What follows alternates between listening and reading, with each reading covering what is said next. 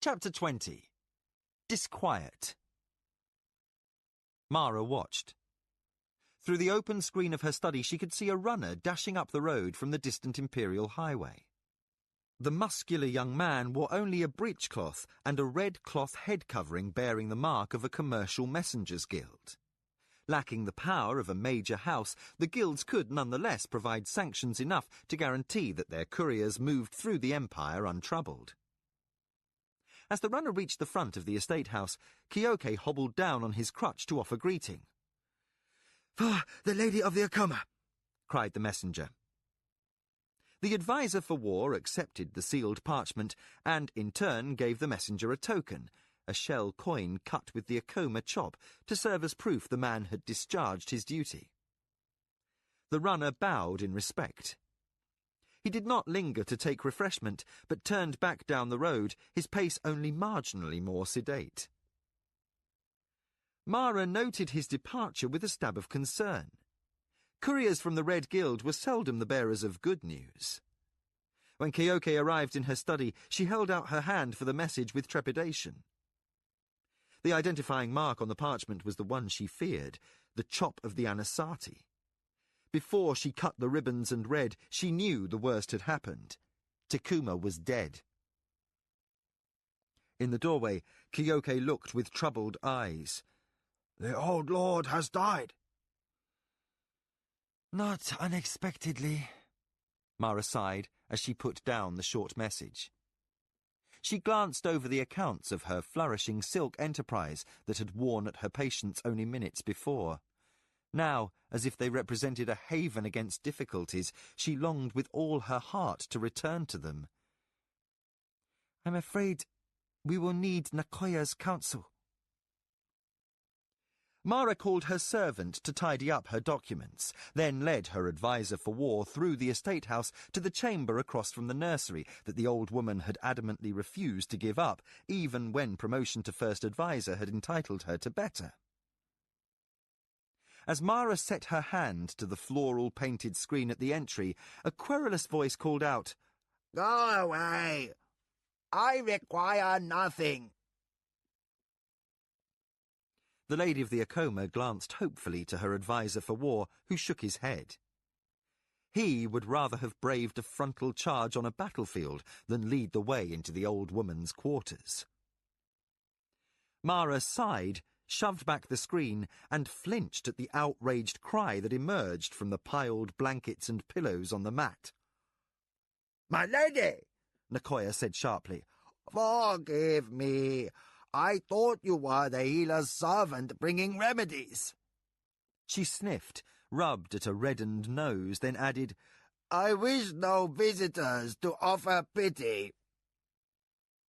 Abed with a congestion of the chest and a fever, the old woman found her annoyance overcome by a spasm of coughing.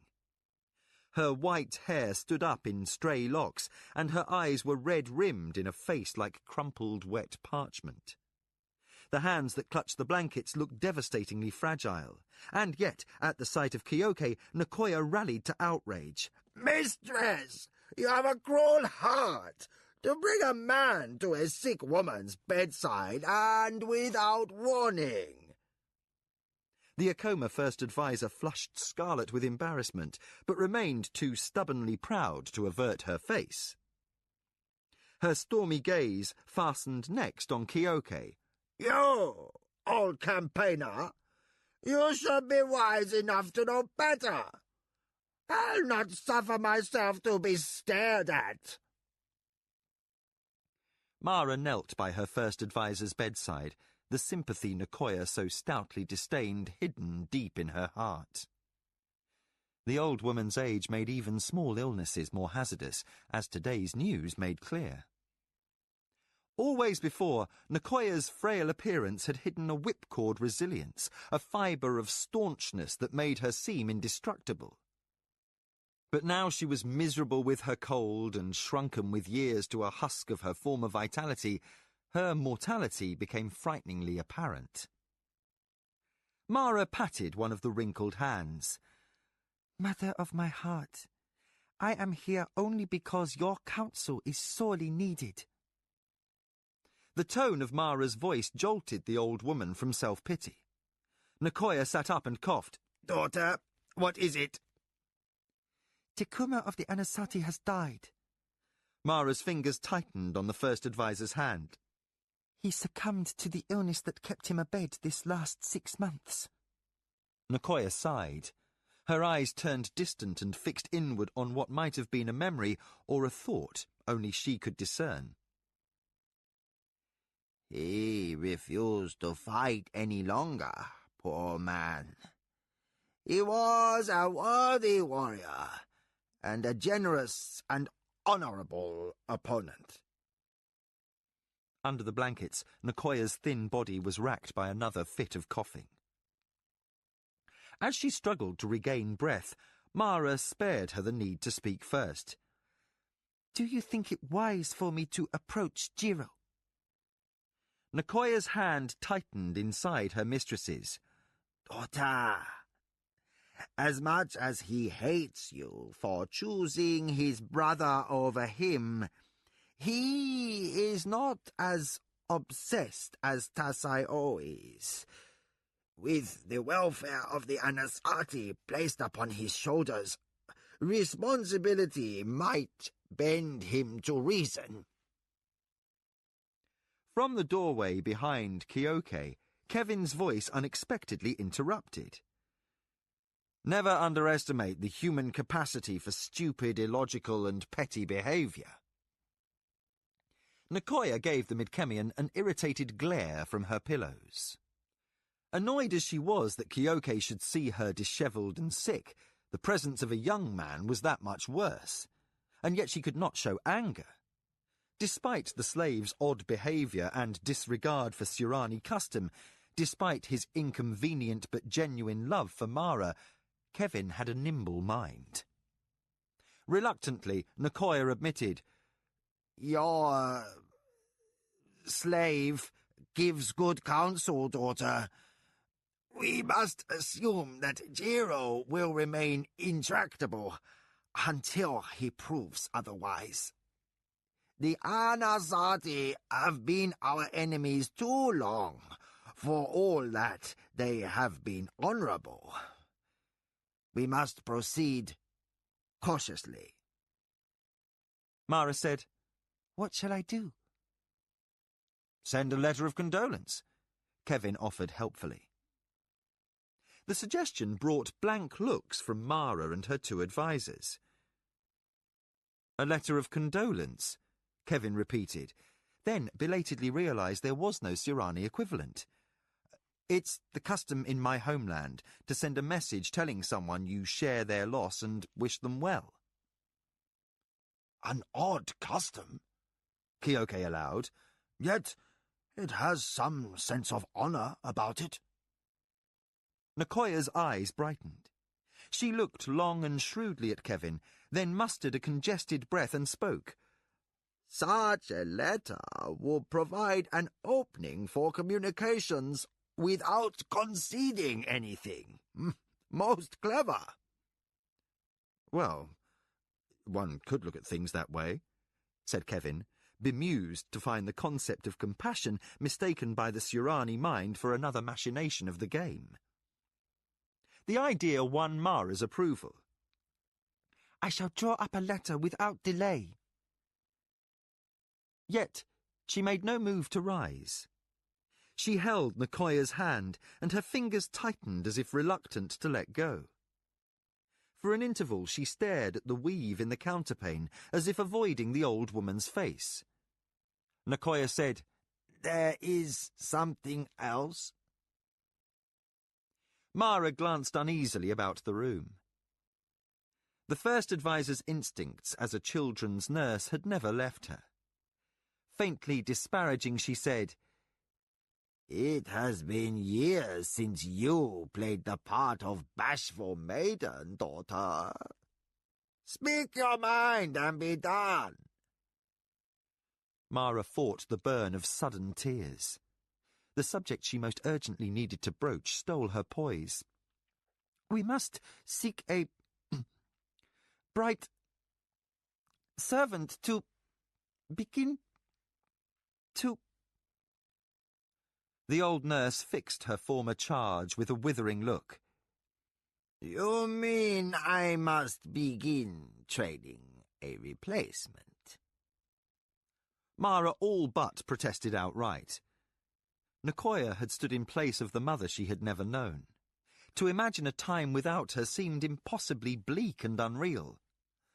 Although the subject had been lightly discussed, she had put off decision and action.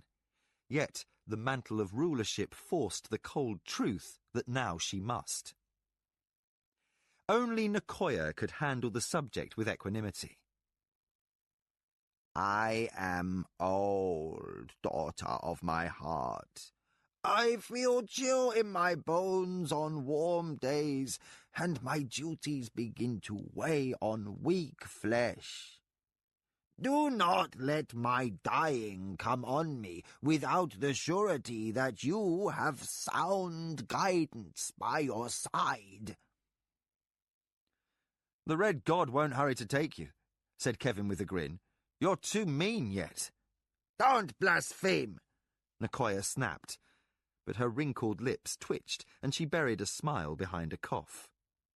Try as she might to dislike this barbarian, he was handsome enough to forgive much, and his loyalty to Mara was unquestioned. Mara said, Keoke could... But the hard-bitten former warrior interrupted with a gentleness his soldiers never knew. I am almost as old as Nicoya, Mara. Her name was spoken with an affection that showed no disrespect. I served your father gladly, and have given the Acoma both my sword and my leg. You have given my life a purpose far beyond my hopes as a young man. But I will not see you foster a weakness. His voice turned stern. I refuse the honor of Nicoya's mantle. You must have a strong, clever mind and young blood at your side to advise you in the years after we are gone. Mara's grip on Nicoya's hand did not loosen, and her shoulders stayed stiff. Kevin drew breath to intervene, but a quiet touch from Keoke restrained him. The old warrior said, When a force commander trains his young officers, he is a fool if he coddles them or shows softness. Lady, Keoke appealed plainly, the exigencies of an advisorship require more than blind obedience. Understanding of what is necessary for the good of the house, as well as the will to play the great game. I have had no time for children. Would you deprive me or Nicoya of the chance to train our successor? Such a one would become the joy to enrich my late years, even as the son I never had. Or the daughter? Mara said playfully, though her voice shook. Keoke managed a slight upward turn to the corner of his mouth, as close as he ever came to smiling. You are that already, lady. Mara regarded him and then Nicoya in turn. The old woman's eyes were bright from more than fever. She watched Keoke as if the two of them had a conspiracy. Mara's confusion crystallized into suspicion that the matter had been extensively discussed without her. Already you have someone in mind, you old war dog. There is a man, Keoke allowed. A warrior who has a fast sword, but whose performance in the ranks is unsatisfactory because he thinks too much. He's an embarrassment to his officers, and he won't hold his tongue, Kevin concluded out loud. Do I know him? Keoke ignored this, steadily regarding Mara. He has served you well, though most of his duties have been among your outer holdings. His cousin— Sarek, Mara interrupted, intrigued despite her unhappiness. Lujan's cousin.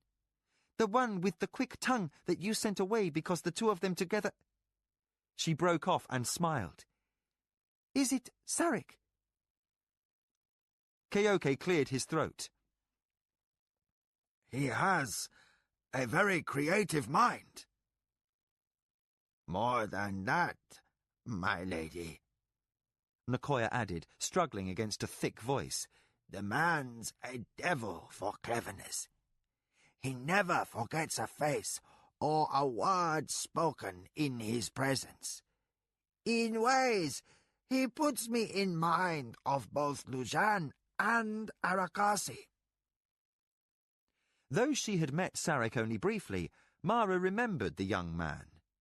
He had a charm about him, manners that could not be shaken, and a gift for asking embarrassing questions. Both were traits to be valued in a future advisor.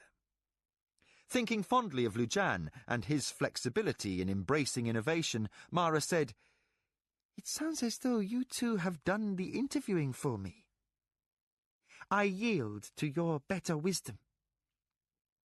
She held up her hand, ending discussion on the matter. Send for Sarek, and begin his training as you see fit. She moved to rise, and belatedly recalled the parchment in her hands. I must draft a letter to Jiro. She turned in appeal to Kevin. Will you help?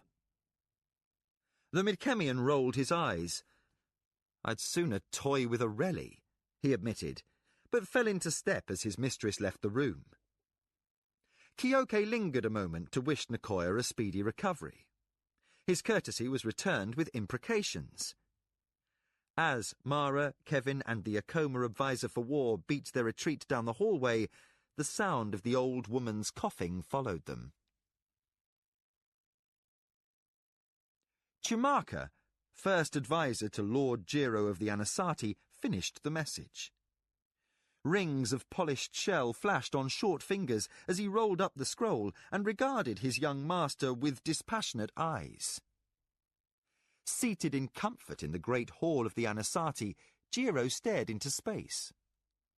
Fine hands drummed on the floor beside his cushion, and the sound echoed faintly through the traditional room of parchment-covered doors and beamed ceilings, age dark and waxed to a patina reflected in the parquet floors. On the walls hung a collection of sun-faded war banners, many of them prizes of vanquished enemies, and, at length, the new lord's gaze seemed to focus on these. He raised what seemed a disinterested question. What is your opinion? As strange as it is, my lord, I judge the message sincere. Chumaka made an effort to stay concise. Your father and Lady Mara, while not friendly, had arrived at mutual respect. Jiro's fingers stilled. Father had the happy capacity for seeing things in ways that suited him. He found Mara clever, and that won his admiration. Above anyone, you should know that, Chumaka. Those same qualities gave you your position. Chumaka bowed, though the master's tone implied no compliment. Jiro fingered his embroidered sash, blandly thoughtful. Mara seeks to disarm us. I wonder why. Chumaka weighed his master's intonation carefully. If one were to view this matter in an objective fashion, Lord, one might consider this. Mara feels that there is no real cause for conflict between your house and hers.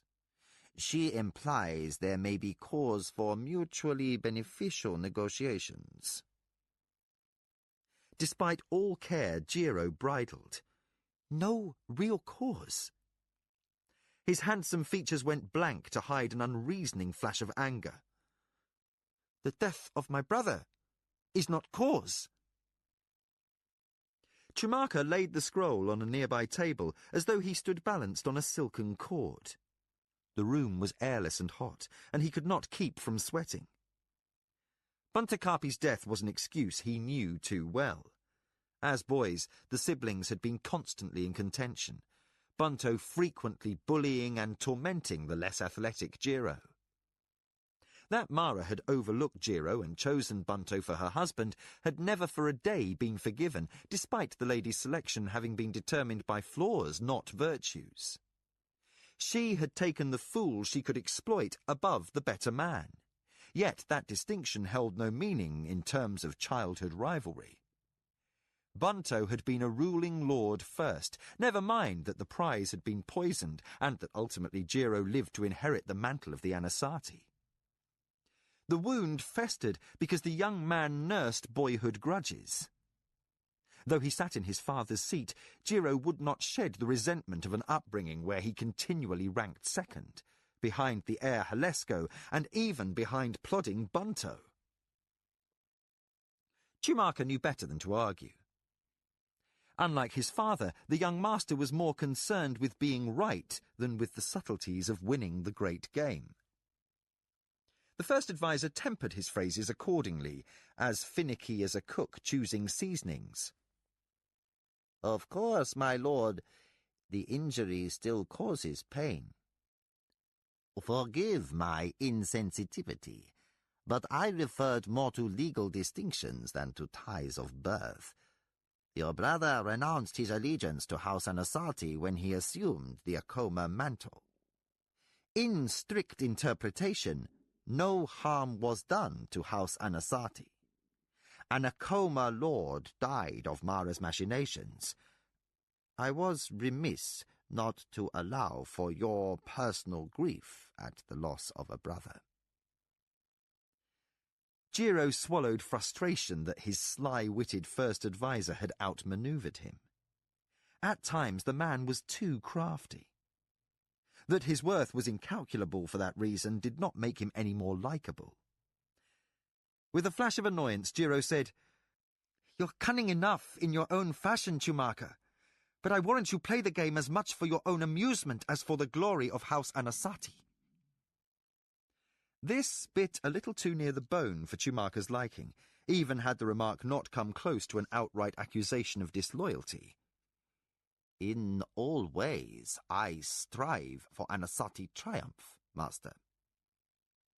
Quickly changing the topic, he asked, Shall we send a reply to Mara, lord? Jiro waved casual assent. Yes, write something suitable. But make it clear I'd as soon rape her while my soldiers burned her house as send her— No, don't put that in. Jiro slapped his thigh, disgusted with the innuendos of politics when he much preferred to articulate his true feelings on the matter. A smile touched him as he thought of something. No. Thank Mara for her condolences. Then make clear to her that, out of respect for my father, I'll continue to honour his commitment. I will seek no conflict with the Acoma while my nephew lives. After a poisonous pause, Jiro added, But also make it plain that, unlike my father, I will only feel regret if Ayaki dies. If my nephew is threatened, Anasazi warriors will not rush to his rescue. Chumaka bowed. I shall word the message in the appropriate manner, lord. Jiro dismissed his adviser, brusque with impatience to be back to his library. Except when it came to gratification of his passions, the new lord preferred his collection of book scrolls to politics. Yet the Anasazi first adviser showed no trace of disappointment as he hastened back to the cubby that served as his personal quarters. There, seated behind a cramped desk, a clerk scratched figures on a slate, an opened ledger by his elbow. On a second desk that overshadowed Chumaka's sleeping mat, documents had already been separated into 3 piles. Messages that were of no immediate concern, those that needed relatively quick attention, and those that required urgency. One note rested alone in the last pile. Chumaka picked it up and perused the contents before he thought to sit down. He scanned the lines twice and then laughed. Ah, at last, after all these years. Turning to the clerk, a young man talented enough to warrant appointment as the first adviser's personal clerk, Chumaka said, Mara of the Acoma has been too lucky by anyone's measure since she came to power. Here we see one reason why. The clerk looked myopically at his superior. Sir? Chumaka settled into his favourite seat, a cushion so threadbare and faded that the cleaning slaves spoke of it as an heirloom. Kavai, my agent in Sulankor, saw a clerk of a factor for the Lord of the Minwanabi passing a message to an Acoma servant. What does that tell you? The clerk blinked, always more comfortable with figures than conversation. A spy? Or several. Warmed to his favourite subject, Chumaka shook a demonstrative finger. But, in any event, we know that I was not the only one to insinuate an agent into the House of Minwanabi. Even now that memory was sour, for the talented courtesan sent to Jingu had ultimately become unreliable. Of course, her instability had proven a major factor in Lord Jingu's demise, a good outcome from Chumaka's point of view. Unlike his master, who harboured ill will toward Mara, Chumaka viewed the great game as simply a game, more complex and less predictable than most, and right now, the opponent to be wary of was the Lord of the Minwanabi. Unlike his predecessors, Tasayo not only had the power of a mighty house, but the wit and talent to use it. He was the most dangerous man in the empire, particularly since Aksantukar had bested him in the contest for the white and gold. For without the duties of warlord to distract him, Tasayo could turn his full attention toward the game. Picking up writing brush and parchment, Chumaka began a line in his elegant style, the characters long and fluid and precise as ones penned by a professional scribe. He mused as he worked. We face a player of unusual talents. Two, actually. For our master burns to humble Mara of the Acoma, as well as Tasayo of the Minwanabi. We must be quick to seize whatever opportunity comes our way. I shall order our man in Sulankor to keep a close watch upon this factor, and see if we can begin to trace the route by which messages reach Lady Mara. Chumaka paused and tapped his brush against his chin. I haven't seen this good an operation at play since Jingu obliterated House Taskai. He ruminated further on the past. Too bad their exceptional spy network failed to save them. I presume all their agents died or became grey warriors. Softly, he added, A shame such cunning artistry had to turn to dust. Chumaka sighed in what might have been envy, then ended his sentence with a flourish. Anyway, our young master has decreed that we play a three-handed game. Very well. We shall do so to the limit of our wits. The triumph is so much more satisfying for the difficulty. To himself, as much as Kavai, Chumaka surmised, It was not because Tekuma was gifted, the gods know, that the Anasate became the most politically well-connected house in the empire. If Jiro would follow his father's lead and let me do my work without interference. He let the thought trail off. The clerk said nothing. Exposed to this sort of rambling before, he was never entirely sure he understood his supervisor's odd mutterings. An apprentice was not fit to question a journeyman, much less a master such as Chumaka, even if at times the first adviser appeared to hold his own lord in contempt, which of course was impossible. No one with such a wrong-headed attitude could rise to such an exalted place in a great house. Chumaka finished his missive, then said, Now to write a response to Lady Mara. Enough so that she'll not worry for the time being, but not so much that she'll count the Anasati as a friend.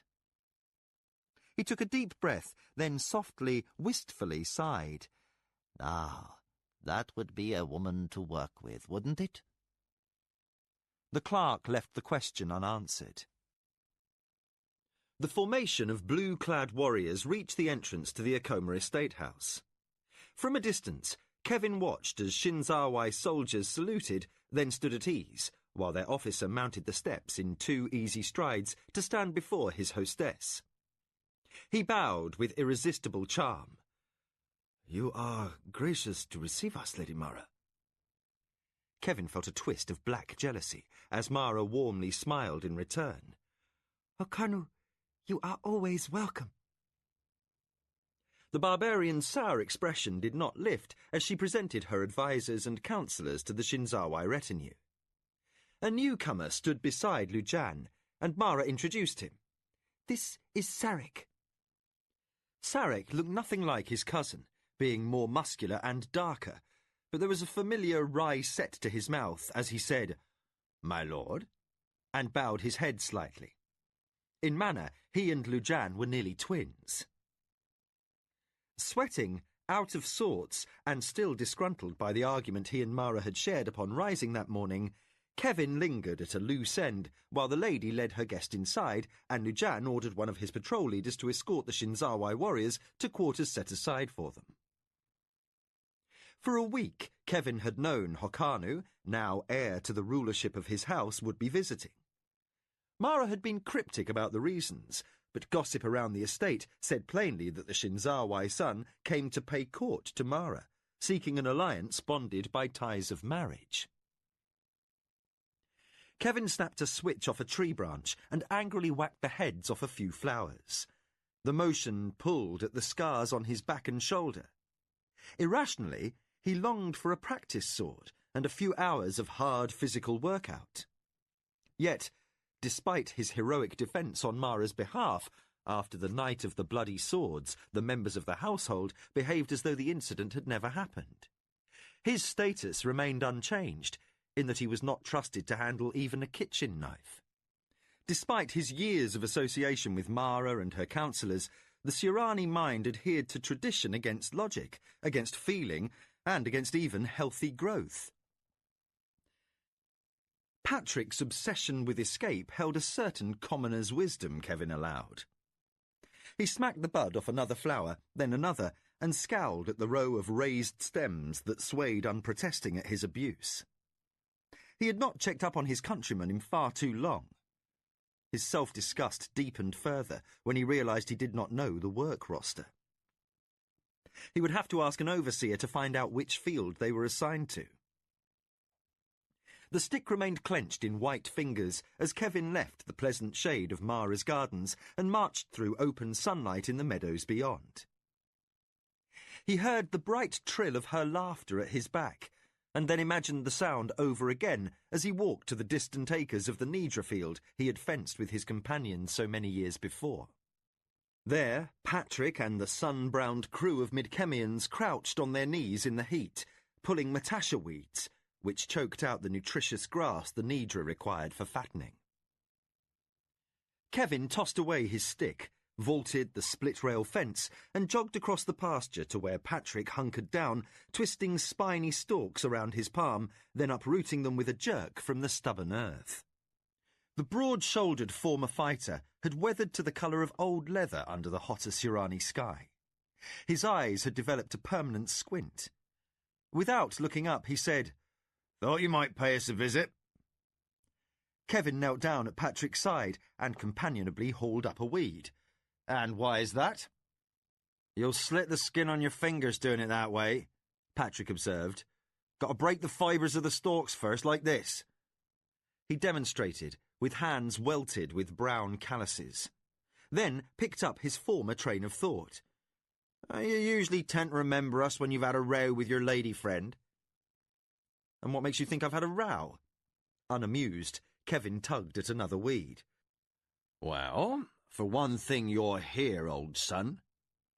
The older fighter sat back a moment and wiped sweat from his temple on his bare shoulder. "For another, she's got a gentleman caller from the talk going around." At a shout from the other side of the field, Patrick bunched his shoulders. "Slave master's expecting us to work, old son." He shuffled forward on his knees and grasped another stalk. Have you noticed how the plants here never stop looking wrong? Kevin ripped out a large matasha weed and inspected it. Nothing like this at home. The broad leaves flared out from willowy stalks, orange-tinged at the edges and veined in faint lavender. Patrick jerked his thumb at the pasture. But this grass, just like ours in McKemia, well, most of it anyway. Timothy, rye, alfalfa, though the runts have odd names for 'em. He peered at Kevin. Do you find it strange, old son? Have you ever wondered how things could be so much alike, yet so different? Kevin paused and ruefully inspected a cut on the heel of his hand. It makes my head hurt sometimes. These people... Yes, there's more of a puzzle, Patrick interrupted. Sometimes the Sirani are cruel, and others tender as babes. They've got natures as tangled as goblins. Kevin blotted blood on his trousers and reached for another weed. Wreck your hands doing that. You're not used to work, Patrick chided.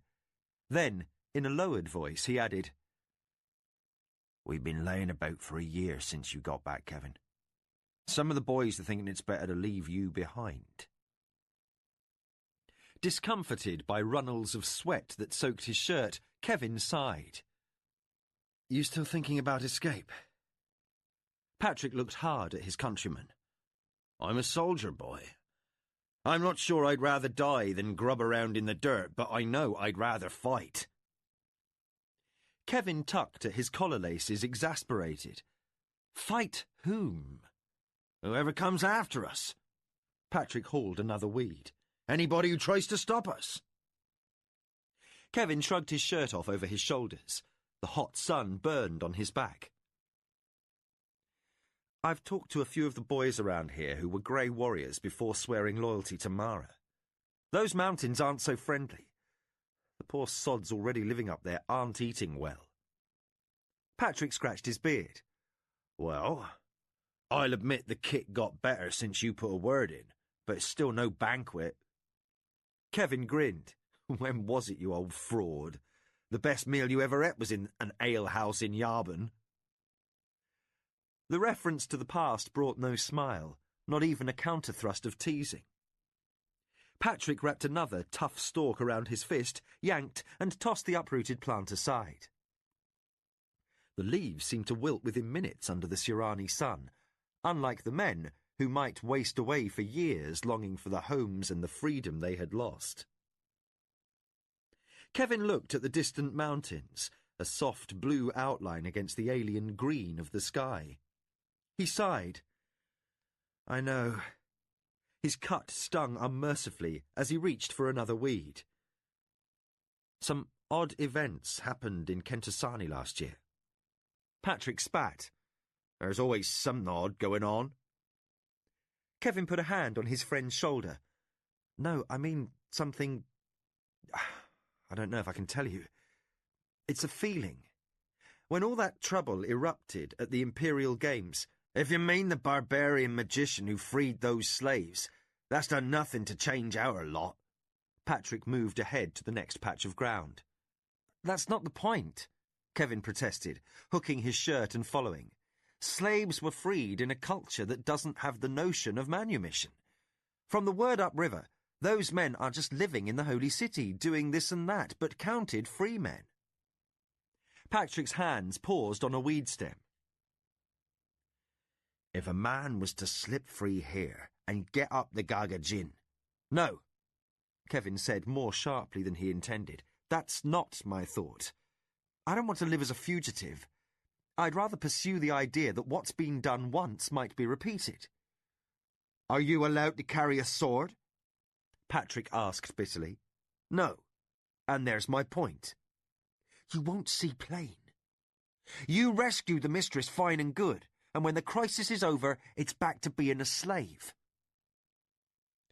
Touched on a sore spot, Kevin took out his temper on a weed, then cursed as he received another cut. Give it up, old son, Patrick said angrily. The runts are tough as their plants when it comes to giving ground. Show them change, and they pick suicide. Kevin stood up. But the Great Ones are outside the law. The warlord, even the emperor, cannot gainsay their will. Maybe now that a magician's freed slaves, a lord can go against tradition and do the same.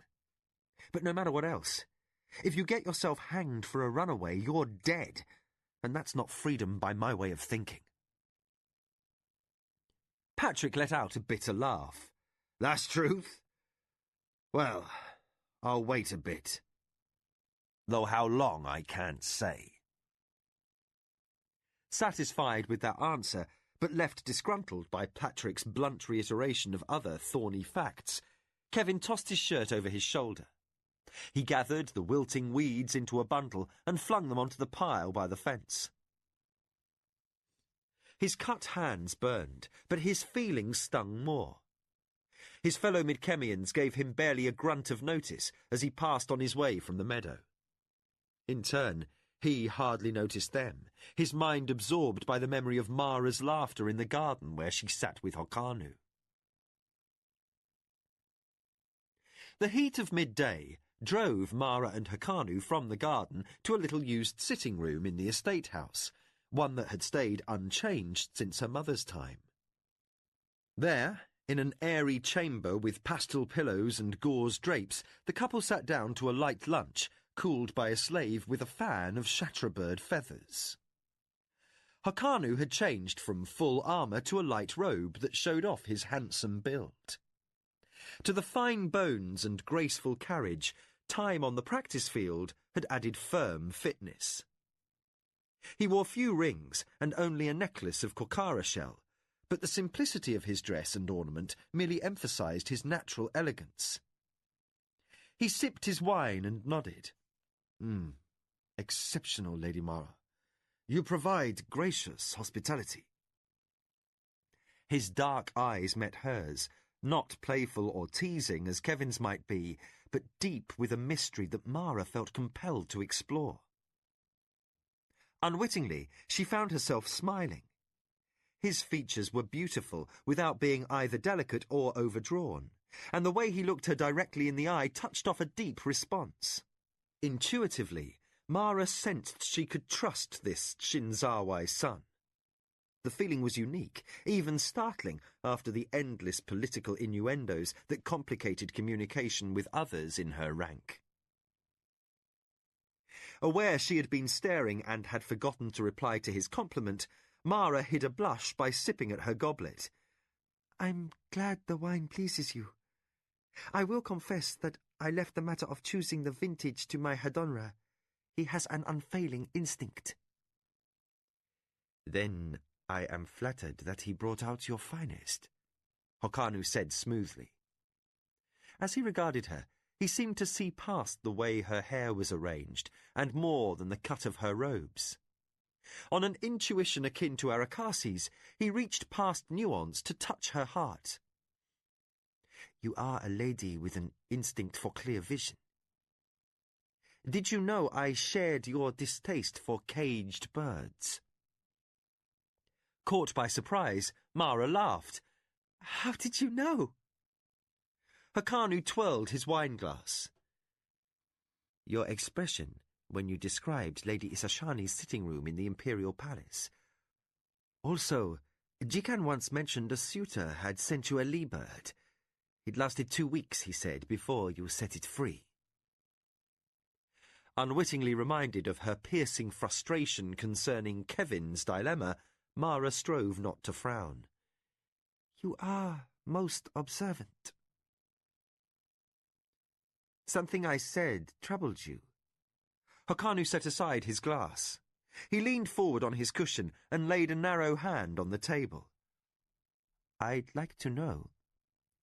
Mara made a gesture of frustration.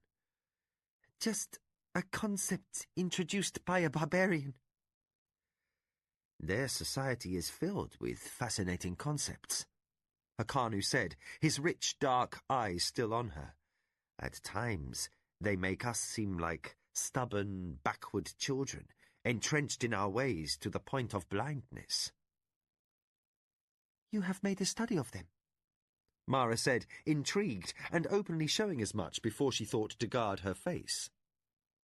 Hakanu seemed not to care, for the subject fascinated him also. There was more to the Emperor's failed peace effort than our people understand. Then, as if regretting that mention of politics might sunder their moments of rapport, the Shinzawai heir brushed the matter aside. Forgive me. I did not mean to remind you of difficult times. My father understood that you had a beleaguered night in the Imperial Palace. He said it was to the honor of the Acoma that you survived. Before Mara could wave the comment away, he gave her that direct look which unnervingly stripped away her reserve. He added, I should like very much to hear what happened from your own lips.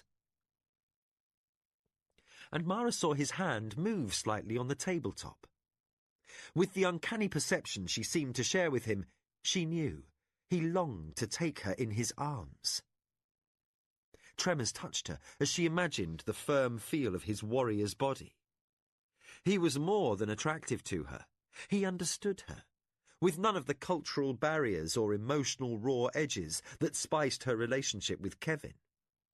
Where the barbarian reacted to her dark Tsurani nature and brought her relief through humour, this man across from her would simply know, and his unstated promise to protect became a potent combination.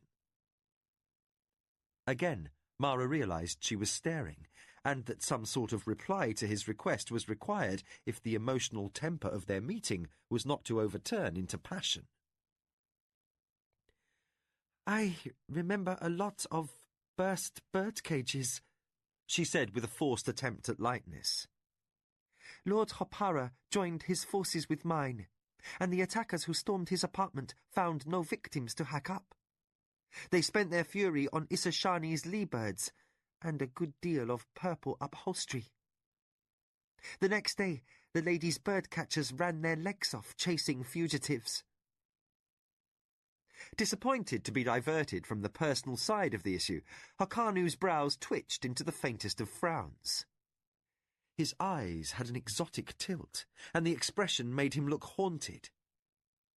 Lady Mara, he said softly, and his intonation caught her like an ice-cold chill in the heat. I may be overbold in presenting myself in this fashion, but circumstances in the Empire have forced changes none of us could have anticipated, even a few short months ago. Mara set down her wine to hide the slight shake in her hands. She knew, she knew what he was leading up to, and the feelings that warred inside her were too wild a tangle to sort out. Lamely, she said, What do you mean? Hokanu read her confusion as plainly as if she had shouted. He leaned forward on his cushion for emphasis. My brother was lost upon the other side of the rift, and I am left to assume rulership from my father someday. Mara nodded, her own emotions twisted tighter by the grief she sensed inside him, left over from Kasumi's sudden loss. The boys had been raised as brothers, and Hokanu's pain ran deep.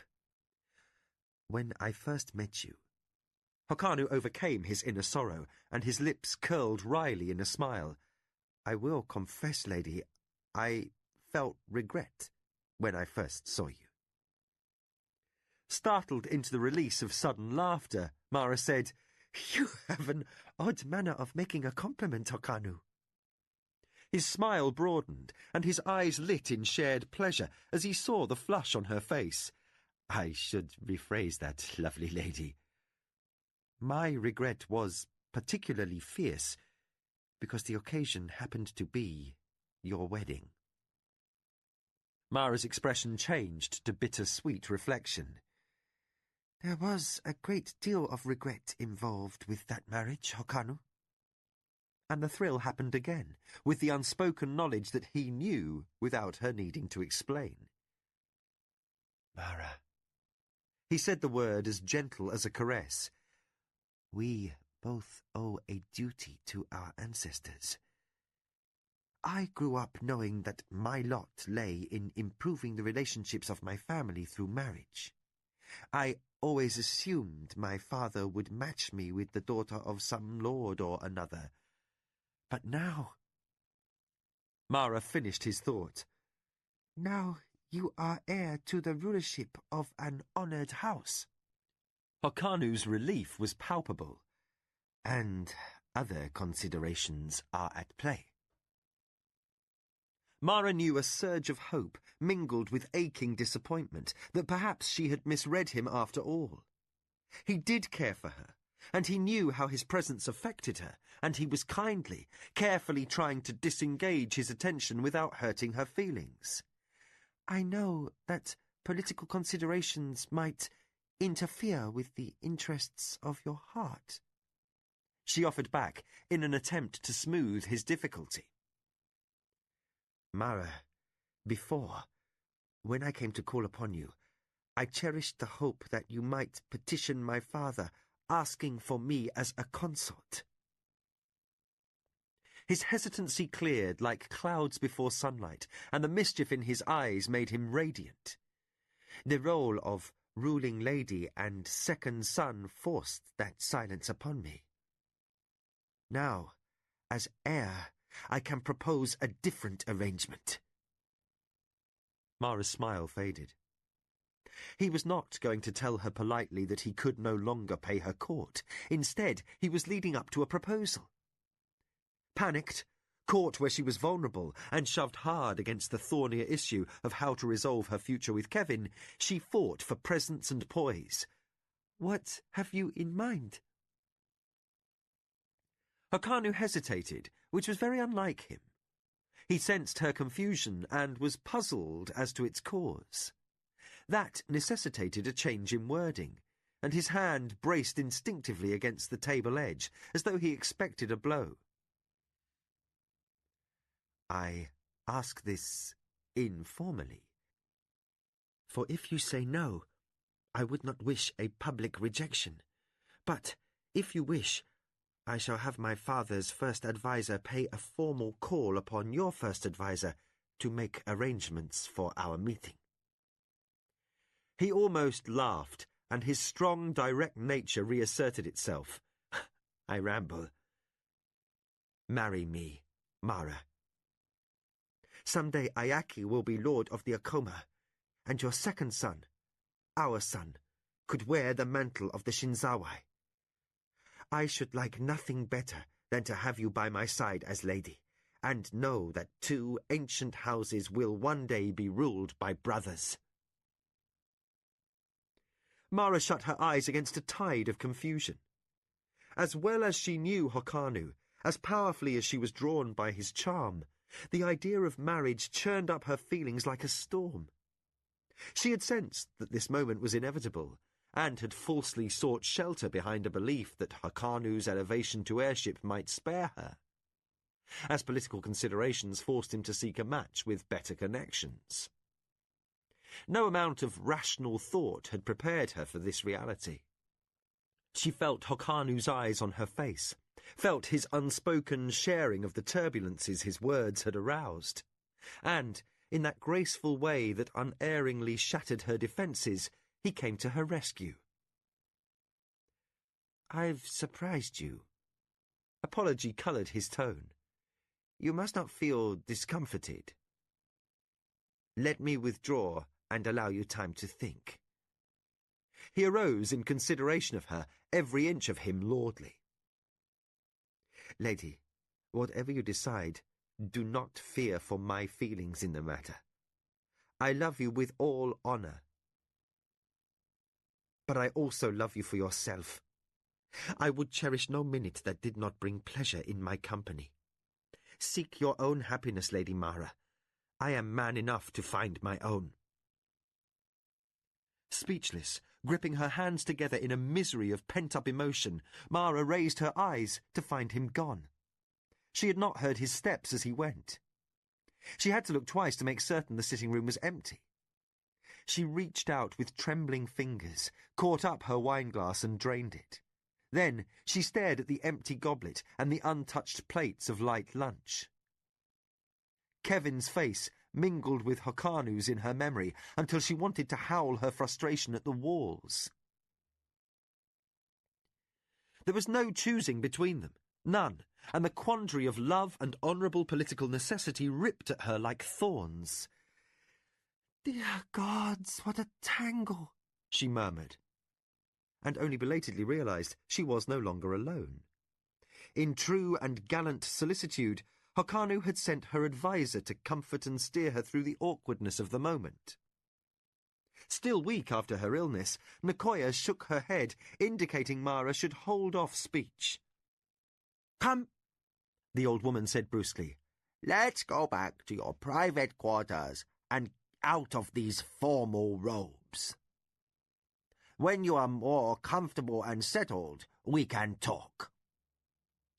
Mara allowed herself to be shepherded to her feet. She followed Nicoya's lead down corridors without seeing where she was going or noticing the floor beneath her feet. "Someone has seen to Hokanu's needs?" she said in a voice that sounded limp. "Sarik has done so. Lujan will be organising some contests at arms among the warriors."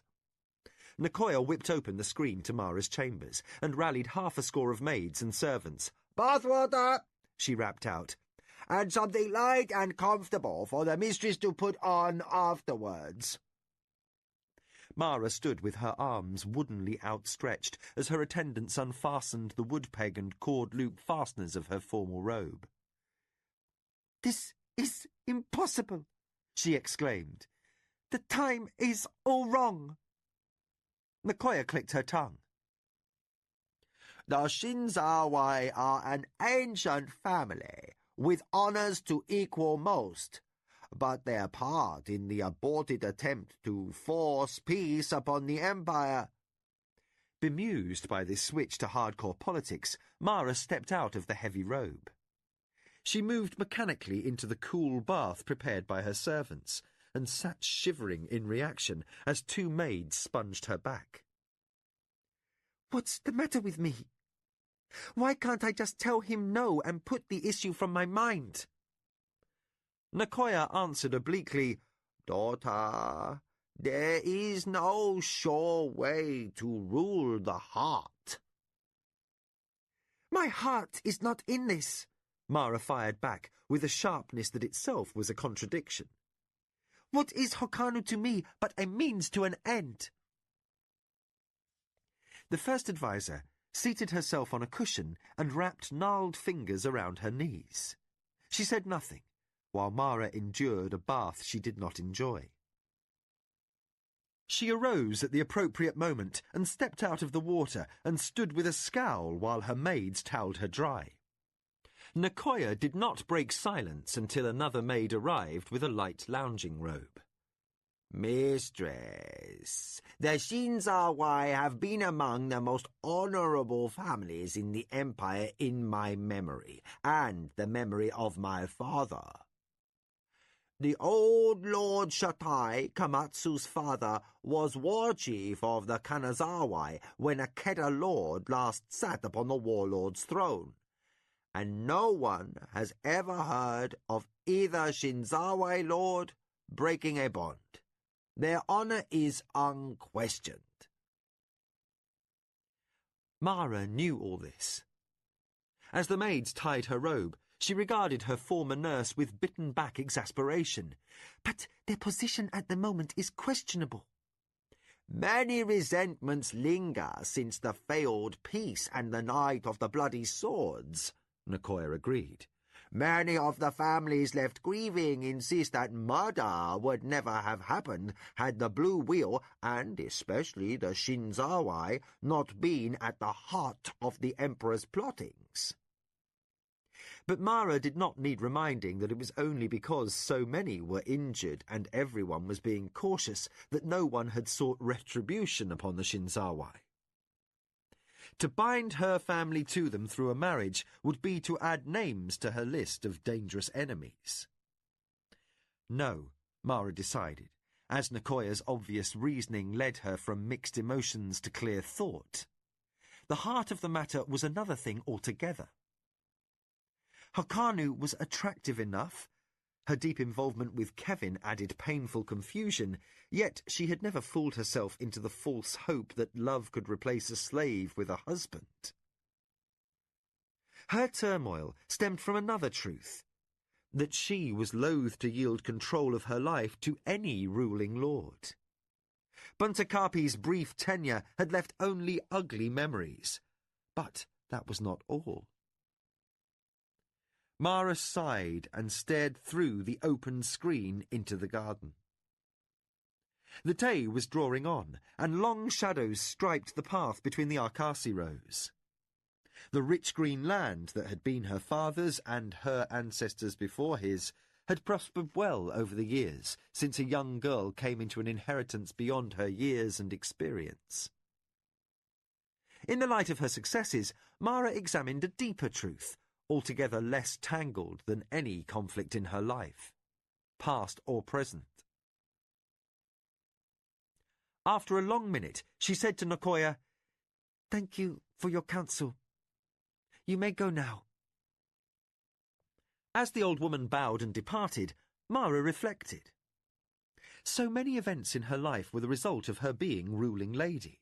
Yet the duties, the awesome responsibility, even the danger that came her way, these things were not the fearful burden they had appeared on the day she had left Lashima's temple.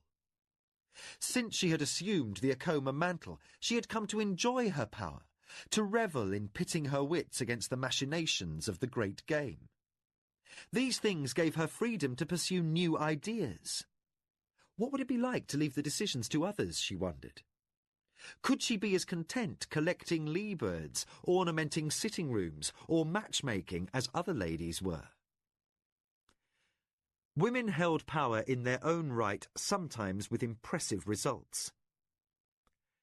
Could she do as Isashani of the Zacatecas and take as much satisfaction in by-play behind the scenes as she did now in the seat of unquestioned command? Mara sighed again. That moment, a shadow fell across the screen that led from the garden. "I know what you're thinking," a familiar voice intruded from beyond. Mara glanced up to find Kevin watching her, a wry grin on his face.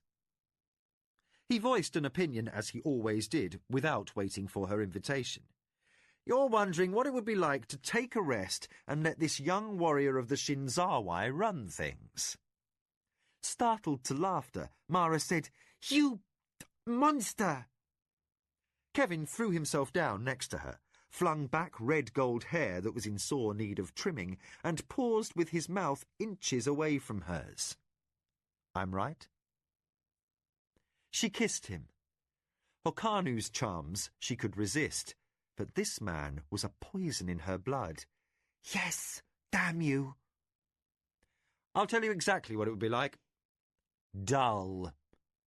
Kevin made a sweeping gesture that wound up catching her into an embrace. He kissed her back. "You love being in command." "I never wished for the Acoma mantle," she responded in warning sharpness. "I know," he said easily, not rising to her challenge. "That doesn't change the fact that you love it." Mara allowed herself a self-indulgent grimace. "Nobody asked your opinion." She had not denied his statement. To Kevin, that was as good as an admission he was right. As she leaned back, contented, against his shoulder, he pursued his conclusion ruthlessly. "The man you caught is no weakling. Once he was husband, he'd be in command, and, unless I misunderstand Surani tradition, you'd be forever denied rulership." Grinning evilly, Kevin asked, "So, are you going to marry him?" Mara reached up, grabbed 2 fistfuls of red beard, and pulled teasingly. "Fool!" Before he could howl, she released him, half laughing. "I might." When his eyes widened, she added, "But not yet. The political timing is wrong, and there remain a few things to attend first." "Like what?" asked Kevin, in sudden humorless concern, only partially aware that his banter had masked a gnawing uncertainty. Mara's face turned grim. Like the destruction of Tasayo of the Minwanabi? The table was festive. Paper lanterns shed arrows of light through pierced patterns and raised rich ruby highlights in the wine the servants had left with the meal. The plates and cutlery were the finest the closets could offer, yet neither Mara nor her guest cared to finish the last of the sweet cakes and sauce. Hakanu sat at ease on his cushions, but his attitude of relaxation was feigned. I understand, of course. His tone was mild, unsurprised, and utterly clean of resentment. Yet Mara knew him well enough to see the small, quiet interval he had taken to muster his poise in the moment that followed her refusal, for political considerations, of his informal offer of marriage. He was not distressed, at least not with the enraged bitterness Jiro had shown when she chose his brother, nor the kicked-dog hurt Kevin exhibited in his dark moods, but he felt a genuine pain at being rejected. Not unexpectedly, his sadness made her ache. Please, she added, with less impassivity than she intended, you must know my heart. Hakanu glanced down at his hands, which were still and rested half-curled around his wine goblet. Impulsively, Mara wished she could reach across the table and take his long, fine fingers into her own. But that would be awkward, if not improper. She was not agreeing to become his wife. Yet she could not entirely hide her regret. I admire you more than you know. You are everything I could ask for in a father for my children. But we both rule. Our house would be an armed camp. Where would we live? Upon this estate surrounded by soldiers not loyal to you? On your father's estate, with soldiers not loyal to me? Can we ask men sworn to our family Natamis to obey those of another house, Hakanu? The sound of his name, as only she could say it, raised a bittersweet smile, and her words brought a surprised lift of his brows. Mara, I assumed you would come and live with me upon my father's estate, and that we would appoint someone you chose to act as regent for Ayaki until he came to his majority. Hakanu made a disparaging gesture, aimed entirely at himself. Lady, forgive me for thoughtless presumption. I should have anticipated that you, of all women, would not react in the time-honoured customary fashion. His expression turned dry with irony. I have admired your free spirit. To make an ordinary wife of you would be like caging a lee-bird. I see that now. He was beautiful, spangled in lamplight, with his eyes deep as the forest pools sacred to priests. Mara drew a deep breath to steady herself. You assumed, Hakanu, but that was no grave fault. Before she realized she had indulged herself, she reached across the table and touched his hand. His skin was very warm, each tendon delineated clearly. All these problems would be solved if Tasayo of the Minwanabi did not loom like a sword over my neck. If you and your family had not stood at the heart of the Emperor's plan to force peace upon the High Council, if Hakanu's other hand moved and closed gently over hers. His expression shifted subtly toward not anger or pain, but rather deep interest. Go on. If we lived in a place... She hesitated, unsure how to phrase a concept largely inspired by Kevin. Where law ruled in deed as well as word. Where politics did not countenance murder. She paused, and realized on the moment that his silence was a reflection of her own, that the hand upon her hand had tightened with shared resentment against the ingrained flaws in their culture she herself had reluctantly come to recognize. The easy rapport disturbed her, and to set it at a distance, she focused only on words.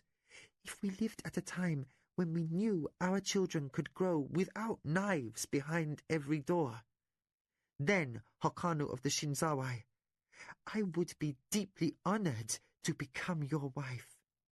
There is no man in the empire I would rather have as the father of my next child. She looked away from him, fearful that his presence would tempt her to further breaches in protocol. But until the council is more settled, and things as we know them are different, a union between us would bring risk to both of our houses. Hokanu was silent.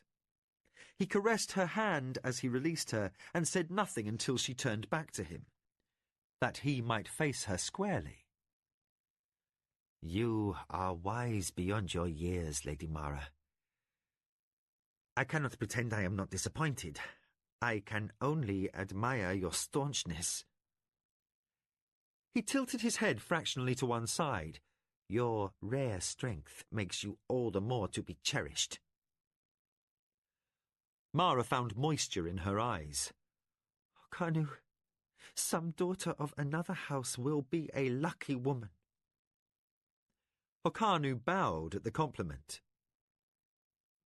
Such a daughter must be more than lucky before she could displace my feelings for you. Before I go, may I at least know that you look favorably upon friendship with the Shinzawai? Assuredly, she said, giddy with relief that he had not been angry or let her rebuff displace courtesy.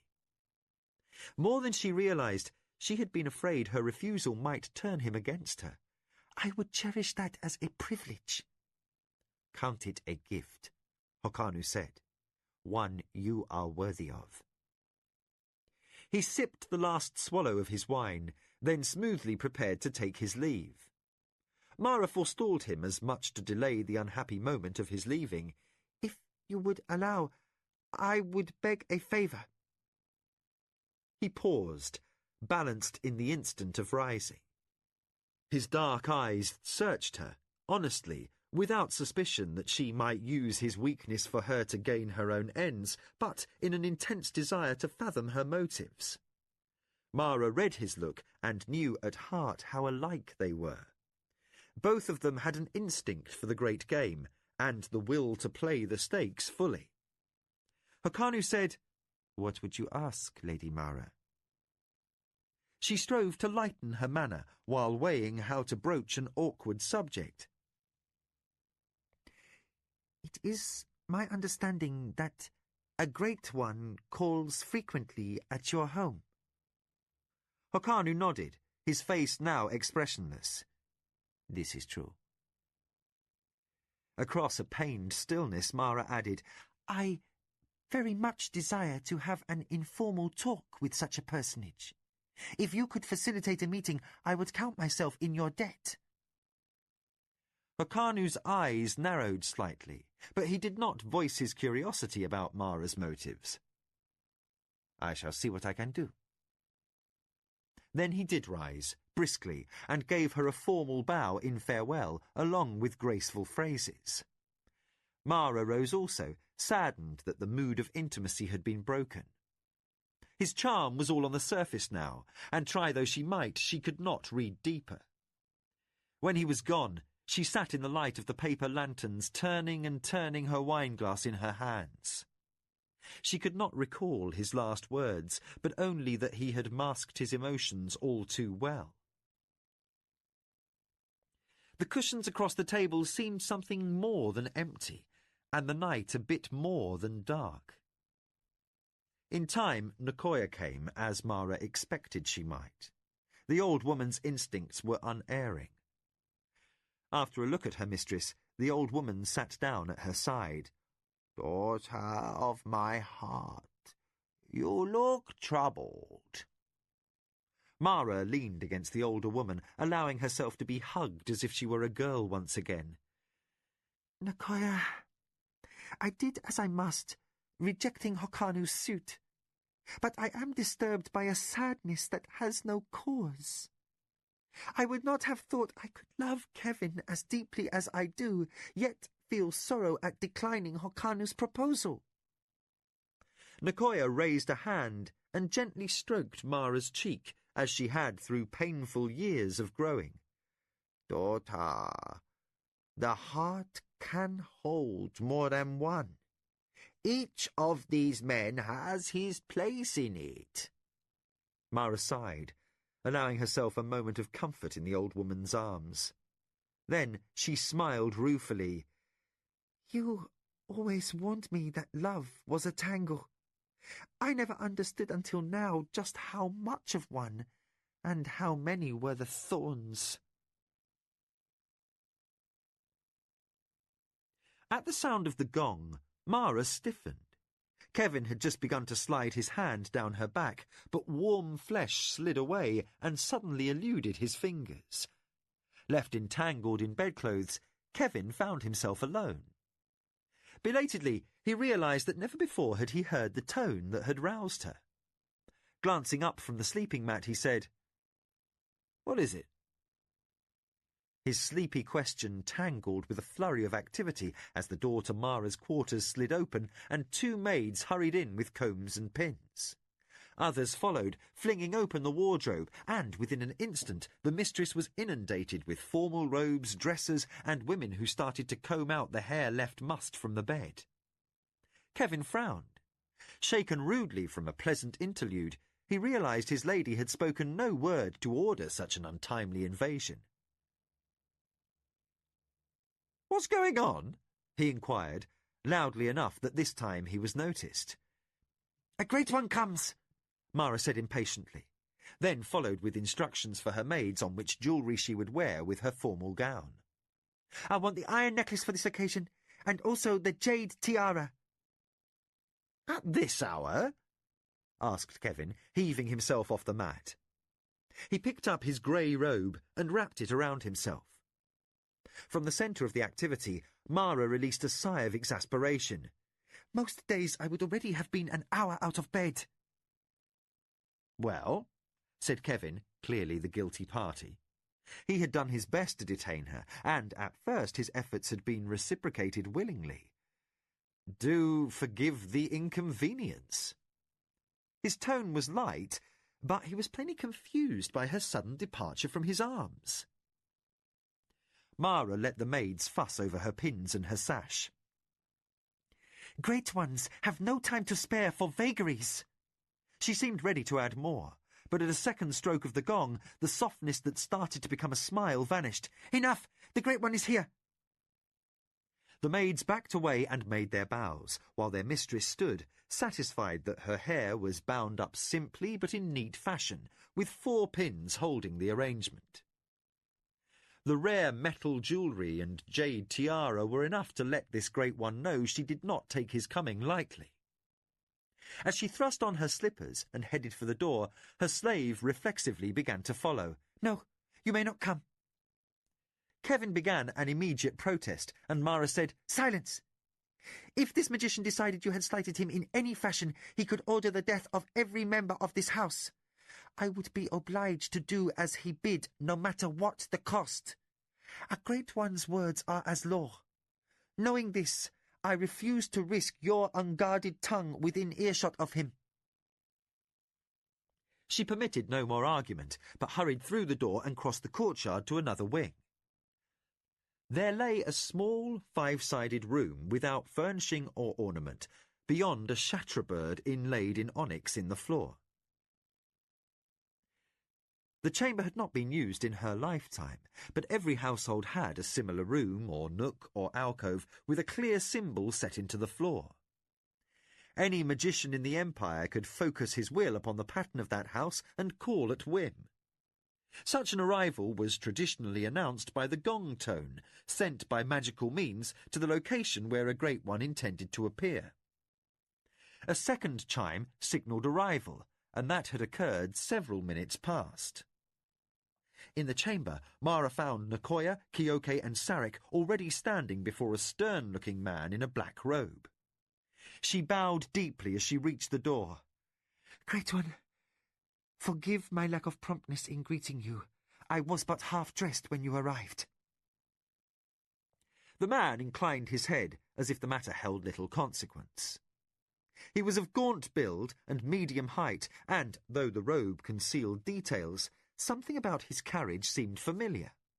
"Through the agency of one for whom I have some affection, it has come to my attention that you desire to speak with me."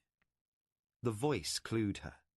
Though older, this magician had the same rich intonation that Hokanu did. Mara's eyes opened slightly. This was none other than Fumita, the Shinzawai heir's blood father. Hokanu had taken her request very personally indeed, and it would seem her hunch was correct, that some tie to family yet remained between this member of the assembly and the Shinzawai. Yet Mara dared not speculate openly. If they chose, magicians were capable of knowing the minds of those in their presence. She could not disallow the part that magic had played in the downfall of Jingu of the Minwanabi. Politely, she said, "Great One, I need the wisdom of one such as yourself to serve the Empire." The man nodded. "Then we shall speak."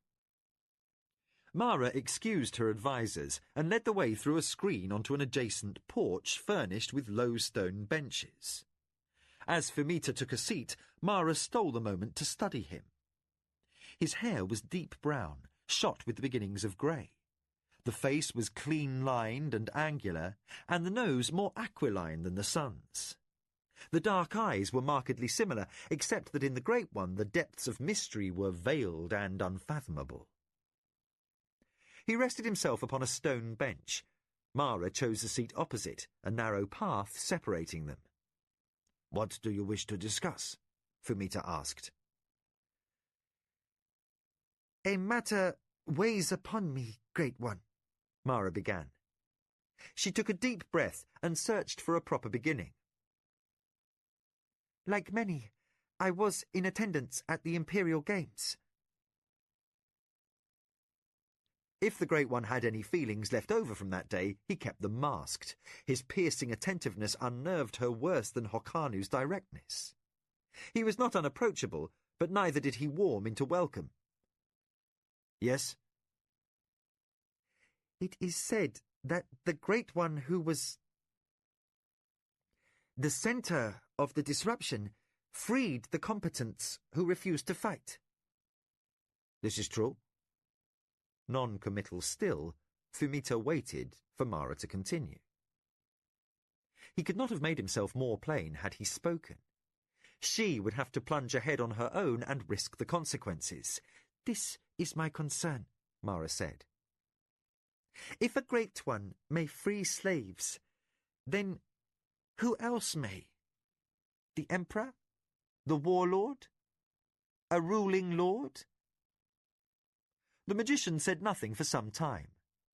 During an interval that felt as strange as the isolation a fish might feel in a pond, Mara was aware of the breeze across the porch and of a servant making the rounds of the estate house. Down the path, the broom-strokes of a slave who was sweeping sounded preternaturally loud.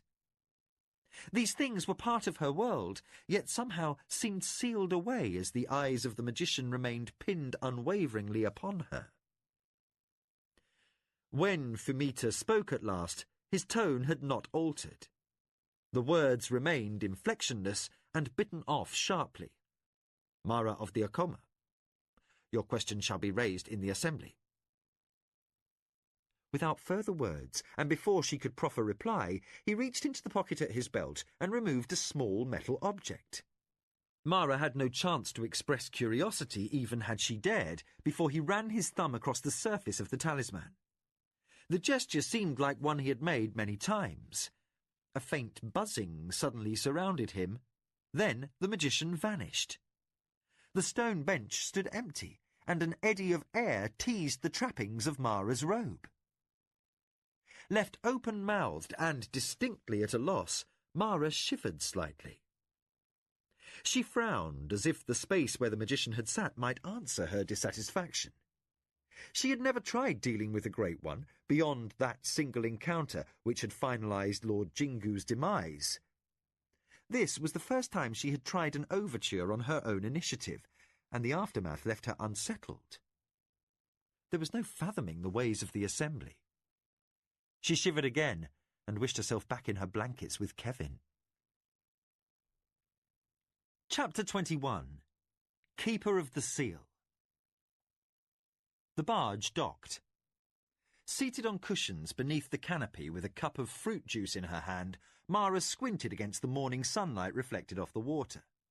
Rocked by the rhythm of the polemen as they expertly manoeuvred her craft through the press of commercial boats at the wharf, the lady recalled Nkoya's disapproval of her trip to Kentasani. Yet, looking over the traffic that jammed the dockside and counting the merchant barges at anchor waiting to unload, Mara judged Arakasi's assessment was the correct one.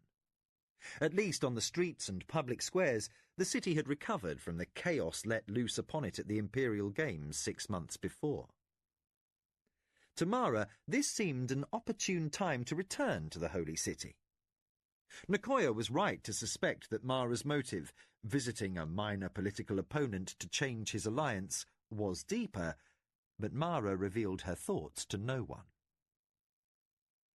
Once her barge tied up to the wharf, she surrendered her abandoned fruit juice to a servant, called for her litter, and assembled her honour guard.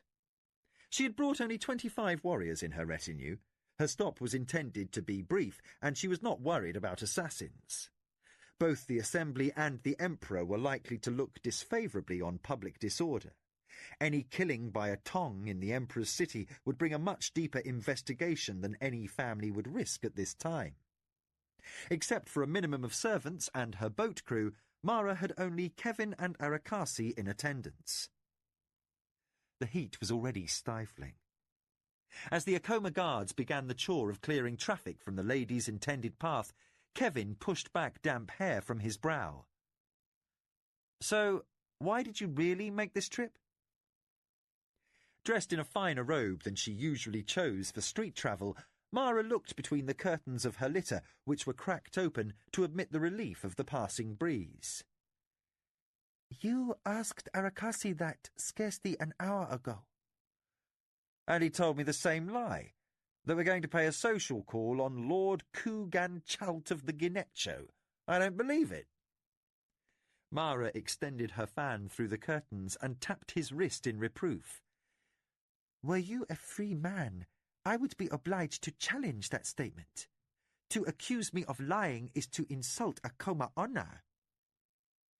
Kevin caught the fan, playfully disarmed her, and returned the item with an exaggerated flourish, in imitation of a Surani suitor of a lesser house paying court to a lady of higher station. "You didn't lie exactly," he admitted, and grinned as Mara smothered a laugh at his clowning behind her now opened fan. He paused a step, reminded of how dear she was to him. Then he doggedly pursued the subject. "You just didn't tell what's on your mind." The litter-bearers turned a corner and swerved to avoid a stray dog being chased by street urchins. They were after the bone it had stolen, and were moving too fast and chaotically for her soldiers to change their course. As always, Kevin noticed their poor clothes and evidence of sores and sickness upon them, and felt sad. He only half heard Mara's explanation. Lord Kugan Chalt was an important, if minor, ally of the Lord of the Akamchi and the Lord of the Inradaka. Those two held sway in a small faction allied firmly against her since her winning of the Chojar Queen from a hive near Inradaka lands. She allowed that a contact with the Ginetcho would at least give her an opportunity to explain her side of the dispute, perhaps even to drive a wedge between the Ginetcho and the two disaffected lords. "House Ginetcho took heavy losses with Almecho's fall," Mara qualified. "They were heavily indebted to the Omechan, and the warlord's 2 disgraces caused the debts all to come due much earlier than our lord of the Ginetcho could have expected. He died, it is said, of the strain, though others whisper suicide. Still others claim poison was set in his dish by an enemy. Whatever the reason, his young son, Gugan Chalt, has inherited his mantle, along with a heavy financial burden. I judge this an auspicious time for an overture." Kevin's lips thinned in annoyance. She said this though she knew he had been present when Arakasi allowed that Kuganchaut's court was riddled through with cousins who were Ikamchi and Inradaka loyalists, a few of whom probably had orders to commit murder should the inexperienced boy act in any way to the detriment of his two allies. Kevin had commented that a few might be motivated to speed the young lord along to the halls of the Red God without any urging from Mara's two enemies. Nicoya warned Mara that entering Kuganchaut's townhouse would be stepping into a nest of swamp relly. Mara, she berated, was deaf to good advice when larger issues were on her mind. As litter and bearers rounded another corner and sunlight fell through the curtains, Kevin became aware that the lady was looking at him. Too often he had the feeling she could read his thoughts from his face, and this was one such time. The Genecho would expect us to try to rearrange their alliance, she pointed out with mischievous gentleness. Ikamchi went to such trouble to buy the loyalty of so many members of Kuganchaut's family, and Inrodaka underwrote most of the expense. They would all be terribly disappointed if the Acoma failed to put in an appearance. We will go and give them what they want, which is belief in their own self-importance. Inrodaka and Ikamchi must always be led to believe that their enmity is of some consequence. It keeps them from allying with my other enemies.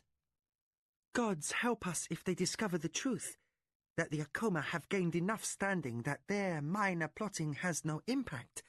Then they might brew worse mischief than they do already, just to attract attention, or do something really destructive, such as throwing their support to Tasayo. Kevin snorted out a laugh.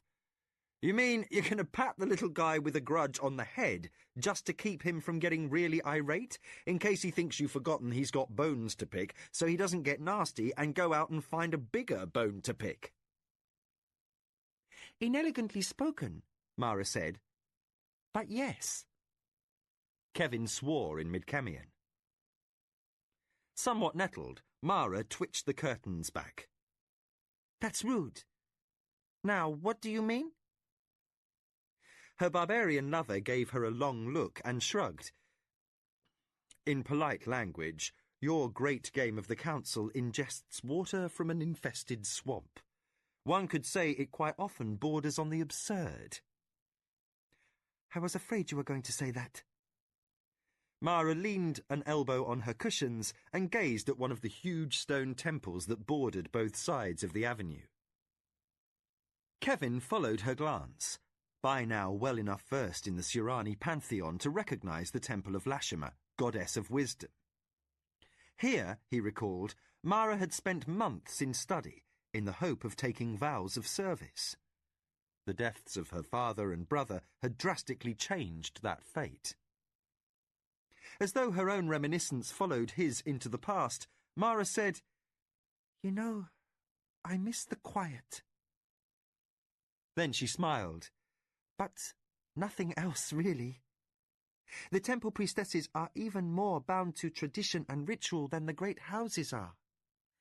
Now, I cannot imagine being happy with such a life. She tipped a wicked glance at Kevin. And certainly, I would have missed out on some very enjoyable bed sport. Well, said Kevin, running irreverent eyes over the walls that surrounded the temple grounds. Maybe not, given luck, a length of stout rope, and a determined man. He bent over, cupped her chin, and kissed her as they walked along. I'm a very determined man. From the other side of the litter, Arakasi shot the couple a black look.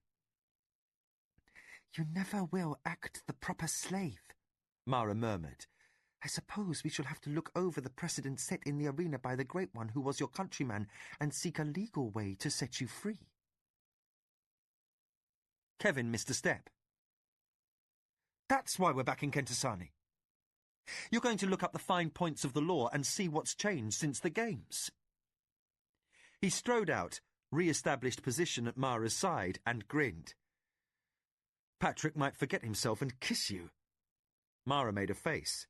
"That would certainly earn him a beating. The man never bathes." Shaking her head, she added, "No, that's not my reason for being here. If we can find the time, we'll visit the Imperial Archives. But the Lord of Genecho comes first." "Life would be so dull without enemies," Kevin quipped. But this time his lady did not rise to the bait. Beyond the precinct of the temples, the avenue narrowed, and traffic became too thick to allow for conversation. Kevin fought against the press of the heavy crowds, using his greater height to prevent his lady's litter from being jostled.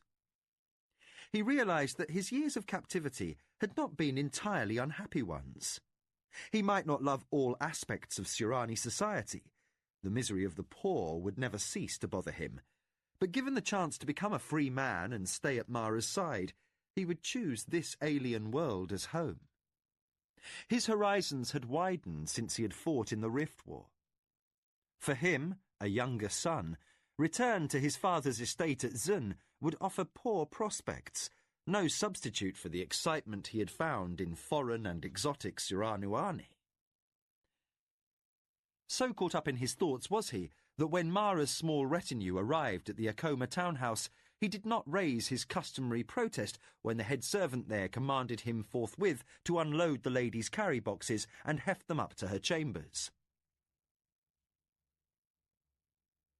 Midday passed, and the heat lessened. Bathed and refreshed since her journey, Mara prepared for her visit to the Lord of the Genecho. Kevin declined the chance to attend her, insisting he would be unable to keep a straight face through the proceedings. In fact, Mara knew him to be fascinated with the markets of the Holy City, and, in wistful reflection, she agreed that an afternoon of shopping with the head servant of the house was bound to be more interesting than exchanging stilted small talk and veiled insults with a 17-year-old boy whose eyes were still puffed from weeping over his father. She indulged Kevin's excuse and let him stay, and instead took Arakasi, unobtrusively clad as a servant. The Genecho were too minor a house to warrant close observation by Arakasi's agents, and the spymaster himself desired the opportunity to pursue gossip with the house servants. The litter departed from the townhouse courtyard in the late afternoon, accompanied by 20 warriors, a suitable number to impress Lord Genecho that his enmity was taken seriously. For quickness, the entourage held to the back streets, less packed with traffic. They passed through cool, tree-lined avenues, lined by the garden courtyards of wealthy guild officials and merchants. Few folk noted their passage, and their only impediment was the occasional hand-pushed cart filled with vegetables that the servants of the very rich wheeled home. The soldiers stayed alert, though Arakasi held belief that no great house in the empire would feel confident enough to attempt an assassination in public.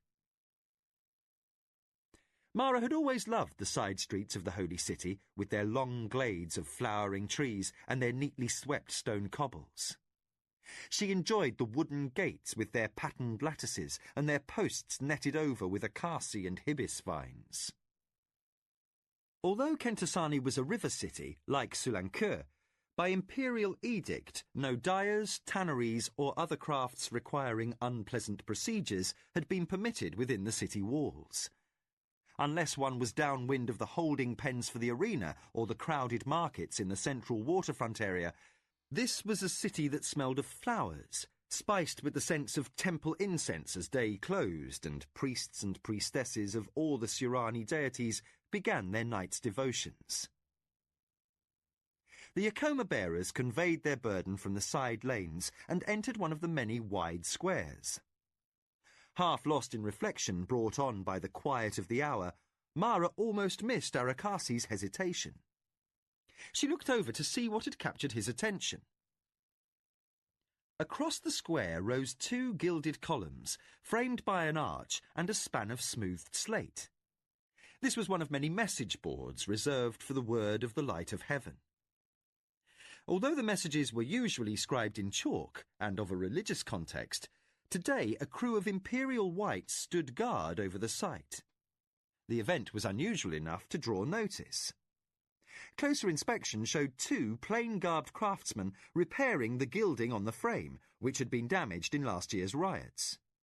Even the minute amounts of gold they used were too costly to risk thieves. This seemed to explain the presence of the Emperor's guards.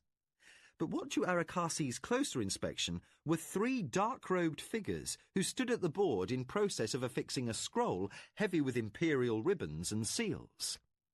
Mara frowned, puzzled. Great ones from the Assembly of Magicians did not usually perform the errands of clerks. "It's a proclamation," Arakasi mused, sharing his thoughts with his mistress. "With permission, lady, I should like to see what it contains." Mara nodded her permission, diverted from her enjoyment of Kentasani's loveliness to considering the light of heaven. Imperial proclamations were a rarity, and the fact that one was being posted by great ones augured a momentous matter. It was no longer a topic of idle speculation that the current emperor was not acting the exaltedly remote figure his forebears had been. This light of heaven, Ichindar, had not only put his hand into the game, he had overturned it. Arakasi returned, slipping neatly between 2 bread sellers with shoulder yokes and laden baskets. As he arrived beside his mistress's litter, he said softly, "My lady, the Great Ones announced to the Empire that the magician Milambert has been cast out of the Assembly.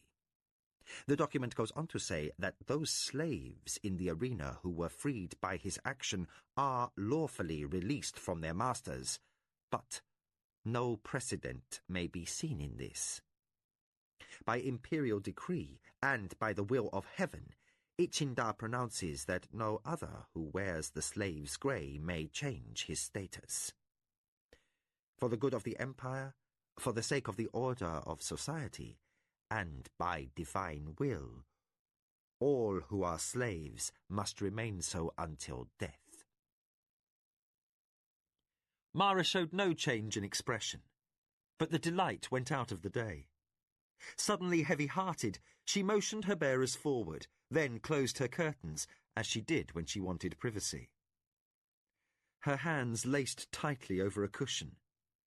She did not know how she was going to tell Kevin, whose hopes had risen so dizzyingly after her careless reference that morning. Until recently, she had not considered his slavery to be an issue of importance. As Acoma property, he was guaranteed food and housing and a measure of public standing by right of the honour of her house. As a free man, he would have no position, even in the eyes of a beggar. Any Surani in the street might spit on him without fear of retribution. Much as Mara might love him, she had not always understood his pride, so different from Surani pride, for he was safer as a slave in her house than as a clanless barbarian freeman. Anyone who spent time at the docks in Jamar would see the occasional renegade Thuril or dwarf from Distari and their misery, and know this was true. But this much she had come to grudgingly understand. If he remained a slave, in some manner at some time, she must lose him. The Knight of the Bloody Swords had shown her beyond doubt that he was a warrior. He deserved freedom to further his honour. Since then, she had felt uncomfortable with the concept that he should finish his days as her property. Her views had changed. She understood that his Midkemian code of conduct, alien as it was, had its own intrinsic honour.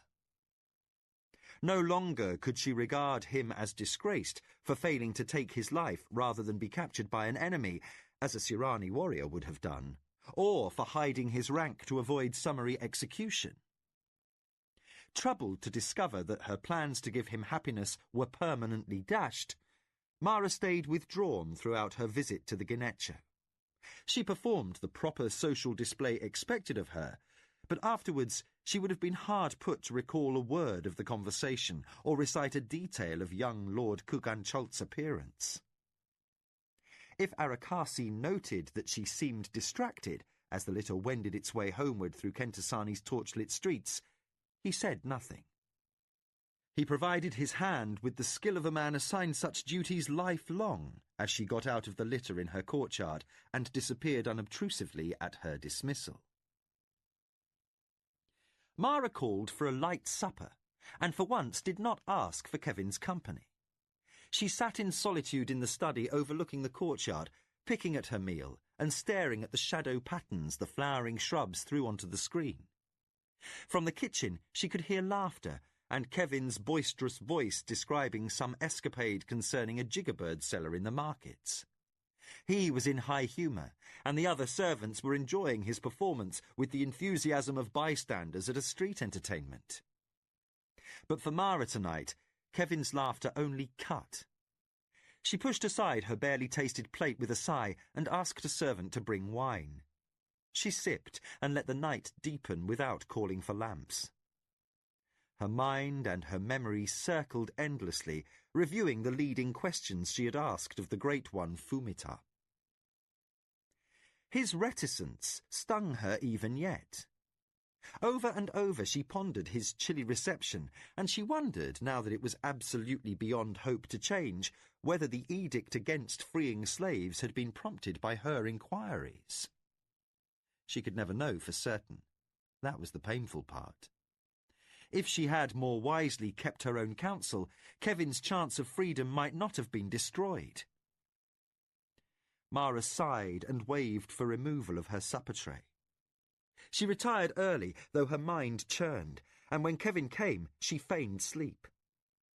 His touches and his tenderness could not break through her dark thoughts, and she feared to risk bringing him into her confidence. When at last he fell into contented slumber by her side, she felt no better. All night she tossed and sorted words. Hours passed, and she still didn't know what to say. She gazed at his profile, lit softly golden by the screen-filtered light of the courtyard lanterns. The scar he had gained from the overseer at the slave market had nearly faded away over the years. All that remained was a fine crease over his cheekbone, such as a warrior might gain from a sword cut. The blue eyes, with their laughing depths, were closed, and in sleep his face showed abiding peace. Mara ached to touch him, and instead wound up blinking back tears. Angered by her shameful softness, she rolled over and stared at the wall, only to find herself turning back, studying his profile, and biting her lip not to weep. Dawn came, and she was exhausted. She arose before Kevin, tense and miserable in a cold sweat. She called for maids to bathe and dress her, and when her beloved roused with his sleepy questions, she covered her reticence by seeming brusque. "I have a most important errand to do this morning." She tilted her head away, ostensibly to help the maid who was arranging her hair, but in fact to hide her puffy eyes before cosmetics could disguise the evidence of her unhappiness. "You may come or not as you wish." Stung by her coldness, Kevin paused in the act of stretching. He looked at her. She could feel his gaze on her back and did not have to see to be sure of his reproach. "I'll come, of course," he said slowly. Then, chagrined that his tone held an edge that reflected her own, he added, "At least the antics of jiggerbird sellers will need to improve a great deal before I'll be drawn from your charms." The conciliatory tone of the comment was not lost on her. She cursed the fact he held such power over her, and that even such a small remark could feel like a rebuke. He stood up. Never quite as silent as a Surani warrior, but as strongly confident, he stepped over to her and slipped his arms around her shoulders. "You are my favourite little bird in the Empire," he murmured, "beautifully soft, and your singing is the joy of my heart." He moved away, with a sly quip that caused one of her maids an unseemly fit of giggles. If he had noticed the lady was stiff in his arms, He attributed it to the pins that the maid was using to fasten the long looping twists of her hair. The elaborate coiffure should have warned him. Built to a height that indicated a Surani intention to impress, and fastened with dozens of fine jade and diamond pins, Mara's headdress was crowned and glorified by a feathered tiara set with abalone. "We're going to the Imperial Palace?" Kevin demanded, when he tore his eyes away long enough to notice that Arakasi was among the honour guard, dressed as a clerk. The senior strike leader was wearing his ceremonial armour and his most imposing plumes.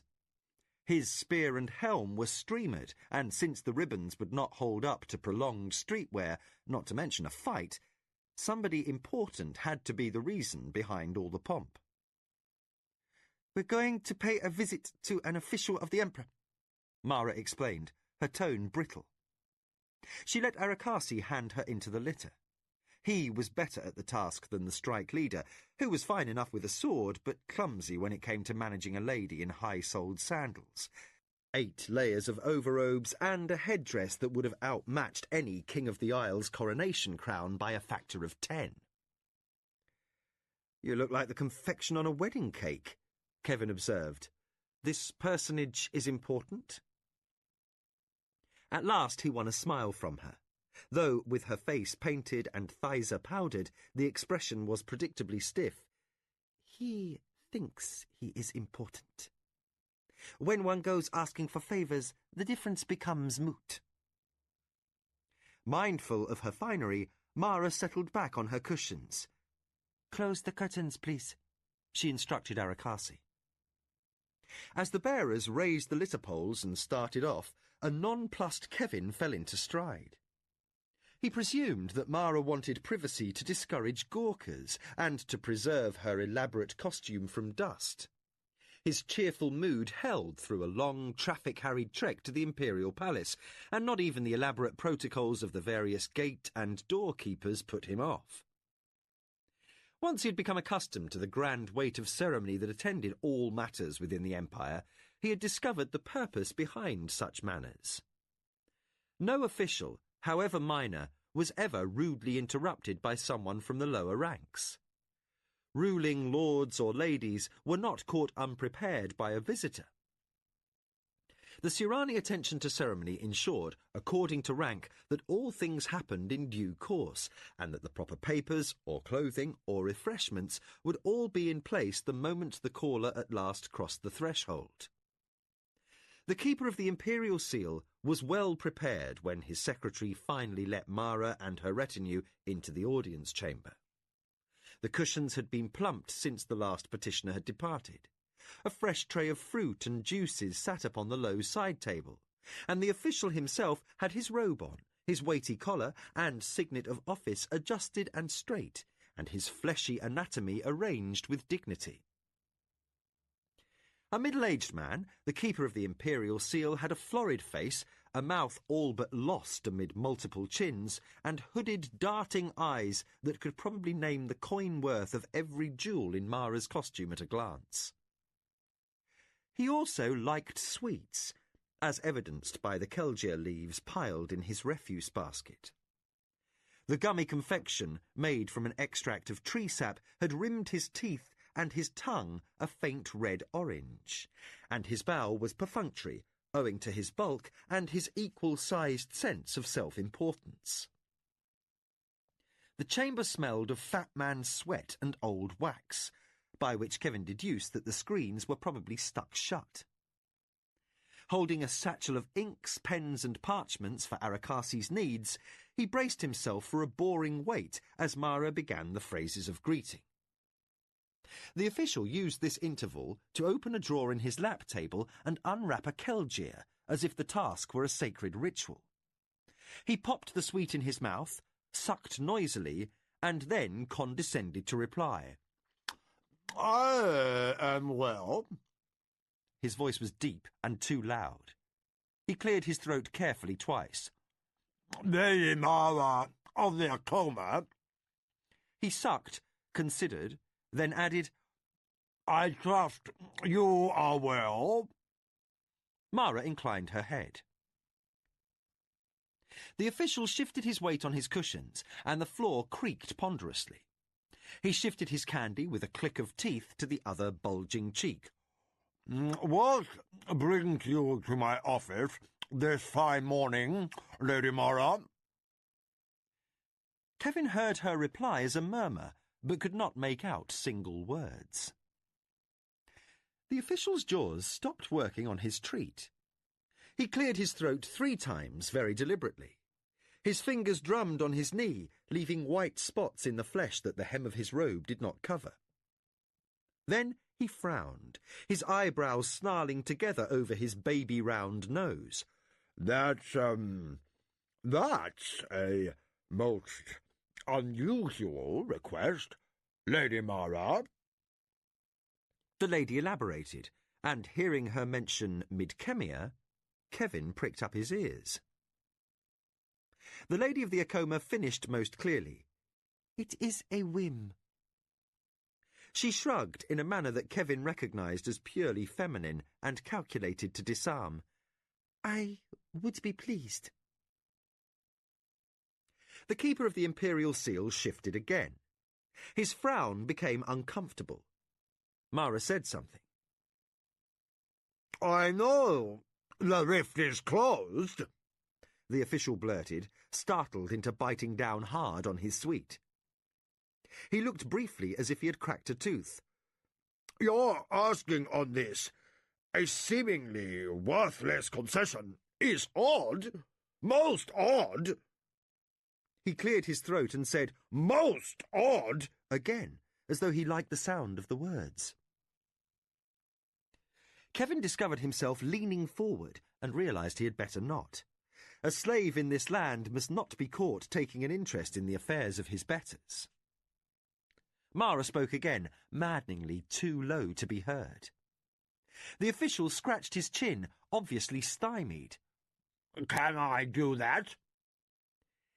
It is written so, as a point of law, Mara returned. She beckoned to Arakasi, who strode forward and bowed behind her shoulder.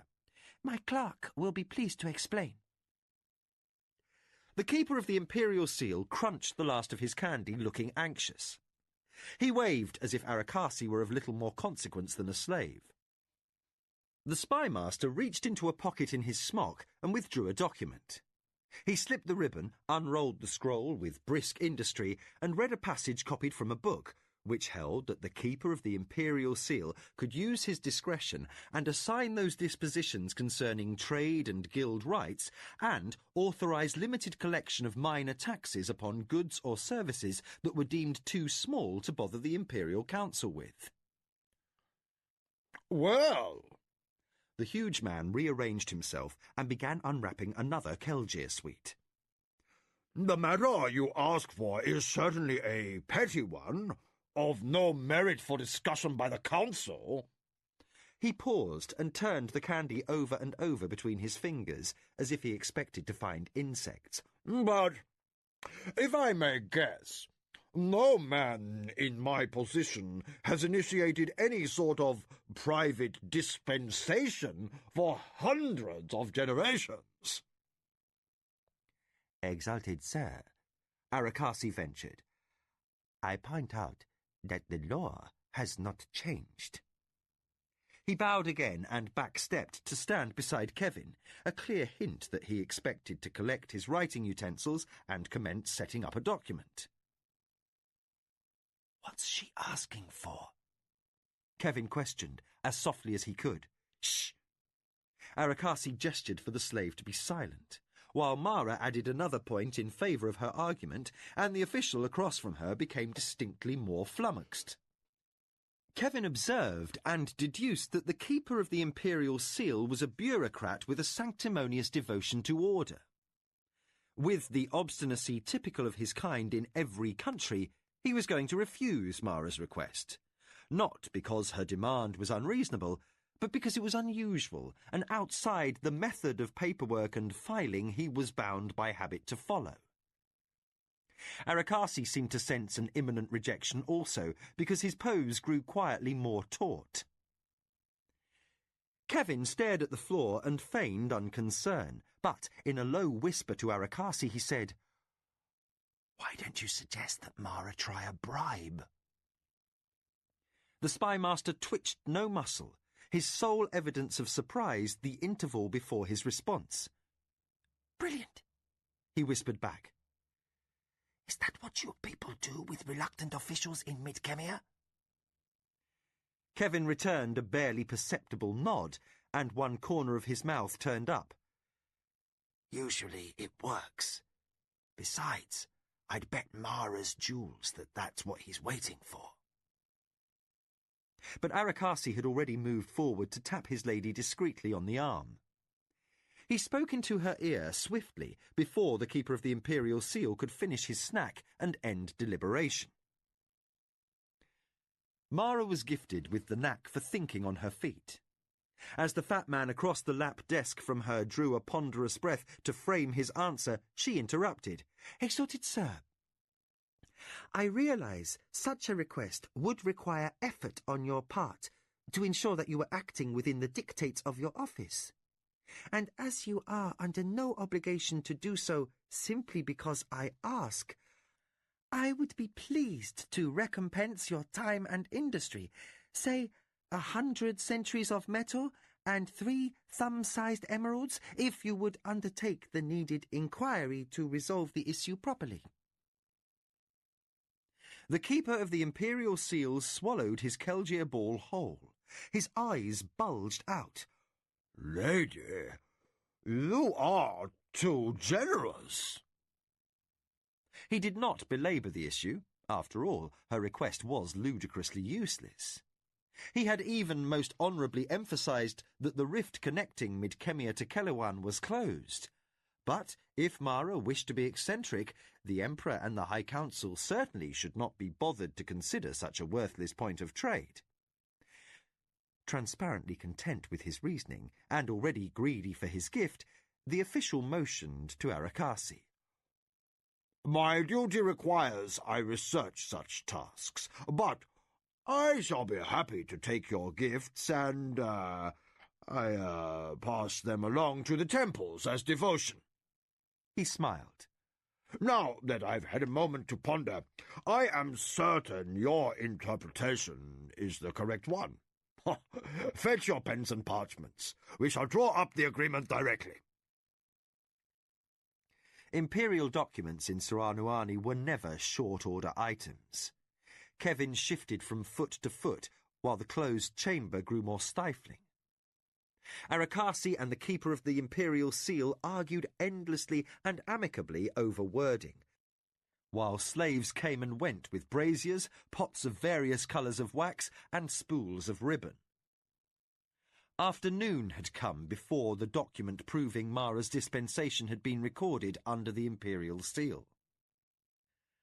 Another interval elapsed, while the ink dried, and the captain of her honour guard sent a warrior to the townhouse to fetch back the centaurs and emeralds.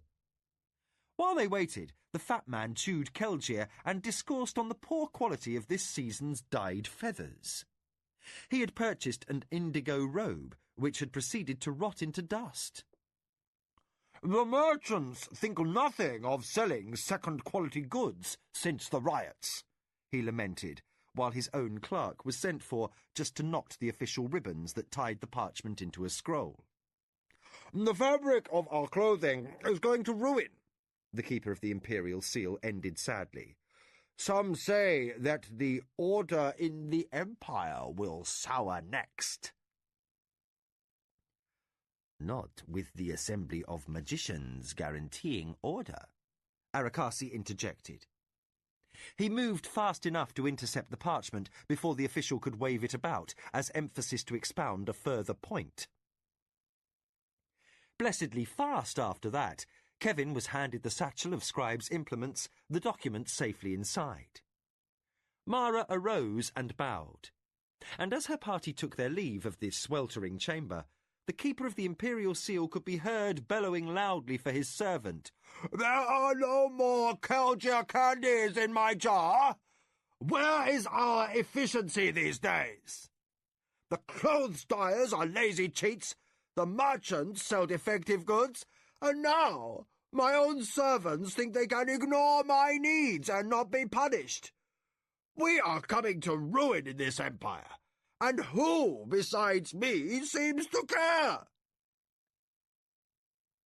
Mara did not linger in Kentasani after her visit to the Keeper of the Imperial Seal, but boarded her barge for the return voyage to Sulancur and home that afternoon.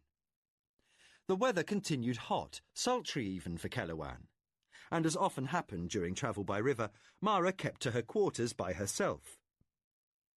She spent long hours in conference with Arakasi, or reading scrolls her factors had sent her from the markets in the Holy City. The rest of the time she stared at the water, deep in thought, and not much noticing the stream of passing traffic on the river. Kevin amused himself joking with the pole men, or playing at dice with the off-duty warriors from the Ladies' Honour Guard. As a slave, he could not legally keep his winnings, which was well from the standpoint of the losers, who claimed he had ungodly runs of luck.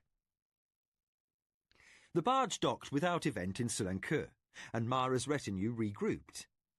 Her goods and carry boxes were dispatched to a warehouse to head home with the next inbound caravan, while the lady transferred to her litter. She had dinner in a traveller's hostelry in one of the fashionable districts of the city, then set off for home at twilight, her warriors carrying lanterns to light the way. Tired from the sun, Kevin had spent the interval in the city napping with the litter-bearers, rather than seeking street gossip from the beggars, who were unfailingly surly because he was a foreigner and a slave. Since the visit to Kentasani, events and chance circumstance had conspired to keep Kevin from private time with the lady. He did not take this amiss. She wore the mantle of the Acoma, and her responsibilities did not always leave her accessible. Usually, this suited Kevin's independent turn of mind. He had moments when he preferred solitude or jokes in the company of men. Still, curiosity impelled him to know what Mara had transacted with the Keeper of the Imperial Seal. The parchment that granted her concession of rights had stayed rolled up in Mara's personal chest of papers. She had not left that box in Sulancur with her other baggage, but had kept it in her litter at her feet the whole way home. Ayaki's boisterous greeting prevented Kevin's finding out where the box was taken. But Mara must have ordered it locked away first thing, for by the time she finished scolding servants for allowing her son to be up so late, Kevin realised the box was gone. The bearers had already vanished in the direction of the stores shed, and Jikan was nowhere to be found. Wise enough to know that information could not be wheedled out of Arakasi, Kevin waited through the hour while Mara caught Nicoya up on the news over cups of chocha and a late snack. He was waiting for her in the bedchamber when, exhausted by travel, she at last came in to retire. He realised the moment he embraced her that something was wrong. Her lips were cool on his, and her smile was forced. He was on the point of asking what it was when she clapped for servants to bring bath water. What followed distracted him completely. After passion had cooled, he lay on the bed cushions, with the screens cracked open and a copper flood of moonlight slashing a square across the floor. He noticed that the woman in his arms was still not relaxed. In retrospect, he realised their love-making had been hurried, not at all the slow, languorous spiral into ecstasy that Mara was inclined to prefer. Her responses to his touches had carried a buried sense of desperation that Kevin had almost failed to notice. He reached out and gently stroked the hair away from her temple. "Is something the matter?" Mara rolled over. Her features stayed shadowy, but Kevin could feel her gazing at his face. "I am tired from the journey," she said, but the words were studied. Kevin caught her wrists and pulled her warmly against him. "You know I love you." But she buried her head in his shoulder and refused the invitation to talk. Attempting an innocuous approach, Kevin cupped her chin in his hand. You have something of importance up your sleeve. What was that secret dispensation you bribed from the keeper of the Imperial Seal, anyway? Mara answered with surprising pique, "You must not expect my confidence in all matters." No? Kevin sat up, unsure of the source of her antagonism, and stung just enough not to handle it without rancour. Do I mean that little to you? You mean a great deal to me, Mara said at once. Fear made her voice cold, but in the dark he noticed only her tone. She drew away from him and sat up with her arms around her knees and her hands tightly clasped. You mean everything. Then tell me what agreement you made in Kentasani. Kevin swept back a fallen lock of hair in a gesture so habitual it made her ache. I know it concerns Midkemia. Arakasi did not tell you that, Mara accused, still snapping. No, I overheard. Kevin's admission revealed he felt no shame, which angered her. Mara released a pent breath. Only my spy master and I know the contents of that document. That is according to my wishes. Now, convinced she was hiding something, and fearful that it might be a matter detrimental to his people, Kevin tried to pressure her. You said I meant everything. Against the square of moonlight, Mara was perfectly still. Her profile went hard, expressionless, and thoroughly infuriatingly Surani. She said nothing. Unaware that she was caught up in personal conflict that had little to do with the subject, Kevin reached for her. Have we no trust between us after this many years of intimacy? His voice was persuasive enough to wound. Still, she could have withstood him if he had not reached out and stroked her shoulder with all of his tenderness. Mara, if you are frightened of something, can't I know? She flung away from him, which was totally unexpected and painful in a way that took his breath. Of what would I be afraid? Her words were harsh, and he had no means to guess that he had hit upon exactly the point that troubled her. She was afraid of the power he had over her, and of the tangle he had made of her emotions. Coldly, self-defensively, she reacted with the one thing she knew beyond doubt would distance him. You are a slave, she said with icy, bitten clarity. It is not for a slave to suppose what I fear or do not fear. Angry himself and beyond thought, Kevin let his words take on a sharp edge. Is that all I am to you? A slave to be numbered among your things? Am I of no more account than a Needrable or a scullion? He shook his head and tried valiantly through his pain to soften his voice. I thought, after Dastari and a certain night in Kentasani, that I had earned some worth in your eyes. He felt a tremble invade his middle and hardened himself against the emotion her people deplored. I killed men for you, lady. Unlike yours, my people do not lightly take the lives of others. His pride caught her heart and twisted.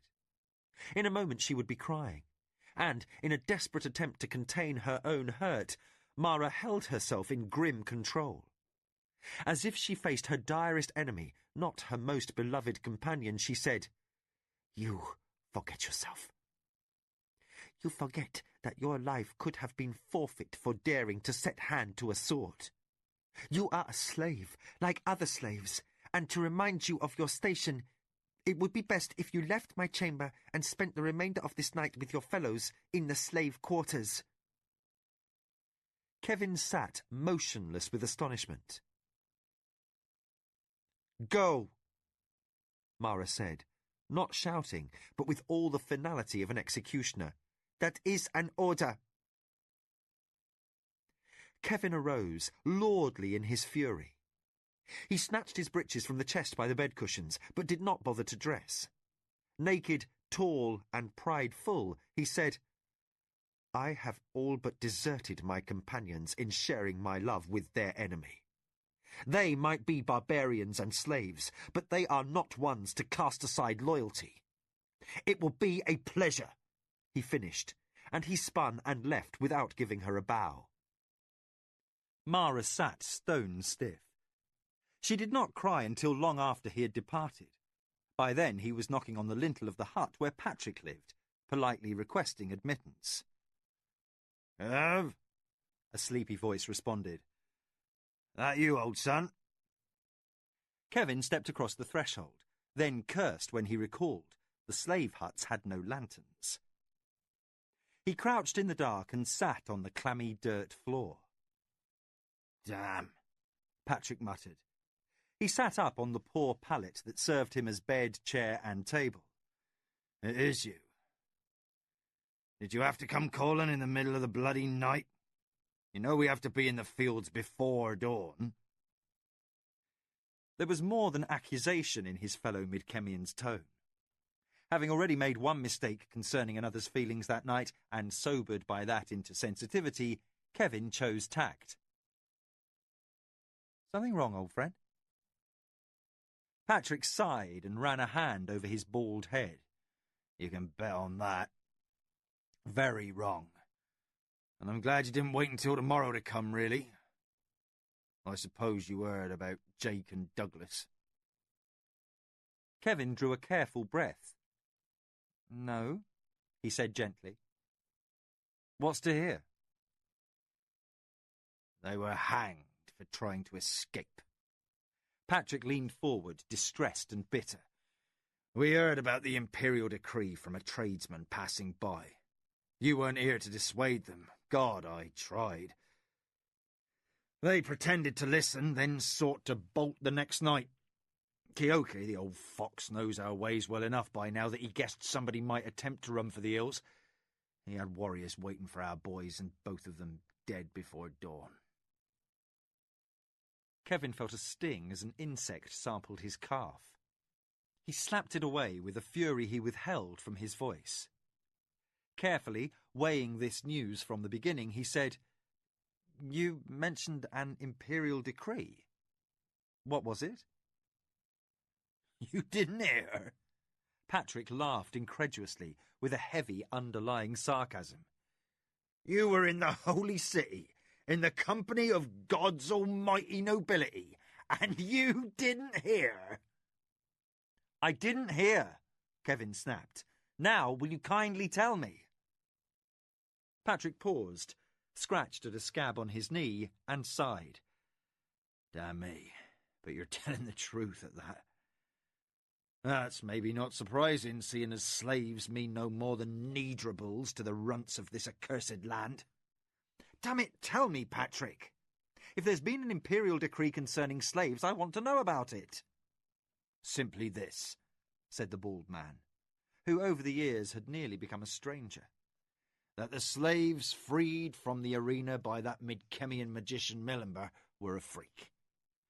Millenber's been tossed out of the assembly for what everyone says was not doing his duty by the Empire. He's an outlaw for fair reasons, they say, and has a death price on his head. And the Emperor has set his hand and sealed to a document posted in every city that no other slaves ever can be freed. That does tend to wreck the hope you held out to us, old son. Poor Jake and Douglas lost their stomach for waiting, and there are others as impatient that won't hang on here much longer." With a bitter note, he added, "They were so ruined by the word, I believe they knew they were going to be caught and didn't care." He sighed. "It's hard to think how all these years we've been hoping one way or another we'd get home. I guess the prospect of doing this slave work every day until we're dead." A silence developed as Kevin absorbed the implications of the news his countryman had related. Patrick caught up in his thinking and realised that his two dead companions had not been the reason for Kevin's sudden visit. "You had a fight with her?" he accused abruptly. Kevin nodded ruefully. his lover's feelings less raw since he had learned of Milamber's disgrace. Mara's odd reticence since Kentasani at least had an obvious cause. Upon sober reflection, in a clammy hut full of stinging insects, he saw he had been a fool to let his fur get ruffled. She had never been a woman given to hysterics, and indeed, she must feel as frightened of losing him as he was of being parted from her. If he could not, by her orders, return to mend matters until morning, at least he could give the difficulties of his countrymen long overdue consideration. "I had a bit of a tough night," Kevin admitted ruefully. "But that's no reason to lose hope." "Damn you, man! The rift is closed," Patrick interjected. "That means no return for us, and our only chance is an outlaw's life in the mountains." "No." Bitten by another insect, Kevin slapped his breeches and politely asked for a place on the pallet. Patrick grudgingly moved over.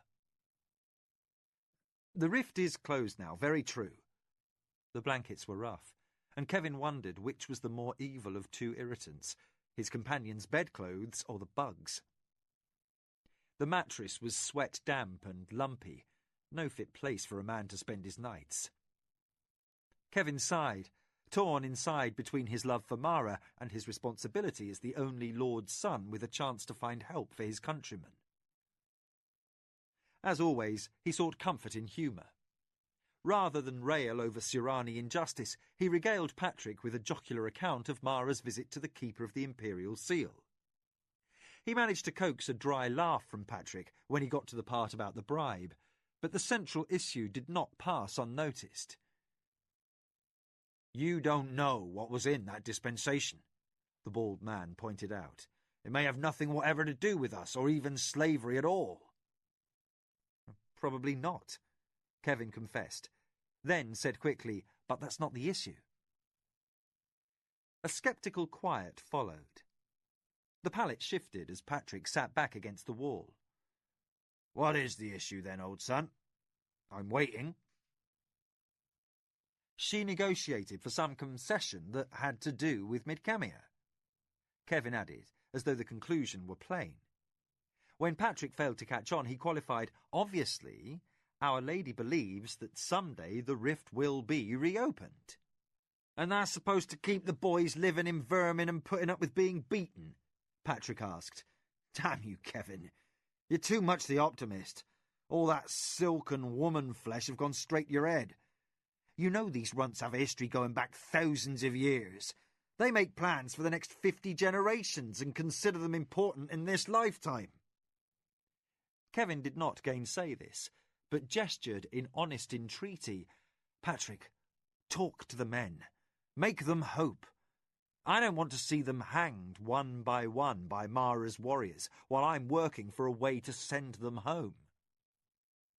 Patrick grumbled something unintelligible that had the ring of swear words. Dawn light filtered through the shack's single window, and the tramp of feet from the barracks signalled a changing patrol. "I gotta get up, old son," Patrick said morosely. "If I'm not on time for grub, it's a long day's work with an empty belly." On impulse, Kevin touched his companion's hand. "Trust me, old friend, for just a little bit longer. When I lose hope, I'll tell you, and I promise you this, I am not going to die as a slave. If I give the word, I'll lead the break for the mountains and the outlaw's life." Patrick eyed him closely in the lightening gloom. "You mean that?" he admitted, surprise showing through. "But it's going to be hard convincing the boys. They're angry about Douglas and Jake." "Then don't let them join Douglas and Jake," Kevin said forcefully, and he rose and stepped through the door. Well aware that Jikan would be pleased to set him to work, Kevin crossed the estate grounds between the slave quarters and the main house by a roundabout route through the gardens. Dew drenched his bare feet and dampened the bottoms of his breeches. Occasionally he passed one of Kyoke's sentries. They did not trouble him. Since the campaign in Dastari, and especially since the Night of the Assassins, word of his martial prowess had circulated in the barracks. Mara's warriors might not acknowledge him openly, but they did in their way grant him a wordless respect. They no longer questioned his loyalty. If the guards by the door to Mara's chambers had overheard the argument in the night, they gave no sign as Kevin stepped through the acacia hedge and sauntered down the path. As if he were a ghost, they ignored him when he cracked the screen and let himself back in. Light fell like pearl over a disarranged mass of cushions. Mara lay sprawled in their midst, her arms hugging a snarl of twisted sheets and her hair in tangles from tossing. She might not have been gnawed on by insects, but she appeared to have had an unpleasanter night as he had. Even while she dreamed, her forehead was troubled by a frown. Her profile, her small clenched fingers, and the curve of one visible breast melted the last of Kevin's annoyance. He could not stay mad at her. Perhaps that was the worst of his faults. He slipped out of his damp breeches. Aware that his skin was cold and angrily red from his scratching, he reclined on the edge of the cushions and tucked a fold of blanket around his chilly feet. Then, waiting for circulation to restore him to warmth, he looked at the lady he loved. Her nearness took the sting out of slavery, almost made him forget who he was, the rank he had been born to, all that he had lost, and all of the problems of his countrymen. Too well he understood their peril if the thin hope he had dangled before Patrick proved to be only a hangman's noose. Then Mara flinched and cried softly in her dream, and concern for her overrode all else. Kevin reached out with warm hands. He straightened the sheets entangled between her knees and freed one of her wrists from an imprisoning loop of black hair. Then he gathered her to him and tenderly kissed her awake. She must have worn herself out with crying, for she roused slowly, and her eyes were puffy and red. He had caught her off guard, and she relaxed enjoyably against him. Then memory returned, and she stiffened with the beginnings of outrage. "I ordered you to leave," she said angrily. Kevin tipped his head sideways round the screen. "Until morning," he answered equably. "Morning's here. I came back." She opened her mouth to say more. Gently but fast, he set his finger over her lips. "I still love you." She moved in protest against him, stronger than she appeared. He had to be firm to keep hold of her. Aware if he kissed her she might explode, he settled for laying his lips against her ear. The hair at her temples was damp, perhaps from tears. Softly he said, "I heard from Patrick about the imperial decree concerning slavery." That she had not told him herself stung yet, but he laid it aside. "If I leave you, it won't be now." "You're not angry with me?" she asked, and at long last the uncertainty showed through. "I was." Kevin kissed her, felt her starting to warm against him. "If you had spoken to me, I might not have acted like such an oaf." "Oaf?" The word became tremulous as Kevin's hands made headway under the sheets. "Karagabouj," Kevin translated, choosing the term for a mythical, misformed race of giants that inhabited mountain caves in Surani children's tales, creatures who were comically maladroit and constantly creating their own downfall. "You're that anyway. You're so tall," Mara teased. Relief had left her giddy, and the fact he had forgiven her flung her headlong into passion. "Well then, if that's the case, a Karagabouj doesn't ask permission to rape and pillage." He caught her closer, rolled her across his chest, and sighed into the spill of her hair that streamed across his face. Within a few minutes, both of them had forgotten which was the slave and which the master, for they were both inseparably one. Chapter 22. Tumult. Months passed. The rainy season returned. The fields turned green with new growth, and the trumpeting call of Nidra bulls heralded yet another breeding season. The day began like many another, with Mara and Jikan in conference over slates of chalked figures, trying to determine the most profitable crops to plant for the fall markets. Then, at mid-morning, they were interrupted by word that a bonded runner from the Commercial Guild of Messengers raced toward the Acoma estate house. "Running?" Mara inquired. She continued to check her strings of notations on wheat yields in a new property recently purchased in Amberlina. "Yes, mistress, running," said the guard. The affirmation did not surprise her. The warrior who brought her word was breathless still from hurrying himself to carry the news. Mara gestured for Jikan to conclude the year's assessment without her. Then, stiff in the knees from sitting, she arose and picked a path through precarious piles of slates to reach the screen that led to the corridor. She arrived at the front door in time to see the stocky messenger round the last curve from the outer pasture road. He was not walking briskly or trotting, but running as fast as possible on an errand of obvious urgency. "I wonder what it can be," she asked herself aloud. Recently arrived at her shoulder, Sarek typically answered with a question. "Trouble, mistress, or why else should a man be hurrying in mud?" The lady of the Acoma cast a wry smile at her adviser, who seemed not to miss his former place in the barracks as a warrior. His dry, sarcastic wit differed from his cousin Lujan's flirtatious humour. Sarek's insistent tendency to know the why of things might have slowed his advancement as a soldier, yet that quality made him a natural talent in his new post. Blind obedience was not a virtue in an adviser. Already he had proven his worth. For over 6 months the Empire had been quiet under the iron grip of Aksantuka.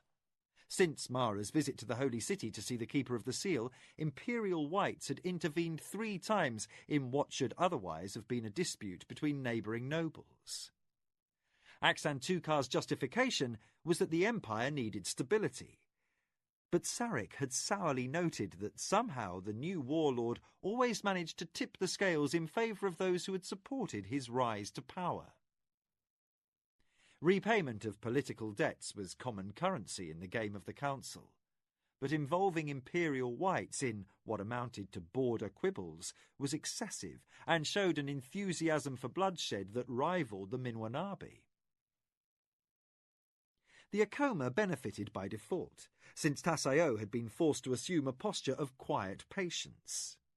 As the warlord's most powerful rival, the Minwanabi lord needed no adviser to predict how Aksantuka might react should his family find itself overextended. The man who wore the white and gold ruled as ruthlessly as his predecessor, but even more unpredictably. Even on his near-impregnable estate, Tasayo dared take nothing for granted. The guild runner reached the steps, rousing Mara from reverie.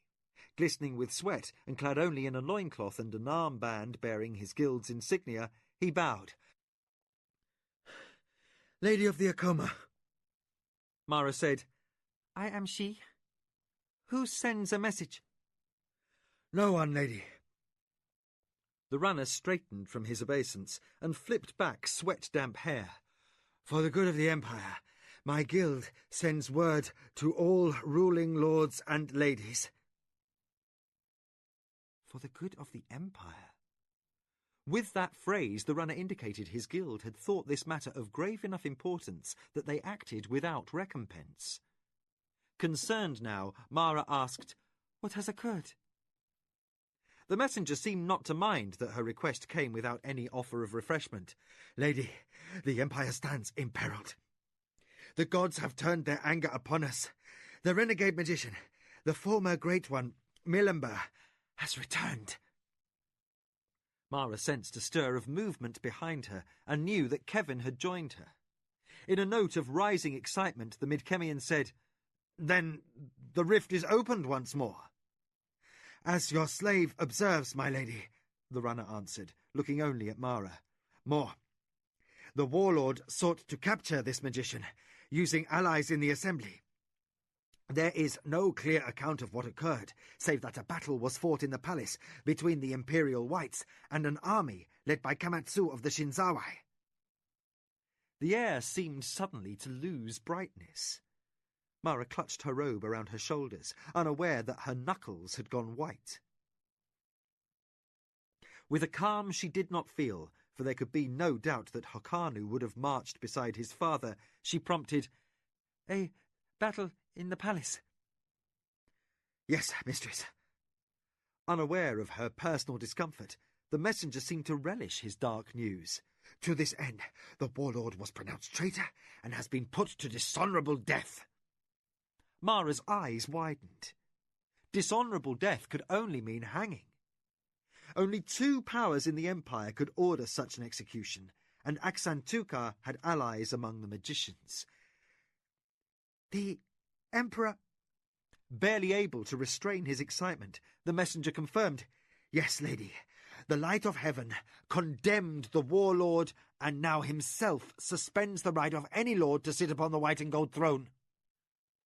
In the shocked interval that followed, Mara did little but try to order her reeling thoughts.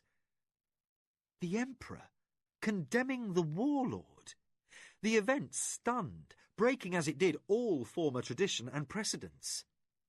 Even in times of gravest threat, no light of heaven had dared to act as did Ichindar. The messenger summed up, "Mistress, the High Council is dissolved and will not assemble without the Emperor's command."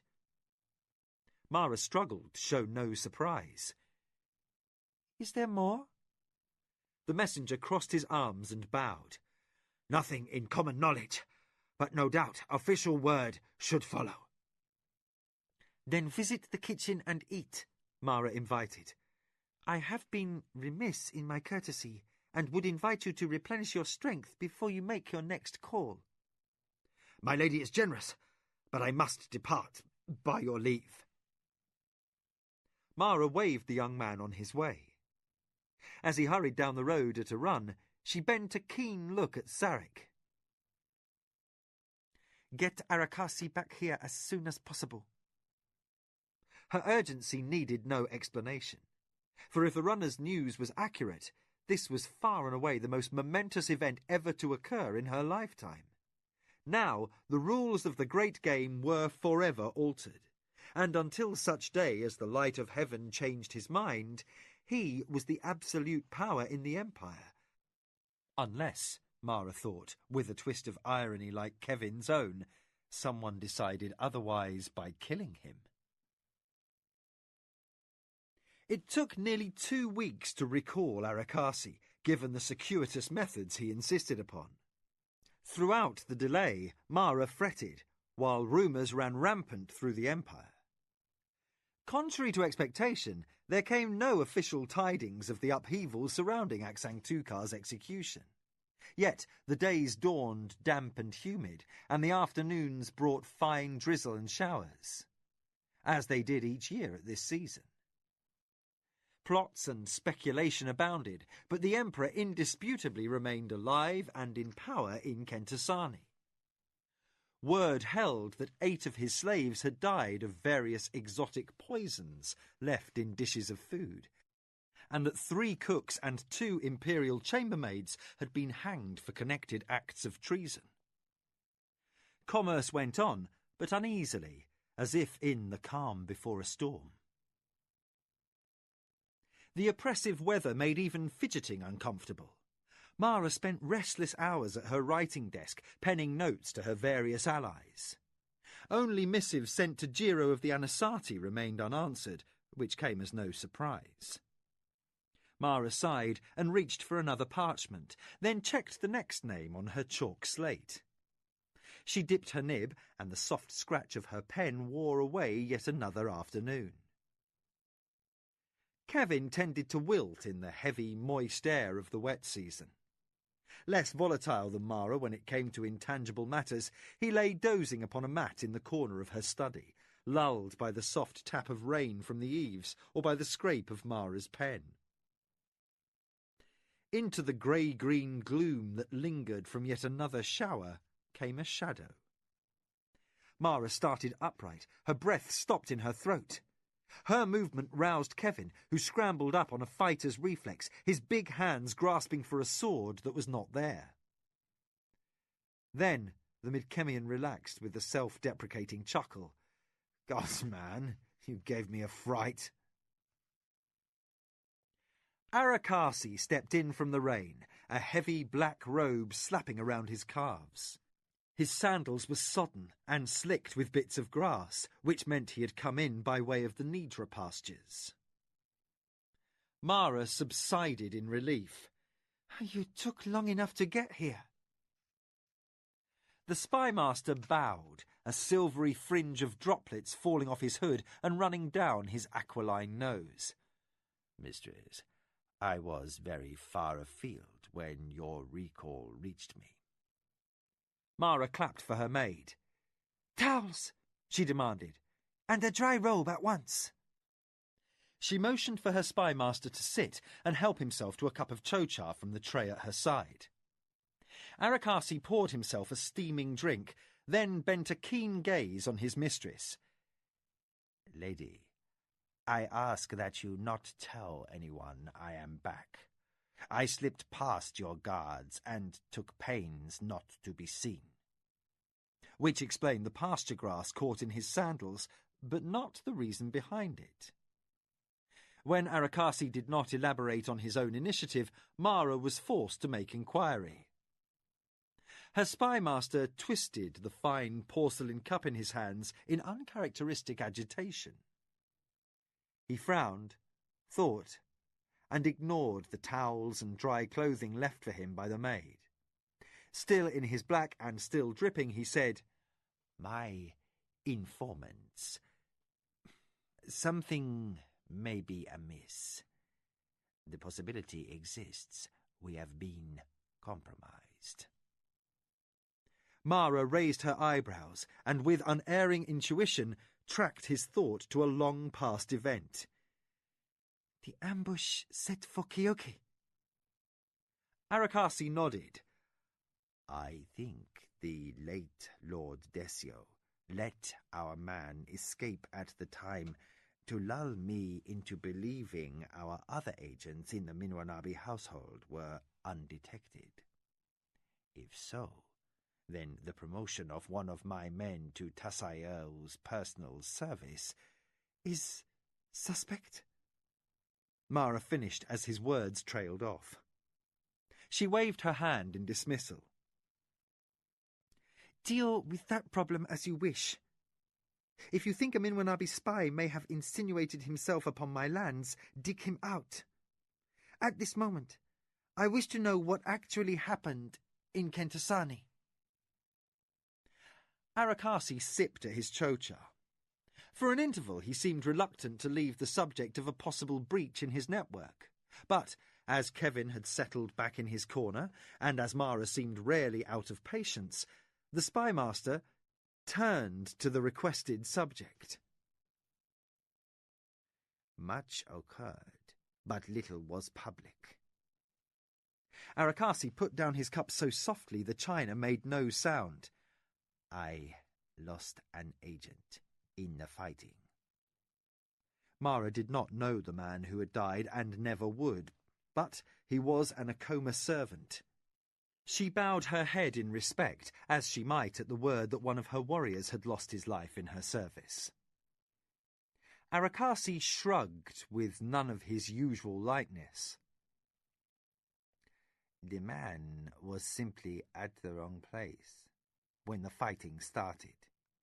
He was killed by a stray arrow, but the loss was regrettable. Candidates for posts in the Imperial Palace are carefully screened, and he will be very difficult to replace." The spymaster was taking the loss personally, Mara realised, and despite her wish that he would address the matter directly, his lapse was unusual enough that she waited for him to resume of his own accord. Arakasi tucked folded hands under the cuffs of his robe and seemed to come back to himself. Briskly, he said, "In any event, the magician Milamber, though banished from the ranks of the Great Ones, has returned by way of a rift." "Where is this rift?" Kevin interjected, suddenly not half so sleepy as he appeared. Mara frowned at him, But it was Arakasi's look of withering scorn that caused the Midkemian to fall silent. I do not know yet. The spy master conceded pointedly to his mistress. Milember was taken captive in the city of Ontuset by 2 magicians who served Aksantuka. He, 2 companions from his homeworld, and another great one were taken under guard to the imperial palace. Mara interrupted. The warlord took a great one prisoner. It could be argued that the 2 great ones restrained one of their fellows. Arakasi corrected dryly. About the warlord, little is known, though speculation abounds. At a guess, Aksantuka was not content to wear the white and gold. He may have been harboring greater ambitions. Murder the Emperor, Mara cut in. There were rumors that someone tried poison. Half of such hearsay is true. Arakasi tapped his fingers and water puddled from his sleeves onto the polished wooden floor. Ichindar gave that reason for the execution, and since one of Aksantuka's pet great ones turned in his loyalties and brought testimony, who can doubt the truth of the issue? Mara's eyes opened at that. A great one denounced him. More. Warming to his subject at last, Arakasi qualified.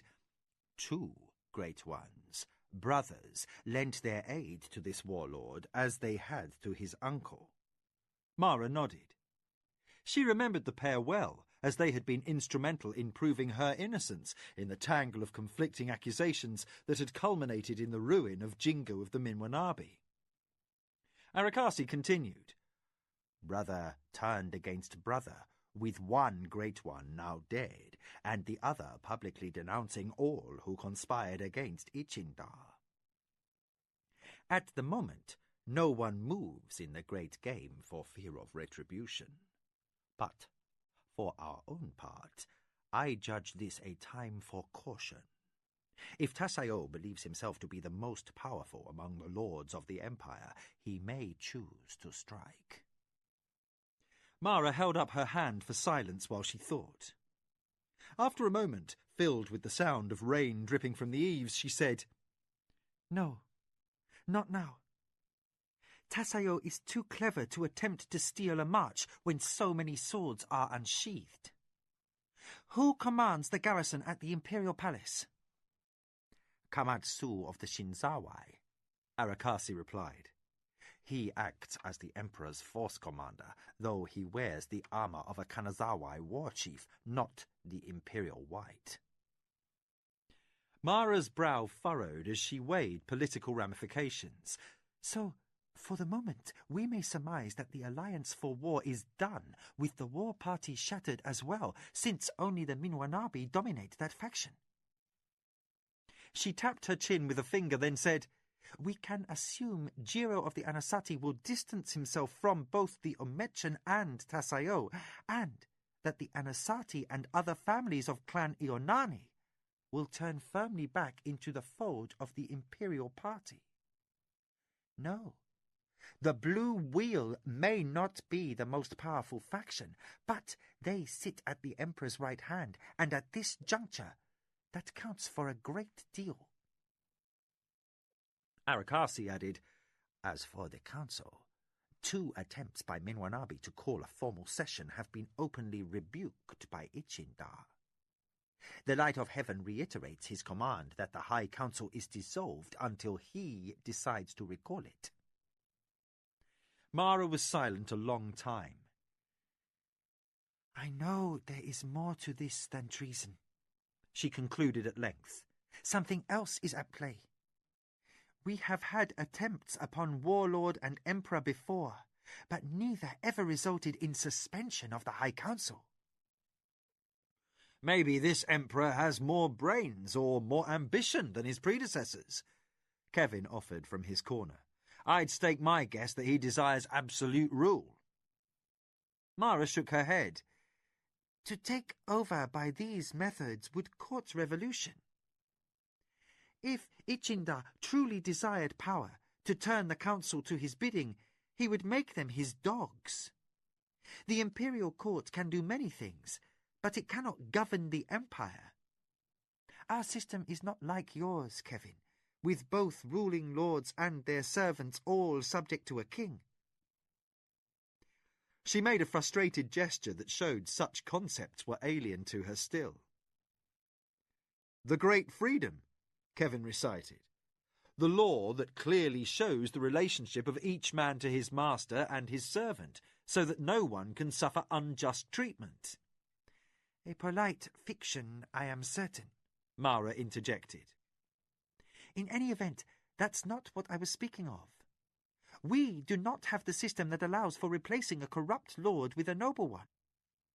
If a lord falls, his estate falls with him, and if enough of our number fall, the empire itself must fail. Kevin shoved back sleep-tousled hair. You're saying the empire doesn't have the infrastructure to withstand so widespread a change? Surani nobles are too spoiled and self-indulgent to administer their own lands unless they're allowed also to be absolute dictators. They won't do it just because the emperor tells them. Mara found Kevin's comments rankling. No. What I'm saying is that if the light of heaven thinks to turn a body of rulers into no more than clerks by whim, he'll learn that ordering a thing is not the same as doing it or seeing that others get it done. Kevin set his back against the wall and nonchalantly inspected his fingernails, which had dirt beneath the rims. I can't argue that with you. Uncertain why he should choose this moment to be difficult, Mara directed her attention to Arakasi. I think we need to go to Kentasani. Suddenly still, a shape cut from shadow in his dark cloak, the spymaster said, Mistress, that may be dangerous. When hasn't it been? Kevin questioned with a bite of sarcasm. Mara waved a hand to silence him without even looking in his direction. I must chance that the Emperor would have no argument with a meeting of Clan Hadama in the council chambers. And if some members of the Jade Eye party are also in the city at the same time, and we choose to dine... But the social byplays of politics held no interest for Arakasi this day. These are matters to discuss with your Hadonra and First Advisor, Mistress, he interjected with the slightest trace of sharpness. I must return to my agents and ensure that you are safe. Caught up in her own thoughts, Mara missed his abnormal abruptness. Do so, she said, in vague reference to words she had interpreted only by surface meaning. But I will expect you at my quarters in the Holy City in 1 month's time. Your will, Mistress. Arakasi bowed with no trace of hesitation. As unobtrusively as he had entered, he slipped through the screen and vanished into the silvery afternoon drizzle. Still deep in thought, Mara allowed him time enough to leave unseen. Then she clapped for her runner and sent for her advisers. The rain held almost everyone indoors, and within a few moments Nakoya, Kyoke and Sarek entered. Lujan arrived last, smelling of the oils used to preserve laminated armour. He had been in the barracks instructing young recruits, and his sandals added to the puddles left by Arakasi's black cloak. Without preamble, Mara said, Nakoya, send messages to all the ruling lords of the Jade Eye party, informing them that 1 month from this day we shall be in residence at our town house in the Holy City. The Acoma would be pleased to host each at a lunch or dinner, according to rank, of course. Almost without hesitation she added, Send word to all members of Clan Hadama that a meeting will be held in the High Council Hall in 6 weeks' time. Nakoya paused in the act of straightening a drooping hairpin. Mistress, many of the Hadama clan were allied with Aksantuka. They will have little inclination to return so soon to Kentasani, despite your request. Mara turned a hard glance toward her first adviser. Then make it clear this is not a request. It is a demand. On the point of argument, Nicoya gauged the look in her mistress's eyes. She reconsidered, nodded once, and, with poor grace, said, "Your will, mistress." From his corner upon the sleeping mat in Mara's study, Kevin regarded the evening's exchanges with a growing sense of disquiet. Something in Mara had changed, he intuited, though he could not put his finger on precisely what. Certain only that a distance had grown up between them, despite his best efforts at patience, he regarded the cold, remote look on the face of his lady and decided. Whatever the resolve behind her thoughts, this time he was unsure that he wanted any part of knowing it. The game was no game, not in any sense he could understand.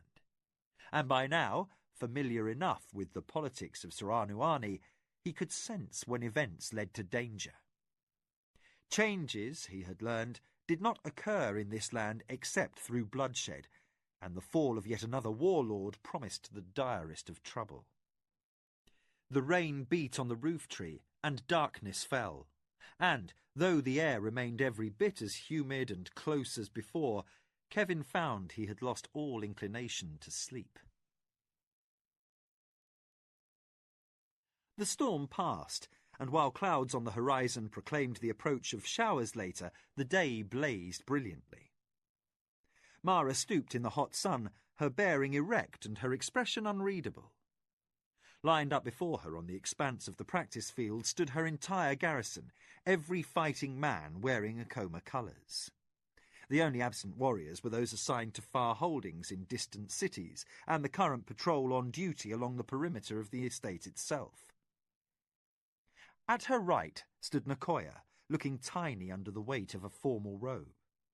Her diminutive height was emphasised by the wand tipped with a fan of chatretail feathers, official token of her office as first adviser. Behind her and to the left stood Kyoke, Sarek and Lujan, also wearing formal garb. The lacquered dress armour, the jewels and the shell inlay on the officers' staves glittered blindingly in the morning light.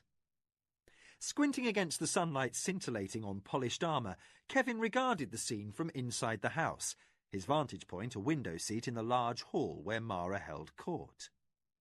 Ayaki stood with his elbows propped on the cushion by the Midkemian's knees.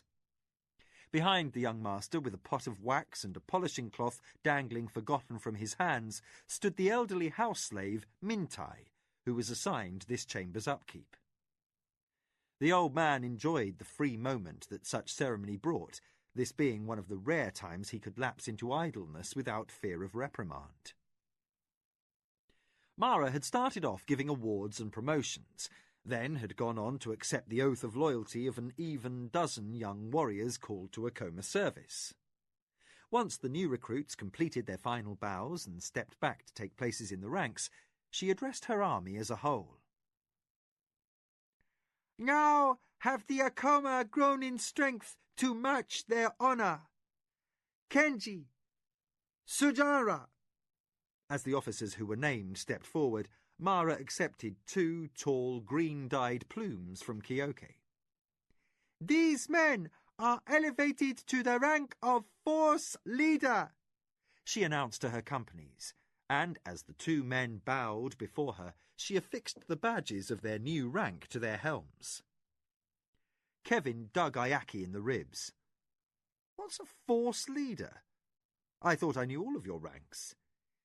"Tasayo of the Minwanabi has 4 of them," the boy said unhelpfully. The Midkemian's blue eyes fixed in turn upon the house slave, and, flattered to be consulted as an authority, Mintai flourished his polishing rag toward the expanse of Mara's army. "It is an assignment made sometimes when a force is too large for one commander. These will now be sub-officers to Force Commander Lujan, and each will command a company." A puzzled look crossed his face. "This must mean she is dividing the army." Kevin waited for Mintai to qualify, then belatedly realised, when no explanation followed, that the old man must be a bit simple. "What's that mean?" he prompted. He received a Sirani shrug. "Perhaps the mistress wishes to call more soldiers to her service." "So we can beat Tasayo!" Ayaki broke in. He made a noise in his throat that was his idea of the sound a man might make while dying, then grinned brightly. Kevin poked the boy in the ribs again, and the sound effects dissolved into laughter. "How many men exactly are in a company?" he demanded of Mintai. The old slave repeated his shrug. "Many? It is all to a lord's liking. There is no fixed rule of quantity." But Kevin's curiosity was only whetted by vagueness. Then how many men answer to the patrol leader? "A patrol, obviously, barbarian." Mintai showed signs of wanting to return to his polishing. The outworlder might be his lady's lover, but he was due no respect for asking silly questions. Predictably, the barbarian missed the cues that his interest had become a bother. Well, let me ask in a different way. How many men usually in a patrol? Mintai pursed his lips and refused to answer. But now Ayaki was eager to show off. "Usually a dozen, sometimes 20, never less than 8. That a 9-year-old could keep such a nonsensical system straight was just another anomaly on this crazy world. Kevin scratched his head and tried to make order out of chaos. About 10, say. Now, how many patrol leaders does a strike leader command? "Sometimes 5, other times as many as 10 to each company," Ayaki declared. "You don't need to shout like you're on a battlefield," Kevin reprimanded, and tried, despite several retaliatory pokes in his own ribs, to figure in his head. "So each strike leader can command as few as 40 men and as many as 200. He blinked as he looked back into the hot sun, where the newly promoted officers arose and resumed their places. "Then how many strike leaders do you need before you split your forces like this?" Ayaki was laughing too hard to answer. Mintai tired of the window and scooped a dollop of wax onto his polishing cloth. As if the floorboards might vanish from under his feet for lack of attention, he knelt and began vigorously to rub. "I don't know. How many men does Our Lady command now? I think from the extra help in the kitchen these last 2 years, it must be close to 2,000. We have 20 or 22 strike leaders, or so I heard Kenji boasting. Now let me do my work before my back gets whipped." The threat was pretense. Mintai was a household fixture, and too well liked by the overseer to receive much more than a scolding. Kevin fended off Ayaki's boisterous play and calculated. Most of the garrison rotated, spending part of the month in barracks near the house, so they could be with wives and children. The rest were housed in small huts near various points along the perimeter of the estate, or were out protecting caravans or river barges bearing Acoma goods to distant markets. It would be hard to judge precisely, but the slave's estimate could be accurate. Mara might well command as many as 2,000 warriors. Kevin whistled low in appreciation. From gossip he knew how small a garrison she had inherited when she first assumed her ruler's mantle, something like 35 men.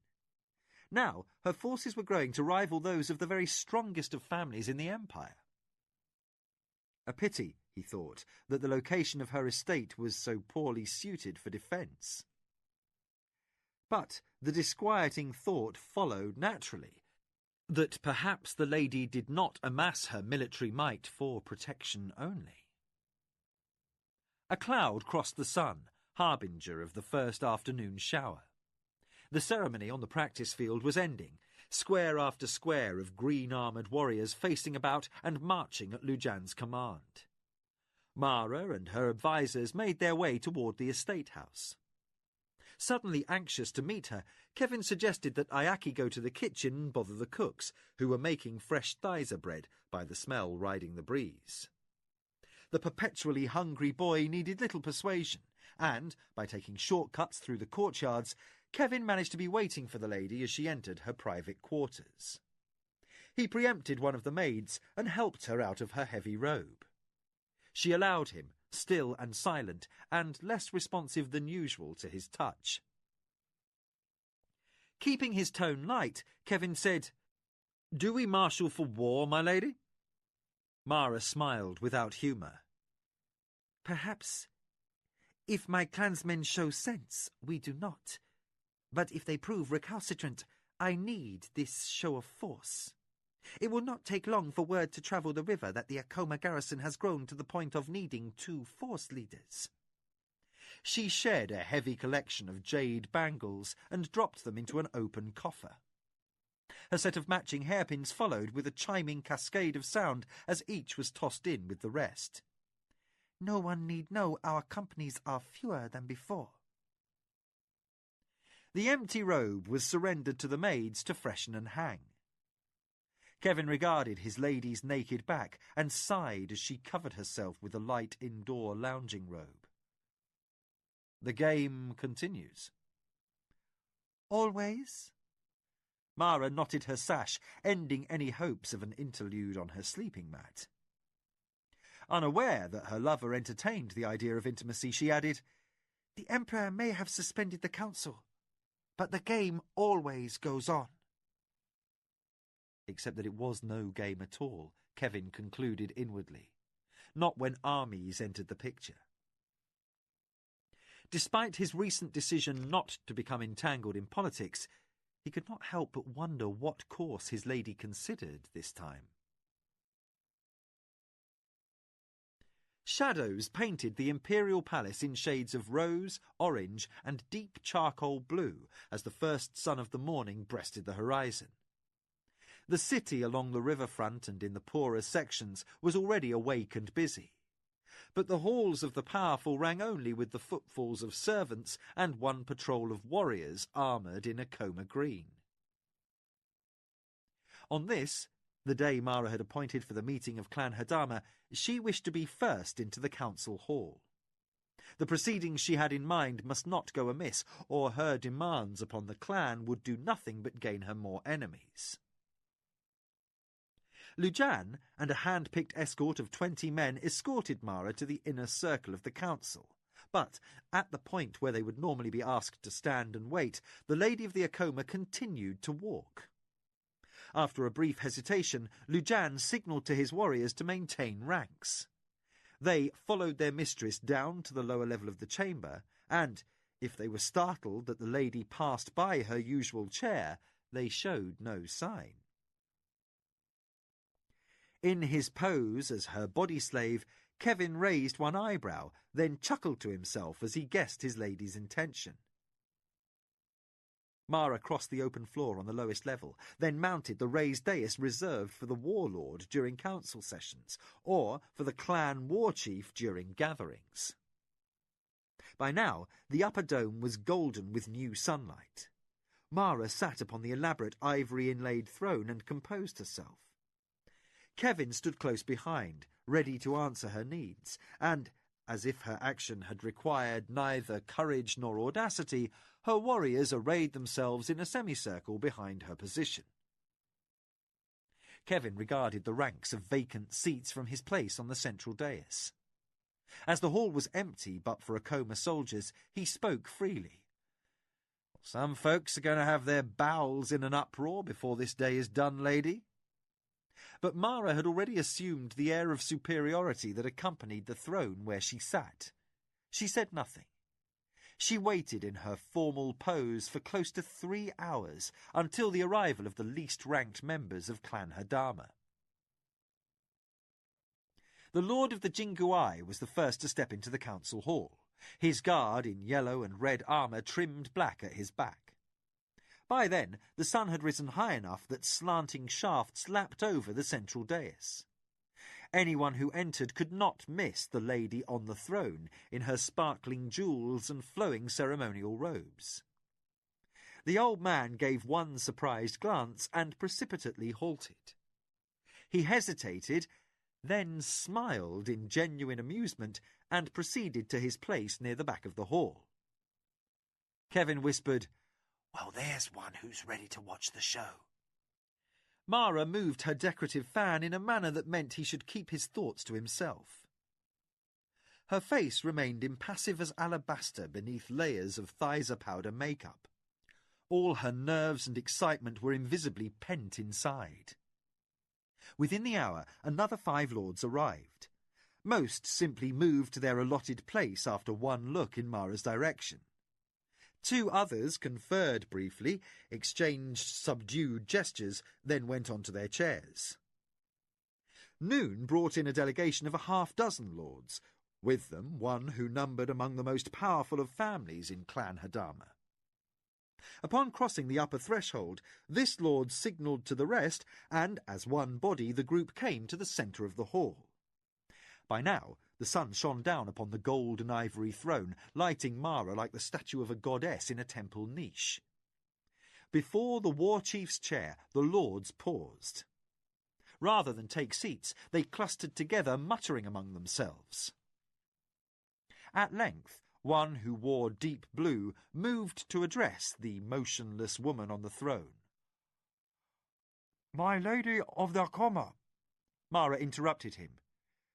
"You have something to say to me, my lord of the Potapara." The man seemed about to bridle. Like a bird in full plumage in his finery, he puffed out his chest, then measured the lady on the dais. Her gaze did not waver, and the soldiers at her back stayed statue still. Yet, in the culture of Suranuani, such brazen lack of reaction became an emphatic statement. The lord cleared his throat. "Are you well, lady?" Mara smiled at his polite capitulation. "I am indeed, my lord. Are you well?"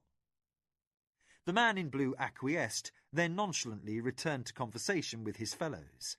Kevin spoke sotto voce. "1 down." "No," Mara corrected, hiding relief behind a flutter of her fan. 6 down. The lord who greeted me ranks above the others, 2 of whom are his vassals. The other 3 are sworn allies, and since they are still speaking to one another, all will defer to his choice. The victory was telling, for as more lords entered, they saw that one of the more powerful families had accepted Mara's position ahead of them. Plainly unwilling to challenge her popularity, they gave her greeting and assumed their places with varying degrees of enthusiasm. Then the formally acknowledged war chief, Lord Benshai of the Chekawara, swept into the hall, his colourful robes billowing like sails around his voluminous body. Deep in conversation with one of his advisers, and entrenched in his own self-importance, he was halfway down the stair to the lower floor before he noticed the figure who occupied his accustomed throne.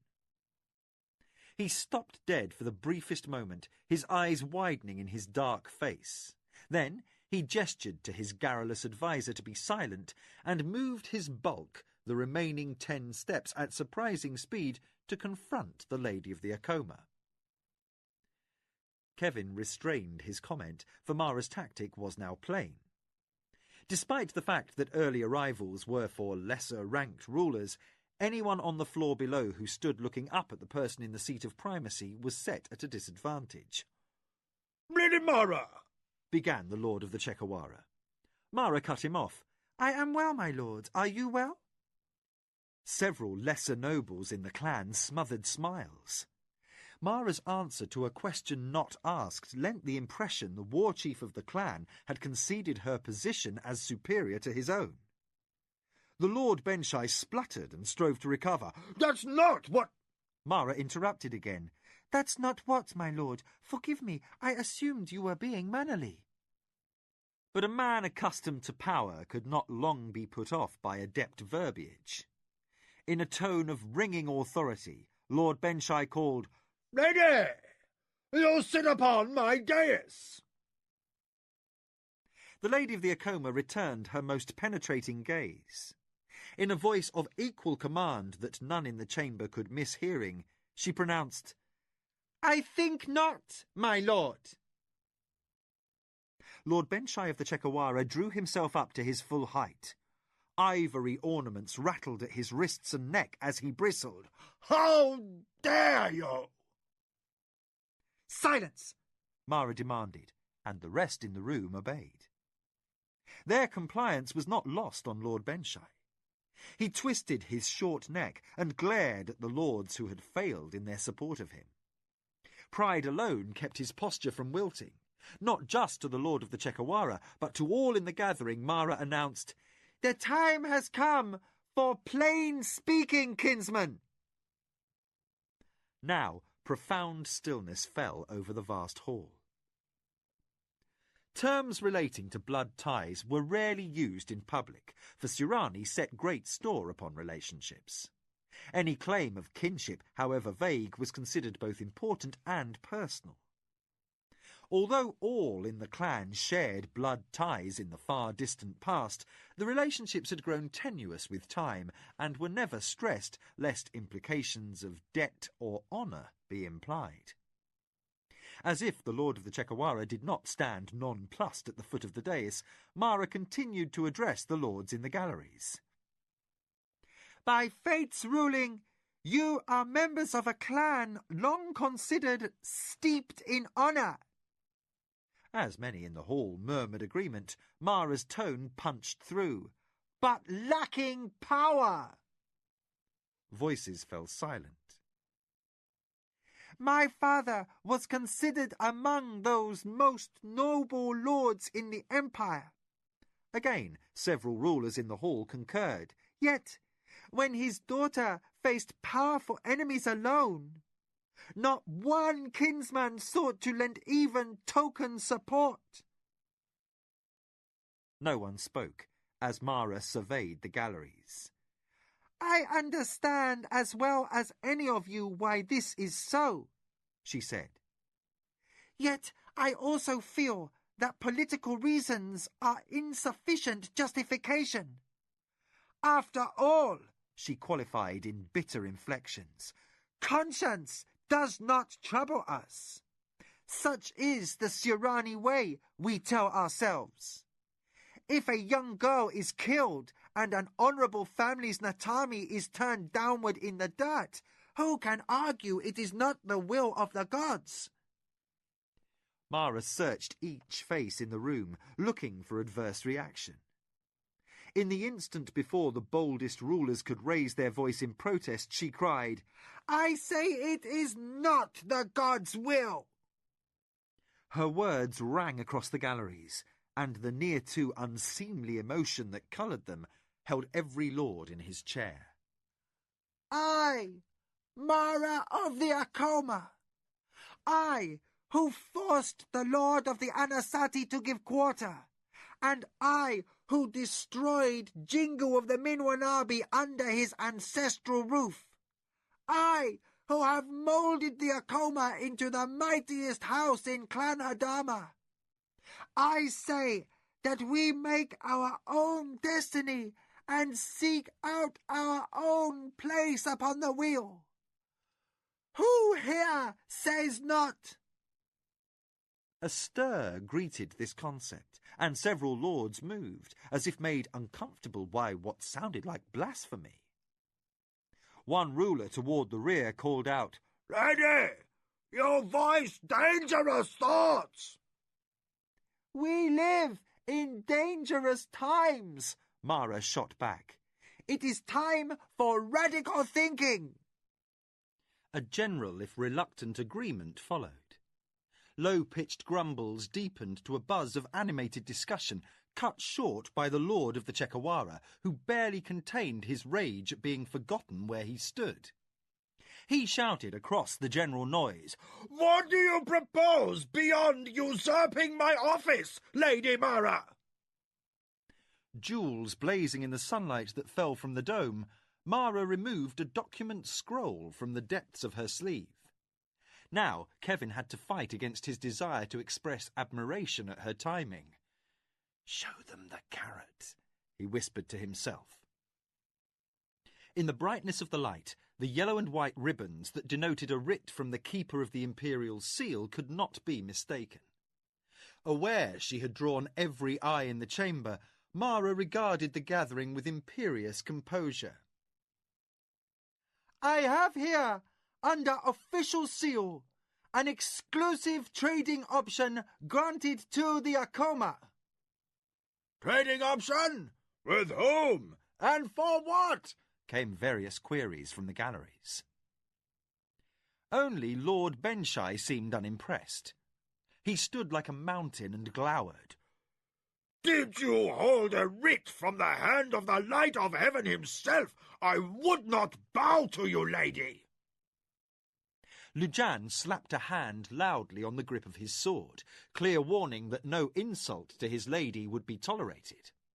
The Chekawara warriors bristled likewise, and, aware of how real was the threat of bloodshed, Kevin sweated beneath his robes and longed for a knife to his hand. Yet, as though the tautness of her warriors were nothing more than posturing, Mara read the document aloud to the gathering. The chamber grew still as a tomb. "I hold the key to wealth, my lords," she concluded. "I have exclusive rights to these goods, both import to and export from the world of Midkemia." A hush descended. Into a profound stillness, Mara said, "You realize how the wholesale importation of any of these listed items, in particular those of metal, would affect your wealth?" The silence in the council hall took on a strained quality. A few lords conferred in whispers with advisers, while the ones in the highest ranking seats slowly turned pale. The Lord of the Chekawara sent swift signal to his warriors to relax their battle-ready posture. Better than any, he realized that Mara had him beaten. Had she tried force or called upon political allies, her position might yet be in question. But as she had strength enough to equal if not best him, and now the certain power to undermine the finances of every family in the clan, not a lord present would dare to support their former war chief.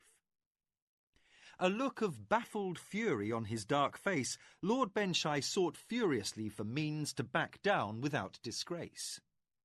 Around him, his fellow rulers of the Hadama clan seemed too self-absorbed by their own predicament to relish his defeat.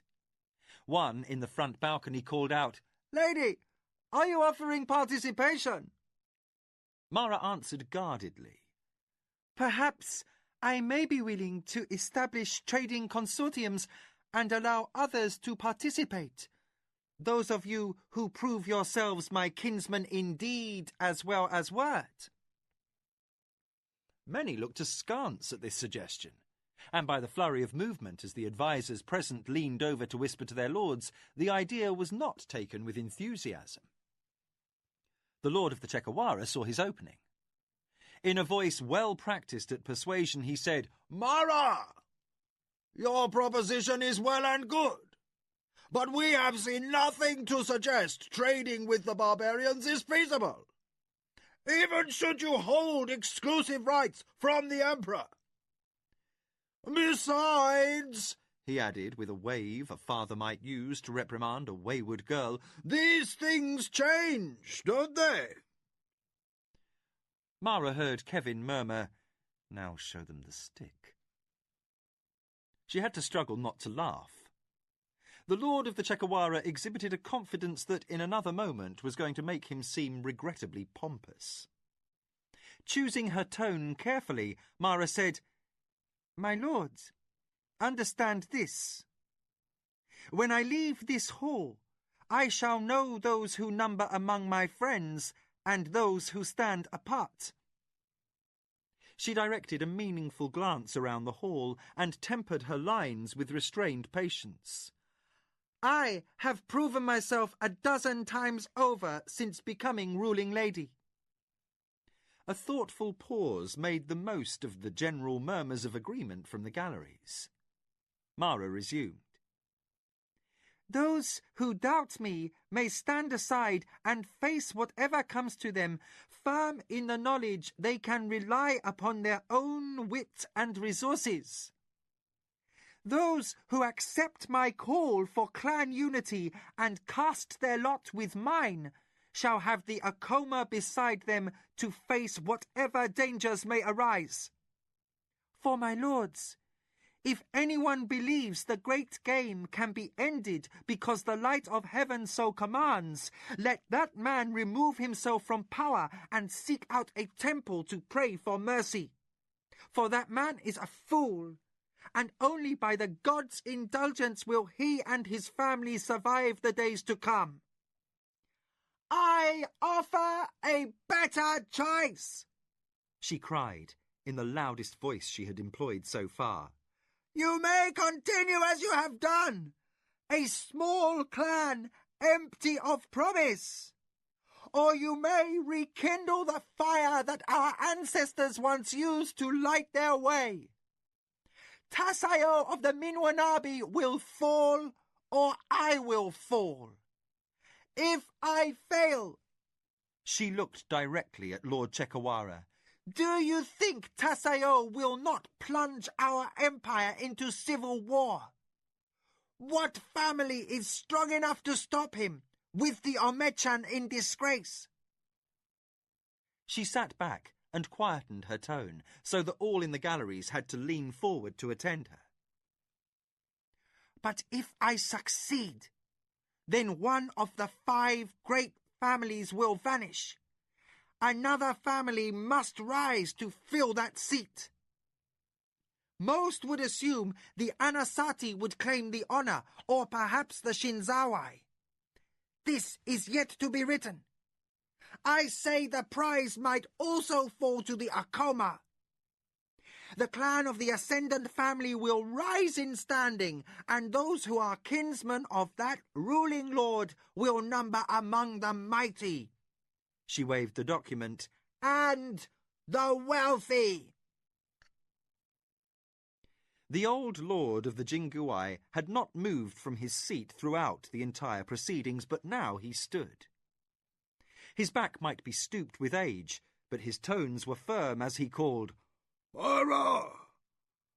I name Mara of the Acoma, my war chief! Another lord joined his call, followed by a chorus of others from the upper galleries. Suddenly many were shouting, and, in consternation, Lord Benshai of the Chekawara realised that the majority of the clan were upon their feet hailing Mara. At last, as the commotion began to subside, the lady of the Acoma regarded the former war chief. Benshai, surrender the staff. The lord of the Chekawara looked sour. He hesitated an almost imprudent interval, then held out the short wooden staff with ceremonial carvings that marked the rank of war chief. As Mara accepted the token of office, he gave a shallow, stiff bow and backed to the first seat next to the dais, the position reserved for the second most powerful lord in the clan. Others reorganised themselves accordingly down to the chair that had formerly been Mara's, while those of lesser rank remained undisturbed. With clan order readjusted, Mara waved a hand to indicate the gathering. All of you shall be counted loyal and faithful friends. From this moment forward, let it be known that the Hadama is again a clan in both name and deed. For, kinsmen, trying times are coming.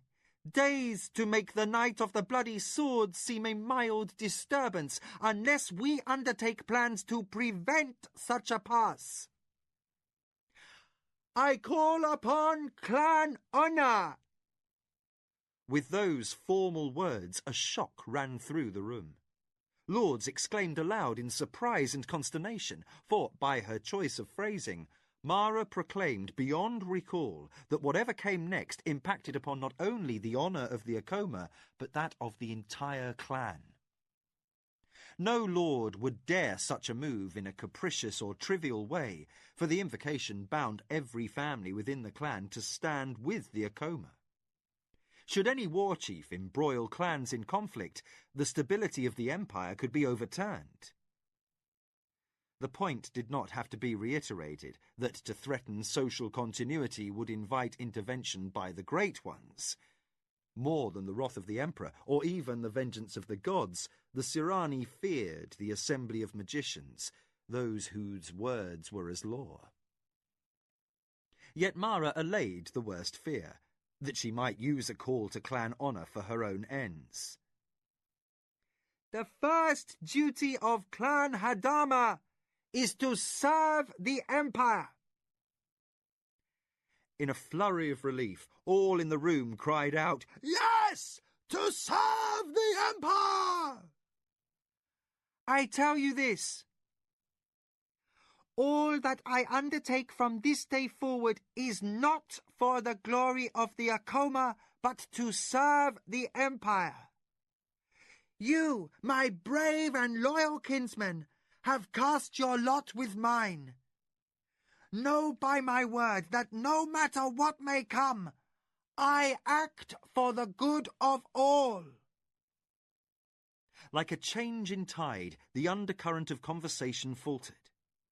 Mara placed Clan Hadama under a dreadful burden, for which those ritual words, good of the Empire, she committed her clan to a course that could end only in victory or in utter destruction. Yet, before the mutters could swell into cohesive protest, Mara swept on. From this day, all party affiliations outside the clan are ended, save those with the blue wheel and jade eye. Several lords nodded in approval, while others, whose political interests lay elsewhere, scowled their displeasure. Yet no one spoke out. All ties with factions outside the clan must be made known to me, Mara demanded. I shall not force any of you to act dishonourably or forget vows, but in the days to come, some of us will find that former friends become the most bitter of foes. She took a breath, as if waiting for a challenge. Look around this room, my lords. These are your family, upon whom you may depend. The ancient ties of blood have today been renewed. Any man, no matter how highly placed, who raises a hand against even the least of my kinsmen raises his hand against me. Our clan heritage has fallen to disunity for generations, no more. For whosoever strikes at my kinsman strikes at me. My army has been divided, my lords, and fully 1/2 of my warriors under a newly promoted force leader stand ready to answer should you call. She let that sink in, then added, And when the coming dark days have passed, it is my intention to meet again in this room and to see no absent faces among us. For as a mother Shatra bird brings food to her young and spreads her wings to shelter them, so shall I be to you, one who feeds her family and protects them. Most of the lords in the hall stood at this, and the ones least in rank and strength cheered in appreciation of Mara's vow. Even the most powerful who had been displaced were forced to look upon their new war chief with respect. And if the lord of the Chekawara's dark face held other than admiration for the woman who had replaced his primacy in the clan, he hid his sour feelings as he stood and applauded her brave words. Only Kevin observed with a man's perception, and he did not miss the flash of bitterness in Lord Benshai's eyes. Although the Midkemian himself felt warmed that his lady had dared to turn his influence upon her thinking into public policy, he wondered with concern whether she had yet again won many new allies at the price of creating another mortal foe. The keeper of the imperial seal paused with a Kelgier candy halfway raised to his mouth.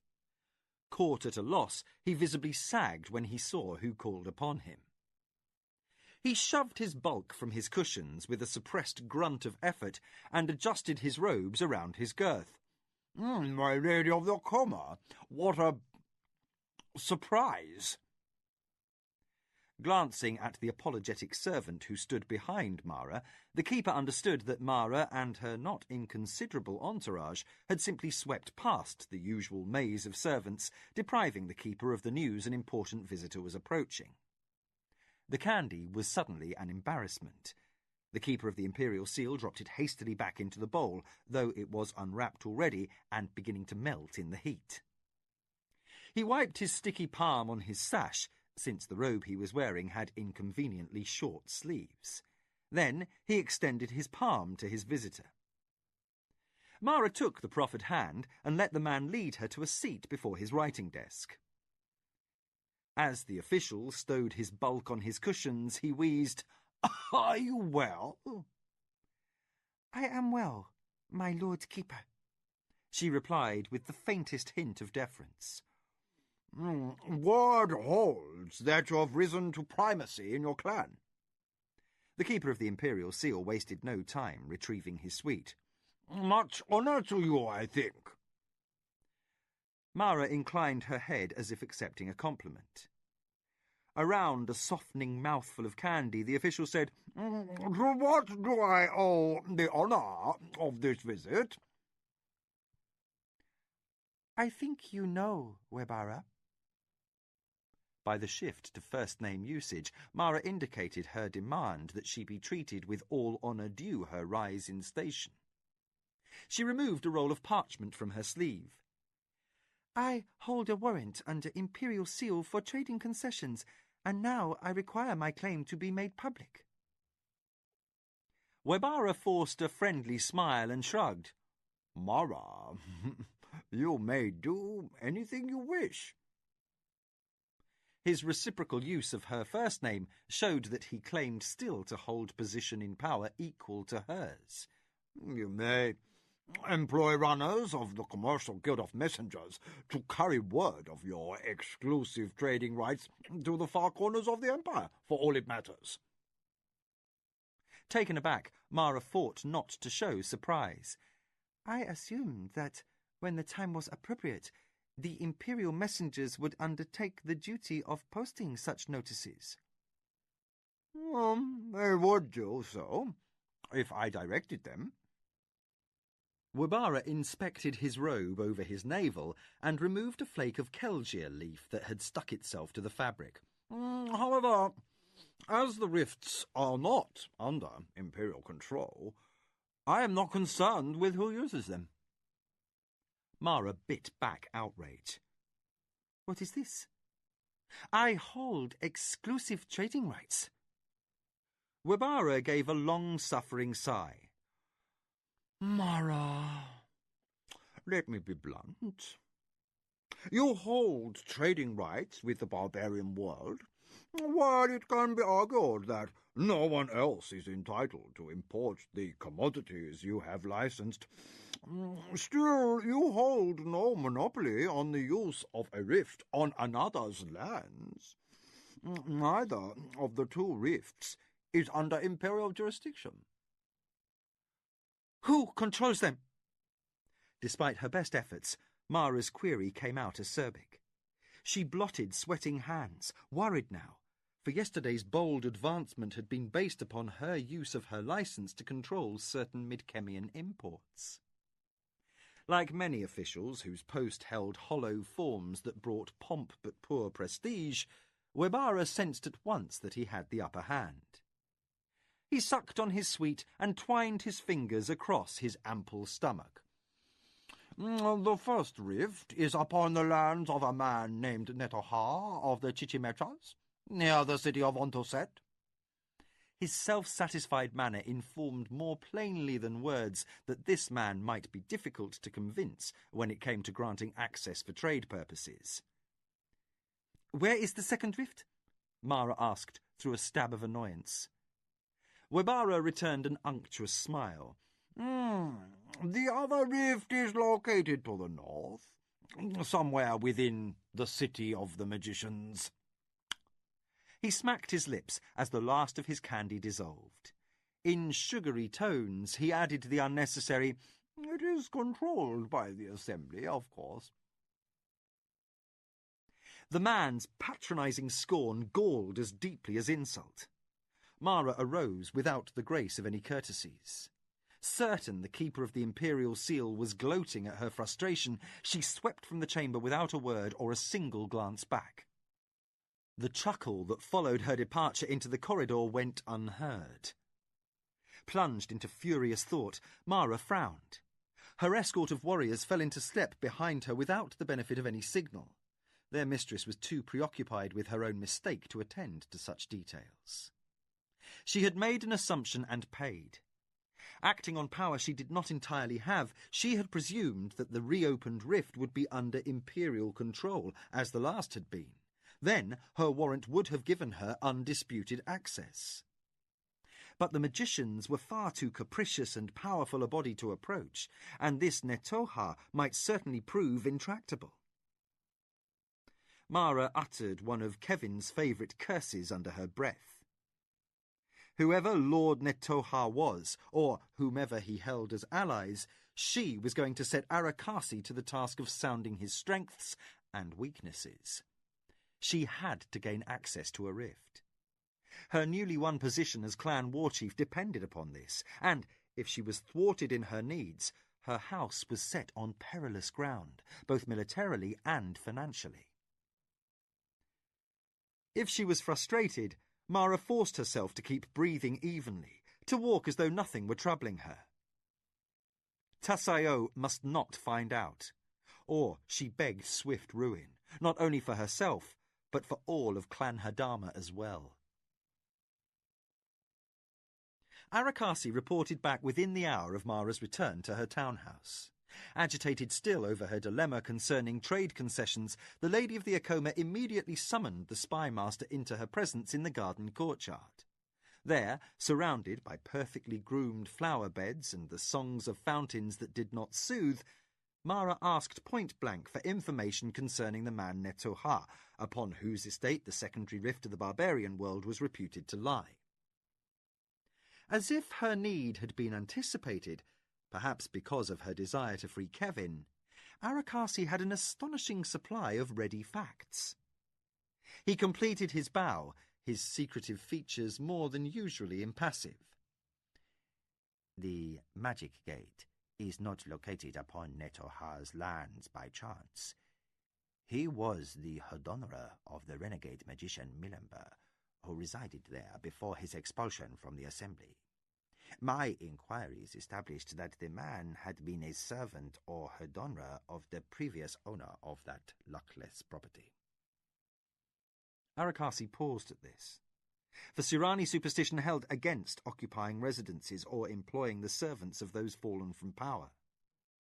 When a lord or a family lost favour with the gods, his goods, his lands, and his staff were believed to be accursed along with him. Yet Milember had been a barbarian, no doubt ignorant of such points, and ill luck had dogged him also. Arakasi shrugged Sirani fashion. But while both Netoha's masters have fallen upon ill fortune, his cause seems on the rise. Through some distant relation, he was able to claim kinship with the Chichimechas who needed capital at the time. An arrangement was made. Now Netoha of the Chichimechas is fourth in line for succession to the ruling lordship of a tiny house, and he's in good standing with the Hunsan clan. Mara resisted an urge to rise and pace the flagstone walkway. Clan Hansan is radical in its thinking. Nothing they do would come as a surprise. Arakasi rounded off his report. Little else is common knowledge, save that Netoha's wife is a former slave. Mara raised her eyebrows, diverted from her troubles by interest. But her spy master's explanation dashed any hope she might hold for Kevin's benefit. Milember freed all the slaves upon his estate before leaving Kelewan, Arakasi said. As his status had yet to be called into doubt at the time, The act became as law. Even without slaves, Netoha has turned his small holdings to profit. Given his industry, he is a man who will likely continue to rise. He might, someday, become a powerful lord. Mara seized upon the one point that mattered. Then he could be open to a commercial transaction concerning this rift. Perhaps. Arakasi's mood stayed guarded. There is something else, mistress. A great deal is not clear to me beyond the certainty that something vastly beyond the ordinary is in play. The renegade magician's return has sparked much activity, all of it clandestine. There are disturbed patterns running through imperial circles, high officials in long conferences with scholars sworn to secrecy, and a lot of close-mouthed, nervous correspondence carried back and forth by the light of heaven's personal messengers, none of it written, and all of it bonded by suicide oath according to court gossip. I shall endeavour to penetrate and discover the heart of this, but as the assembly is involved— He shrugged again, to indicate the effort might not bear fruit. Too concerned for her own difficulties, Mara forewent curiosity over the affairs of great ones. She dismissed her spymaster with uncharacteristic abruptness, then called for a scribe, her intent being to send messages to Lord Netoha and to Fumita of the assembly, offering generous terms for use of the rift gate into Mid-Kemia. Once her missives were dispatched by the Guild of Messengers, Kentasani held little to retain her. Mara opted for a swift return home, as much to avoid inopportune contact with other members of her clan as to assuage a sudden longing to spend time with Ayaki. The boy was growing so fast. He was halfway to becoming a man, she realized. She must speak to Kyoki soon about selecting a warrior to teach him weaponcraft, with his 10th birthday scarcely a half-year off. The return barge trip down the Gagajin passed without incident, but upon arrival at the border of her own estates, Mara's worry lessened as she felt something of the familiar calm that came from the knowledge of being home. And yet, for the first time in her life, she felt gnawed from within by a sense of something missing. She pondered why as her bearers took her litter up the road to the estate house. Yet the cause eluded her until the moment she set foot in her own front dooryard and accepted greetings from Nujan, Kyoke, and Nakoya. The house seemed suddenly insignificant. Mara felt a passing sadness that she no longer looked upon the home of her father as the grand and wonderful place it had seemed throughout her childhood. As ruling lady and clan war chief, she now saw only a spread of land that was difficult to defend, and a dwelling that was comfortably appointed, but lacking the grand presence and state guest suites needful to a ruler of her status. For a moment, Mara entertained the bitter thought that her most hated enemy should thrive in a place that was both the most defensible location in the Empire and the most beautiful. As Mara crossed the threshold, Kevin, in his customary place behind her, Nakoya pursued. Nettled that the mistress had returned only perfunctory salutations, the old woman nearly abandoned composure. What has overcome you, Mara? Are you bereft of wits? The reprimand stung the lady out of her thought. She spun to face her adviser, her frown an open warning. What do you mean? This assumption of the war chief's staff. Nakoya wagged her finger, much as she did in her days as a children's nurse. Why didn't you discuss your intentions before you acted? Mara stood firmly, her arms folded. The idea never occurred to me until I was halfway to Kentasani. When I left, I thought I could convince the clan to do as I asked. But upon the river I had time to think. I wish you had put the time to better use. The Acoma first adviser cut in. Nakoya! Mara's eyes flashed rage. I will not be scolded like a girl. What do you object to? The first adviser bowed precisely to the correct degree, which meant she was not cowed. In tones near to scorn, she said, "I beg your pardon, lady, but since you have compelled Clan Hadama to recognize your primacy, you have also forced public notice that you are now a power to be contended with." Caught off guard, Mara tried to wave the matter off. "Nothing has changed, save—" Nicoya put her old hands firmly upon Mara's shoulders and looked her mistress in the eyes. "Much has changed. Before, you were seen as a resourceful girl who could escape traps and strengthen her house and defend herself. Even after Jingle's death, the mighty of the Empire could cast your success off as luck. But now, by making others relinquish honors, you announce to the world that you are a threat. Tasayo must act, and he must do so soon. The longer he waits, the more his allies and vassals will come to doubt his resolve.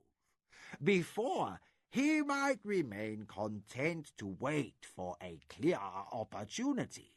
Now, he must do something. You have made him desperate." Mara felt a sudden current of cold. With certainty, she knew Nicoya was correct in her appraisal. Made nervous as fresh worries tangled with others arising from her trade difficulties, she closed her eyes a moment. "You are right." Smiling thinly in chagrin, she regained her poise and added, "I have acted precipitately and, well, the best that can be done is to hold council with my staff as soon as I have refreshed myself. We must make plans." Nicoya nodded grumpy approval. As Kevin escorted Mara to her quarters, the old woman fretted, not only because Mara acted without thought, but also because she looked tired, truly bone-tired. As many years as Nicoya had served, she had never known the daughter of her heart to appear so worn. The Acoma first adviser sighed and shook her head. The Acoma ministers could meet and talk all they liked. Plans might be made and acted upon, but truly, what could be done to ensure Acoma's security and prosperity that had not been tried already? Feeling her age and the ache in every joint that suffered from arthritis, the old woman shuffled slowly down the corridor.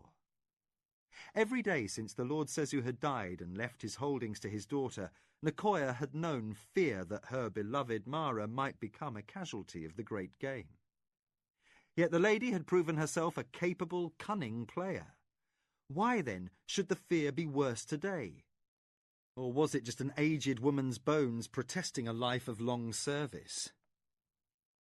Nicoya shivered, though the afternoon was warm. At every step she took, she seemed to feel the earth of her own grave beneath the soles of her feet. Word returned from Ontoset. Mara read the message twice, a stormy frown on her face. Restraining a vicious urge to tear something, she hurled the parchment onto her writing desk. The move was entirely unexpected, but Netoha had refused her very generous fees for the use of the rift on his lands. "It makes no sense!" Mara exploded aloud, and in the corner of her study Arakasi raised one eyebrow. Dressed as a gardener, the spy master contemplated the edge of the small sickle he had been using to prune kakali bushes. He still insisted on keeping his return to the estate a secret, for his suspicions concerning Tasayo's penetration of Mara's security were far from laid to rest. The mistress might not wish to talk the matter through, her mind being diverted by other things, but Arakasi had his own worries. He currently spent as much time investigating servants and slaves upon the Acoma estates as he did conducting the business his mistress required of him. Only Nicoya knew of his concerns, as the old woman was above suspicion. Arakasi tested the edge on the laminated tool with his finger and assumed a posture that would appear to an onlooker as if the lady berated a servant for carelessness. Mistress, I have discovered little about this man, Netoha. His motives are not public. He must have cogent reasons for refusing your offer. Obviously, he cannot do business across the rift himself because of your trading rights. Yet, I cannot tell you what his reasons may be. Mara tugged at a tight hairpin in frustration. Her message to Fumita of the assembly had been returned unopened, so her last recourse to gain her trade concessions was this Netoha. Although Arakasi did not care to be pressured, she said, "Can you get someone close to the Chichimechas to discover what these reasons may be?" I can but attempt to, lady. Trying hard not to look harried, Arakasi added, It is unlikely we shall learn anything new, but I can have someone exchange gossip with the house and field servants. Netoha's workers are largely barbarians. Mara broke in. "Mitkemians?" Arakasi nodded. The renegade magician Milamber freed all his countrymen before leaving, and this Netoha employs them as workers. I would say from reports out of Ontuset that they do well enough as farmers. In any event, these are likely to be more garrulous than our own slaves, so getting information shouldn't prove difficult, if, that is, they know anything worth hearing. Aware of Nicoya's taut stillness at her elbow, Mara turned to the next issue at hand. "What of Minwanabi?" Arakasi's hand stilled on the sickle. I worry, mistress, precisely because I have nothing to report. Tasayo conducts the business of his household much as you do your own, but with nothing that I would account extraordinarily significant.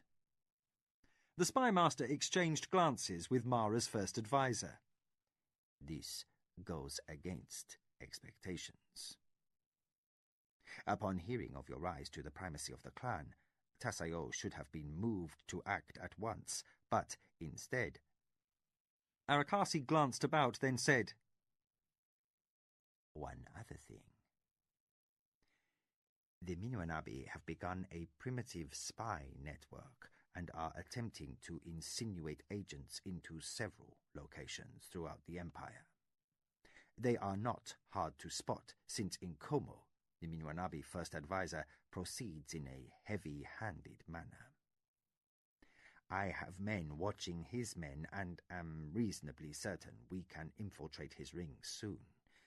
That will give us a secondary access to his household and affairs, and, when this is accomplished, I shall feel reassured. Yet I dare not proceed too quickly. The whole operation may be an elaborate ploy to draw us out. And yet, Mara sensed, that would not be Tasayo's style. The subtleties in his nature tended toward cruelty, and his tactics to military violence. Involved in deep thoughts once again, she absently waved dismissal to her spymaster. She did not notice him leaving, and had forgotten Nicoya was in the room until the old woman spoke. I feel a chill in my bones, daughter. Mara started slightly. What worries you, Nicoya? Minwanabi plots.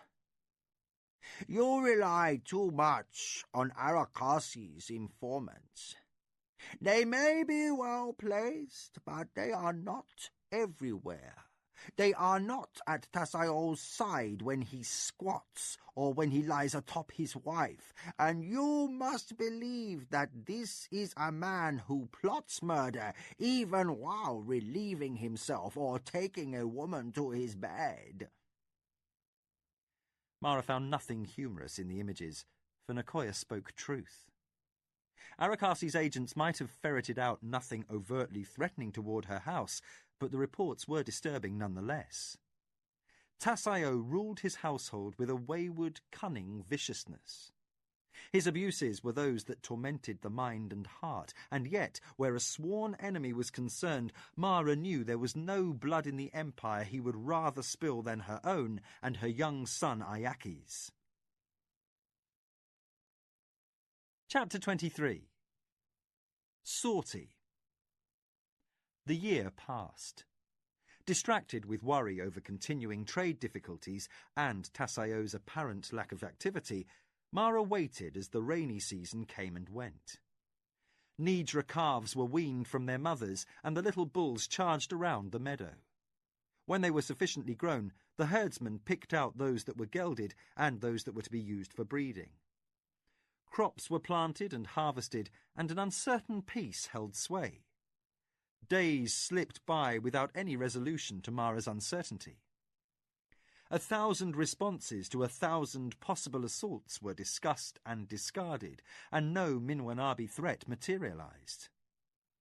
1,000 moves in the game of the council were planned, but the emperor did not relent in his edict against the High Council. Seated in her study in the cooler hours of early morning, and clad in a loose, short robe, Mara studied the slates and parchments Jikan had left for her. Since her frustrating setback in Kentasani, Acoma fortunes were improving. Her assumption of the position of clan war chief had precipitated no disasters. Gradually, the herds were recovering from the outlays made necessary from the Dastari campaign. The silk trade at last was flourishing. Although Nicoya seized every opportunity to nag that her mistress was neglecting the matter of marriage, Mara refused to be moved. With Tasayo consolidating his power as the lord of the Minwanabi, even someone from a family as favourably placed these days as was Hokanu's would be foolish to agree to a union until the issue between Minwanabi and Acoma had been decided. Except for Zacatecas and, less dependably, Anasati, alliances with the Acoma had become tentative. Mara sighed and pushed back a fallen lock of hair. Not yet strong enough to initiate the first overture, she had grown practised at waiting. A soft tap at the screen disturbed her. Mara gestured for the servant hovering beyond the door to enter. He bowed. "My lady, there is a bonded messenger awaiting you in the antechamber." "Send him in." Mara had enjoyed 2 hours of quiet contemplation since dawn, and now that the inevitable interruption had occurred, she was anxious to know the news. The courier brought before her was dusty from the road and clad in a tunic of bleached cloth, tagged on the sleeves with the badge of a guild from Pesh. Since Mara had no dealings with any family from that city, this piqued her interest. "You may sit," she allowed as the courier completed his bow. He carried no documents. The message he brought would be oral, guaranteed by his life oath of silence. Mara waved for a servant to bring Jamatch juice, in case the man's throat was dry from travel. He inclined his head when the refreshment arrived, and gratefully took a long swallow. "I bring greeting to the Acoma from the Lord Zaltepo of the Hanku." The messenger paused for another sip, politely allowing the lady an interval to call to mind what she knew of this lord's house, clan, and political affiliations. Mara needed the time, since the Hanku were a minor house that had never previously dealt with the Acoma. They were of the Nimboni, a clan so tiny that it regularly associated with other larger clans. Which other clans it was allied with at present, Mara didn't recall. Arakasi would know. He might also confirm whether Zaltepo had renewed his participation in the Yellow Flower Party since the demise of the Alliance for War. The Yellow Flower Party had no ties with the Minwanabi, but had occasionally supported common interests with them before Almecho wore the white and gold, and the changes effected by his successor, Aksantuka, had disrupted the old alliances. The Yellow Flower Party currently fended for itself, and the Nimboni quite likely inclined to favour the Kanazawai clan. Perhaps this was an overture in that direction. Mara sighed over this season's unrecognisable snarl of politics. Without Arakasi's network, she would be floundering, relying upon guesswork and not leading her clan decisively through the moil. The messenger finished his drink and politely awaited her attention. At a wave from Mara, he resumed. The Lord of the Hanker formally requests that you consider an alliance with his house. If you would judge the matter to be in Acoma interests, Lord Zaltepo asks for a meeting to discuss his proposal. A house slave unobtrusively removed the emptied juice cup. Mara used the interval to formulate a swift decision. I am flattered by the offer from the Lord of the Hanker, and will reply through one of my own couriers. This was politely non-committal and not unusual, since a ruler near Sulankur would be unfamiliar with the guild of another city. Conscious of security, Mara intended to hire from a known guild, but to dismiss this courier without thanks was to insinuate mistrust, if not to imply dishonour. The lady sent her runner to summon Sarek.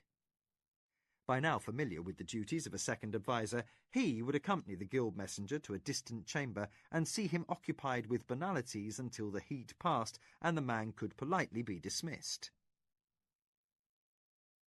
Financial reports no longer gripped Mara's attention.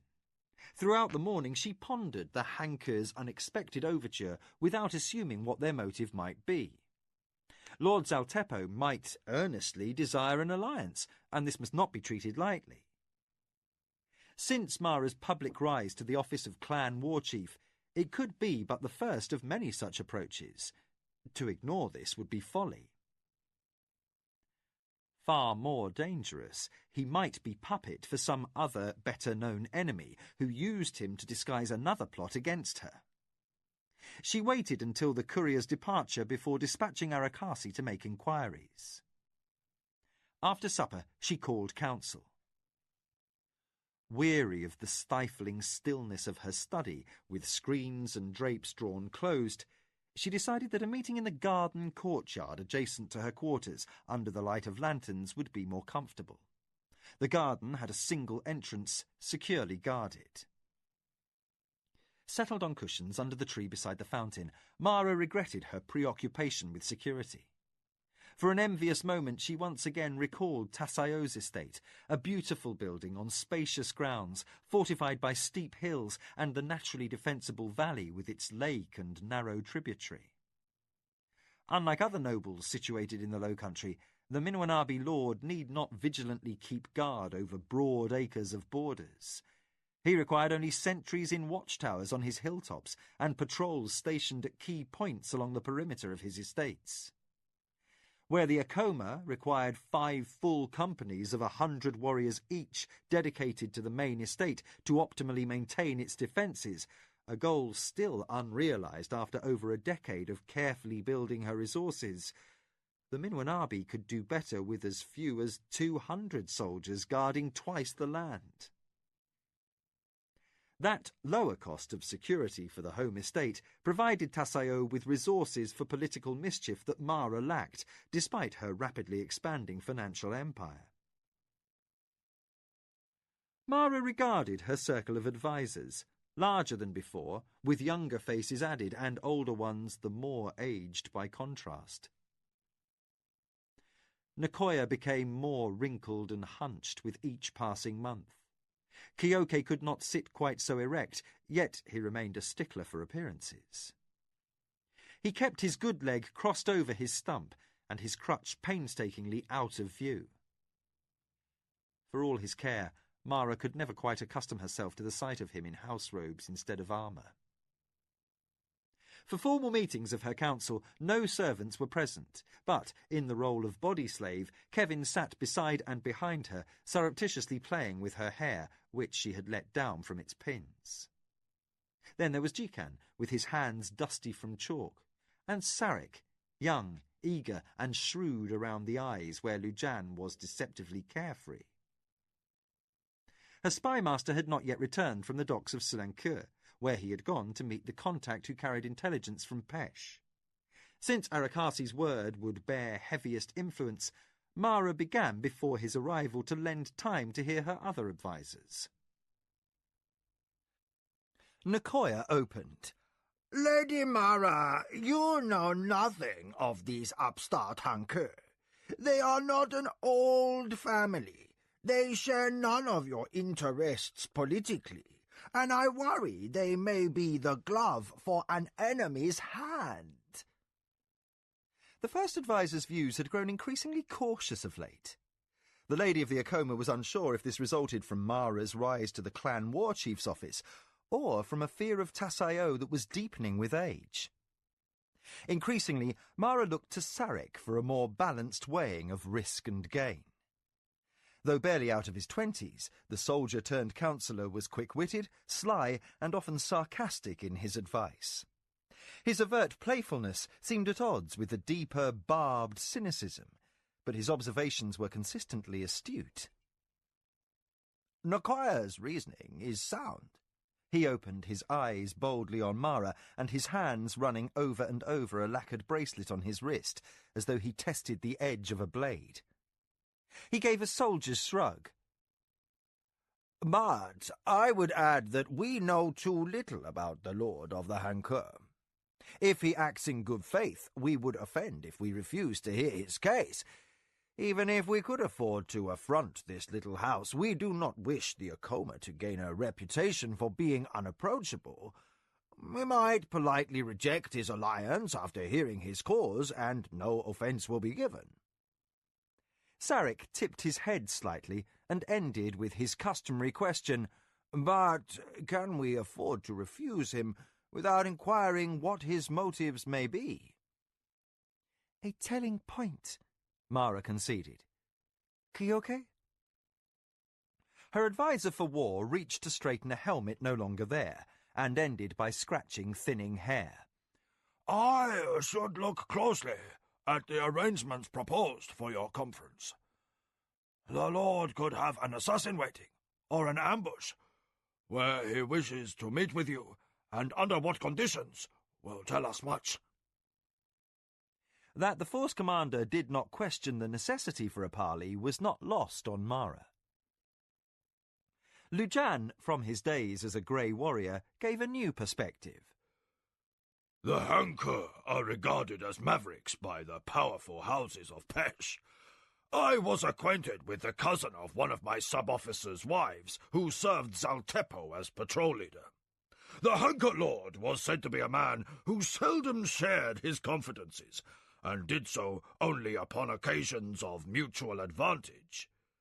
That they are a new house has been said, but the rise of the family is due to their powerful business interests in the south.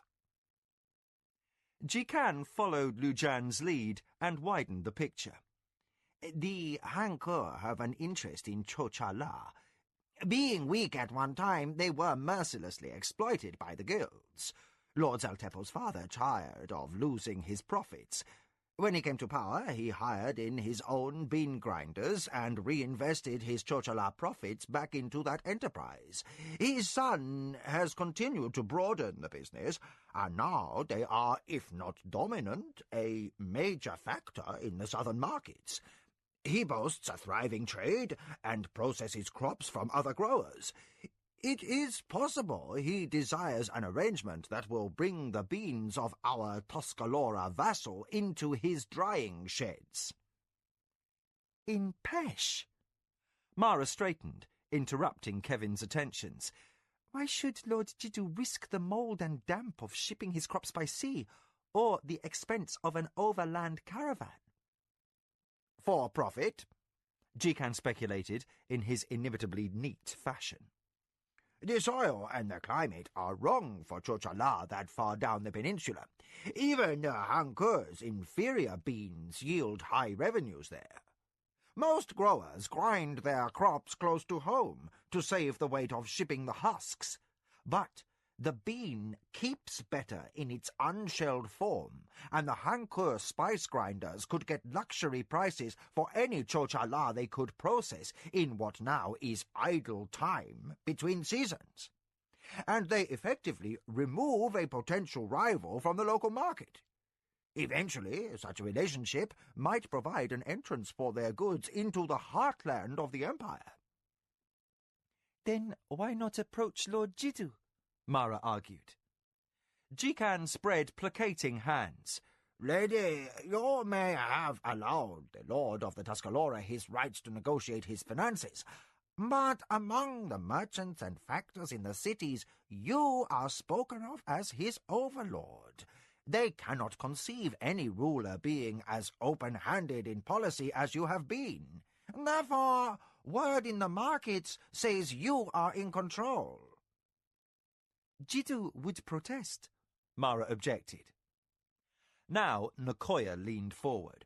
My lady, he does not dare. He has his man's pride. It rankles him to have been bested by a woman. Lord Jiddu would rather avoid being the object of more street gossip than turn to you with complaint. The discussion of this point continued in depth, with Kevin listening raptly. The Midkemian was silent not so much out of deference as fascination with the intricacy of Surani politics. Lately, if he contributed an opinion, it was less from ignorant impulse and more out of insight lent by an alien viewpoint. Mara weighed the counsel of her advisers and tried to avoid the looming distraction of how much she was going to miss her barbarian when she finally faced her neglected responsibility and chose a suitable husband. Unsettled as the current politics became, she cherished this moment, surrounded by people who cared for her and the soft, familiar warmth of the summer night. Lantern light fell kindly over the faces of Kyoke and Nakoya, softening the lines of adversity. It caught Sarik's eyes in a moment of fired enthusiasm, and it hid the weariness in Jikan's posture.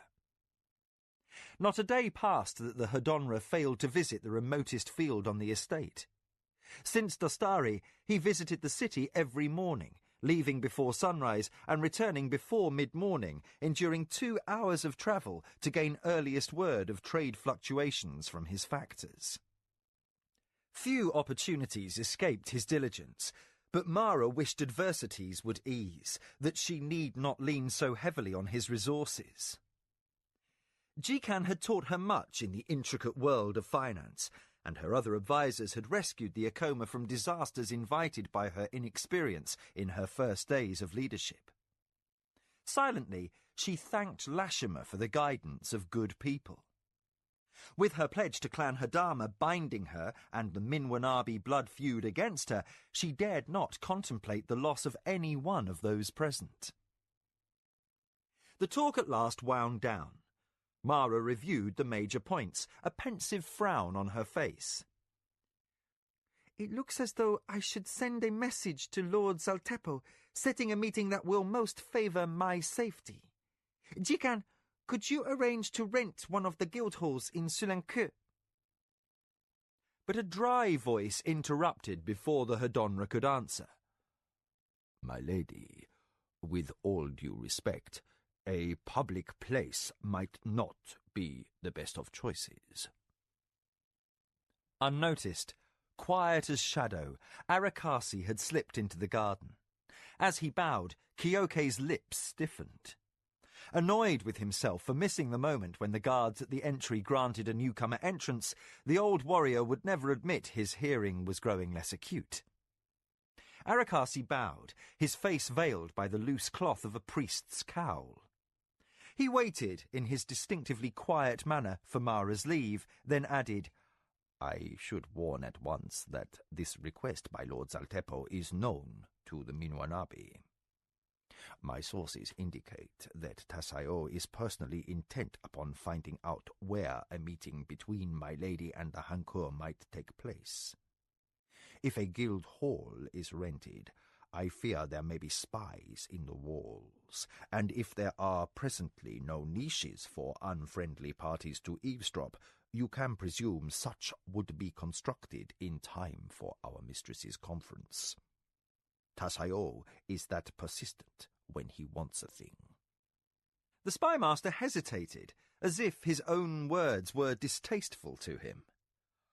My source was emphatic, much more so than usual. Tasayo wants knowledge of this meeting quite badly. Mara's fingers tightened on her cuffs. By this I conclude that the Hankeur's interests go against those of our enemies. It lends weight to the notion that the Hankeur's desire for alliance is valid. But Arakasi did not seem entirely settled. Too many unanswered questions remain. Expansion of the Hankeur's spice enterprise seems a motive, but that is speculation. Also, there's a vague rumor that the Nimboni have been approached by Clan Shonshoni. The spymaster's manner betrayed disquiet. There are things here that are too clear, given how much is unseen. You worry. I, lady. Something in his... He shook his head. Perhaps I've grown wary of too much information gained easily. He shrugged. Not having kept a close watch upon the Hankeur, it's not unreasonable that their affairs would escape my notice. I urge caution, though, in the extreme. Meet with Lord Zaltepo somewhere easily defended, if not here upon your estates, if not on home ground, then somewhere close at hand where we keep an advantage. Mara weighed the advice. You speak wisely, as always. Caution must be exercised. No opportunity for advantage can be wasted, however slight. I'll meet with Lord Zaltepo not in a guild hall, but in that glen in the mountains where Lujan's band once made their camp. It is not upon Acoma soil, yet we have the advantage should any trouble arise. Arakasi looked dusty and gaunt after his hurried trip to town. Mara dismissed him to seek refreshment, and the rest of her advisers disbanded, talking among themselves. Once outside the garden, all would be silent concerning the subject of Lord Zaltepo. Kevin alone remained seated. He slid his arms around Mara's waist and buried his cheek in her hair. What do you say to a special sort of council between the two of us? Mara turned her face to be kissed. Kevin's hair glowed russet in the lantern light, and his hands well knew where to touch. As his lips closed over hers, Mara prepared to surrender her worries for the night. "My lady!" snapped Nakoya's acerbic voice. Unwanted as a state visitor, the first adviser lingered in the courtyard. "Stop your foolishness and hear warning." Mara disengaged from Kevin's embrace. Her eyes were bright, her hair slightly mussed, and her temper short. "Speak, mother of my heart, but do not presume upon my patience." Lately, her first adviser seemed to seize upon every opportunity to insinuate the folly of Kevin's presence. Though Mara understood that the old woman's persistence stemmed from care, tonight she was determined to enjoy the few moments she had left with the man she loved. However kindly meant, Nakoya's concern was not welcome. The first adviser did not lecture about her inopportune choice of bedmate, but crossed her wrinkled arms and stood firmly. "You rely far too much on those spies of Arakasi's." Mara's gaze darkened. "They have never failed me." "They have never dealt directly with Tasayo." Nakoya waved a stern finger. "Remember the silk caravans? Desio discovered one of Arakasi's agents, and ill came of that. His cousin will not be so stupid. He'll not be lulled into thinking he has no watchers in his house. But Unlike Desio, Tasayo will not be led by hate on discovery his security was compromised. He would spare his traitor, even nurture the man, and await his moment to exploit. A breeze swayed the lantern. Netted by a moving play of shadows, Mara gestured her irritation. Do you suggest we should rent the public guild hall?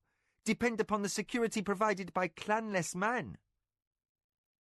Nicoya pinched her sleeves as the errant wind flapped her robe. I say no such thing, except to beseech you to beware.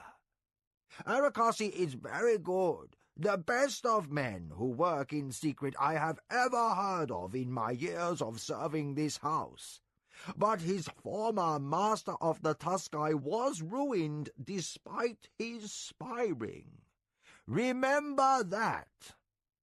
Informants can be helpful, but they are never infallible. All tools can break or be turned into weapons. Mara stiffened, acutely feeling the chill as Kevin's warmth drew away. Old Mother, your warnings are heard. I thank you for your counsel. Nicoya knew better than to persist. She bowed in deep disapproval, then turned and limped out of the garden. She's right, you know, the old nag, Kevin murmured fondly. Mara spun and snapped at him. You too! Does every evening have to be filled with warnings and fear?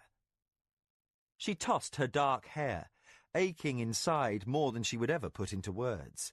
Though Kevin perhaps thought better of it, he indulged her whim and gathered her close.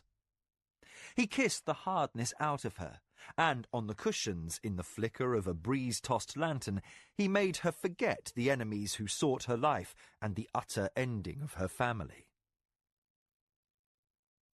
Within 3 weeks, high summer set in. The grasses lost the last green that lingered from the rainy season. Mara stepped out of the estate house into the misty pre-dawn gloom. Her litter awaited, surrounded by a picked guard of 30 warriors, led this day by Kenji, who needed the field experience.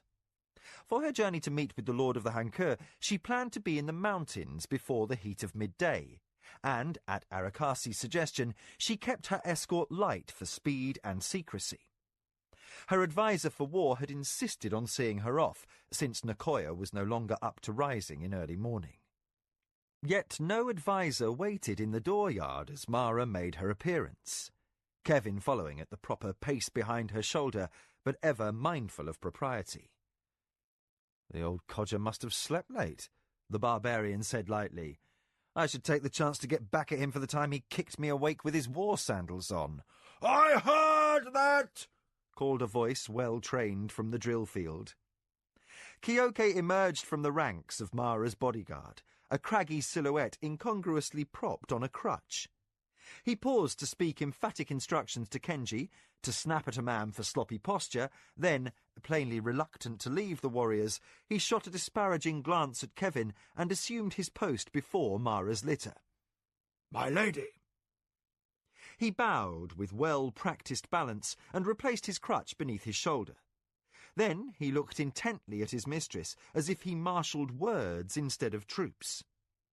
His voice dropped, so that the soldiers would not overhear. Daughter of my heart, I feel uneasy about this trip. The fact that Lord Saltepo sent speech in the mouth of a messenger rather than written above his family chop has suspicious overtones. Mara frowned. They are a small family with few ties. If I were to decline alliance, and that parchment with their personal chop should fall into Tasayo's hands, what do you think would become of them? The Minoanabi have obliterated other families for far less cause. She bit her lip. No, I think Arakasi is right, and that Tasayo finally sees that much of what we have done has been built upon financial gain, and now he must counter further Acoma expansion. Kyoke raised his hand, as if he had begun to scratch his chin, and then thought better of it. Instead, he took Mara's wrist and gently settled her into the litter. "Go with the good God's grace, my lady." He stepped back as Mara waved for the bearers to lift her litter. Then Kenji gave the command to march, and the small cortege started forward. As Kevin moved to fall into step beside his mistress, Kyoke caught his elbow in a grip still calloused and strong. "Protect her," he said, an urgency in his tone that Kevin had never heard before. "Let no harm come to her, or I'll kick you with more than my battle sandals." Kevin grinned insouciantly. "Kyoke, old friend, if harm comes to Mara, you'll have to settle for kicking my corpse, because by then I'll already be dead." The advisor for war nodded, allowing that this was true. He released the slave and turned quickly away while Mara's escort and bearers marched into the mist. Kevin hastened to catch up, looking often over his shoulder. Far less the foreigner than he once was, the Midkemian would have sworn that the crafty old warrior had something pressing on his mind. By the time the rising sun burned the mist off the valleys, Mara and her honour guard were deep in the forest that covered the foothills of the Kayamaka Mountains. Before the day's traffic of caravans began, and out of sight of early couriers, they turned off the main road, striking down a narrow trail that threaded ever deeper into the wilds. Daylight was not strong here, and the mist lingered, lending a gloom to the wood and the drip of wet trees. Already the damp heat was oppressive. Strike leader Kenji motioned his small column of warriors to halt for a short break, and to allow a change of bearers for Mara's litter. The escort was too small to include a water boy. The slaves carried crocks from the spring by the roadside, helped by Kevin, who felt sorry for their plight. Mara was not a heavy load to carry, but this day her haste was great, and the bearers, just relieved from duty, were sweat-drenched and panting. Crock in hand, Kevin knelt at the verge of a still, mossy pool fed by a spring from a fissure in the rocks. Intrigued by the alien orange moss that clothed the banks, and by the iridescent flash of fish that darted through aqua strands of weed, he only half heard strike leader Kenji say to Mara that the scout who held back to watch the trail for followers was slow to report. "We shall delay to see if he arrives," the officer decided. "If he does not come within a minute, I suggest we slip into the cover of the trees until a man can be sent to investigate." Kevin grinned to himself and bent to fill his basin. The scout in question was Juratu, a quick-witted, lively man who liked his pleasures. He had kept late hours gambling with friends the night before. If he had drunk half as much wine as barracks rumour claimed, he'd likely be found moving at less than anticipated speed, slowed by a grandfather of hangovers. One of the soldiers said as much to Kenji, then added that this was the haunt of grey warriors, and perhaps Juratu had paused to observe their movements. Another dryly suggested he might be bartering with them for a wineskin. Kevin indulged in a chuckle. Had the lady herself not been present, such an antic would certainly be within Juratu's reputation.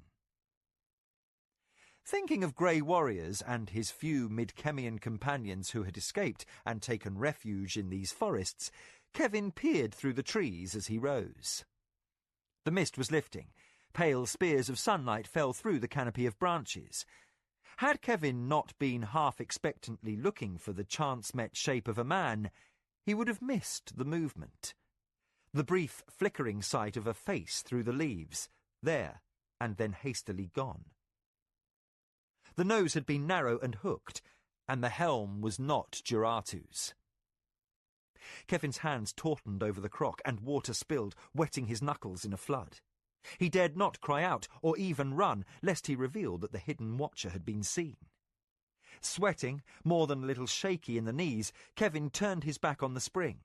In imitation of a slave's listless shuffle, he made his way step by nerve-racked step back to Mara's caravan. The skin between his shoulder blades itched, as if at any moment he expected the terrible stab of an arrow. The dozen steps that separated him from Kenji and Mara's litter seemed to take an eternity. Kevin forced his feet to walk sedately while his thoughts raced. The litter curtains were cracked open, with Mara on the verge of leaning out to address Kenji. Fear shot like a bolt through Kevin's nerves. He pinched the water clock in a death grip and inwardly willed the woman to lean back out of sight in the shadow of her litter. Being Mara, she did not. She shoved the curtains wider, looked up at her strike leader, and opened her mouth to speak. Feeling danger like a breaking wave at his back, Kevin acted. He tripped hard on a rock and flung the contents of his water crock over the lady and her officer. He followed up this clumsiness by crashing full length into the litter. His mistress's cry of surprise and outrage became smothered under his chest as he forced her down and back deep into the cushions, safe behind the protection of his body as he flipped the litter on its side, turning it into a breastwork. His action came none too soon. Even as Kevin disentangled himself from the silk curtains, enemy arrows began to fall. They sang out of air, smacking through dirt and armour with an evil, flat sound like the blows of punitive hands. Kenji was first to fall. He went down screaming orders, while arrows hammered and hammered the underside slats of the spilled litter, raised now before Mara like a barricade. "It's an ambush!" Kevin snarled in her ear, while she beat with her fists to try to tear from his embrace. "Keep still!" An arrow whacked through a cushion and rammed a groove through the dirt. Mara saw and instantly went still. She listened, stricken, to the shouting as those warriors left alive to heed their dying officer's call to rally, threw themselves in a heap on top of the litter, their bodies her living shield. The situation was desperate. The arrows crashed down in a rain, and the flimsy underpinnings of the litter bounced and splintered with the impact. Kevin tried to see out and caught a raking slash across his shoulder. He cursed, ducked back, and, in a rush, peeled off his slave's robe. Two of the warriors nearest Mara were dying, wounded as they dived to her defence. Now the cold hiss of shafts was replaced by the rattle of swordplay as ambushers charged from the forest in a wave and engaged the tatters of her guards still left standing. "Quick!" Kevin snapped. He held out his robe. "Bundle my lady into this! Her fancy clothes make too clear a target!" One of the bearers threw back a look of uncertainty. "Just do it!" Kevin shouted. "Her honour is dust if she's dead!" More warriors charged from the cover of the wood. Mara's few survivors closed in a ragged ring around the litter. They were too few, a pitiful dike against an avalanche of foes. Kevin abandoned further argument, for a swordsman charged out of the melee with a lowered blade to take him in the back. Kevin snatched up a fallen weapon and snapped off a length of curtain that he wrapped around his arm to serve as a shield. Then he spun at bay and prepared to kill until he died. At home, on the Acoma estate, Ayaki scowled blackly at Nicoya. His face turned red and his fists clenched, and she and two slaves and a nurse all prepared for a warrior-sized tantrum. "I won't wear that!" Ayaki shouted. "It has orange, and that is the colour worn by Minwanabi." Nicoya regarded the garment at hand, a silk robe fastened with shell buttons that might, with imagination, be called orange. The real reason behind the argument was that Ayaki preferred to wear no robe at all in the heat and humidity of high summer. That he was too well born to charge about naked as a slave child through the hallways made no impression on 9-year-old priorities. But Nicoya had years of experience at managing high-spirited Acoma children.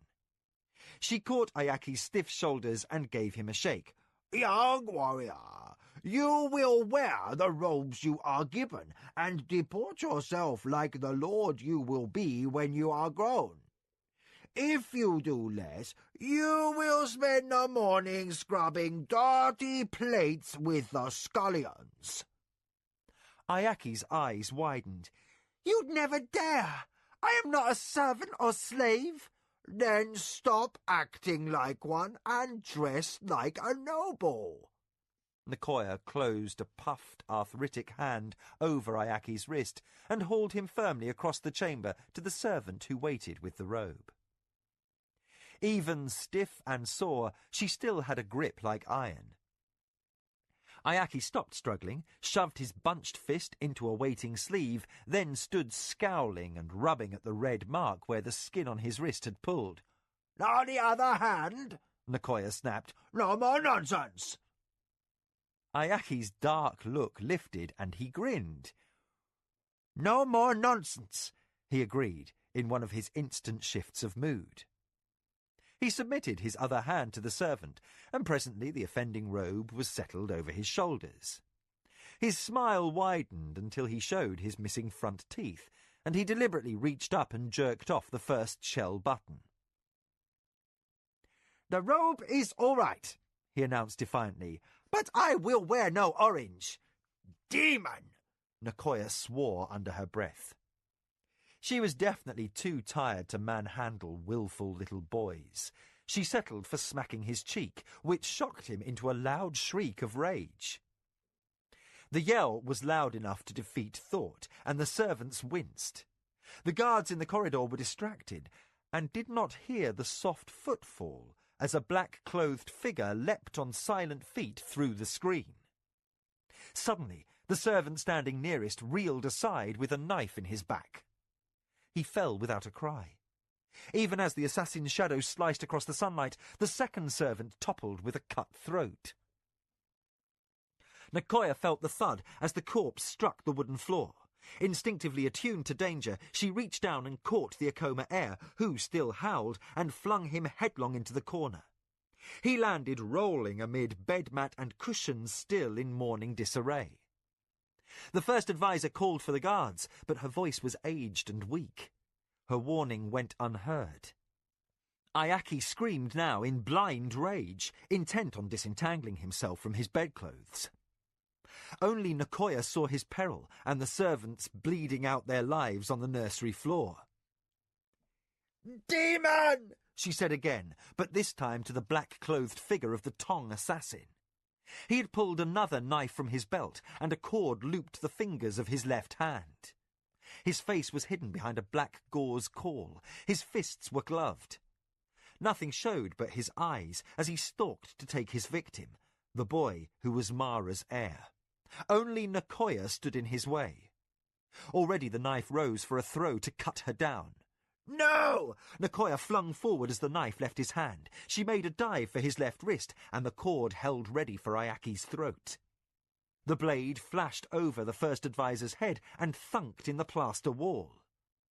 The assassin cursed and sidestepped, but Nicoya caught his garrote. Her nails tore through thin leather, raked his knuckles like claws, and twisted in a death grip on the cord. You won't! She called again for guards, but her thin voice was not equal to the task. The assassin wasted no time in wrestling. His eyes narrowed in contempt, and his right hand closed on a wooden handle and drew the next knife in line on his belt. He seemed perversely delighted as he drove the point deep between the old woman's ribs. Nicoya's lips curled back from her teeth with the pain. She hung on. "Die, old woman!"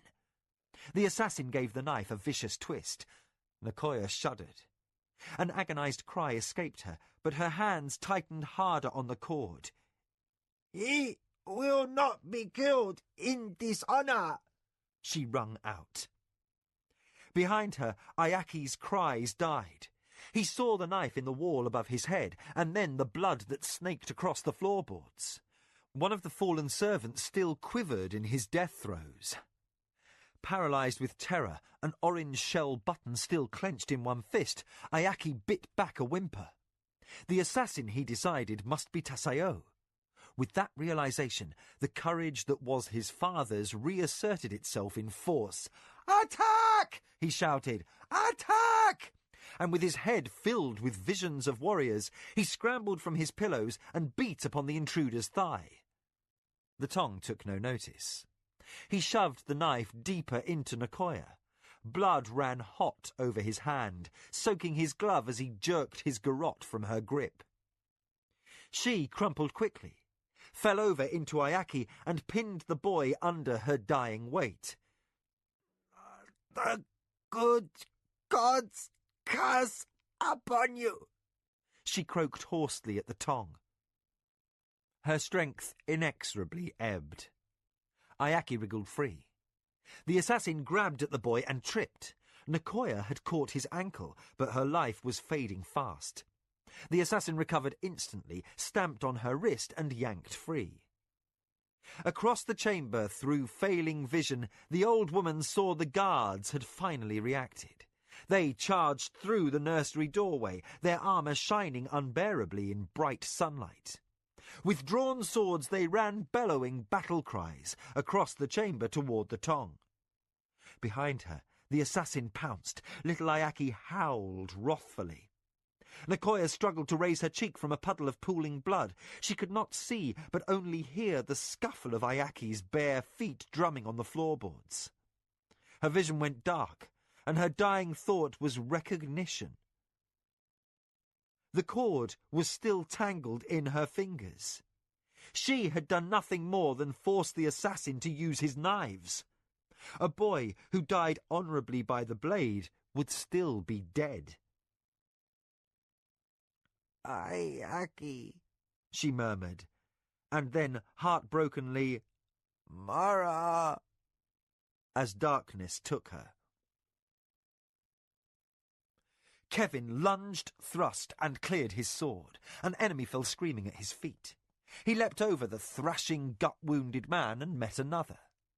Somewhere in the fray he had picked up a foe's shield, and it had saved his life. He had taken another cut in his left shoulder and a glancing slash across the ribs. His movements were hampered by the sting. Blood flowed over his bare skin and soaked soggily into his loincloth. Every movement hurt. The enemy swordsman exchanged 3 strokes with him before realizing he fought a slave. He snarled an oath and dodged past. Kevin stabbed him unceremoniously from behind. Die for Sirani honour! The barbarian cried savagely. Gods, please, let the runts keep being stupid. Let them keep underestimating his war skills, that Mara might stay alive. But there were too many. Enemies kept sallying from the trees. As Kevin whirled to stave off another attacker, he realized the Acoma were more than just surrounded. Their circle was breached. Foes charged through and started hacking at the bodies that lay across the litter, which sheltered Mara. The Midkemian screamed like a banshee and ran a man through. He abandoned his blade in the corpse, snatched up another from the ground. In the same unbroken movement, he kicked over the fallen litter. The wooden frame hammered down, driving enemy soldiers into a scattered rush back. Then the litter thumped to a rest, with Mara and her shield of dying bodyguards fenced underneath. Kevin charged over the barrier. Back, you pig-licking dogs! He added obscenities in Sirani and hurtled over the wreckage. His blood-streaked, near-naked body and berserker's howl startled the lead ranks into hesitation. He landed on an arrow, felt the sting of its 4-bladed head cut his heel, and cursed again in Yarbon dialect. May Turakamu eat your heart for breakfast, he ended, and then the swords came at him. He could not parry so many, nor could he wonder if his use of the litter for a ram had injured Mara. He only understood he would die here, and was not pleased with the prospect. A sword sliced his shin. He stumbled, fell, rolled. The air above his head became bisected by weapons driving to impale him. They narrowly bit earth. He felt the disturbed dirt strike his shoulders. He unlimbered his shield and rolled hard over again, bringing it upward in a vicious blow to the groin of a man who moved too slowly. Kevin's body wedged at last under the canted litter. His searching fingers encountered a fallen shield. He twisted, scraping against wood, and came up with the shield in front. His palms stung as enemy blows rained down, momentarily thwarted. Gods! This can't last! His curses now sounded suspiciously like crying, and the swords hammered his shield incessantly. They split toughened Nidra-hide and wood, and left him clutching splinters. Very far off, perhaps in the wood, he heard shouting and the clatter of more fighting. Damn them! Damn them! He loosed a bitter laugh. We're defeated, and still they want to butcher us! The sword sliced air with a whine and bit flesh. A black-haired head tumbled in a bouncing roll among the bedclothes. Still, the Acoma guard kept yelling, and before the assassin fell, he had slashed the body 3 times. The corpse collapsed in a ruck of sodden fabric and shuddered convulsively amid the cushions. Spattered with the blood of the tong and crying in wild-eyed terror, Ayaki wormed out from under the corpse. A gash on his young neck bled freely, and he threw himself mindlessly against the wall in an attempt to escape from stark terror. "Fetch Kyoki!" cried the warrior, with the dripping sword, to the other who bent over the body of Nicoya. "There may be other assassins!" The slap of running sandals sounded outside the screen as armed warriors rushed through the courtyard garden. Drawn by the disturbance, they saw the puddled blood and corpses through the screen, and almost instantly a second strike leader arrived, giving fast orders for a ground search while detailing 6 men to surround the Acoma heir. A moment later, Jikan appeared, his composure vanishing as he saw the carnage on the nursery floor. He shoved his load of slates into the hands of the stupefied slave who followed him and, in a typical haste, threaded a path through a room suddenly filled with armed men.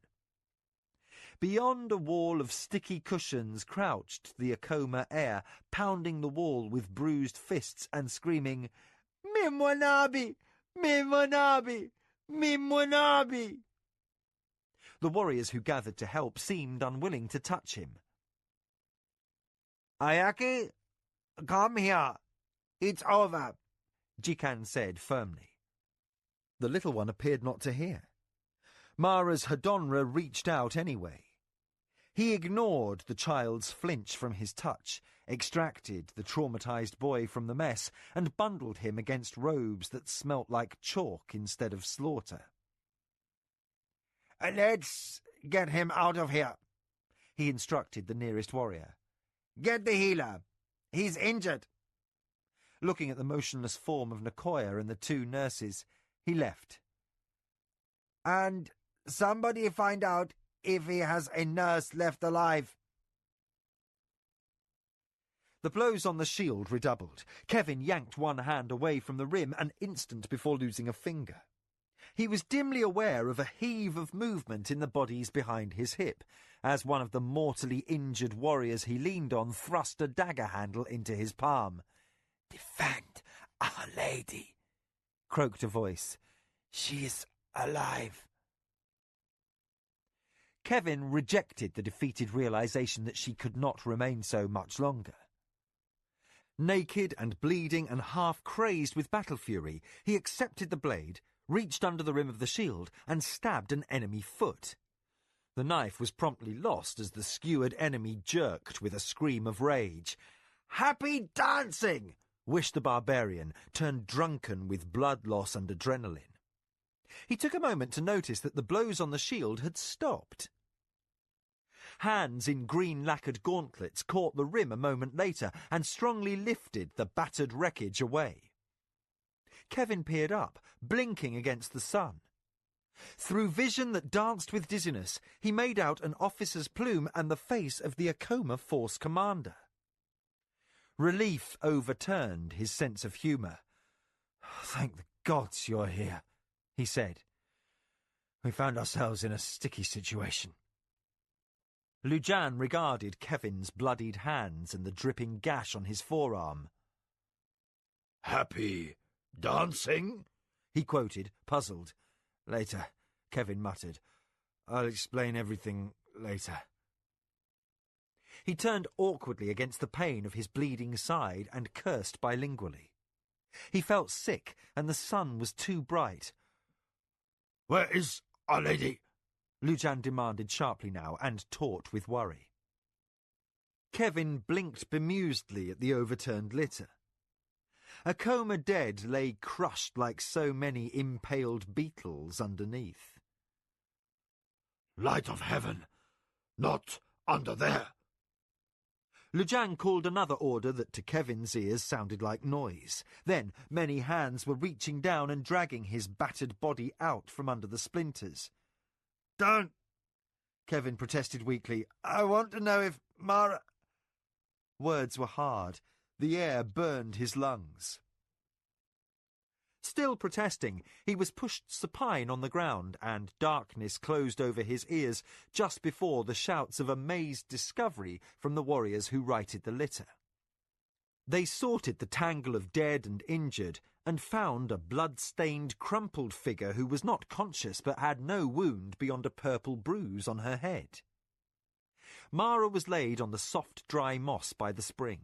Surrounded by 100 soldiers, her head pillowed in Lujan's lap, she roused as a rag that dripped icy water bathed the lump on her brow.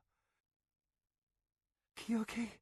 she murmured as her eyes first flickered open. No, her force commander answered gently. Lujan, mistress. But Kyoke was the one who sent me here. He thought you might run into trouble. Mara stirred, faintly reproving. "He is not your commander, but my advisor for war." Lujan stroked the hair from his mistress's face and gave her his most insolent smile. Old habits die hard. When my old commander says jump, I jump. Mara shifted painfully. She seemed battered and sore in 100 places. "I should have listened." Her eyes clouded. "Kevin?" she said. "Where is he?" Lujan inclined his head toward his field healer, who crouched over a second figure lying on the moss. He survived, in a loincloth, without armour, and with a hero's complement of wounds. Aye, what a warrior that man is. "Wounds?" Mara shoved up in distress, and Lujan required a surprising amount of strength to keep her quiet. Lady, be still. He will live, though he'll have a pretty set of scars. He might limp, and he will be a long time regaining full use of his left hand. The muscles were badly slashed. "Brave Kevin." Mara's voice shook. "He saved me. My foolishness almost killed him." Her force commander touched her again, almost tenderly. It is a pity the man is a slave, he commiserated. Such courage deserves only the highest honour. The air suddenly hurt to breathe. Mara turned her face into Lujan's shoulder and shivered. Perhaps she wept, soundless in misery. If she did, the officer who comforted her would never expose her shame. Somehow he understood that her agony did not stem from her narrow escape in the glen alone, and his abiding love and devotion would never permit him to acknowledge his lady had betrayed herself in a moment of public weakness. The surrounding soldiers quickly found tasks to occupy themselves, allowing Mara her moment of release. The lady of the Acoma wept for Kevin, whose bold spirit had captured hers, and whose actions had finally made her understand beyond denial that he was not, and never would be, a slave. She would have to set him free, and that could not be done within the borders of the Empire of Suranuani. To give him his due, to acknowledge him as a man, she was going to lose him forever. Following through that realization was going to be the hardest thing she had ever undertaken. Regrouping from the ambush in the forest took the better part of the day. The bodies of the slain warriors had to be gathered up onto makeshift litters for rites and cremation at home. The enemy dead were left as food for jagunas and other carrion eaters. Lujan sent out scouts who returned from the appointed place of rendezvous with reports that the Hunker were nowhere in evidence. Mara took this news badly. That her proposed meeting with Lord Zaltepo was unequivocally fiction and more probably a Minwanabi plot. She fretted, too tired to keep still even in the heat, and worried now for more than Kevin's hurts. Tessao does not strike just once, she complained to Lujan as the gloom of twilight fell around the fire-lit encampment of warriors. Though our wounded will suffer for being moved, we must return home tonight. Her force commander did not argue the necessity, but strode off and mustered his warriors and efficiently made arrangements to depart. Battle-weary and bandaged, the 3 survivors from Mara's original guard were given places of honour at the head of the march. Kevin and 2 litter-born wounded were carried next, and after them the honourably slain. Mara insisted on staying afoot. Her bearers lived, but with their trained ability to manage burdens without jostling, they were assigned to carry the injured. The Lady of the Acoma walked beside her unconscious body-slave. Kevin had been given a draught for his pain that had left him deeply asleep. She held his unbandaged hand and alternated between aching sorrow and fury.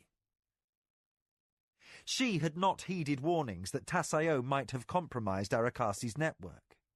She had seen only her growing power, had been lured into thinking that because she was now clan war chief, it was her natural due that lesser families should clamour for her favour. Nakoya had cautioned her. Kyoke had most pointedly avoided a confrontation with her, precisely that he could be free to forestall the disaster of the trap she had foolishly conceded to Tessao. 27 good warriors from her honour guard were dead. Lujan had lost another 12 in the course of her rescue, and Kevin might never walk again without a limp. The price was far too high. Mara clenched her hand, then belatedly relaxed her grip. She squeezed only Kevin, who had stood as staunchly as any of her warriors. She did not feel the stones under her feet, or notice the occasional hand on her elbow as Lujan steadied her over the gullies. She barely noticed the coming and going of the scout patrols as they repeatedly swept the surrounding woods for enemies. She thought only upon the shame of her own false pride, and she wondered over and over what she would say to Arakasi. The moon set. The darkness under the trees matched the darkness in Mara's heart as she marched numbly, dwelling long and hard on recriminations until she reached the borders of her estate. Another patrol of soldiers awaited her there, armed and carrying torches. Mara was weary enough that it took her a moment to realize the anomaly of this added company's presence. Lujan was speaking with the patrol leader, and as she heard Ayaki's name, a chill washed over her, fright jolting her alert. She pushed away from Kevin's litter and hurried to her force commander's side. "What has happened to my son?" Lujan caught her shoulders firmly. "He is alive, my lady." That reassurance did not blunt the edge of Mara's urgency. Even in the wind-caught flicker of the torchlight, the reporting patrol leader's face showed strain. Terrified that the disaster that had overtaken her might not have been confined to the glen, Mara demanded, "Has there been an attack upon my house?" "My lady, an assassin was sent." The patrol leader tersely bowed. Trained by Kyoke to be concise, he delivered the news like a battle report. "Ayaki suffered a minor cut, but is otherwise unharmed. 2 nurses died, and Nakoya, first advisor, was killed in the child's defense. The estate grounds have been searched, with no sign of other enemies found. The assassin apparently stolen alone. Kyoke reinforced all border patrols and sent us to bolster your escort." But Mara heard none of the details, past knowledge that Ayaki had suffered hurt, and that Nakoya, who had been a mother to her since childhood, was dead. Her knees felt weak, and her mind was shocked past thinking. She did not feel the arm that Lujan slipped under her elbow to steady her. She heard but did not comprehend the words her force commander said to the patrol leader, dispatching a runner to fetch a replacement litter. Nicoya was dead, and Ayaki injured. She needed Kevin's arms around her, and the comfort of his love through this nightmare, but he lay bandaged in a litter, unconscious from a healing draught. Mara stumbled forward. The night felt bitterly desolate. Trouble seemed to roost unseen in the dark, and the road through her own prayer gate seemed menacing with unnamed danger. "I must go home," she said blankly. "Lady, we shall take you there with all haste." Lujan snapped orders to his company, and the patrol integrated with the guard already surrounding the lady and her wounded and dead. Then, without awaiting the runner's return with the litter, the warriors marched for the estate house. Mara hurried in a numb haze of disbelief. Nicoya was dead. That fact seemed incomprehensible. The lady felt she ought to be crying. Instead, she could not see past placing one stumbling foot in front of the other. She was aware of the patrol leader giving the details of the assassin's raid to Lujan, but inside her head she could hear only Nicoya's voice, scolding and scolding her for folly, vanity, and headstrong actions. Ayaki had been injured. Her heart cried out in outrage, anger, and grief that one so little should ever be threatened by the machinations of the great game. She thought blasphemies. Kevin was right. Deaths for political gains were a senseless, cruel waste. Her sense of family honour warred outright with her pain. How narrowly Tasayo had missed ending the Acoma line in the passage of a single day. Kyoke's wisdom, Nicoya's courage, a slave's disregard of propriety, those had been all that stood between her house and total destruction. Almost, Minwanabi had fulfilled his blood oath to Turakamu. Chills chased over Mara's flesh. She remembered the rain of arrows that had hissed over her head, even as Kevin's weight had knocked her down out of the way. She hurried faster, and did not protest when the litter at last arrived, and Lujan caught her up in his arms and bundled her inside without pause to break his stride. These bearer slaves were fresh. Mara signalled Lujan to appoint an honour guard and let the other soldiers escorting the wounded and dead proceed more slowly. Distraught beyond restraint, she screamed for the slaves to sprint the last quarter-mile to the lighted hall of the estate house. Kyoke met her there, grim and wearing armour from the waist up. He had donned his old helm, shorn of plumes, and his sword was strapped to his side, prepared for the worst if word came back that his mistress had been killed in the forest. Mara stumbled out of her litter before Lujan could catch her hand.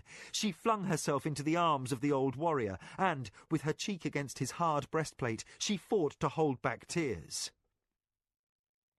Kyoke stood staunch on his crutch, and his free hand stroked her hair. "Mara Ani," he said in his deep voice, using the diminutive as a father might address a beloved daughter. "Nicoya died most bravely. She will be sung into the halls of Turakamu with all of the honours of a warrior, and make proud the Acoma name." Mara repressed a deep, shuddering sob. "My son," she gasped. "How is he?" Over her bent head, the adviser for war and Lujan exchanged a quick look. Needing no words, the force commander gently took Mara's elbow and eased her weight off Kyoke. "We shall go at once to see Ayaki," the older adviser said. He pointedly did not ask after her crumpled appearance or the evidence of bloodstains on her robe. "Your son sleeps, attended by Jikan. The cut on his neck was attended to promptly, but he lost a lot of blood. He will be well enough in time, but you should know, we could not stop his crying. He has had a terrible shock." Mara froze, resisting all attempts to lead her away. "Kevin," she said frantically, "I want him put to my chambers and tended there." "Lady," Lujan said firmly, I already presume to give orders to that end. He caught her more firmly around the waist and propelled her into the corridor that led to her chambers. Someone thoughtful, probably Jikan, had ordered every lamp lit, so no step she took was in shadow. Again, the eyes of Force Commander and Advisor for War met. Kyoke knew that Mara's party had suffered ambush. He was impatient to hear the details. Lujan nodded in wordless indication that he would relate the event, but out of Mara's hearing. She had grief enough in her heart, without being made to endure a repetition of the day's unpleasantness. They reached her private apartments. The screens were opened wide and attended by a dozen armed warriors. Inside, half lost in a sea of cushions, a small figure lay with white bandages wrapped around his neck. Someone sat with him. Mara did not look to see whom, but pulled herself out of Lujan's hold and fell to her knees by her child. She touched him, transparently surprised by his warmth. Then, tenderly, cautious of his hurts, she gathered him into her arms. She wept then, beyond all control, and her tears rinsed Ayaki's cheek. Her officers averted their faces in staunch disregard of her shame, and the person sitting on the cushions tactfully rose to leave. Mara glanced through brimming eyes and identified Jikan. "Stay," she said shakily. "All of you stay. I don't want to be here alone." For a very long time the lanterns burned while she sat and rocked her young son. Later in the night, after Kevin had been placed on a mat by Ayaki's side, Mara ordered the lights put out. She dismissed Kyoke, Jikan and Lujan to their long-deserved rest, and, guarded by a relief watch of warriors at every entrance to the house, she sat in silent vigil over her loved ones. She thought and saw too clearly where selfishness had steered her near to ruin. Her arrogant assumption of the clan war chief's seat now seemed the act of an idiot. She did not undress for bed, though the healer who came periodically to check on his 2 charges begged her to take a draught to bring rest. Her eyes stung unpleasantly from crying, and she did not wish the oblivion of sleep. Guilt weighed upon her heart, and too many thoughts upon her mind. At dawn, she gathered her courage, rose stiffly from her cushions, and left the room and her loved ones. Alone, watched only by her guarding soldiers, she moved like a waif through darkened corridors to the nursery, where the body of the woman who had raised her had been laid out on a bier of honour. Nicoya's bloody robes had been changed for rich silks bordered by Acoma green. Her wrinkled old hands lay at peace by her sides, sheathed in soft leather gloves to hide the cruel cuts from the assassin's cord.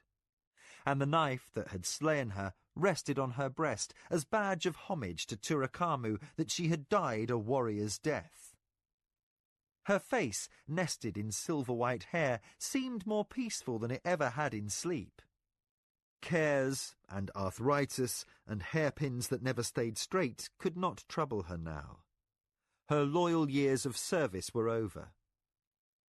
Mara felt fresh tears spring under her swollen eyelids. "Mother of my heart," she murmured. She sank to the cushions beside the dead woman and gathered up one cold hand. She fought and steadied her voice. "Nakoya, know your name shall be honoured with the ancestors of the Acoma, and your ashes shall be spread inside the walls of the sacred glade within the garden of the Natami. Know the blood you spilled today was Acoma blood, and that you are as family and kin."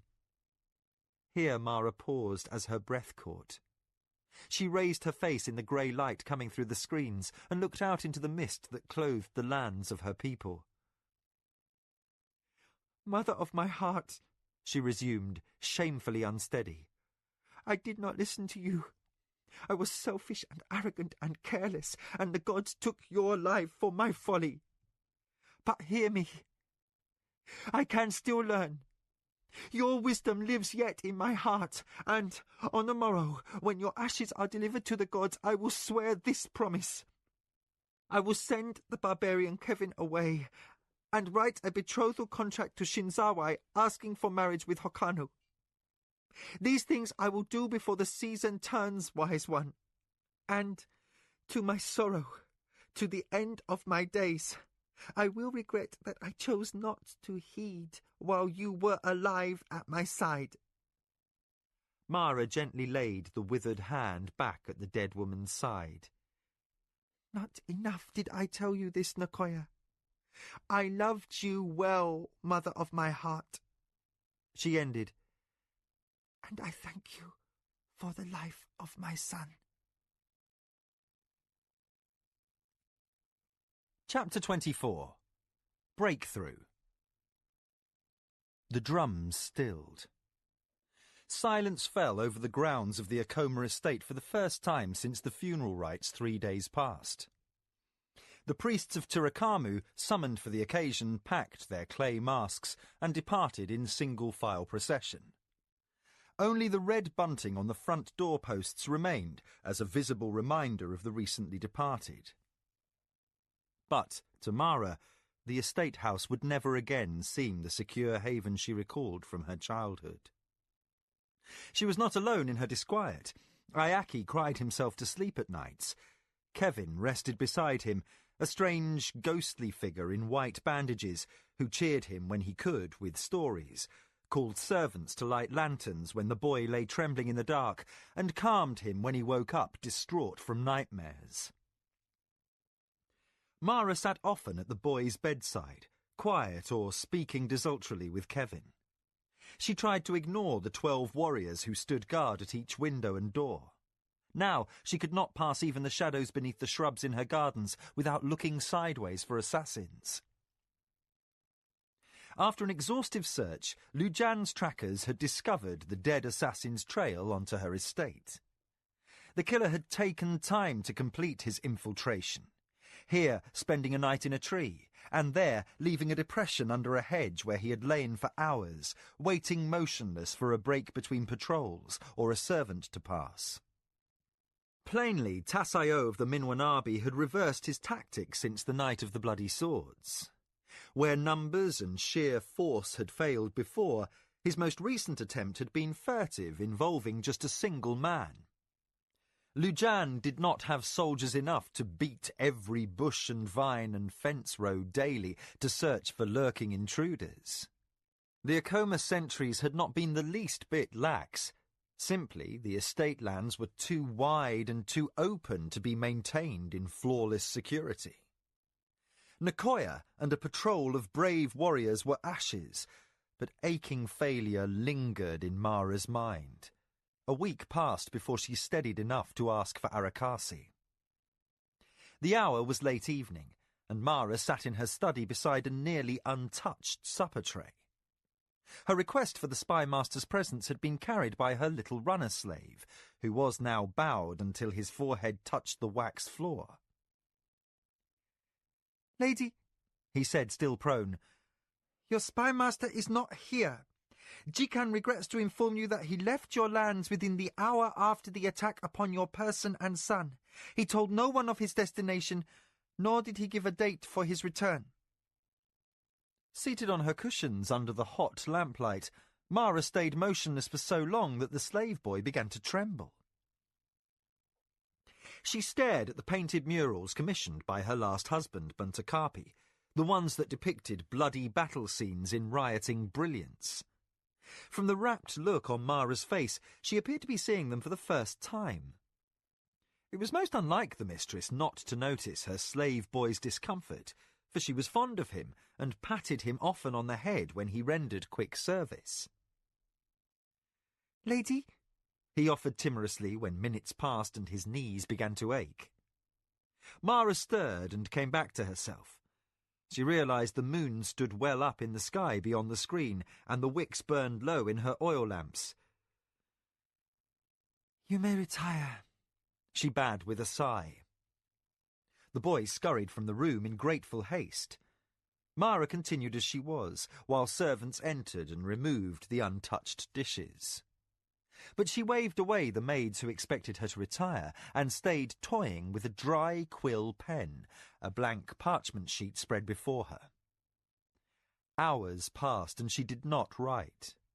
Night insects sang in the garden beyond the screens, and the relief watch changed guard at midnight. It simply was not conceivable that Arakasi was a traitor. And yet, in low words, members of her household suggested so. Mara twisted the pen, anguished. She had delayed any formal summons, hoping the man would present himself and prove beyond any question he had no part in Tasayo's attempt on her house. Kyoke had stayed close-mouthed on the subject, and the usually outspoken Sarik was reluctant to speak. Even Jikan took care not to linger for a chat after his reports on estate finance. Mara tossed the quill pen aside and massaged her temples with her fingers. It was most painfully plain that Arakasi could be suspect. Were he to turn coat, her danger was multiplied. Over the years, he had been entrusted with her household's deepest secrets. There was no aspect of her affairs that he did not know intimately. And he detested the Minwanabi as she did. Or did he? Mara sweated in torment. If his desire for revenge had been an act, what better ploy to gain her confidence than to revile the same enemy that had ruined her father and brother? Arakasi, who was so gifted at changing roles and guises, he was a consummate actor, easily capable of feigning passionate hatred. Mara closed her eyes and recalled conversations between herself and Arakasi over the years. The man couldn't have betrayed her. Could he? She sighed, indulging herself in that simple release in the privacy of her quarters. She was certain in her heart that Arakasi couldn't be a Minwanabi agent. The hatred for Tasayo and his family was too real. But could someone else have turned the spy master? Someone who could, perhaps, offer Arakasi a better position from which to conduct his war against the Minwanabi. With the price for that more secure position, the Acoma's betrayal? Mara's fingers tightened until they left white marks on her flesh. If the spy master was the Reli in her nest, everything she had done was for naught. At this moment, Nicoya's carping would have been welcome, a sign that errors could be rectified. But the old woman was now ashes, dust amid the dust of 1,000 Acoma ancestors whose honour Mara was entrusted to keep. Again she tormented herself with the question, how could she have held such a deep instinctive rapport with a man who wished her harm? How could she? The night held no answers. Mara dropped tired hands in her lap and regarded her abandoned quill pen. Though the lamps blazed brightly around her and her best guards stood vigilant at her door, she felt cornered. With a hand that shook distressingly, she reached out and took up pen and parchment. She scraped dried ink from the nib, dipped it in the waiting ink jar, and wrote in formal style in the centre of the top of the page the name of Kamatsu of the Shinzawai. An extended interval passed before she could force herself to continue. Neither could she simplify her pain by sending a servant to fetch her scribe. Her promise to Nicoya was sacred. In her own hand, she completed the ritual phrases of the proposal for marriage, asking Kamatsu's honoured son, Hokanu of the Shinzawai, to reconsider after her former refusal and take her hand as consort of the Lady of the Acoma. Tears welled in Mara's eyes as she reached the final line, added her signature, and affixed her family chop. She folded and sealed the document quickly, clapped for a servant, and gave her instructions with her throat tight with emotion. Have this paper delivered at once to the marriage brokers in Sulanko. They are to present it with all speed to Kamatsu of the Shinzawai. The servant accepted the paper and bowed before his mistress. Lady Mara, Your will shall be carried out at first light. Mara's brows gathered instantly into a frown. I said at once. Find a messenger and send the document with all speed. The servant prostrated himself on the floor. Your will, lady. She waved him impatiently away. If she noted his quick and puzzled glance at the darkness beyond the screen, she did not call him back in allowance for the unreasonable hour. If she delayed the proposal to Kamatsu until morning, she knew well she would not be able to send the document on at all. Better the messenger stand a few hours in the dark waiting for the broker to arise than risk another opportunity to change her mind and break her vow. The chamber suddenly seemed too stifling, and the scent of the akasi cloying. Mara shoved her writing table aside. Filled with a desperate need to see Kevin, she stumbled to her feet and hurried down the lit corridors, past rows of vigilant guards, to the nursery wing. At the entrance, half blind in the sudden dark, Mara hesitated. She blinked back a fresh flood of tears and waited for her eyes to adjust. The pungent healer's herbs and poultice scents lay heavily upon the air. Finally, she crossed the threshold.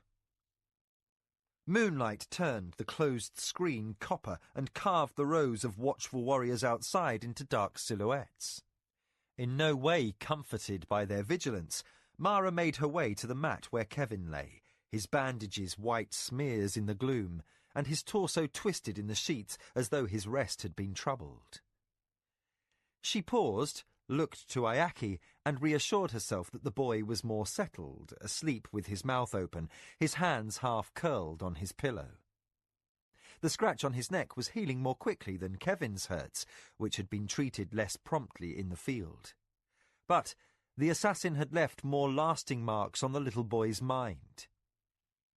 Relieved he did not suffer another nightmare, Mara moved past, careful not to disturb him.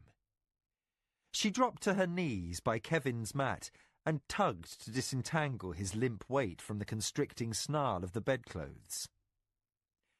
He stirred at her touch and opened his eyes. "Lady?" Mara silenced his murmur with her lips. Kevin reached up left-handed and captured her around the waist. Strong, despite his injuries, he pulled her to him. "I've missed you," he whispered in her hair. His hand moved, and under his practised manipulation, her light lounging robe fell open. Mara buried her grief and strove to match his light humour. My healer threatened dire consequences if I came to your bed and tempted you past restraint. He said your wounds could still open. Damn him for being a grandmother, Kevin said amiably. My scabs do well enough, except when he chooses to pick at them. Sure and warm, the Midkemian stroked her breast with the back of his fingers.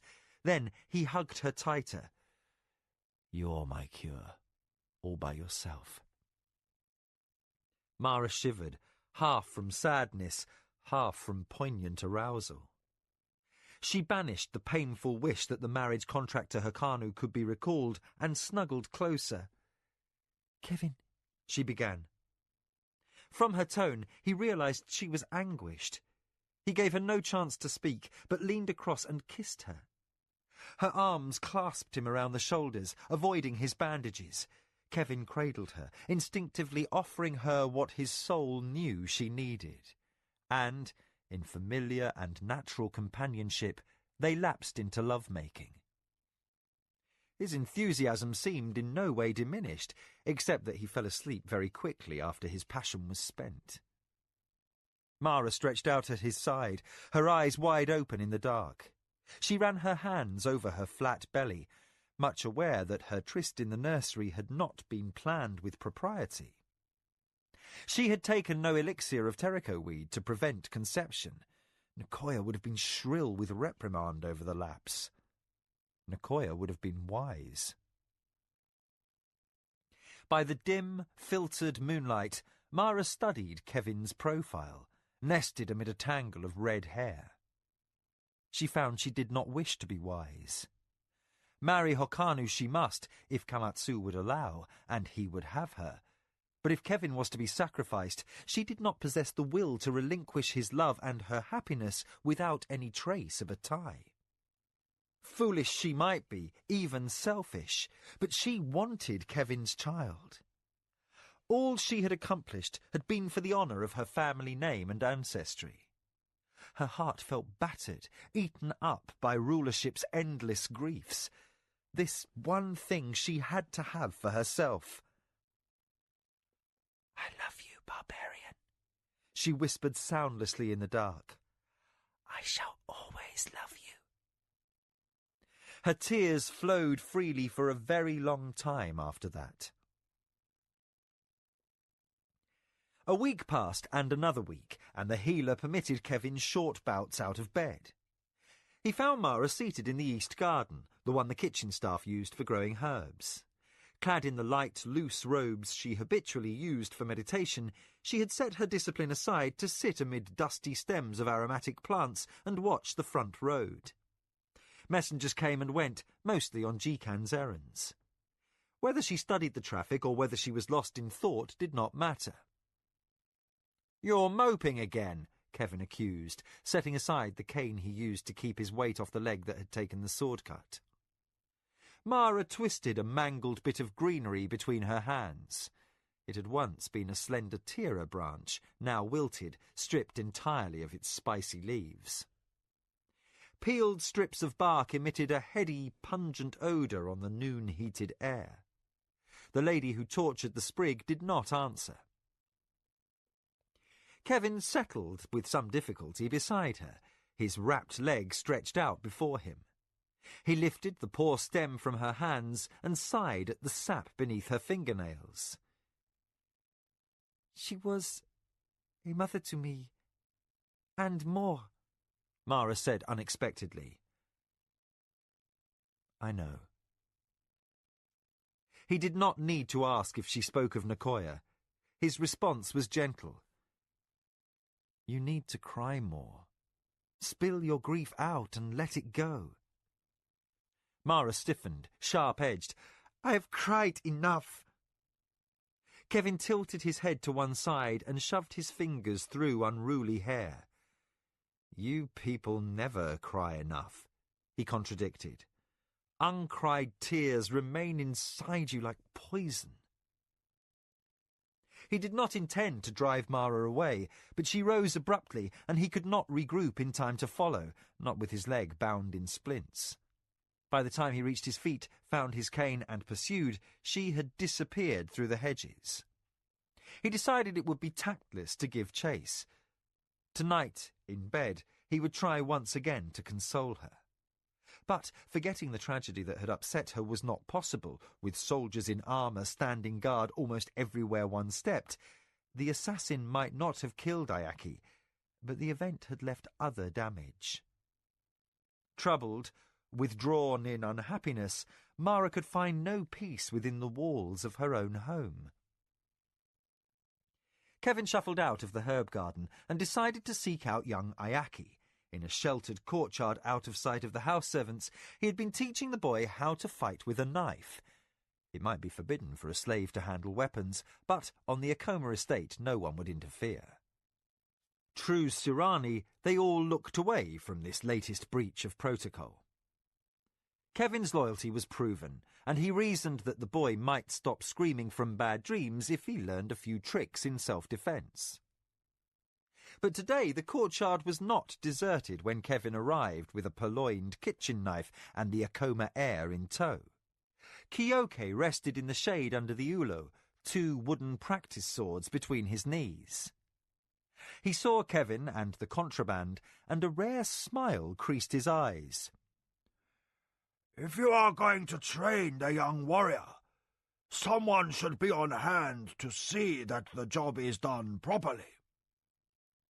Kevin grinned insouciantly. The lame leading the lame? He looked down, ruffled Ayaki's dark hair, and laughed. "What do you say, little tiger, to the idea of beating up 2 old men?" Ayaki responded with an Acoma battle cry that caused the servants within earshot to dive for cover. Mara heard the shout from the secluded corner of the Kakali garden where she had chosen to make her retreat. The corners of her mouth lifted with the barest trace of amusement, and then stilled. Her melancholy stayed in force. The sun beat down, sucking life and the colour from the glade. The bushes seemed grey in the glare, the deep indigo flowers scorched at the edges from the heat. Mara paced the walkways, fingering her mourning robe's red tassels. Almost she seemed to hear Nicoya's ghost behind her. "Daughter of my heart," the old woman seemed to say, "you are foolish and thrice to be pitied if you persist with this idea of bearing a child to Kevin. A messenger will be returning from the marriage brokers any day with word from Kamatsu of the Shinzawai. Dare you enter into marriage with the son of an honorable house while carrying a slave's baby? To do so would shame the Acoma name past all mending." "Then I will tell Hokanu outright whether or not I am with child." Mara interrupted the imaginary voice. She stepped around a gardener who raked away dead growth and meandered aimlessly down another path. Behind her, the servant set his tool aside and followed. "Lady," called a voice as soft as velvet. Mara's heart missed a beat.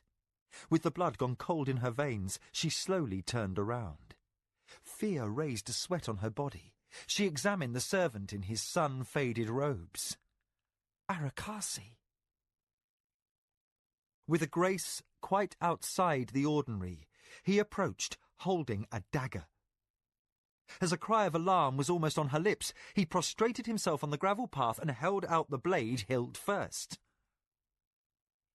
"Mistress," said Arakasi, "I beg your permission to take my life with my dagger." Mara stepped involuntarily back, numbed by shock. "Some say you betrayed me," she blurted, clumsily, without thought. Her words were accusingly rough. Almost Arakasi seemed to flinch. "No, mistress, never that."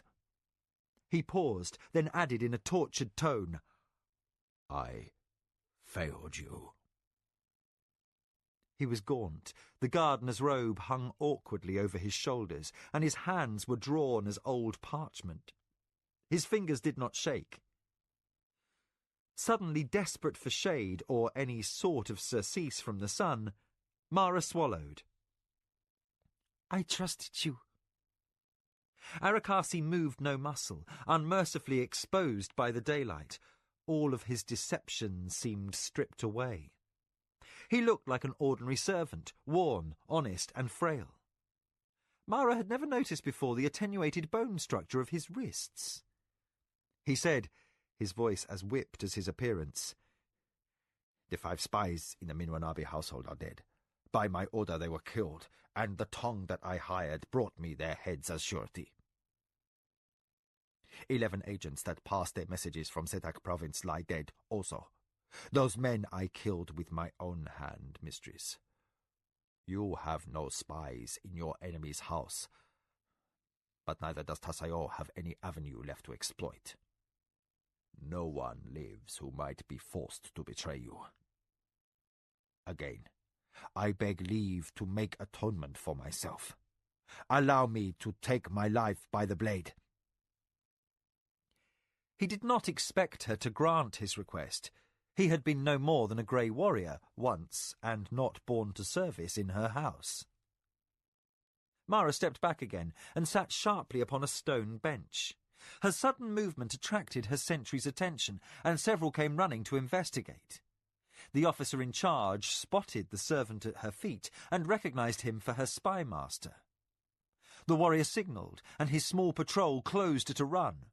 A heartbeat later, armoured hands seized Arakasi's outstretched wrists. Very fast they dragged him upright and had him pinioned. "Lady, what should we do with this man?" the patrol leader briskly demanded.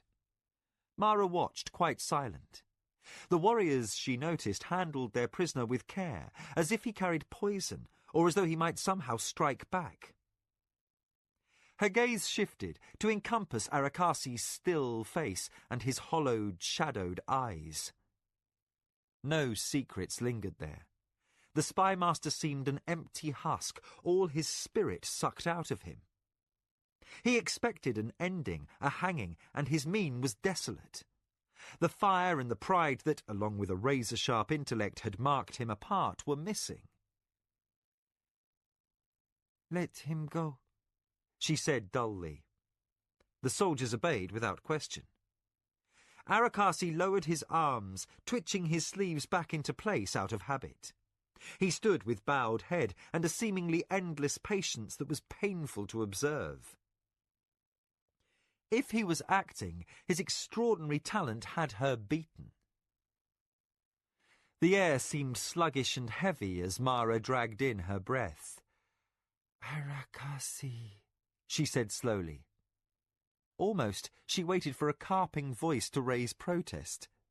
Then she remembered. Nicoya was dead. She pushed on with the matter at hand. "You served as you saw fit. You and your network provided intelligence. You never guaranteed facts. You have not made decisions. I, as your ruler, decide. If there has been failure or misjudgment, the blame must be mine alone. Therefore, you shall not be permitted to take your life with your dagger. Instead, I ask pardon for my shame, for demanding more than a loyal man should ever be expected to deliver. Will you still serve me? Will you continue to maintain your network and bring ruin to the Lord of the Minwanabi?" Arakasi slowly straightened. His eyes grew penetrating, disquietingly, uncomfortably direct. Through the sun's glare and the dusty scent of the flowers, he appeared to see through flesh and read her invisible spirit. "You are not like the other rulers in this empire," he said, the velvet restored to his voice. "If I could dare to venture an opinion, I'd say you were quite dangerously different." Mara lowered her eyes first. "You may be right." She twisted the jade rings on her hands. "Will you still serve?" "Always," Arakasi said at once. He released a long, audible sigh. "I have news, if you would hear it." "Later. You may go now and refresh yourself." When Mara looked up, she watched her spy master off, the spring in his step rejuvenated as he hurried away down the path. "How did you determine he was innocent?" asked a patrol leader just past his youth. Mara shrugged slightly. "I didn't. But I looked at him and remembered his formidable competence at his job." She arose before her puzzled warriors, her eyes almost distant with thought. "Do you think if such a man wanted me dead that he would have bungled the task? If he were Tasayo's agent or someone else's, the Acoma Natami would be no more. This I believe, so I trust him." Twilight threw a mantle of silver-green light over the garden when Arakasi reappeared to make his report. He had eaten and bathed and now wore a house servant's robe tied with a crested green sash. His sandals were laced with meticulous perfection, and his hair had been freshly trimmed. Mara noticed these details as he bowed, and other servants walked softly around her, lighting the first lamps of the evening. He straightened, slightly hesitant. "My lady, your faith in me is not misplaced. I say again, as I did once before, that I would see your enemies dead and their names obliterated. Since the moment I swore by your Natami, I have been wholly Acoma." Mara received this reaffirmation in considerate silence. At length she clapped for a servant and asked for a tray of fresh sliced fruit. When she and her spymaster were alone once more, she said, "I have not questioned your loyalty." Arakasi frowned and struck to the heart of the matter. "It is as important to me as my life that you do not." He looked at her, his dark eyes for once unshadowed. "Lady, you are one of the few rulers in this empire who thinks past ancient traditions, and the only one willing to challenge them. I might have come to serve you once out of shared hatred for the Minwanabi, but now that has changed. I serve for you alone." "Why?" Mara's own gaze flashed up, also free of any posturing. The shadows of the lamps darkened as the sky deepened overhead. Arakasi made a gesture of impatience. "You are not afraid of change," he observed. "That one bold trait is going to take you far, perhaps even make your house lastingly great." He paused, and a startlingly genuine smile lit his face. "I want to be there. Be a part of that rise to power. The power itself does not interest me, but what can be done with it, there I admit to shameful ambition. Times of great change are upon us, and this empire has stayed settled in its ways for many centuries too long." He sighed. "I do not know what can be done to alter our fate, but in more than 50 years of life I have met no other ruler more able to accomplish reform." Mara released a quiet breath. For the first time since she had known the man, she realized that she had pierced through his reserve. At long last, she looked upon the real motive that drove her most enigmatic adviser. Master of deceit, Arakasi sat now stripped of deception. His face showed the longing of an excited boy, and with that she saw also that he cared deeply for her and would provide her with anything she might ask. At last, convinced that Nicoya had been right, that there were limits beyond which no ruler should press a loyal heart to perform, she smiled. In the most banal tone she could manage, she said, "You mentioned you had news?" Arakasi's eyes sparkled with sudden enthusiasm. He reached for a fruit slice and opened. "The magicians have been very busy with a plot of their own, it appears. The rumors are intriguing and almost beyond imagination." Settled back on her cushions in relief, Mara waved for him to continue. Finishing his snack with a neat swallow, Arakasi licked his teeth. "It's very thought-provoking. The word is that 10 great ones from the assembly went through the rift to Midkemia along with 3,000 Kanazawa warriors. A battle was fought, and wild speculation abounds concerning why. Some say the emperor wished vengeance upon the King of Isles for the traitorous slaughter at the peace talks." Here, the spymaster held up a hand to forestall his mistress's eager questions. "That's not the unbelievable motive.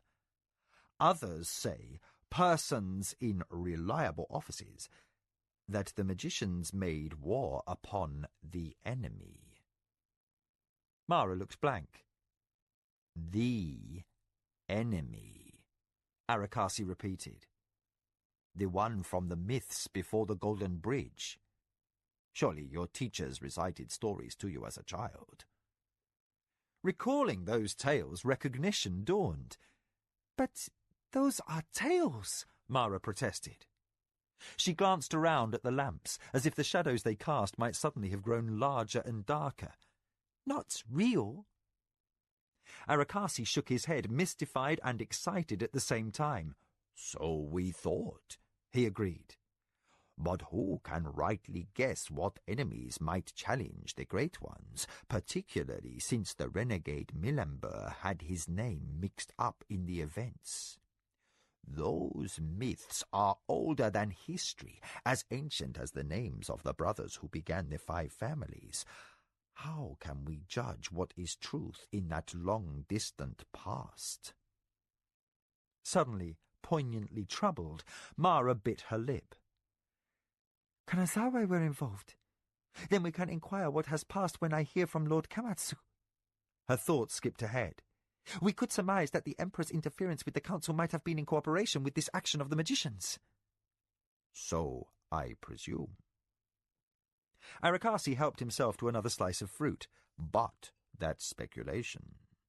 My sources closest to the light of heaven suggest negotiations may be underway for an exchange of prisoners between the Empire and the Kingdom of the Isles.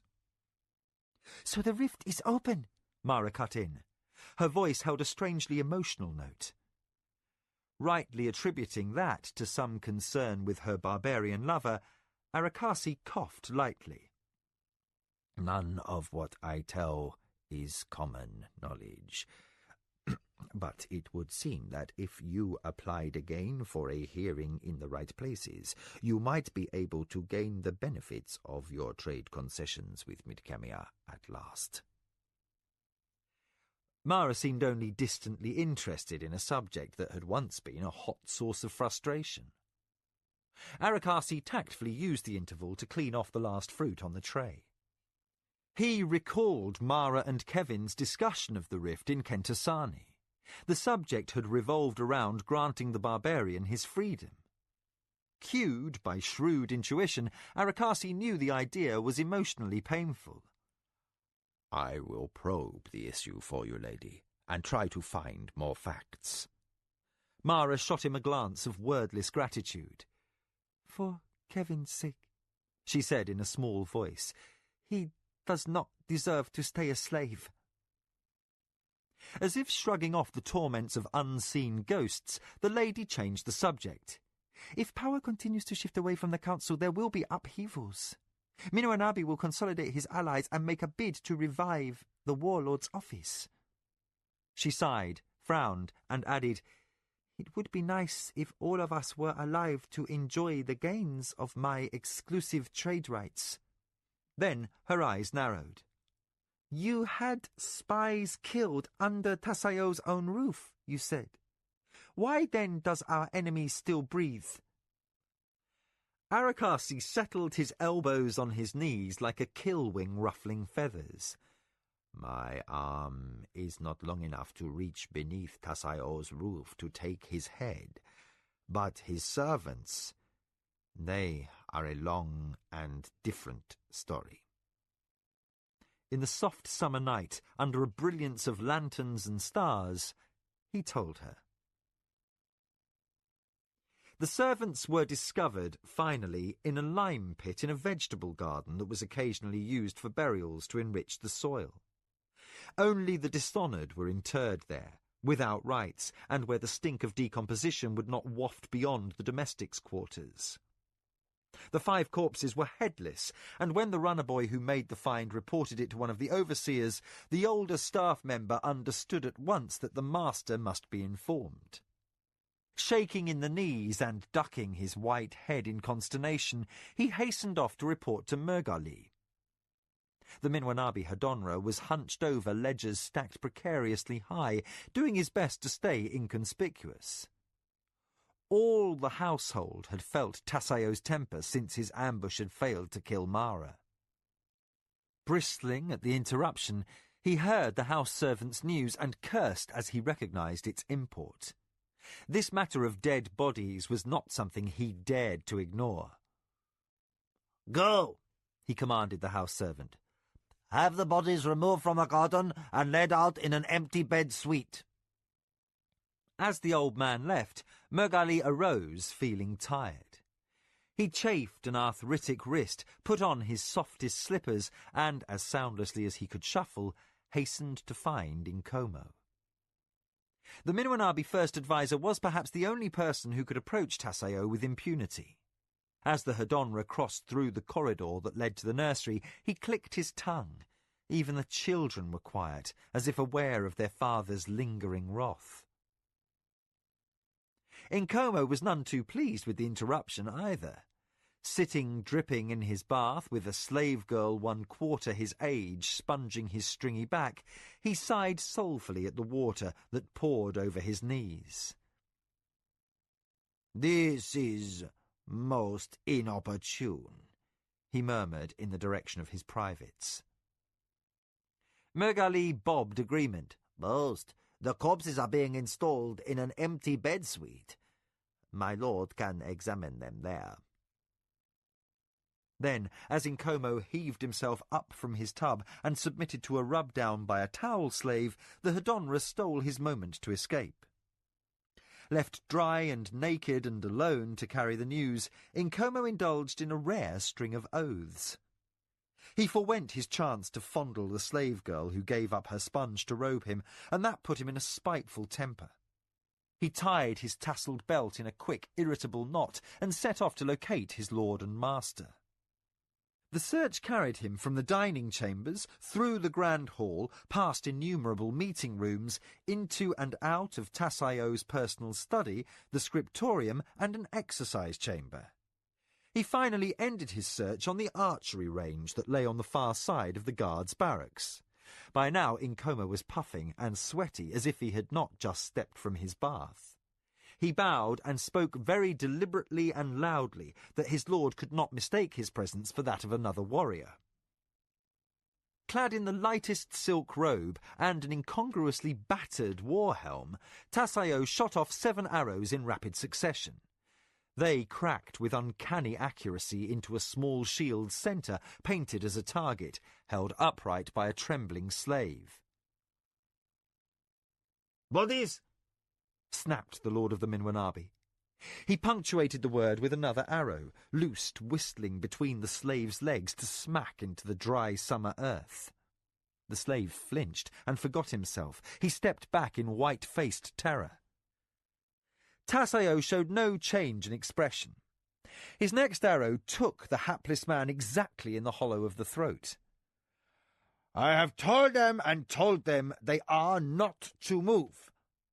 The lord snapped his fingers, and a servant rushed to relieve him of his bow and quiver. Tassaio stripped off his shooting glove, and his amber eyes turned to his first adviser. "By bodies, I presume that you have located the missing Acoma spies." Incomo swallowed. "Yes, lord." 5, you said. Tassaio snapped back. "But we knew only 3. "Yes, lord."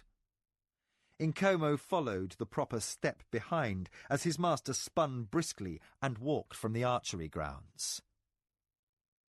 Tassaio pulled at the knuckles of his left hand, cracking each of the joints. "I will inspect the bodies, now." "Of course, lord." Incomo stretched to keep up with the taller warrior's stride, the sweat springing freely from his face. When they reached the estate house, it took him some minutes to determine which bed suite housed the corpses. Domestic staff made themselves scarce with the master present, and he had to make too many inquiries to get answers. Tassaio tossed his helm to a hovering slave, then spent the interval in coiled impatience. "You have not been efficient," he observed to Incomo, but fortunately he was in haste to inspect the corpses and made no further comment. He strode the length of a painted corridor, shoved past a bowing guard, and whipped aside a screen. The stench of corrupted flesh wafted with the breeze of his motion. Tassaio was unfazed. Apparently nerveless in the presence of horrors, he entered the bed-suite and knelt to examine the dirt-streaked, lumpish forms of what had once been 5 men. Incomo lingered outside the door. Engaged in a silent struggle to control the heaving of his stomach, he watched his master finger the remains with long, inquisitive fingers. Tassaio ran his hand along an indentation in the neck of one body, barely a hair's breadth below where the head had been severed. "This man was strangled," he muttered. "This is the work of a Tong assassin." He examined the last body and discovered a tiny cloth fragment embroidered with a red flower hidden in the corpse's robe. "Hamoy!" He arose, showing his anger as he spun to address Incomo. After my gifts of metal, I should own that tongue. The Minwanabi first adviser interpreted his master's glare as a warning. He bowed in instant obeisance. Lord, your gifts were copious. This should not have happened, Tassayo said in ice-cold rage. Send a messenger at once. I would have the tongue master before my dais to explain himself. Incomo sank lower. Your will, my lord. He could not move his old knees fast enough to avoid the shove of Tassayo's elbow as the master shouldered through the doorway. Send this carrion back to the lime pit, then send word to my wife. The lord barked at the nearest servant in earshot. Tell her I wish a bath to remove the stink of rot from my flesh. Incomo reached his feet and considered the idea a sound one.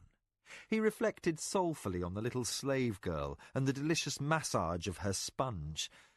But the day's upheavals were not over. From his tub, Tassayo summoned in an endless succession of servants for interrogation. Many admitted to having seen the Tong assassin who had come to commit the murders. A patrol leader even confessed to allowing the assassin entry through one of the checkpoints in the hills at the border of the estate. The man's explanation for allowing the murderer passage was inherently logical. All soldiers know that my lord purchased the Tong's loyalty. The man came openly to the checkpoint, stating he was on my lord's business and showing a document. Tassayo heard this with narrowed eyes and tight lips. He motioned to Incomo in the negative, and sadly the first adviser instructed the house scribe to write the warrior's name on the list for immediate execution. The soldier would be dead before Tassayo was dry from his bath. The lady in Kana continued mechanically to sponge her husband's back, but her cheeks were wax white, and she looked sick around the eyes. Like a puppet on strings, she soaped the lean, muscular shoulders of the lord of the Minwanabi over and over, until Tassayo tired of her attentions and snapped suddenly to his feet. Inkana dropped her sponge with a splash into the bathwater and snatched back with a startled cry. "Silence, woman!" Tassayo jerked his wet head and towel slaves flew to attend him. The guild messenger could not have chosen a worse moment for arrival, nor could the servant who scratched at the doorway to announce the man's presence in the foyer, awaiting the master's attendance. In no mood to hurry, but impatient with his dresser nonetheless, Tassayo snatched the lightweight but heavily embroidered robe from his body servant. He flipped it over his shoulders, held out his hand for his shell-decorated belt, then accepted the black lacquered sheaths of his sword and dagger newly threaded on a soft Nidra-hide baldric. A slave laced on his sandals, and he finished his dressing with a light padded jacket sewn with bone rings that offered the same protection as light armour without being as cumbersome. "Send the messenger to me in my personal armoury," he instructed his runner. Then he motioned for Incomo to follow and strode out, leaving his wife to oversee the slaves in the bath chamber as if her standing were no higher than an overseer's. The Minwanabi Lord's armoury was a small windowless chamber with sanded wood walls, laid out with pegs for swords and stands for storing body armour. Tassayo's single personal indulgence since becoming ruling lord had been to purchase extravagant sets of arms for himself, some plain and deadly, designed for the rigours of war, others resplendent with lacquer and chasing for dress occasions. Yet a third variety was thin and strong and without fluting, designed to be secretly worn under clothing. Tassayo roved from stand to stand, stroking helms and breastplates and sword hilts, then examining his fingertips for dust. The slaves and servants who attended this chamber knew well to keep it immaculate. Predecessors who had failed the Lord's inspections had not survived his displeasure. Uncomfortable in the small, airless room, Incomo compromised his uneasiness by standing farthest from the lamp, which was hot, and drew unwanted attention to his actions, should the master's narrow scrutiny fall upon him. Still, as every Minwanabi servant had lately learned to become, he waited while the lord roved from sword to sword and helm to helm, stopping occasionally to arrange a buckle or a boss, or to finger the edge of a blade. Tassayo was testing a dagger when the courier bowed at the door. The lord flicked the barest glance over the man's guild badges, just enough to note the colours of the sullen Kur denomination. He spoke in his deceptively gentle manner. "What message do you carry?" The man straightened. "An overture from Mara of the Acoma," he began, and silenced instantly as Tassayo whipped around in a breathtaking blur of speed.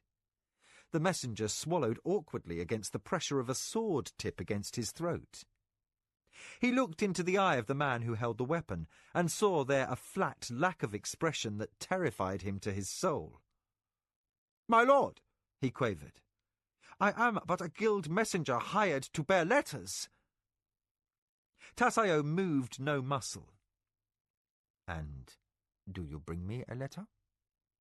His voice had not altered a hair's breadth. Incomo cautiously cleared his throat. "My lord, the guild's runner is blameless, and his life protected by oath." "Is he?" Tassayo fired back. "Let him speak for himself." The messenger sucked in a difficult breath. "Mara requests a meeting," he began, and stopped at a twitch from the blade. "You will not mention that name under this roof, within these walls." Tassayo gave another light dig with the weapon, and teased a trickle of scarlet from the skin beneath the point. "What does this thrice accursed lady ask a meeting for? I wish no parley. I want only her death." The messenger blinked uncomfortably. Suspecting that he reported to a madman, and convinced he would end with a cut throat, he gathered his dignity and bravely concluded the words he had been employed by his guild to deliver. "The lady asks that the lord of the Minwanabi visit her estate for the purpose of a mutual discussion." Tassayo smiled slowly. Impressed by the little man's courage, he lowered the sword, wiped the point clean on a polishing cloth, then replaced the weapon on its pegs. As an afterthought, he tossed the rag to the messenger, along with gestured permission to tend the scratch on his throat. The guildsman lacked the effrontery to refuse. He lifted the lightly oiled cloth to his neck and began tentatively to dab. And, as though no stranger were present, Tassayo resumed his inspection. Roving between items in his collection, he spoke to his adviser as if they were the only occupants of the room. "Incomo, I believe I have frightened her badly," he said. "My ambush and my assassin might not have accomplished my ends, but Sezu's little bitch is running scared. Luck has helped her cause, but fortune never endures. She knows she cannot last another year." The Minwanabi lord abandoned one armour stand for the next. He fingered a plated gorget as if probing for a weakness. "Perhaps the lady offers compromise. Say, a sacrifice of the Acoma name and line in exchange for survival for her son?" Incomo bowed with due respect. "My lord, that is a dangerous assumption. As well as you, the lady knows the time for compromise is past. She initiated blood feud with your uncle Jingu, and Desio made pledge to Turakamu. For the sake of her ancestors' honor and against the Red God's displeasure, she must know she has no position from which to bargain." Tassayo let the plates of the gorget fall with a click like the rolling of game dice. "She is desperate," he insisted. "Let her come to me here, if she has a desire to speak." The armour room seemed stiflingly claustrophobic. Acoma risked a small movement to mop his brow, and dared another interruption. My lord, I hesitate to remind. The Lord Jingu underestimated the girl, and in this very home she forced a situation that required him to take his own life. Sandals scraped lightly on waxed wood as Tasayo leaned an elbow on a fine suit of armour. The tawny eyes he fixed on his first adviser were wide and bright in the lamplight. I am not a coward, he said gently. And my uncle was a fool. Acoma nodded hasty agreement. But even the bravest man should do better to act with caution. Tasayo's eyes narrowed dangerously. Do you suggest she could threaten me? He tipped his head and spat upon the polished floor. Here? Just because she is presently too strong to succumb to an open attack. Make no mistake. It is only a matter of time before I will step in and finish her. Indeed, I should relish the chance to see my warriors sack and burn her estate. Perhaps I should use this request for parley as an opportunity to go there and study the site for assault tactics. The guild messenger seemed uncomfortable with the turn the conversation had taken. His task as a courier required discretion, but the discussion at hand was not one he cared to witness. Rival factions might torture him to learn just what he was overhearing. His guild was well respected, but that did not make him sacrosanct for those hours with his family when he was not wearing his official badges. Acoma mopped his brow again, but the sweat continued to trickle down his collar. Learned in the ways of 3 generations of Minwanabi lords, he offered argument by his silence. Tasayo had examined all the armour. He could not leave the chamber without confronting his first adviser in the doorway, and Acoma stood like a rock jammed immovably in a river current when he had a point to make. Very well, the Lord of the Minwanabi concluded. I will not meet the bitch on her accursed Acoma soil. To the messenger he snapped shortly, Here is my reply. Tell the lady I will consider a meeting, but in the open on my lands. Let us see whether she has the courage or the stupidity to accept. The messenger bowed in relief and bolted promptly through the opening that Acoma edged aside to create. Straight as the door jamb against his back and canny in years, the adviser regarded Tasayo. My lord, if it is trickery you have on your mind, still I would counsel you to take care. Mara is not just a girl, but an enemy to be feared. She has united the Hadama clan, no child's task, and even were you to have her brought naked and bound before you, surrounded by your bodyguards, still I would have you be wary. Tasayo stared into his adviser's spaniel eyes. I am wary, he said quietly. Most wary of letting this matter become the obsession that it was for Cousin Desio. Mara I intend to kill, but I need no grand promises to the Red God to carry the matter out. And neither will I give her ancestors the satisfaction of losing even one night's sleep over the matter. Now move aside. I would have the armory locked now, and a light meal brought to the terrace garden down by the shore of the lake. The Lord of the Minwanabi lingered in the terrace garden long past the hour of sunset. Great torches burned on poles in ceramic containers. A carpet had been laid over the stones, and a wooden dais brought, and upon this Tasayo sat, twirling a wine goblet between his fingers, exactly as he had while on campaign. The lake shore looked much like a war camp, with warriors in full armour performing a mock attack on a knoll overlooking the water. The soft splashes of feeding fish were interspersed with shouted commands.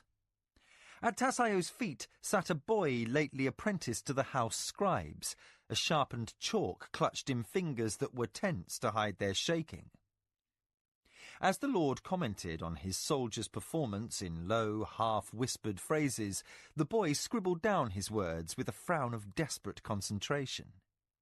He was but duplicating the efforts of the scribe set to teach him the craft, but should the Lord of the Minwanabi decide to appraise his work, he could be beaten for failing to achieve some arbitrary standard. The warriors on the rise advanced in timed unison, and absorbed in every nuance of the drill, Tassayo did not at first notice the house runner who lay prostrate in obeisance at the top of the terrace stair. The unfortunate man had to raise his voice to catch attention. What is it? Tassayo snapped, so suddenly that the scribe dropped his slate. The chalk fell bouncing across the carpet and rolled to a stop against the runner's forehead, which was pressed into the stone of the last stair. My great lord, the Hamoy Tong Master has arrived in answer to your summons. Tassayo briefly weighed the displeasures of meeting the Tong and interrupting his evening battle drill.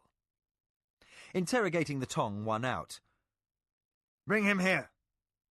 Then, obviously preoccupied with a subject that vexed him, he glanced at the apprentice's slates and compared the clumsy lettering to the finely practised script of his teacher.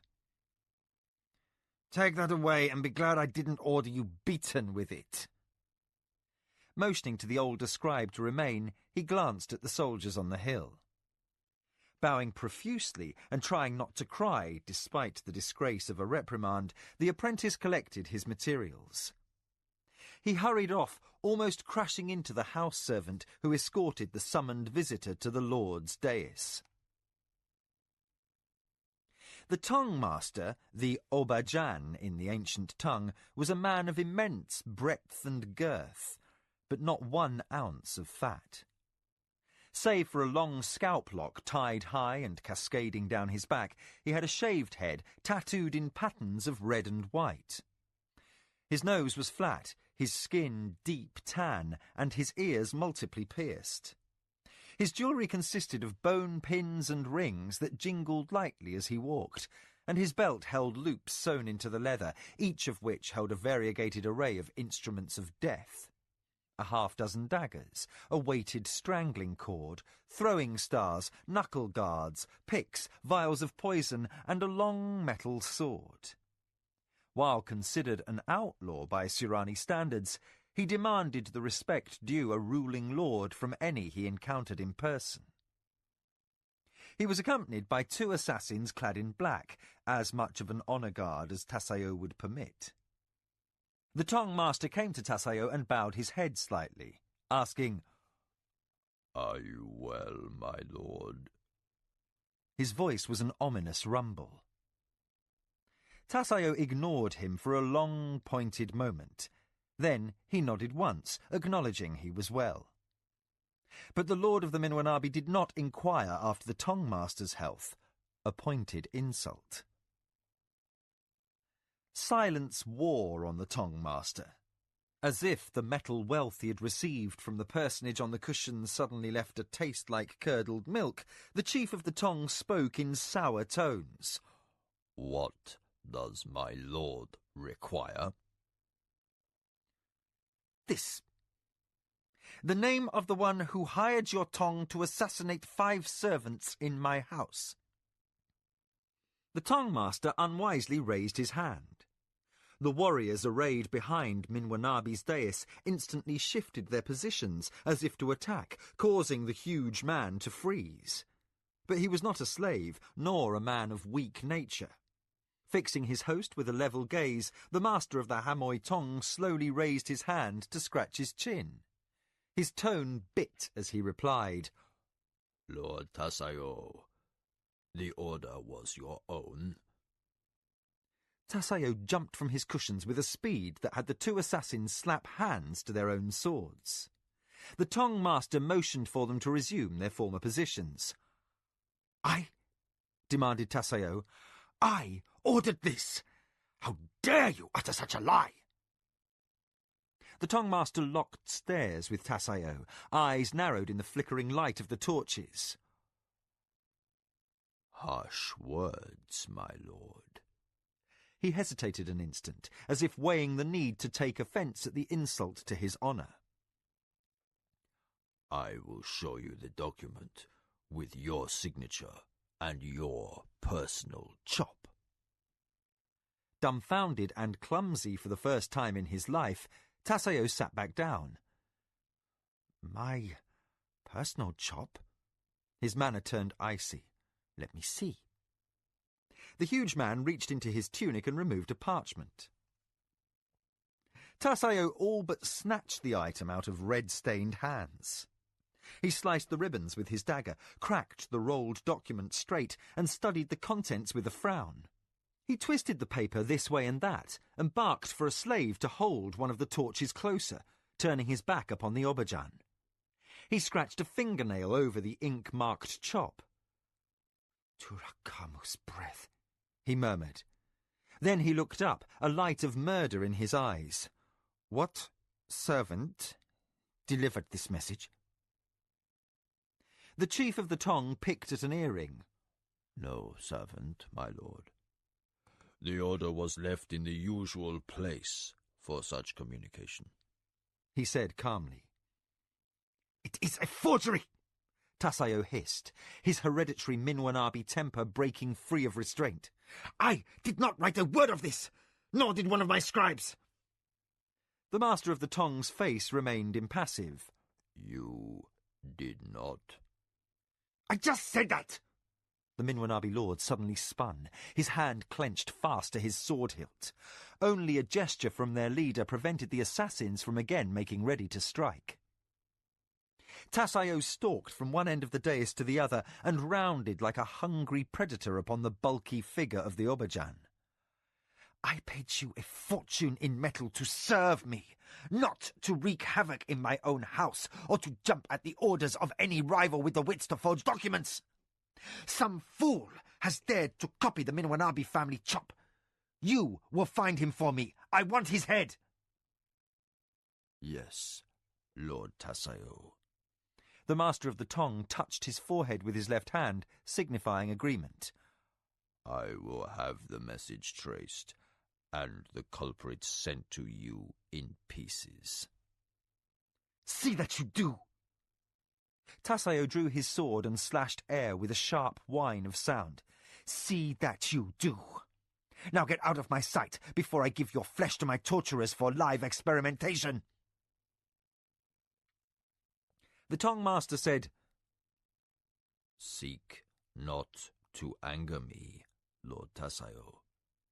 He motioned for his assassins to step back as he moved forward to confront the Minwanabi ruler. In a low voice he said, The Hanoi are not vassals. A fact you would do well to remember. I am the aubergine of the Hanoi. I will do this thing because my family has been dishonored even as yours, not because you order it. Fate has given us a common enemy, my lord. But never again threaten me. He glanced down, and Tasayo followed his gaze. Between forefinger and thumb, the man held a small dagger masked from any other's sight. The lord of the Minwanabi did not flinch or move away. He simply returned his gaze to the eyes of the aubergine. He knew the man had but to twitch and the blade would kill before the Minwanabi lord could possibly raise his sword. Something like savage humour flickered in Tasayo's eyes as the Tong master said, I enjoy blood. It is mother's milk to me. Remember that, and we may remain allies. Tasayo turned his back, ignoring the risk, and said, Depart in peace, aubergine of the Hanoi. His knuckles whitened upon the hilt of his sword. The Tong master turned away, nimbly for a man of his size, the dagger vanishing into his tunic before any other could see it. He left at good pace, his honour guards falling in on either side as he strode from the terrace, leaving a frustrated and enraged man slashing at phantoms in the air. Chapter 25. Confrontation. Trumpets sounded. A dozen liveried bearers carried a platform upon which Mara firmly held the wooden railing before her. She strove to appear assured, despite the inward conviction that she looked silly, wearing the newly fashioned armour of a Hadama war chief.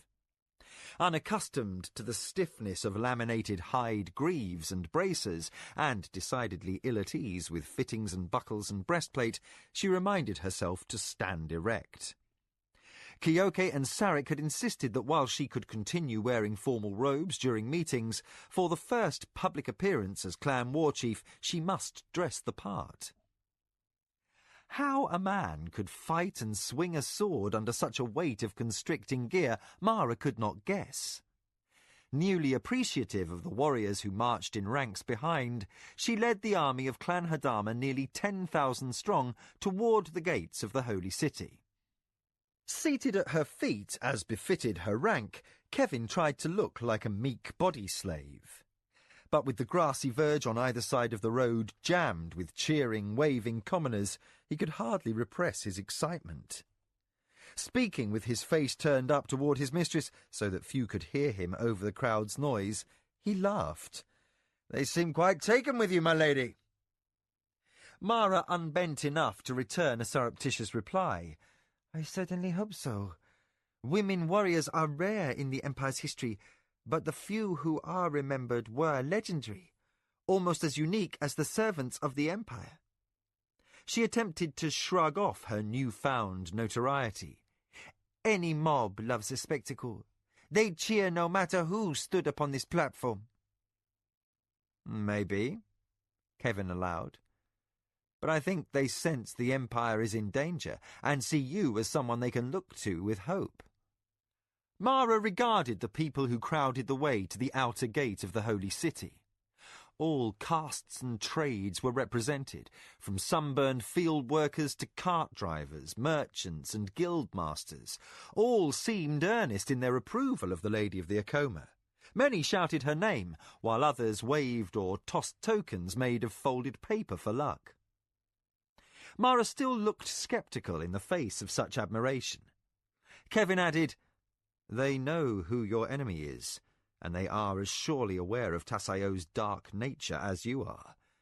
You nobles may not speak ill of one another out of courtesy, but I assure you that commoners don't share that constraint. Given the choice, they endorse the one whose policy is likely to be the more merciful. Is it yours, or the Minwanabi Lord's?"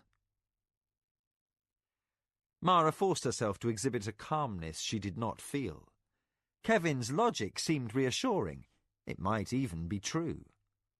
But the support of the common folk would have no bearing on the outcome of the pending struggle. Aware that the next few days would find her either triumphant or dead, Mara tried not to dwell upon consequences. There could be no other choices. The attack upon her and her son had forced the issue. She must move, or maintain a defensive strategy until the day that her warriors, her guard, or her spy network failed her again. And Tasayo's blade found her heart. On the day her father, Sezu, had fallen victim to a Minwanabi trap, he had chosen to fight to the death rather than shame his ancestry by choosing flight and a coward's life. Mara could do no less. She had tried to precipitate events by her demand to meet with Tasayo. If he refused her, she must confront him. And yet, with no plan in mind to spare either her house or her honour, her posture was no more than bravado. As she rode in triumph on the platform at the head of Clan Hadama's war strength, her mind held a morass of fears. "Look at that!" exclaimed Kevin. Jerked out of morbid introspection, Mara glanced where he pointed and felt her throat tighten. An army camped to the west of the Holy City. The hills were a patchwork of coloured tents and banners, which Kevin swiftly counted. After rough calculation, he said, I guess that encampment holds 15,000 warriors. Mara's initial jolt of nerves eased as she identified the banners. That is a part of Clan Zakala. Lord Hapara has brought the Zacatecas in strength. Others follow him. But not only her allies were present in force. Mara nodded across the river. Look, over there. The road followed the Gagajin, and on the far bank Kevin saw another army, its tents so thickly clustered the land bristled with banner poles. Gods! There must be 60,000 warriors in those hills. It looks like half the lords of the Empire brought every man capable of wearing armour and carrying a sword. Mara nodded, her mouth drawn grimly taut. The issue will be decided here. Those across the river answer to Tasayo. That is the might of Clan Shonshoni, other families in vassalage, and the Minwanabi allies. I can see the banners of the Tondora and the Ginesa near the river's edge, and of course the Akamchi and the Inrodaka have at last sided with Tasayo. She made a sweeping gesture with her hand. I will wager Lords Keda and Tomagu are encamped to the north of the city with their allies, close to 40,000 swords. And I am certain that beyond sight of the city, another 100,000 warriors are within a day's march. Scores of lesser families stay out of harm's way, but close enough to pick over the corpses if we come to conflict. She lowered her voice, as if fearful the wrong ears might overhear her. So many soldiers ready to do battle. Can we avoid a civil war even if we wish? The crowd's cheers and its festive mood of gaiety suddenly rang hollow. Aware that his lady was trembling beneath her armour, Kevin returned a reassuring shrug. Few soldiers are keen to kill. Give them an excuse and they just as soon get drunk with one another or indulge in a little friendly brawling. At least, that's how it is on my world. Yet, the contrast between the animated expressions he remembered from Midkemia and the mask-like bearing of even the meanest beggar on Kelewan could not be ignored. Kevin kept the thought to himself that he had never known a bunch so willing to die as these Sirani. As long as people kept calm and didn't start insulting one another's mothers, all these factions might be able to avoid bloodshed. But if only one loud-mouthed sod got rude... The thought did not bear finishing. Even with the point left unsaid, Mara would not be blind to risk. One sword drawn for honour's sake, and all the Empire would shake. Could it be avoided? After witnessing the massacres that occurred on the night of the bloody swords, Kevin did not care to examine the odds. As her vanguard neared the arching city gate, the crowds of admiring Gorkhas fell away. Into stillness and a suddenly emptied road, a patrol of Imperial warriors stepped forth to meet the Hadama entourage. Mara ordered a halt before the gate as the strike leader approached, his white armour with gold accents brilliant in the morning sun. "Mara of the Acoma!" he called. Unaccustomed to the weight of the plumed helm that shaded her brow, Mara nodded careful acknowledgement.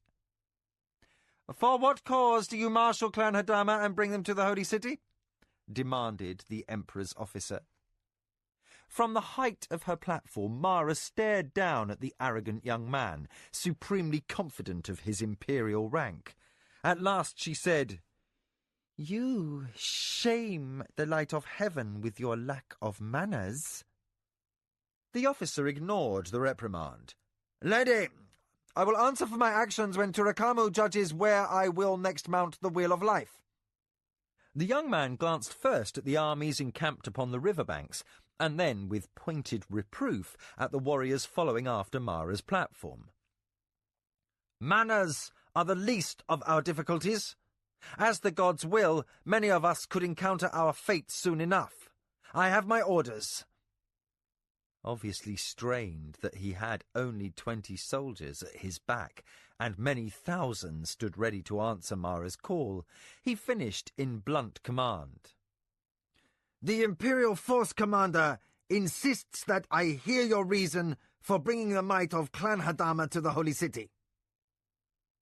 Making an issue of this demand could prove just the flame to ignite the conflict, Mara realised. She decided it wise to ignore the slight. We come for counsel with others of our rank and station, in the interest of the Empire's well-being. Then proceed to your quarters, Lady of the Acoma, and no imperial peace is upon you. 1 honour guard of Acoma soldiers may accompany you, with a like number of clan soldiers for each lord of the Hadama who joins you. But know that the light of heaven has ordered the council hall closed until he commands otherwise. Anyone who seeks entry to the palace without imperial consent will be counted traitor to the Empire. Now, if you would proceed. The young officer stood aside to permit passage of the war chief's platform and her honour guard. Before resuming her march, Mara bent to Lujan and gave swift orders. Carry word to Lord Chekawara and the others. We meet at my townhouse at sundown. Her force commander snapped a bow. And the warriors, mistress? One last time Mara scanned the surrounding hillsides with their blanket of tents and banners, soldiers and weapons racks.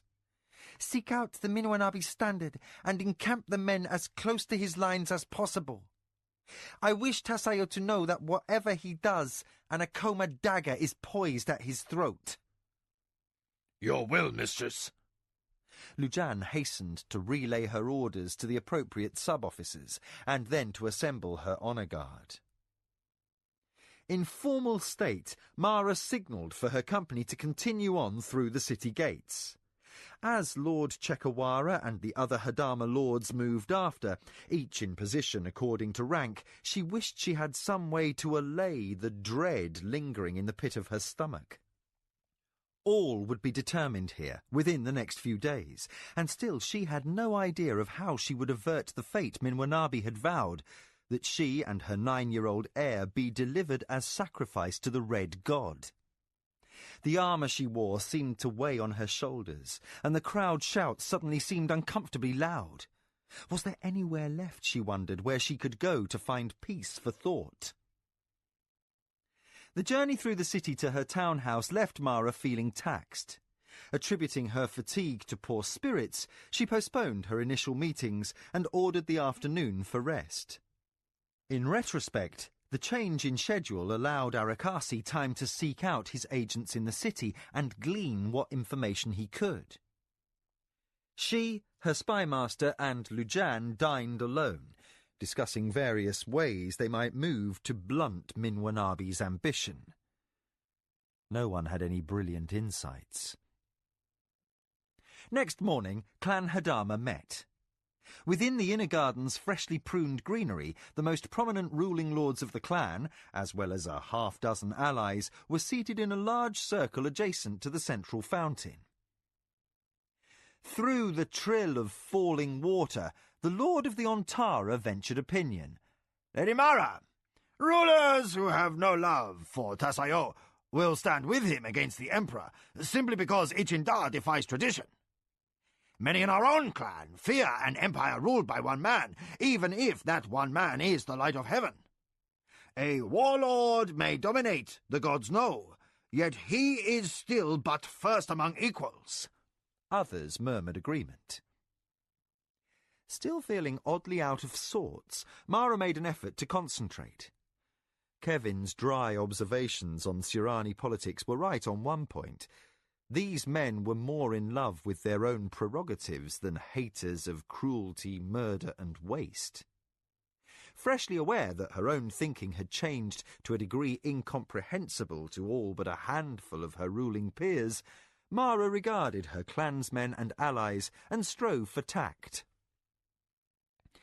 Those who cling to tradition blindly or out of fear of change are fools. To embrace Tasayo is to hold a relic to your bosom. He will take warmth and nourishment, but in the end, he will kill. Allow him to blunt the Emperor's power, and you choose a worse course than absolute imperial rule. The Minwanabi Lord is a young man. He could hold the white and gold for decades. He is clever, ruthless, and, if I may speak bluntly, captivated by the pain of others. He is a clever enough player of the game that he might make question of the succession a moot issue. Almecho and Aksantukar came close to creating a family office. Is the ambition of Tasayo of the Minwanabi any less? Several of the lords glanced at one another, for they had been among those inclined to back Tasayo's predicted bid for the white and gold. With the Amechan clan crushed by Aksantukar's shame, the Minwanabi were left unrivalled as first claimants to the office. Lord Zacatecas was too young, and Lord Kedda too closely allied with the Blue Wheel Party to gainsay the Emperor. The only possible rival bid would be Lord Tonmagu, if the Anasati lent full support. Yet Jiro was not deemed reliable. His own agenda was not yet clear, and he had plainly indicated he would not be following in his father's footsteps. More than street gossips and rumour-mongers were convinced that Tasayo would be the next warlord. The more pertinent question seemed to be whether he would gain the white and gold peacefully or by means of bloody war. Of all present, Lord Chekawara was the only one relaxed enough to avail himself of the cakes upon the refreshment trays. Dusting crumbs from his chin, he offered his own opinion. Mara, in all you have done since becoming ruling lady, you have consistently shown a brilliant ability to extemporize. May we assume that you have some unexpected twist of the rope in store for Tasayo?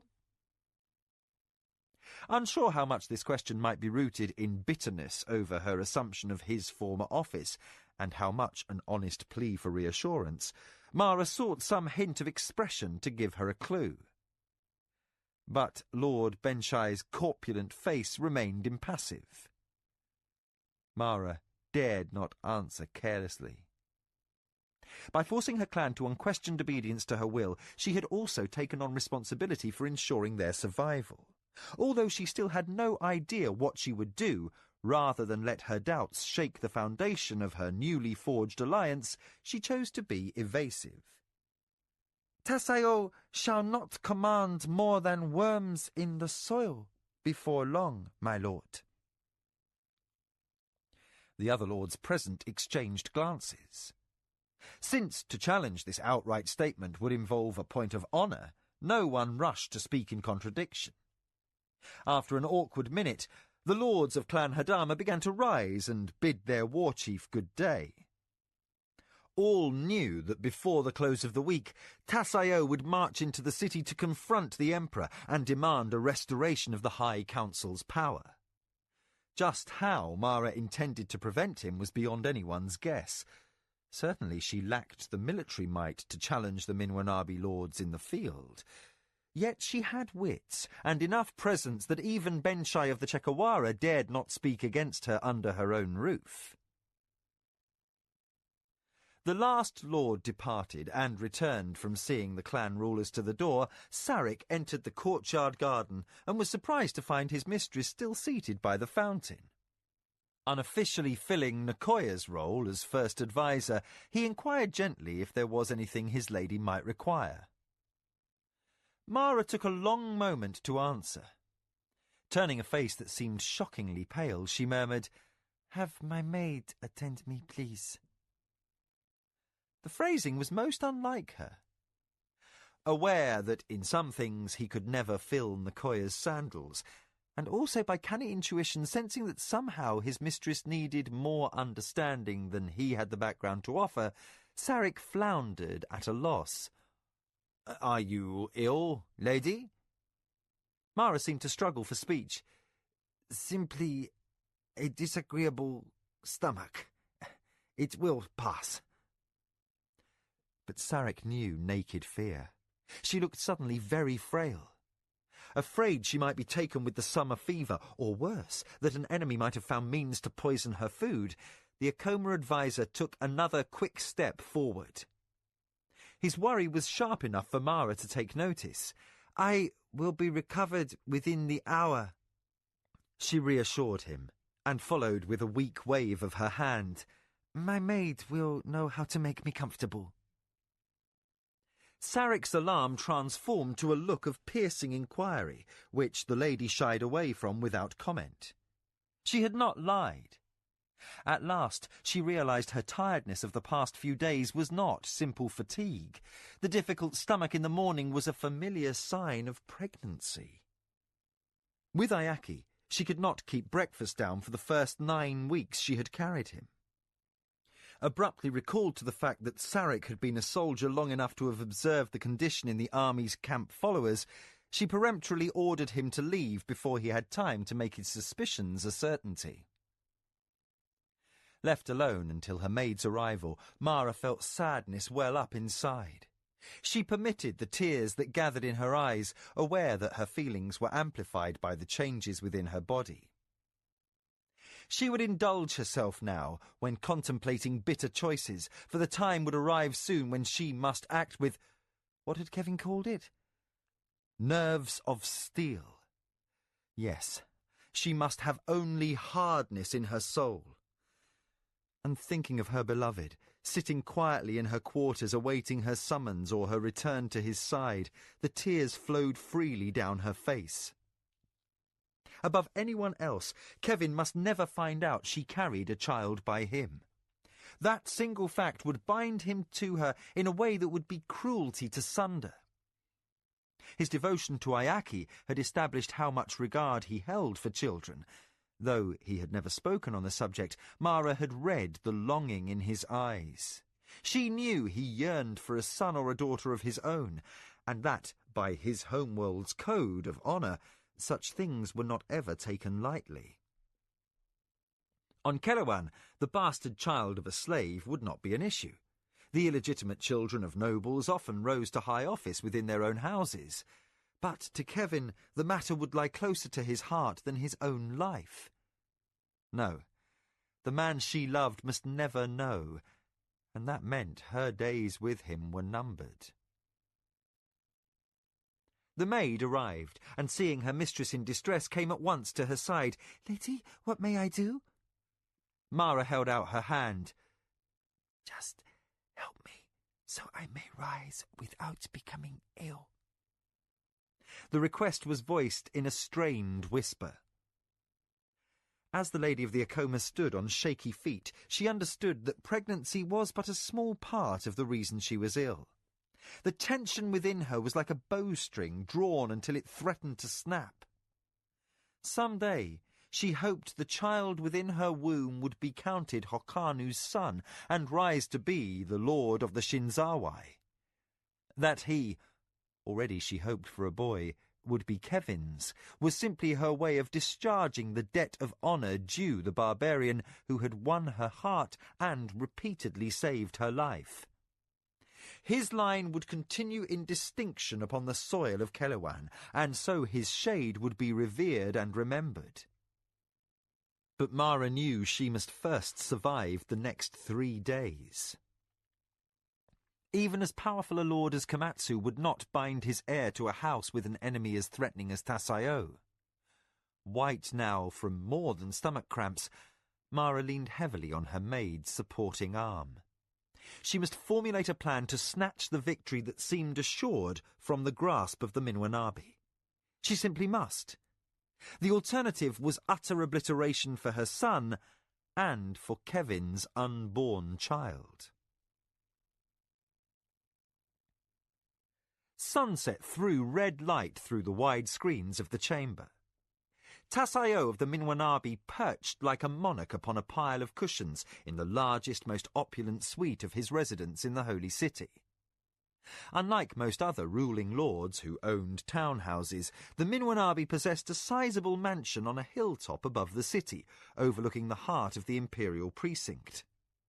Gazing through slitted eyes at the changing of the white-armoured guards at the Emperor's inner gate, The Lord hardly glanced at the message handed to him by his first adviser. With utmost patience, Incomo prompted, "Master, Mara is but a short distance from the city gate with her honor guard. She is also accompanied by an imperial messenger bearing a staff of office, and an imperial peace is upon the city. At your word, she will travel to the appointed meeting place." Her choice of timing will not save her. Tassayo ran his thumb along his jaw as he followed the movement of the guards in their sparkling white armour. That silly boy who calls himself emperor can delude himself for a few more days. But no call of imperial peace will prevent me from destroying an enemy. After an interval, Tassayo added, "However, it might be useful to wait to strike until we have a time and place of our choosing, and it might be entertaining to hear what the Acoma bitch desires, simply to learn what I may do to frustrate her." Incomo grew tense with apprehension. "Master, I would be remiss in my duty if I did not advise against this meeting. The woman is more dangerous than any other ruler in the Empire, as she has demonstrated on numerous occasions." Drawn at last from contemplation, Tassayo silenced his first adviser with a glare. "I have an army with me, Incomo." "But do you stand to gain?" the first adviser asked urgently, more than mindful that his lord's uncle had died under his own roof with his army about him as a result of Mara's plotting. "If the lady of the Acoma desires talk, anything she will say must be to aid her own cause against you. I see nothing to benefit the Minwanabi in this, my lord." Tassayo drummed his fingers upon the cushion at his knee. "Send this message to the bitch. I will honour the truce and speak with her." Seeing Incomo's features cloud over, he narrowed yellow eyes. "I see no point in all this needless worry. Mara and her brat might have escaped death by a narrow margin, but when I win the white and gold, she shall be the first of my enemies to be removed." Graceful, fast, and intent upon his beliefs, he stood. "I may be magnanimous. Those silly fools in Clan Hadama will perhaps be allowed to live, but only if they become my vassals, after they see me end the Acoma name forever." With a rare smile, he added, "You worry too much, Incomo. I can always say no to whatever offer Mara makes." Incomo remained silent. He had the terrible feeling that if Tassayo rejected Mara's offer, that would be exactly what she wished. The first adviser bowed, turned, and went to send the message. The wind was called Butana in the ancient language of the Zataki people of the Empire. The translation meant wind from demons, and it blew for days, even weeks at a time. The gusts were dry, whipping out of the distant mountains in fitful, howling bursts. In the hot season, such winds could desiccate a piece of uncovered meat or fruit in hours. In the cool season, the air carried a chill, and at night the temperature dropped, sending people indoors to huddle around fires and under layers of robes. When the Butana blew, the common folk said dogs went mad and demons walked the land in the guise of men. Husbands were known to run screaming into the night, never to be seen again, and wives became melancholy to the point of suicide. Legends abounded of supernatural beings who appeared when the Butana whined across the land. The Grey Man, an ancient myth, was said to walk the empire on nights like this. Should a lone traveller meet him, he must answer a riddle and be rewarded if his solution was found pleasing, or suffer loss of his head if the Grey Man proved dissatisfied. Such were the stories of the Butana, the bitter, dry wind that blew this night. Under brilliant stars, atop a hill outside the city walls, two small armies waited, facing one another. Torches guttered and banners flapped in the gusts, casting a flickering transience of light and shadow over faces taut with apprehension. Plumed officers waited before the ranks in motionless formation, and at the head of each army stood a ruler. On one side a woman clothed in shimmering green silk and emeralds, and upon the other a lean predatory figure in jet armour with black and orange bosses. Positioned equidistant between them, an imperial herald waited, his robe of office gleaming like bone under a 1/4 moon. In a voice loud enough to carry over the wind, he addressed the two forces in attendance. Let it be known that the imperial peace is upon this city and the surrounding countryside. Let no man draw his sword in anger or retribution. So commands the light of heaven. Turning toward the band who surrounded Tassaio, the herald intoned, This lady, of noble rank and line, claims that she comes to treat with you for the good of the empire. My lord, do you acknowledge? Tassaio inclined his head, and the messenger deemed that sufficient. Turning to where Mara waited across a narrow expanse of grass, the herald raised his voice above the wind's rising whine. My lady, this lord answers your call to parley and acknowledges your intent to speak for the good of the empire. Mara returned a bow, making a point of correct courtesy to contrast with her enemy's lapse. The herald received his due without reassurance. His stance between two enemies sworn to blood feud was precarious, and he knew it. Family honour might be trustworthy when two such ancient lines were involved, but a single hothead among the ranks of common warriors could precipitate a massacre. He needed all of his training to speak steadily to those within earshot. What is the highest duty? Every man, woman, and warrior present answered with the phrase, "To serve the Empire!" By crossing his arms, the Imperial Herald signalled for the principal parties to approach. That moment, the Butana drove down in a whipping gust, its sound like the moan of a dirge. Trying not to take the incident as omen, the herald completed his office. My lady, my lord, I shall await at a distance so that you may discourse untroubled. He withdrew at a rate that was barely within the limits of propriety, leaving Mara and Tassaio faced off with but 2 paces between them. Unwilling to succumb to the indignity of shouting over the wind, Mara left the opening words to Tassaio.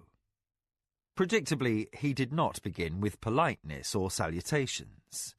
His thin lips curled slightly at the corners, and in the unpredictable flicker of the torches, his eyes seemed to shine like a sarcat's. Mara, this is a situation I had not anticipated. He waved his hand, indicating the odd surroundings, the poised warriors, and the snapping banners that were all in the tableau that seemed alive. I could draw my sword and end this now. Defiantly matching his malice, she answered, And disgrace your house's name? I think not, Tassaio. Her tone turned dry. That would be too much, she fixed him with dark eyes, even for a Minwanabi. Tassaio laughed, the sound unexpectedly bright over the dissonant undertone of the Butana. You will be made to understand a truth. A man with enough stature may do as he pleases with impunity, Mara.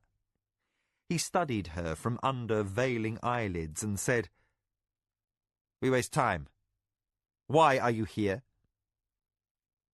For the good of the Empire, Mara reiterated. You bring your army and the bulk of Clan Shonshoni to Kentasani. I believe you come to make war upon the Emperor. Tassaio's manner showed interest, but under his veneer of civility Mara sensed an almost physical wave of hatred. She resisted an instinct to step back and barely managed to keep her composure.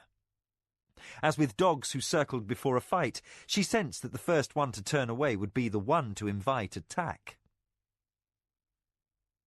You bring the bulk of Clan Hadama behind you. The Minwanabi lord replied in deceptively lazy inflections. Yet I do not accuse you of preparing treasonous assault upon the light of heaven. Mara spelled out the obvious. I am in no position to claim the white and gold.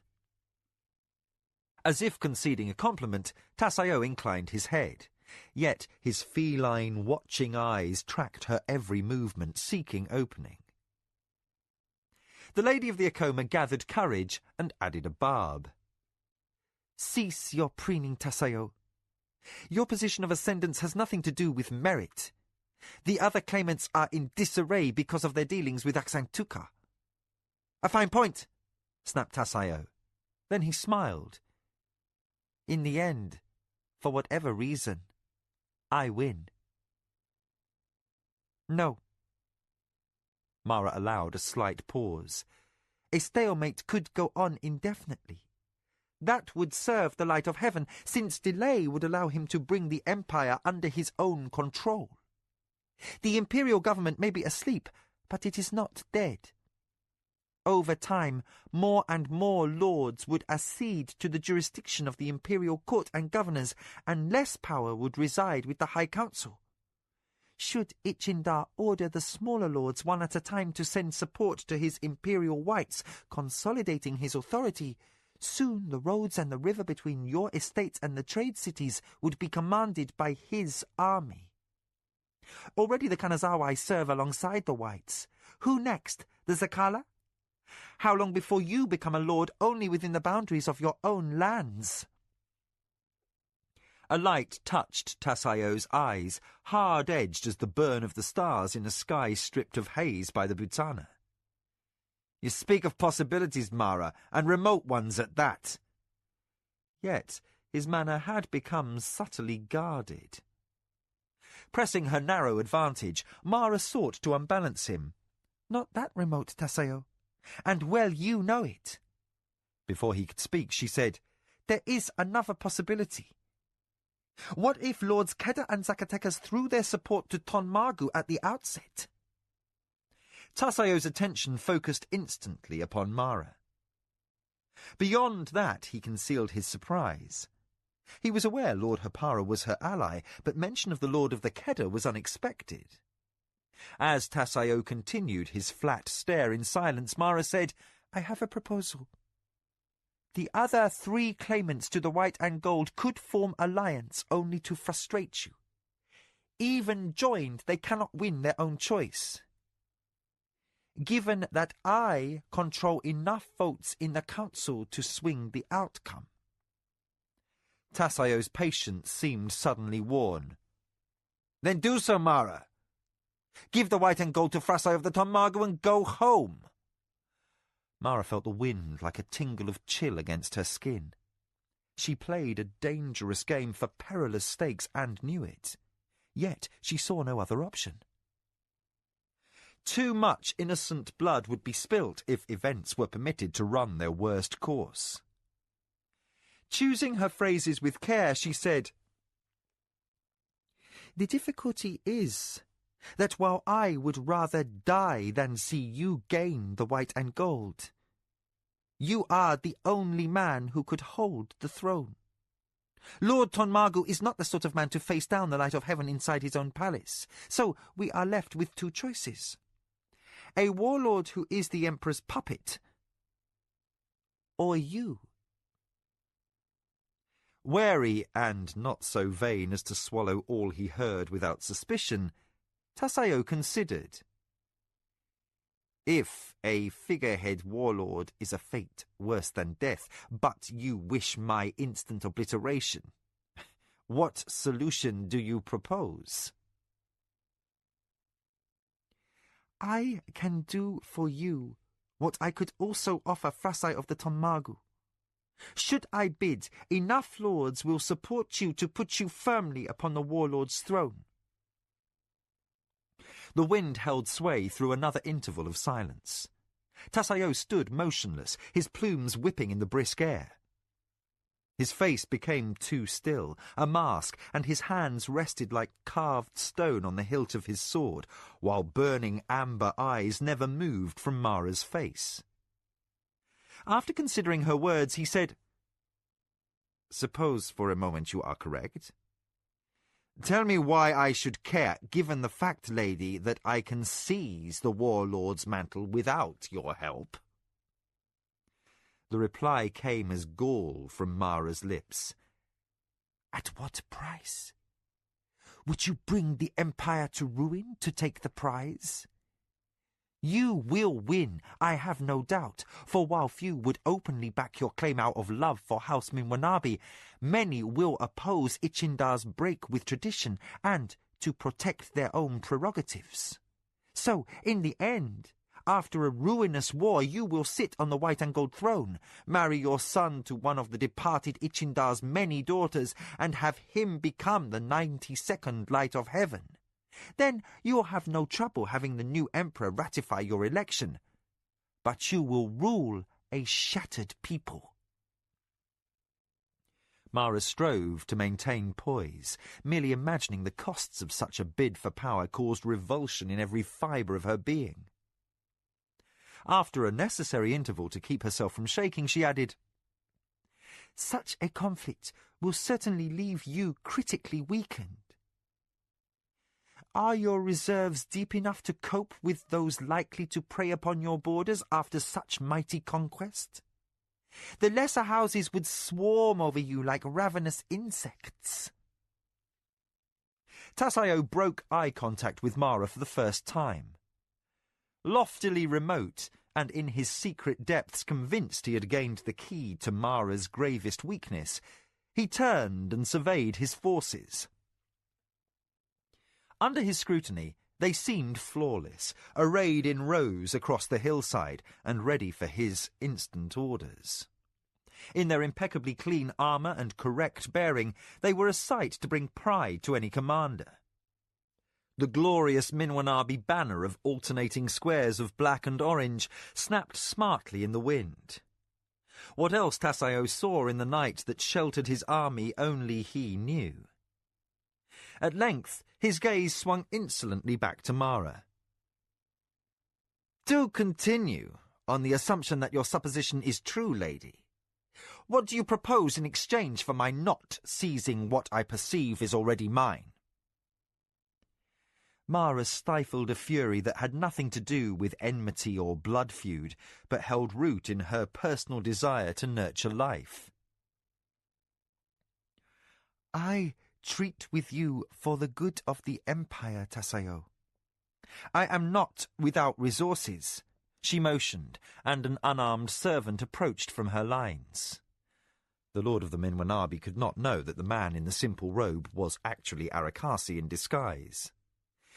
In flawless imitation of civility, the spy master carried a wrapped bundle, unrolled the parchment covering, and tossed a human head that reeked of preservative across the grass to Tasayo's feet. Barely shy of shouting, Mara said, "You should recognize the face. Behold the remains of the man you attempted to use to compromise my spy network." Tasayo returned a startling rictus of hate. You! His word came out as a snarl. You were the one who ordered murder in my house! Only I may command death upon Minwanabi lands! A mad light entered his eyes, icily, without compunction. Touched by an involuntary shiver, Mara sensed threat in the air. The wind ruffled her robes, tugged at her elaborately piled hair, and chilled the sweat on her skin. No words were spoken, but Mara knew in her soul that only the thinnest thread of reason remained to remind Tasayo of his pledge of truce. At this moment, she knew, her enemy wished for nothing more than his hands around Mara's throat, perhaps as he took her in brutal rape. Then, with equally frightening abruptness, Tasayo's expression shifted to a satisfied smile. "So, you admit to killing your own agent?" Mara willed herself to outer calmness. Inwardly she was frightened by his shattering shift of mien, and aware that she was dealing with a man who could only be judged insane. She inclined her head. "More than one, Tasayo." Tasayo's teeth flashed white as his smile turned cruel. Through a long and uneasy interval, the only sounds upon the hillside were the crack and flap of battle standards and the hiss of the wind through the grass. Then Tasayo said, "So, you forged my family chop and paid the Hamoy Tong to murder your own agents in my house.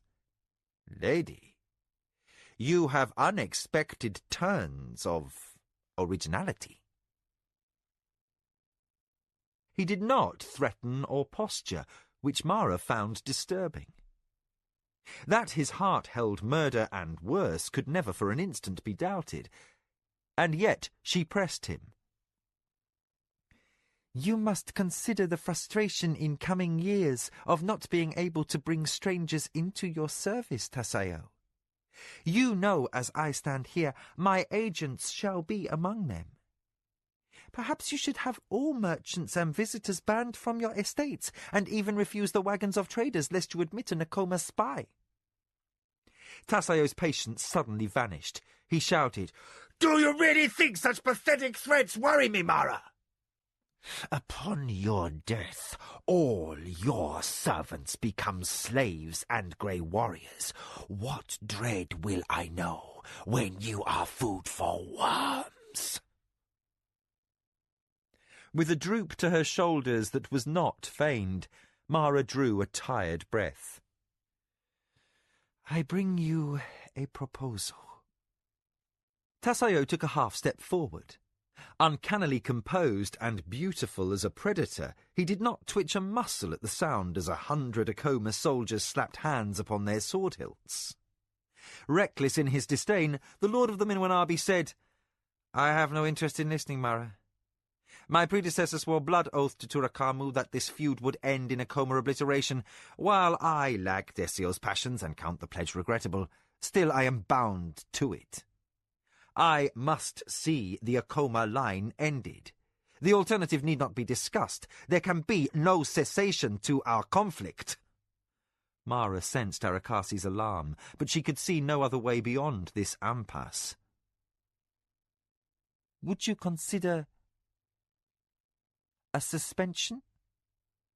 Caught by surprise, Tasayo blinked. "What do you mean?" "Quarter.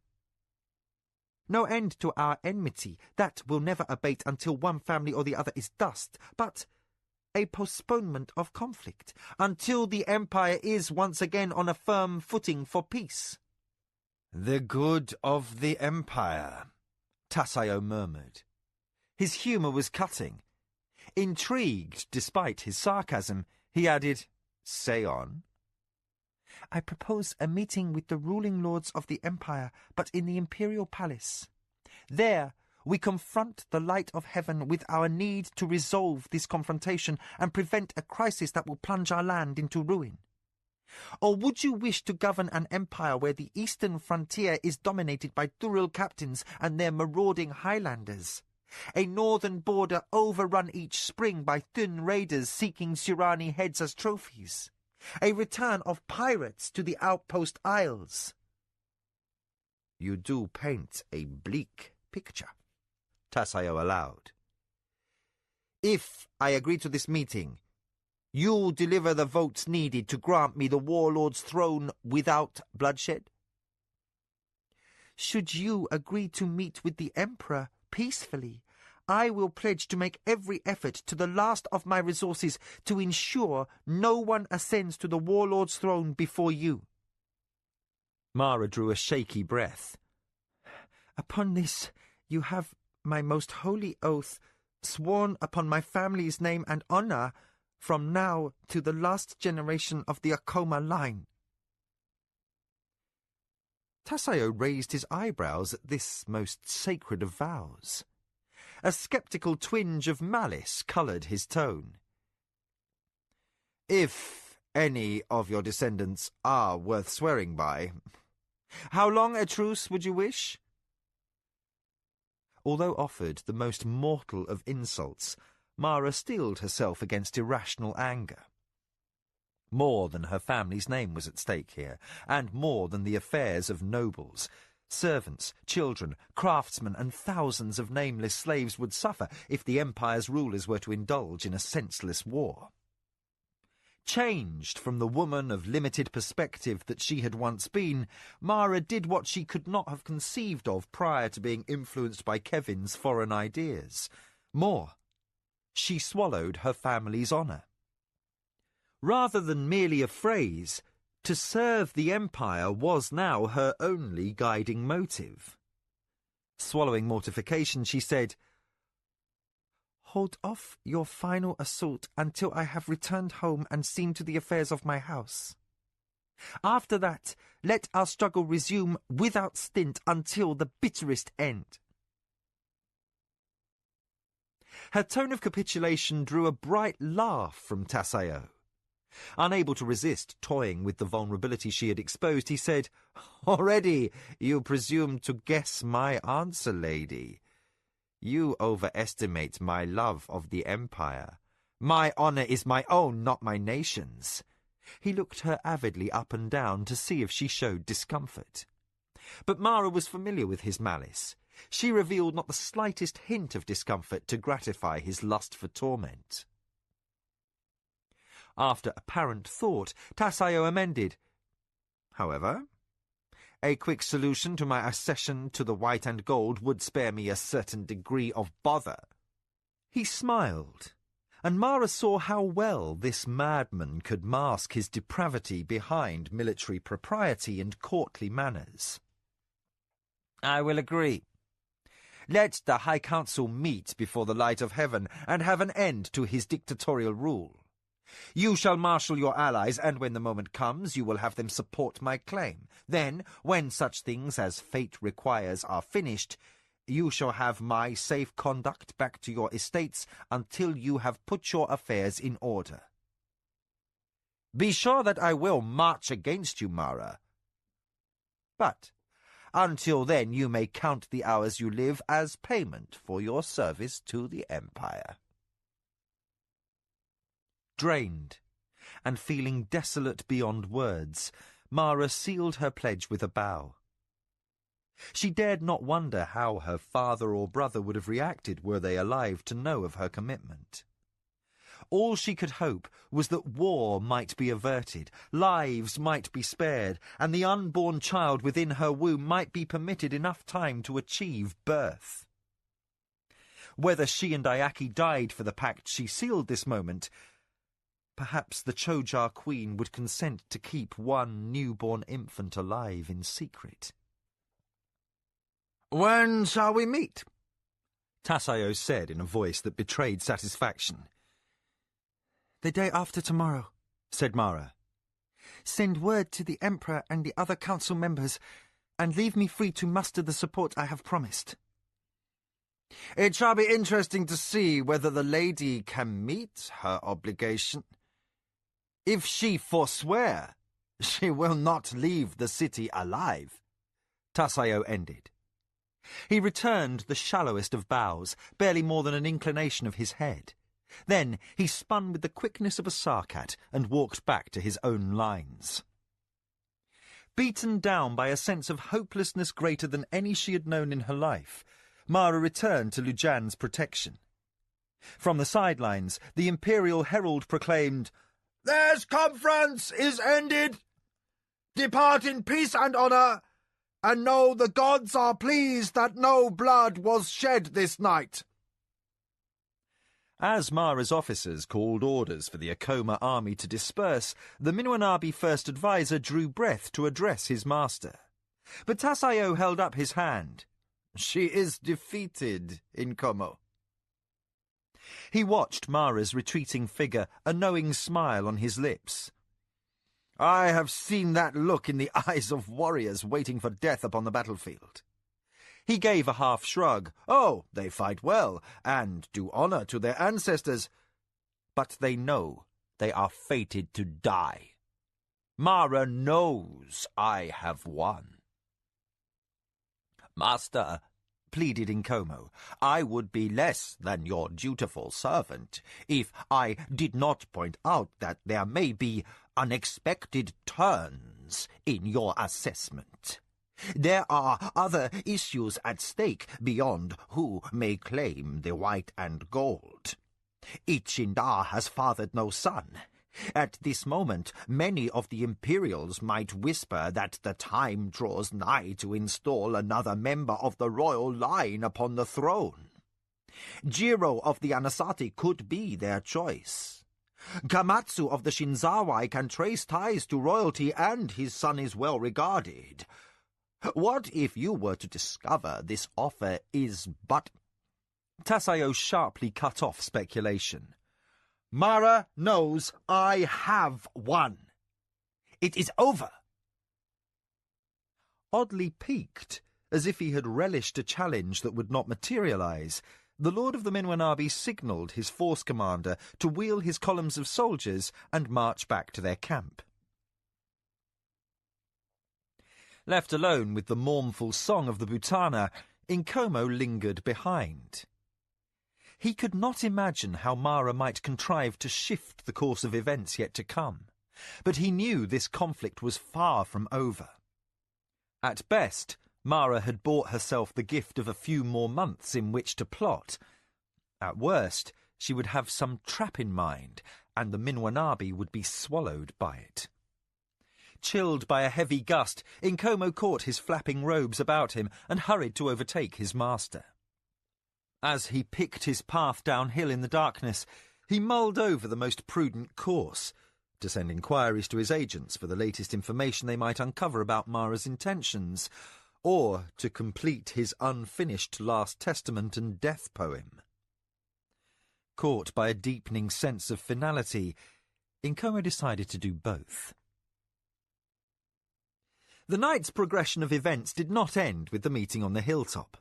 Mara arrived back at her townhouse feeling tired to her bones. She shed her outer robe and pushed back strands of hair torn loose by the incessant wind, and only then came out of her daze long enough to understand what Sarek was telling her.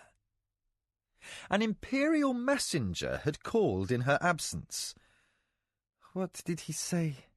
Mara asked dully, and by the concern on Sarek's face she realized she had asked him to repeat himself.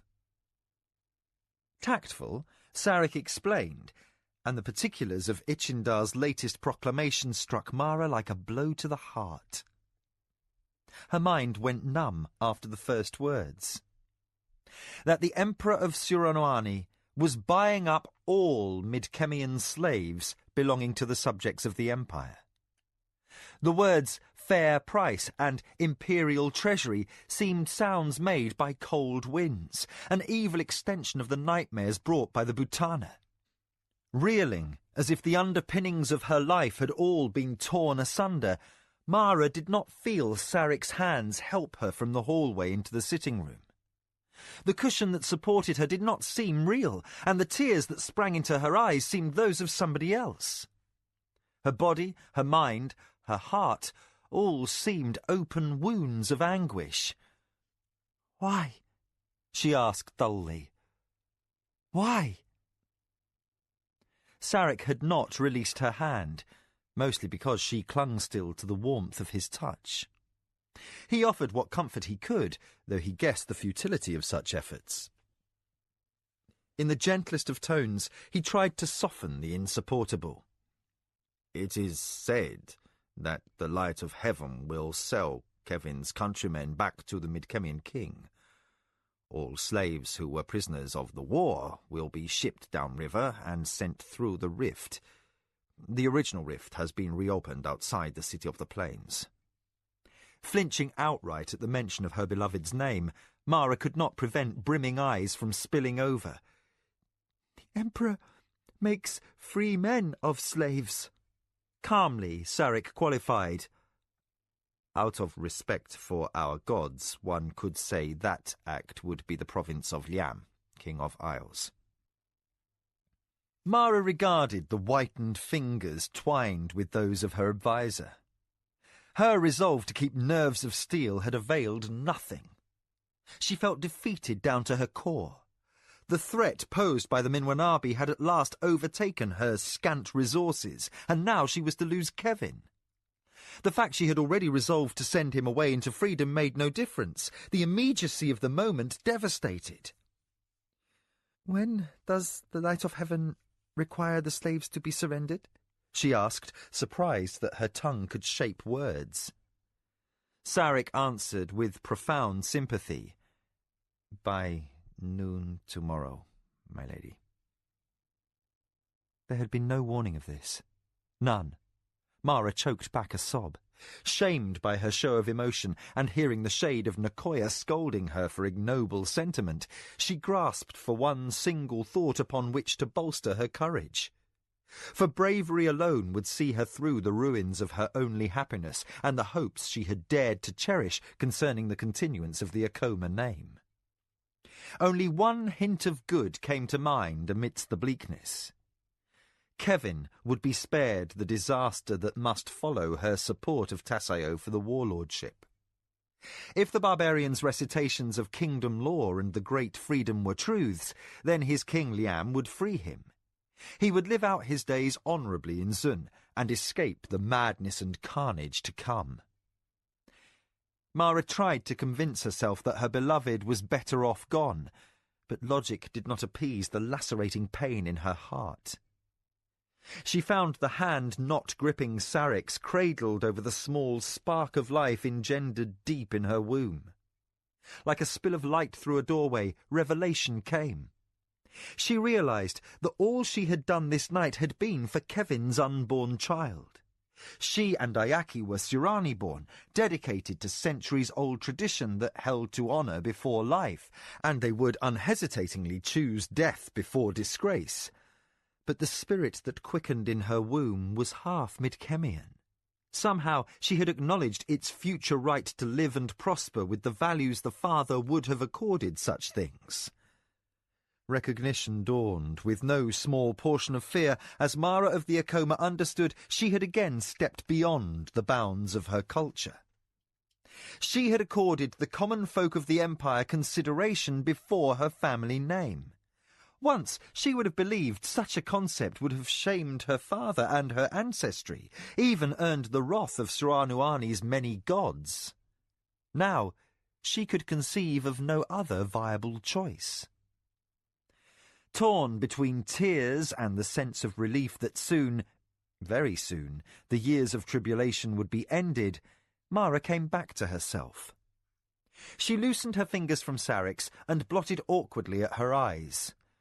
"I will need the services of my maid," she managed tremulously.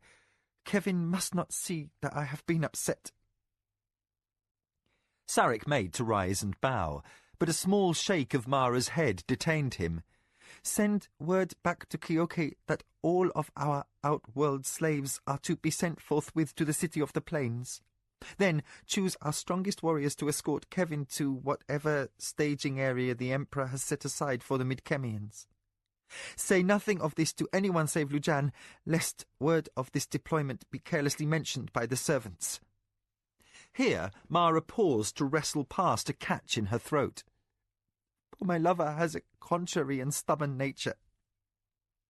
Although he longs for his freedom, he may have a mind to argue over the manner in which it is bestowed upon him." Here the lady was unable to continue, but Sarek understood. Kevin had never submitted to orders except through choice or brute force. He had proved himself a formidable fighter, and, where Mara was concerned, no man might predict how he would react to being parted from her.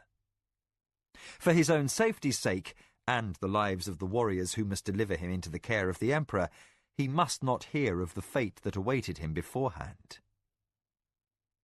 Saddened, for he had come to like the Midkemian's odd humour and his decidedly strange views of life, Sarek bowed to his mistress's wisdom. But, as he hurried off to send in her maids, he reflected that he had never seen a more bleak expression in the eyes of any woman he had known. The night passed in terrible, restless torment for Mara. While the Butana wailed across the roof tree, she made frantic love to Kevin, the last time ending in tears in his arms. He stroked her with a tenderness that threatened to break her heart. Hurt by her silence, her unwillingness to speak her fears, he nevertheless ignored his own pain in a profound effort to comfort her. Mara clung to him in a mounting tide of hysteria. Her world seemed unhinged, and she could not conceive of a life without the solid presence of the man who had caused her to re-examine every aspect of her beliefs and forced her to see the deficiencies of her culture. Kevin had become more than lover, more than a man she could confide in. He was the taproot of the tree of her resolve. She had to rely upon his strength to change the empire and make it honourable in a new and moral way. Without him, the power, the goals, and the shining vision she held for a future, now shadowed by her recent vow to Tassayo, seemed things devoid of joy. Mara lay in the warmth of Kevin's embrace and listened as the soft, steady beat of his heart blended with the hollow dirge of the winds that rattled the screens. Somehow, against his volatile barbarian nature, Kevin sensed that her turmoil would not support questions. His sensitivity wounded her, robbed her of a perverse excuse to fly into anger and send him away. Mara endured the tender caress of his hands, cut by the knowledge that this was the last night she could touch him. At last, exhausted, she fell into restless dreams. He lay awake, her head cradled in the hollow of his shoulder. Through all the years he had known her, he had never seen her so distraught. Open in revealing his own passions, it never occurred to him that her love for him might be the hidden cause of her anguish. Dawn came, unwanted as an executioner's arrival. Mara found a grain of courage amid the wreckage of her nerves and ordered Kevin away before the onset of her morning sickness. She spent a miserable interval torn between tears that would not flow from swollen eyes and dry heaves. Her maids worked tirelessly to restore her to a semblance of proper appearance. By the time she was fit to be seen in public, noon had already drawn nigh. Mara emerged from her quarters to find the escort quietly arranged by Sarek already waiting by the door. Unaware of the Emperor's proclamation, Kevin waited in his usual place by her litter, his red hair familiarly tousled, and a concerned expression on his face. At the sight of his blue eyes on her, Mara all but broke down. Then the stern fibre of her warrior forebears sustained her. Drawing upon all her temple-taught training, she shut off her clamour of emotions and forced herself to step forward, one foot after another, until finally she reached her litter. Of desperate necessity, she chose Sarek to assist her to her seat. Then, in a voice unrecognisable as her own, she said, "We must leave." She named no destination. This detail Sarek had already attended to, and Lujan knew what lay ahead. But the anomaly roused Kevin to suspicion. "Where are we bound for this day?" he asked on a fixed note of sharpness. Mara dared not try speech. Aware that her eyes were flooding, she quickly snapped her curtains closed, and it was Lujan who waved her bearers to rise and her honour guard of soldiers to march out of the townhouse courtyard, as Sarek held his gaze upon the Midkemian with something resembling regret. "Will somebody please tell me why everyone acts as though we're going to a funeral?" Kevin demanded plaintively. He received only Surani blankness for reply, and resorted to a spectacular attempt at banter. His extravagance at any other time would have sorely tried the deportment of her warriors, but today the most devastating of his repartee fell upon deaf ears. No one so much as hinted at a smile, far less indulged in a laugh. "Gods, but everyone's as lively as a corpse!" Mournful that some of his best jokes had been wasted, Kevin lapsed into silence as the escort crossed the bustle of Kentasani and took a turn toward the less fashionable district by the south-facing riverside. Ahead lay a palisade constructed of wide, thick planks. Kevin stopped dead in the roadway, and only their fighters' reflexes prevented the warriors behind from slamming into him. "I've seen the likes of this place before," he accused in a tone that snapped with reckless insolence. "Why are we going to the slave markets, Mara?" The Acoma warriors did not wait for any signal. Kevin's reactions were far too unpredictable for such nicety. Firmly, swiftly, and in force, they closed around the Midkemian and caught him back by the wrists. Pinioned and startled into rage, Kevin twisted half an instant too late. The warriors grunted at the effort, but managed to keep their grip. Traffic in the street was stopped by the commotion, and heads turned to stare. "Guards!" Kevin exploded in a tone of blistering betrayal. "You're selling me!" The cry all but shattered Mara's heart. She whipped aside the curtains of her litter and looked up into blue eyes that burned with fathomless rage. Words failed her. "Why?" cried Kevin, with such terrible lack of inflection she felt clubbed. "Why should you do this to me?" It was Lujan who answered, and roughly, for his own voice threatened to show feeling unseemly for a warrior, far less an officer of his status. "She does not part with you willingly, Kevin, but by the Emperor's order." "Damn the light of heaven!" Kevin exploded. "Damn your sod of an emperor to the deepest pit of the seventh hell!" Gawkers poked their faces out of windows, and more passers-by stopped to stare. Several farm matrons made a sign against blasphemy, and a sour-faced merchant on the verge expressed thoughts of sending for a priest. Unwilling to be tried by the temples for the mouthings of a miscreant barbarian, a warrior less well acquainted with Kevin reached out a hand to cover his mouth. The barbarian exploded into violence. He wrenched a fist free, knocking two of Mara's guards aside before any others could move. The men were under orders to refrain from drawing blades, but as Lujan joined the heaving knot of struggle that centred around the Midkemian, he prayed no one would forget.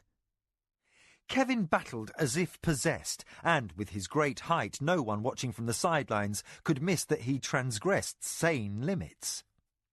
He was irate enough to forget protocols, and should he succeed in his attempt to snatch a sword from one of the warrior's scabbards, the Emperor himself could not keep him from dying. Lujan glimpsed the fear on Mara's face. Then he dared a fury more focused than any Harolth's, and dived headlong into the press. The wrestler's move he employed prevailed, and he struck Kevin squarely off balance. Lujan bore him over backward onto the cobbles of the street, while another soldier added his weight to the force commander. Most men would have been stunned by the fall. The Midkemian seemed unfazed. Driven by a rage that dulled physical pain, and goaded by emotions that no line of reason might stay, he tore into Lujan with a ferocity well capable of killing. Narrowly avoiding a knee in the groin, the Acoma force commander grappled a whirlwind of moving flesh. Somehow he managed to rap out orders to his men. "Close in! Use your shields and bodies to hide this fracas from public view!" A fist grazed his cheek. Feeling the burn of torn skin, Lujan indulged in a rare curse. "Damn it, man! Will you stop, or must I be forced to hurt you?" Kevin snarled an obscenity. "If you had a mother," he finished. Aware that the slave he sought to subdue had not hesitated to pitch himself weaponless against armed ranks of enemy warriors, Lujan reacted by reflex. Desperate and moved by care and admiration for Kevin, he employed the honourless, brutal tactics learned in the mountains as a grey warrior.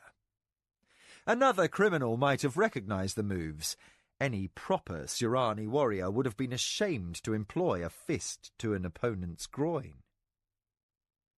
Felled by a blow that held nothing of fairness and blanched dead white with the pain, Kevin rolled into a moaning knot of limbs on the filthy paving of the street.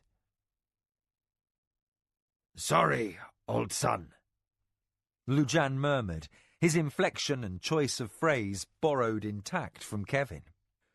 "You will finish your life in freedom and honour, whether you wish to or not." Then, feeling battered inside as well as out, Force Commander Lujan raised himself to his feet. "Bind and gag him. he said with whiplash curtness to his men. "We dare risk no further incident." Then, aching for the mistress who watched all from the shadow of her litter, he forced his face back into a semblance of Surani impassivity and ordered the party forward on its errand. At the gate of the compound, the master of Kentasani's slave guild stepped out of his hut to inquire after the needs of the Lady of the Acoma. Mara choked words past numbed lips. "This slave is to be returned to his homeland by order of the Light of Heaven." A limp weight in the grip of her guardsman, Kevin turned blue eyes toward her. The light in their depths beseeched, but the child in her womb kept her strong. "I am sorry," she murmured, heedless that the master of the slave guild stared at her in dumbfounded curiosity. Unable to voice the words, she moved her lips to mouth the phrase, "my love." The rest of what she wished to say stuck impossibly in her throat. The slave broker nodded. "It's very strong, though a bit past prime. I would think a fair price." Mara held up her hand, silencing the man. "No, send him home." If the slave master found this behaviour odd, he said nothing. He was having enough difficulty understanding why the emperor would choose to buy slaves simply to send them away to some alien palace. The edict had created enough confusion, and if this lady chose to be generous, he would not object. "My lady," he said, bowing deeply. At last, unable to bear the wild, haunted pain she saw in her loved one's face, Mara whispered, "Live a long and noble life, son of Zun." She managed to achieve the impossible and summon the courage to order her warriors onward to take Kevin away to the compound set aside for the Emperor's purchases. The slave master directed the way, and dimly Mara heard one of her warriors speak words to the effect that Kevin was to be treated with respect and care once his bonds were removed. The stockade doors swung closed, forever cutting off her view. Lujan remained by her side, his face a stone mask beneath the shadow of his helm. Most atypically, he did not realize that his officer's plumes had been bent and knocked awry during the foray in the street. Mara sank back on her cushions, wrung dry of tears, and too debilitated to lift even a finger to close her curtains. The shadow thrown over her by the great wooden gates seemed utterly frigid. She could not banish the memory of Kevin's eyes in the moment she had ordered their parting. Always, to her grave, it would haunt her that she had sent him away bound and helpless. Dully, she wondered how long Tassayo would spare her after the coming truce came to its inevitable end. How many nights would she lie awake aching with the now unanswerable question, would Kevin have left her reasonably or willingly if she had owned the nerve to consult him beforehand? "Lady," Lujan's soft voice intruded into a wilderness of pain.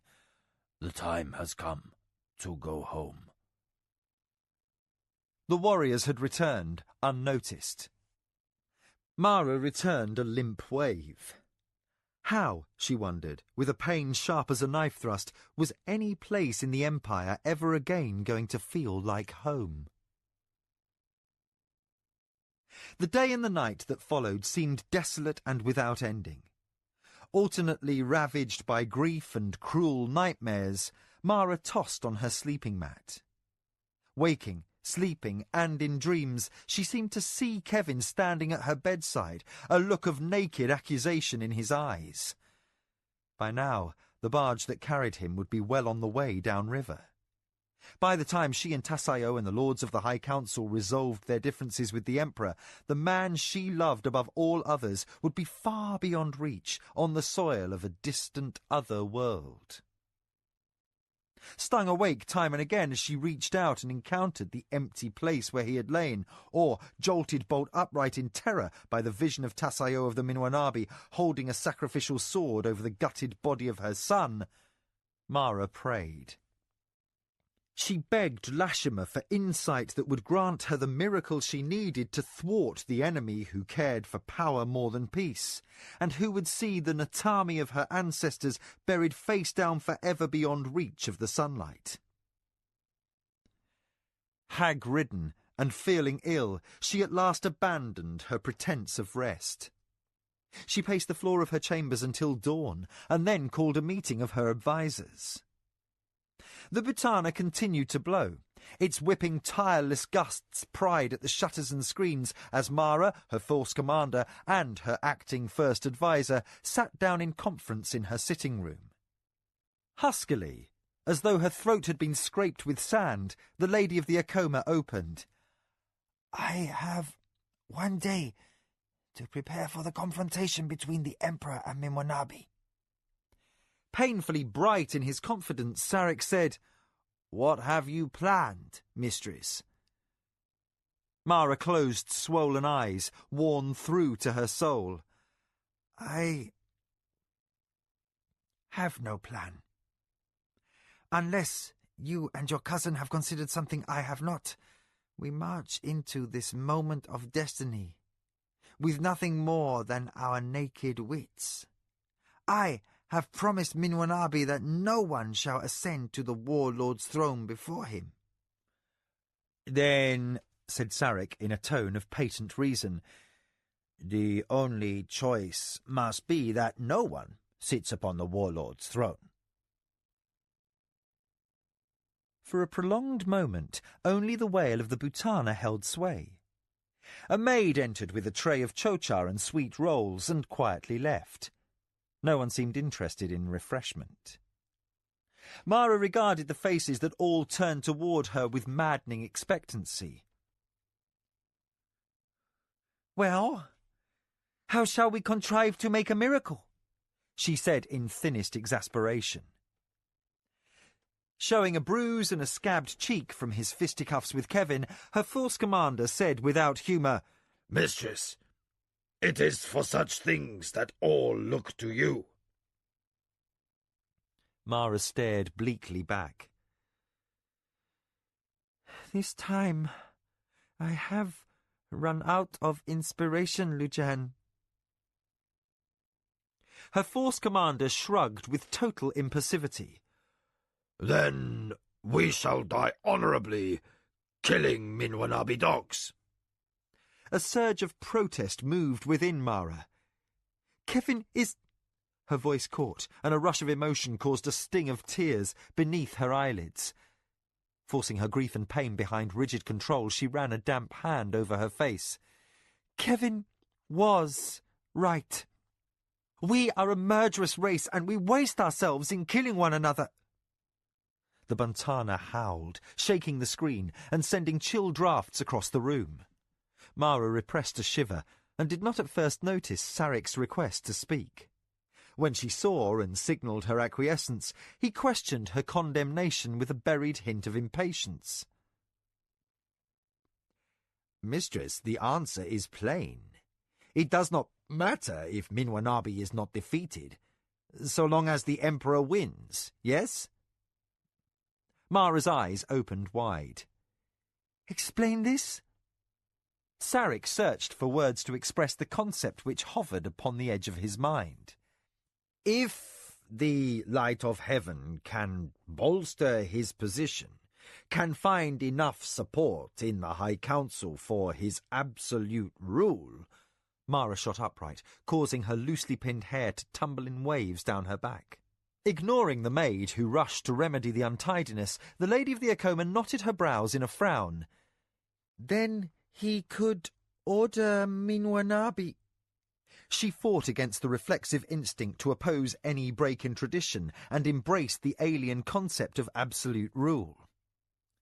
"Leave me," she said with sudden sharpness to her circle of advisers. "I have much to think about." As Sarek arose with the others, Mara retained him with a command. "Send word to the light of heaven, Sarek. Beg him for an audience. Swear upon whatever honour our name holds that the safety of the Empire depends upon this meeting." The young adviser repressed curiosity. "When, mistress?"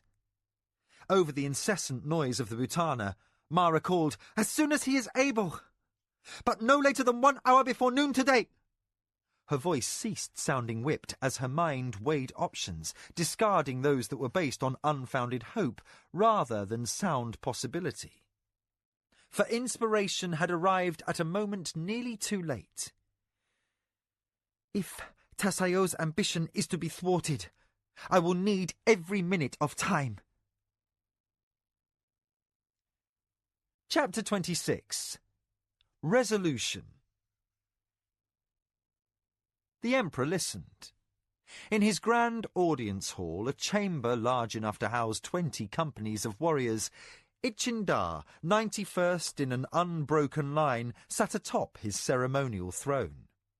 The imposing chair was ancient wood, overlaid with gold and topaz, with massive rubies, emeralds and onyx stones faced into the sides and back. It rested on a raised pyramidal dais, with a course of steps upon each side. The floor at the base was inset with a vast sunwheel pattern in warm tones of agate, white opal and more topaz. Upon each side of the huge pyramid, 20 imperial whites stood guard upon the chairs. The floor directly before Mara held chairs for high priests and advisers, but only 3 were present. A scribe who took notes for distribution to those temple representatives who were absent, the chief priest of Duran, and the High Father Superior of Lashima. Mara had been grateful for the prelate of Lashima's presence, hoping it was a favourable omen, for that man had officiated at her interrupted ordination on the day Kyoke had arrived to take a 17-year-old child home as ruling lady of the Acoma. Stripped of even her honour guard, for warriors were forbidden in formal audience with the Emperor, she voiced the last part of her proposed plan. An imperial scribe, sitting to Mara's right, hurriedly transcribed her words for the archives, as her phrases echoed into the cavernous chamber. With the hall's vast domed skylights, gold and crystal-framed windows, and polished marble floors, the sound of her voice made her feel physically diminished. At the close of her last phrase, she bowed deeply and stood as protocol dictated, her hands crossed in salute at her breast, behind the low railing beyond which no petitioner might approach. Trembling despite her best efforts, she awaited the light of heaven's reaction. As the minutes passed and the silence became prolonged, she dared not even raise her eyes, for fear she might find disapproval on the youthful countenance atop the dais. "Much of what you propose rests upon speculation, lady," the Emperor said on a note of unquestioned authority. Her eyes still locked upon the elaborately patterned floor, Mara said, "Majesty, it is our only hope." "What you suggest is unprecedented." That Ichindar considered tradition ahead of his own personal safety suggested much. This slender, solemn-faced young ruler was not greedy for absolute power, neither was he too timid to embrace bold concepts in the light of pending crisis. Admiring the maturity and courage apparent in one so physically slight, Mara said, "Much of what you have done, Majesty, is also unprecedented." Ichindar inclined his head, the long golden plumes of his headdress swaying as he nodded a stately acquiescence. Enveloped in elaborate layers of robes, he sat with painful formality, his face already marked by the ruler's burdens. Green eyes in dark hollows and cheeks gaunt from sleepless nights marred what should have been a carefree visage. Beneath the jewels and pomp, Mara perceived a spirit beaten down with worry. Young he might be, but the light of heaven was aware that he stood upon ground more perilous than quicksand. He held no delusions. His strength stemmed from the incalculable reverence the Surani people held for his office. But although deep-seated, such sentiment was far from limitless. Although uncommon among Ichindar's 90 predecessors, regicide was not unheard of. The emperor's death was considered proof unto itself that the gods had already withdrawn their blessing from the empire.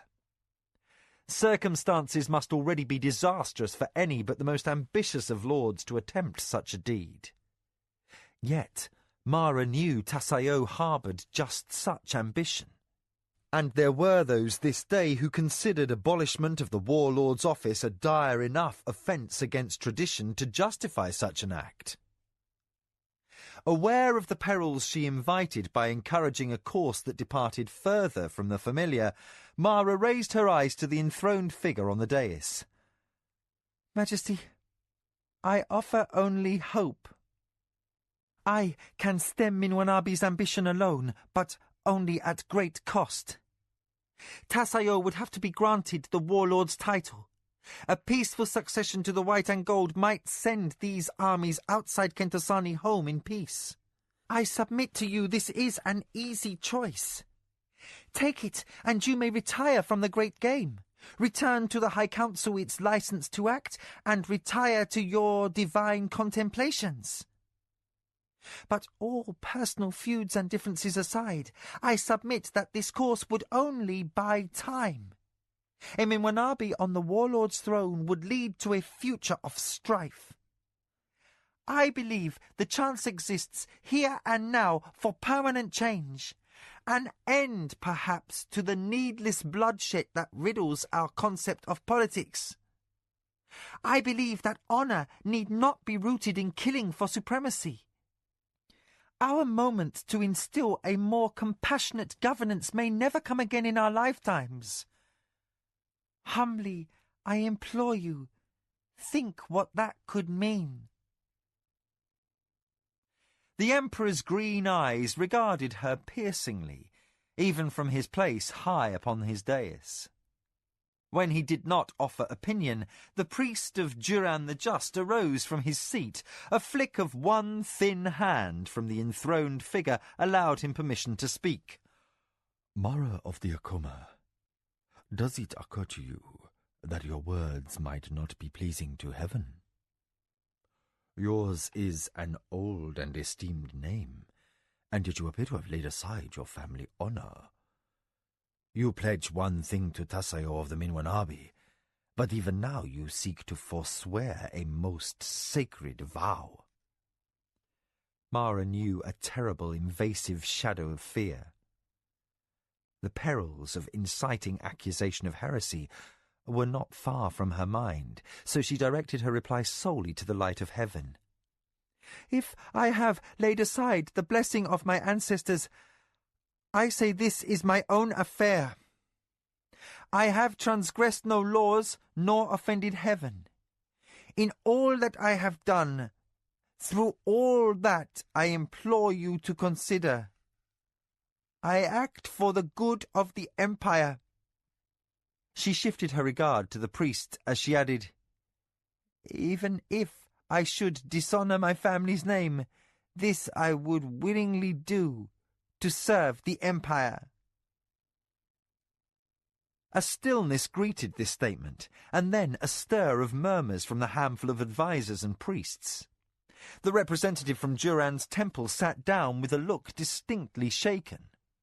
The light of heaven turned wide, intelligent eyes upon the lady who stood in erect defiance at the foot of his throne. After an interval of unhurried thought, he gestured to his priests. "Let none present impute disgrace to the lady. She does no shame to her house and name, but honours the empire with her courage and service. For who else among our thousands of ruling lords has dared to approach us with this truth?" He paused, reached up with his own finely drawn hands, and removed his ceremonial headdress. A servant rushed in from the sidelines, knelt, and relieved him of its burden. With the high feathered crown gone from his head, Ichindar seemed to shed his formality. He ran a hand through tousled brown hair and turned reflective. When I first embarked upon my course within the great game, it was because I saw my uncle Almecho manipulate the Empire for the sole purpose of keeping himself in power as warlord. The result brought suffering to many. His ambition was a threat to the nation and myself, he added ruefully. In working with Lord Kamatsu and others to end the bloodshed, I came to question the manner in which we live our lives. And I believe I understand something of the necessity that moves you. Ichindar stood. He waved away the guards who would close at his shoulders and descended the steps from his dais. Let me share something with you, Mara of the Acoma. Something only a handful of men know. The Emperor's manner was sure, but behind the mask of a ruler born, Mara saw a boy who was still vulnerably young and as human as she under the enveloping weight of his state finery. He crossed the floor in measured steps. The priests watched, the one from Duran's temple wrapped as a carrion bird, and the High Father Superior of Lashima's order faintly smiling as the light of heaven reached across the rail and took her hand from its position of salute. Since such unexpected familiarity appeared to disconcert Lady Mara, he looked directly into her eyes. Originally, I tried to force peace upon the nations, for I saw great danger to us as a people if conquest were our only goal. But after Milimba returned, my reasons changed. You may have heard rumours of a great conflict upon the world of Midkemia. I confide to you now that the foe confronted there was the being our legends name, the enemy. Mindful of a past discussion with Arakasi, Mara was unsurprised to hear this confirmed. She had reread the ancient tales of some unknown horror called the Enemy, which had destroyed her ancestors' homeworld, sending them across a mystic golden bridge into refuge on Kelawan. Although most of her peers had no cause to believe the old tales were anything other than myth, her quiet, earnest manner held no hint of scorn or disbelief. This was not lost on the Emperor. Warming still more, Ichindar said, "Their menace from before the dawn of our history existed, and was more terrible in fact than in story. The assembly of magicians stood with me in my desire that should such an evil conquer our former enemies in the kingdom and turn their wrath upon us, we as a nation must stand united to face them. For this I suspended the High Council, that the machinations of the great game not be allowed to weaken us against such awesome threat. At my command, 10 great ones and 3,000 soldiers of the Kanazawai clan, led by Hokanu of the Shinzawai." "Hokanu has been upon the other world?" Mara blurted. Then, realizing her rudeness before the Emperor, she added, "I beg my sovereign's forgiveness." Ichindar smiled. "You hold the young man in some regard, I see." "Yes, Hokanu spent some weeks at war on Midkemia, and more time with his brother Kasumi," the Emperor smiled. "We do not understand our former enemies in the kingdom. Kasumi's bravery in serving his new master in the conflict won him appointment to a lordship among the nobles of the kingdom. I am unfamiliar with their titles, but the one granted Kasumi is no mean thing, I'm told." The great freedom that Kevin had recalled with such fondness was true, then. Mara blinked back sudden tears, this certain proof setting final seal upon her changed beliefs. Forever after, she could not live comfortably with her own people's rigid concept of caste. Men and women were only human beings. Gods did not appoint them slaves or nobles or craftsmen with irrevocable finality. That in her culture a son might be born and live in exemplary honour and yet never be awarded the rank deserving of his deeds was injustice and waste of the first order.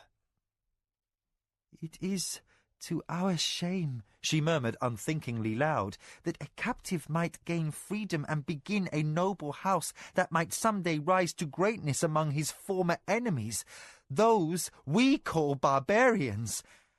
And yet many equally worthy sons taken prisoner into our empire could become no more than slaves.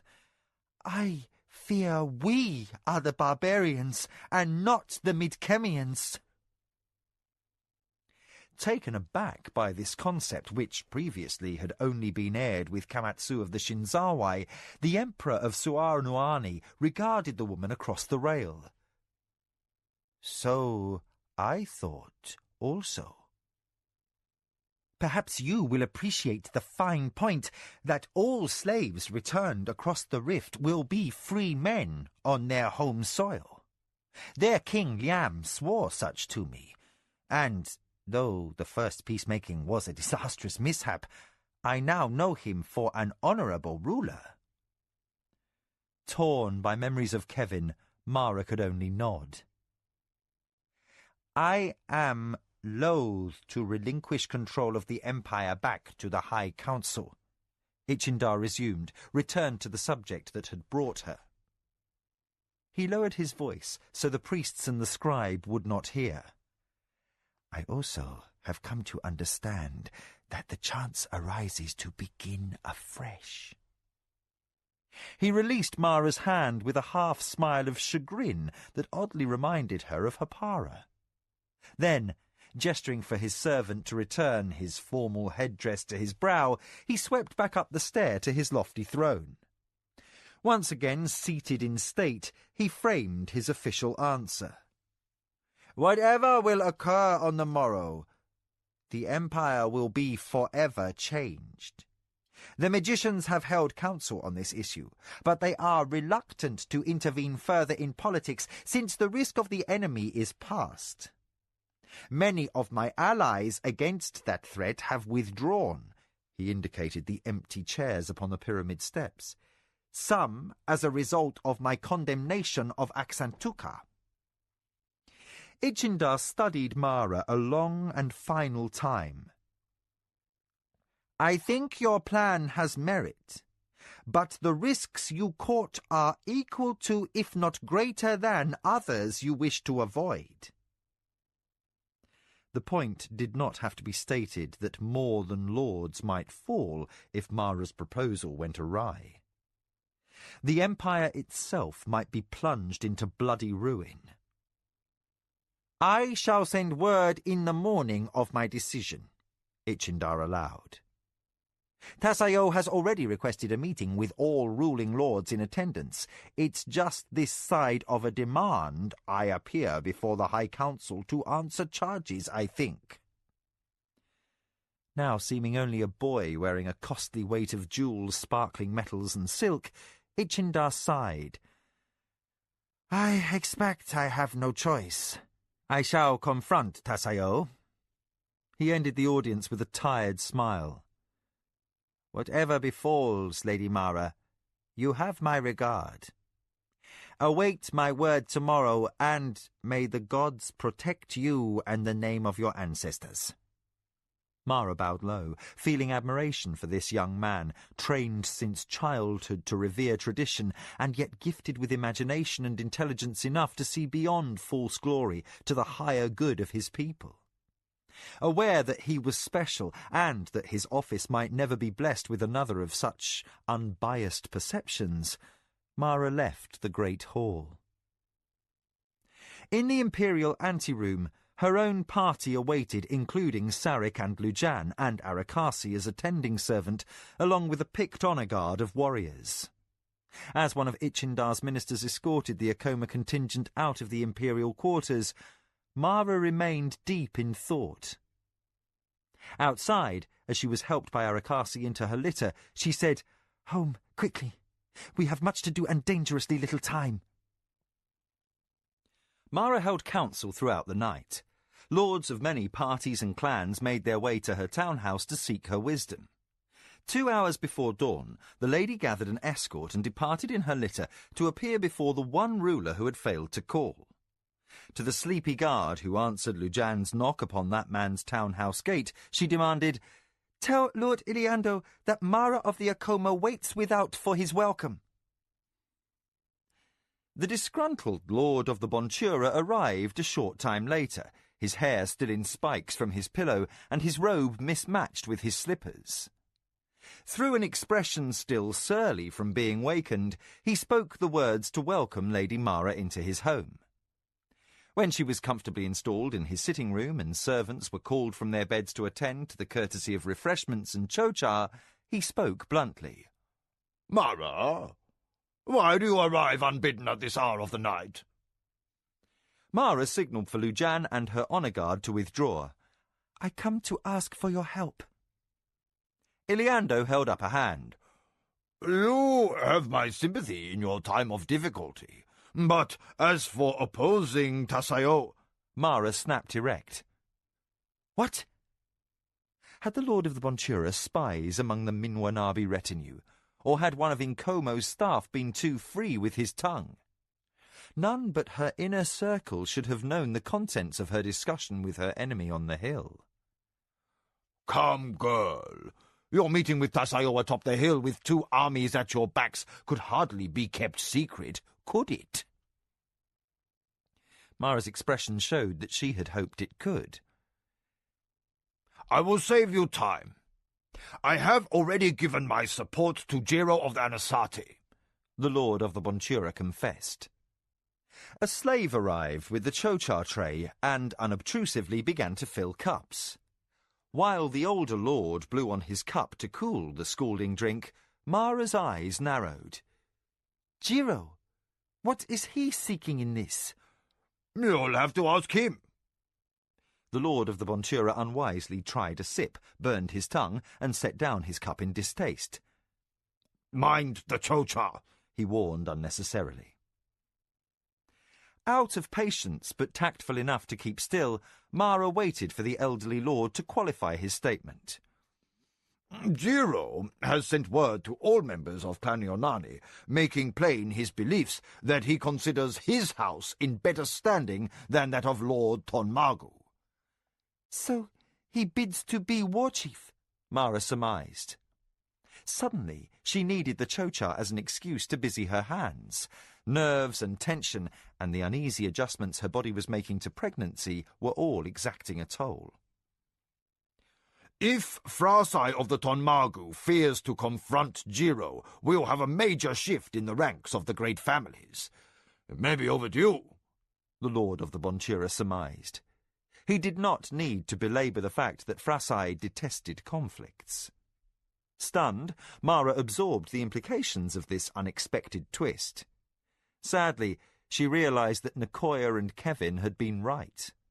After long years of brooding, Jiro was still angered that she had chosen his brother over him as her husband. Jiro apparently had discerned the only course left open to her and had taken steps to ensure that she would fail.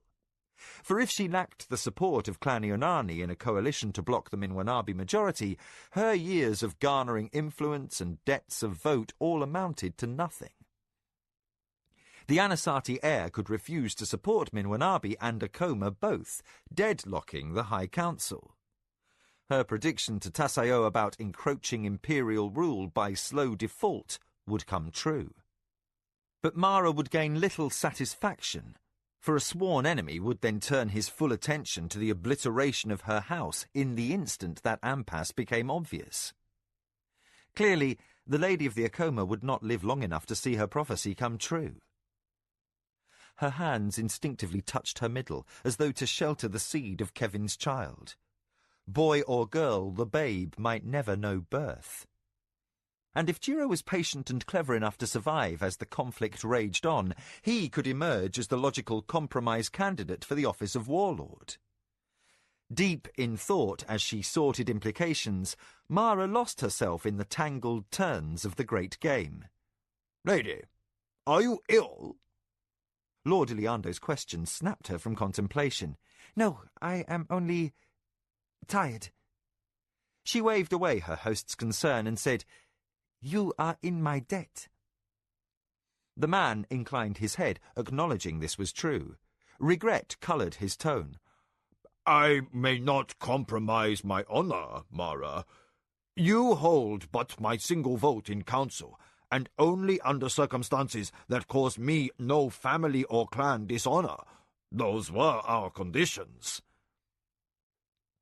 I would demand no such breach of integrity, Mara assured him. Instead, I request that you marshal Clan Ionani's support. If you can convince your kinsmen to support the Ionani war chief against House Minwanabi, you will have satisfied your debt to me as well as your clan's honour. Iliando shrugged. Even those who will back Tasayo in the end will go through the motions of supporting Lord Tonmagu's bid through one round of voting, Mara. It is expected. Don't confuse my request with a pro forma show of respect for Frasai, Mara interjected. Beyond the screen, the first grey pallor of dawn had begun to drive back the night. She was rapidly running out of time, and that realization vastly shortened her patience. I require as many vows as possible against the chance that conflict might arise between Tasayo and your war chief. In that event, I depend upon the assurance that Clan Ionani will stand resolute until I clearly show you it is no longer useful. Particularly since Jiro of the Anasati may replace Lord Tonmagu as war chief by this time tomorrow. Lord Iliando sighed deeply. You ask a difficult bargain. I will see what I can do, starting with Lord Ukudabi. He is influential, and his cousin, Lord Jadi, was ruined by Tasayo's uncle, so his house bears no love for the Minwanabe. Good. Mara set aside her half-emptied chocha cup and arose. I will see the Lord of the Tonmagu myself. As her host saw her through to his outer door, she concluded, This is more than a matter of feud between myself and Tasayo, my Lord Iliando. The Empire has been plunged into change, and it is up to you and me and others like us to decide whether the result is good or ill. Remember this. No matter what else you may think, I serve the Empire. Once she was outside, Mara's need for haste took over. She gave rapid instructions to Lujan, climbed into her litter, and endured a jostling ride as her bearers trotted through the city. The streets at that hour were deserted but for vegetable sellers driving laden Nidra wagons and priests chanting daybreak devotions. Too fraught with nerves to feel sleepy, Mara closed stinging eyes until she arrived at her destination, an unobtrusive but beautifully appointed villa in the old city with guards in blue armour at the gates. Even as her bearers bent to set down her litter, Mara pulled aside the curtain and called, "Mara of the Acoma!" The officer on duty approached and offered a salute. My lady, what service? Announce to your lord that I wish to see him at once. The plumed officer returned a bow of impeccable politeness and strode inside the gates. Despite the early hour, Kamatsu of the Shinzawai was not in bed. Already finished with breakfast, he sent word that Mara be escorted inside to the comfortable study of his garden. In a secluded chamber surrounded by flowers and greenery, Mara found the Lord of the Shinzawai in conference with another figure in the black robe of a magician. Caught off guard, Mara hesitated, then bowed low. Great one, I crave pardon for my intrusion. The cowled figure turned. Mara recognized Fumitar as enigmatic dark eyes swept across her.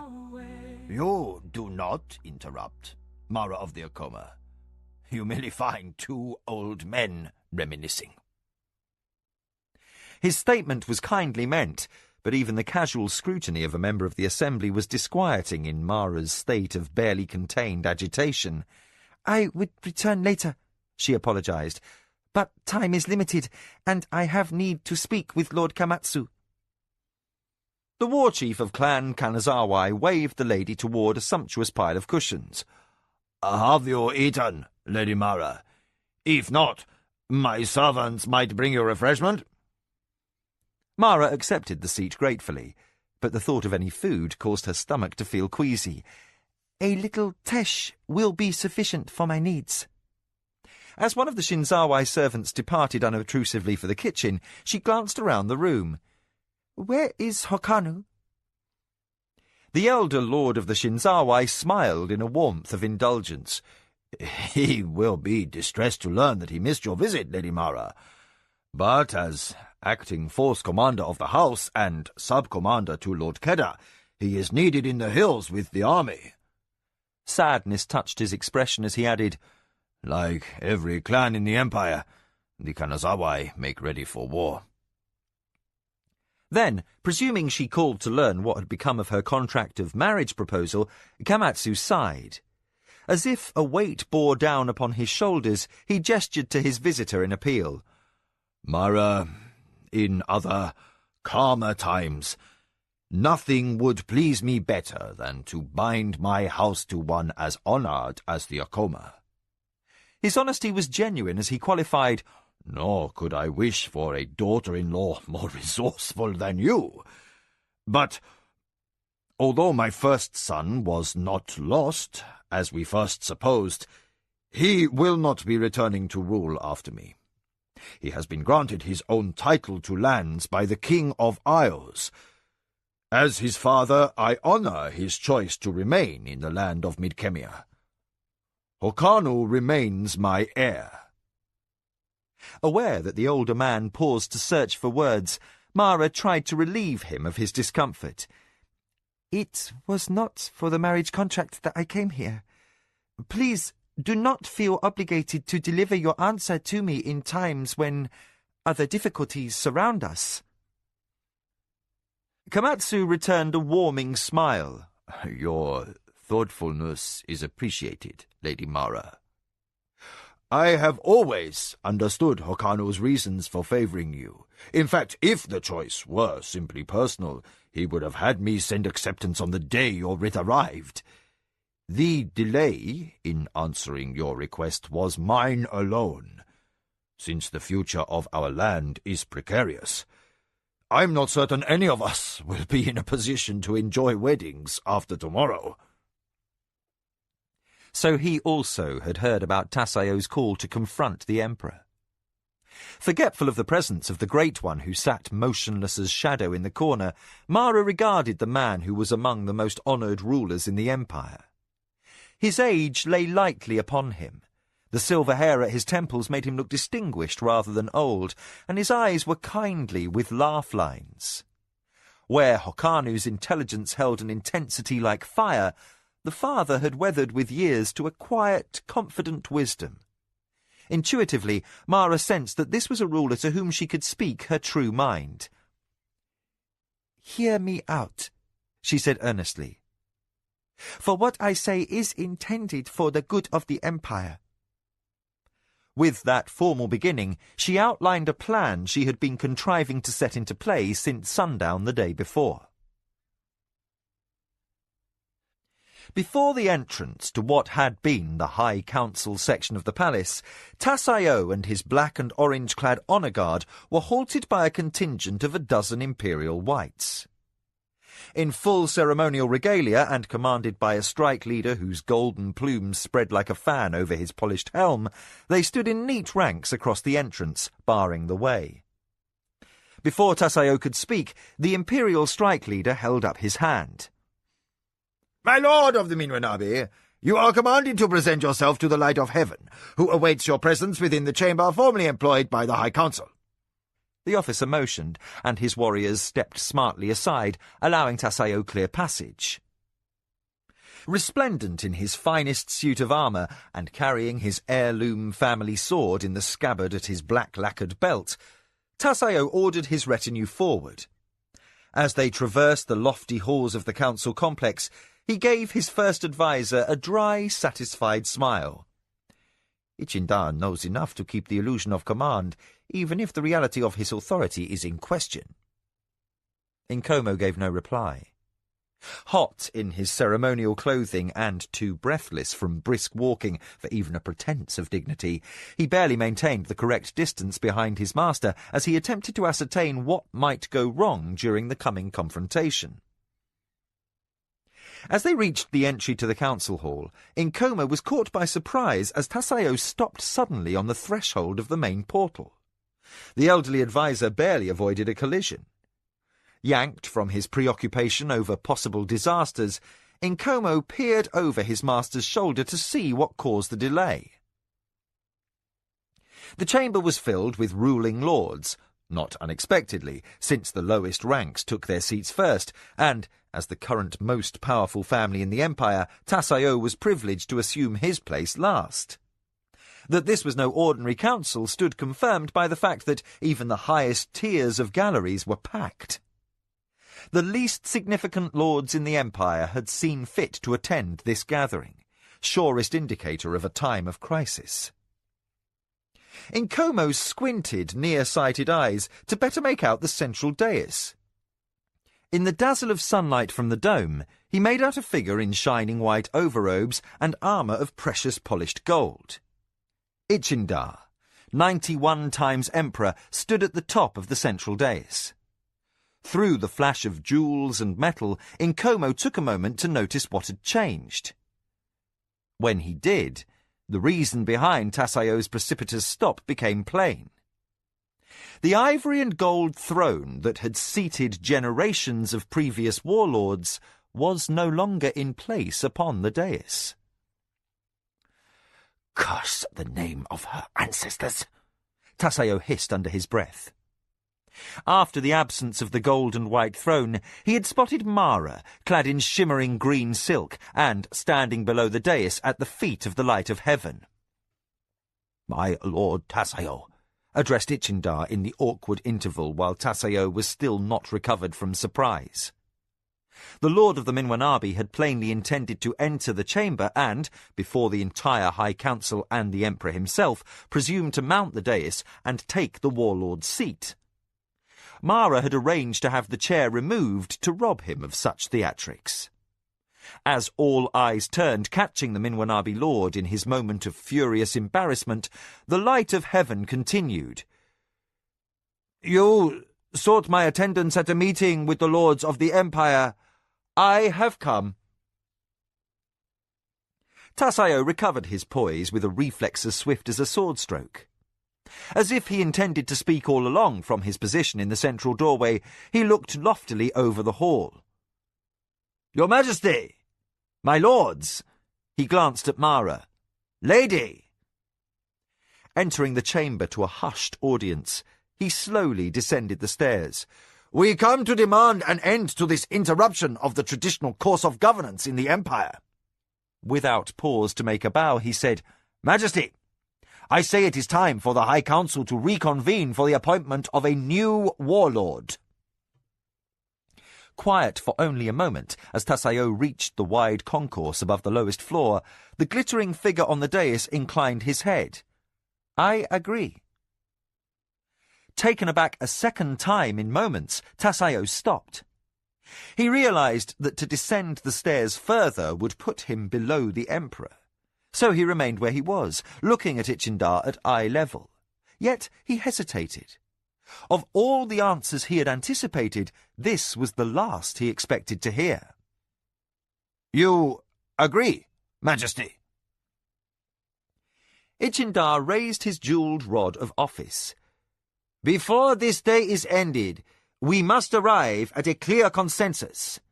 The High Council must ratify my decisions of the last year, or the old order must be re-established." He glanced down at Mara. "I am in debt to the Lady of Acoma for lending me understanding. I now perceive that a single dictate is not the way to gain support for the changes necessary to ensure our future. If our empire is to survive, the time has arrived for us all to rethink our needs. Other worlds and cultures are now open to us through the Rift Gates. In our first experience, we have learned to our sorrow that the old ways of conquest and war are poor coin to treat with the peoples of other realms. Not only have our former enemies shown themselves to be honorable men, continued the Emperor, they have generously kept us apprised of their struggles against the ancient horror known in our history as the enemy. A buzz of talk greeted this, yet Ichindar raised his voice above it. To deal with the Midkemians and others who may come after them, we need to change our ways. Tassayo cried out in heartfelt appeal to the Council Lords. To deal with foreign powers, we must be strong. We suffered shame because our Metro lacked the courage to forge 1,000,000 swords into one weapon wielded by a single strong hand. Looking in scorn upon the young emperor in his many layers of finery, then down at the diminutive lady at his feet, the Lord of the Minwanabi gestured in outright scorn. It is time. Mara returned his hard look without flinching. Before all, she said, I gave my vow that I would see no other upon the throne of white and gold before you, Tassayo. Behold, the ivory and gold seat has been removed. By this you will see that I keep my sworn word of honor. No one shall sit upon that throne before you, Tassayo. A murmur swept the packed galleries, and Tassayo's lips twisted with rage. Yet, before he could manage rejoinder, a voice near the front ranks called out, I will let my choice be known. All eyes turned to observe as Jiro of the Anasati arose from his seat and crossed to a point midway between the Emperor on the dais and the figure in orange armour on the stair. After a moment of dramatic confrontation, he moved to stand beside the Lord of the Minwanabi. From there, he directed a triumphant sneer at Mara. Lady, this settles an old debt between us. Perhaps my brother's shade will find rest in the knowledge his murderer has been punished. Mara suddenly felt every hour of missed sleep and the ache of every dashed hope. The error she had made was now past all chance of remedy. Again, she had underestimated Jiro's thirst for revenge and placed too much stock in his ambition. Still, like her father, she faced defeat with a fighting spirit. You think to support Tassayo now? She called, with a derision that carried to the uppermost tier of the galleries. Is it your intent to catch him weakened after he spent himself destroying me? The conjecture was preposterous, given the current Minwanabi ascendance. Jiro simply smiled and looked at Tassayo. I stand with the new warlord, for order must be restored to the Empire. The words touched off a wave of motion as a score of lords joined Jiro's bid to re-establish the old ways. They rose in a rustle of robes to array themselves behind Tassayo until the stairway where he stood became packed and then overflowed into the adjacent ranks of seats. Some lords were trapped in the press, and no small number lost the spirit to fight against the prevailing surge to win free of the crowd. Their numbers added to those of the truly dedicated, forming a formidable wedge of support behind the Minwanabi lord. Yet Mara persisted, against reason. My lord Zacatecas? Hopara of the Zacatecas stood and crossed to stand with her beneath the emperor. A score of loyal Clan Zakala nobles joined him, their features grimly determined. Lord Iliando of the Bontura came to Mara's side. Then members of the Clan Kanazawai entered the field, ringing the central dais. Still, these gains were rendered impotent at a stroke, as most of the Clan Ianani moved to stand with Tassayo. The few members of the Ametchen who had attended divided evenly. When all the lords in attendance had taken sides, the majority backed Tassayo. Lounging at ease against a railing, his expression suavely assured, he turned languid eyes to his enemy. Well, Mara, is this the best you can do? less showy, but every bit as commanding in presence, Mara squared her shoulders. "Lord Jiddu of the Tuscarora, you have sworn allegiance to me." The recalcitrant vassal, who had thought to hide himself to the rear of the Minwanabi faction, shamefacedly removed himself from the stair. Compelled to apologize profusely as he squeezed his corpulent body through the press, he arrived at Mara's camp red-faced and sweating with embarrassment. Mara paid his discomfort no heed. "Lord Randala," she cried, "you have sworn me a vote in council. I now call that debt." A major lord in Clan Zakala, and a potential rival to the young lord of the Zacatecas for the office of war chief, the sandy-haired ruler of the Zosai removed himself from Tasayo's side of the hall. 2 other Zakala lords abandoned other allies and followed. After them came another man from the upper galleries, armoured in scarlet and brown. "Let all know that Tasayo of the Minwanabi used the honourable name of the Hankar in an attempt to ruin the Acoma.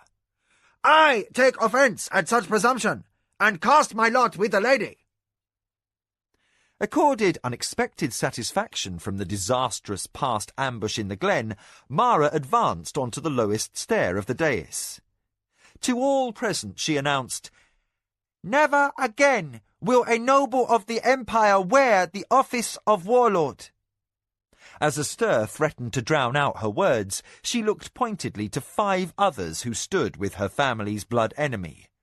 "My lords, all of you have committed one vote of my choosing. I call in the debt at this time." Reluctantly, the rulers in question vacated their chosen position.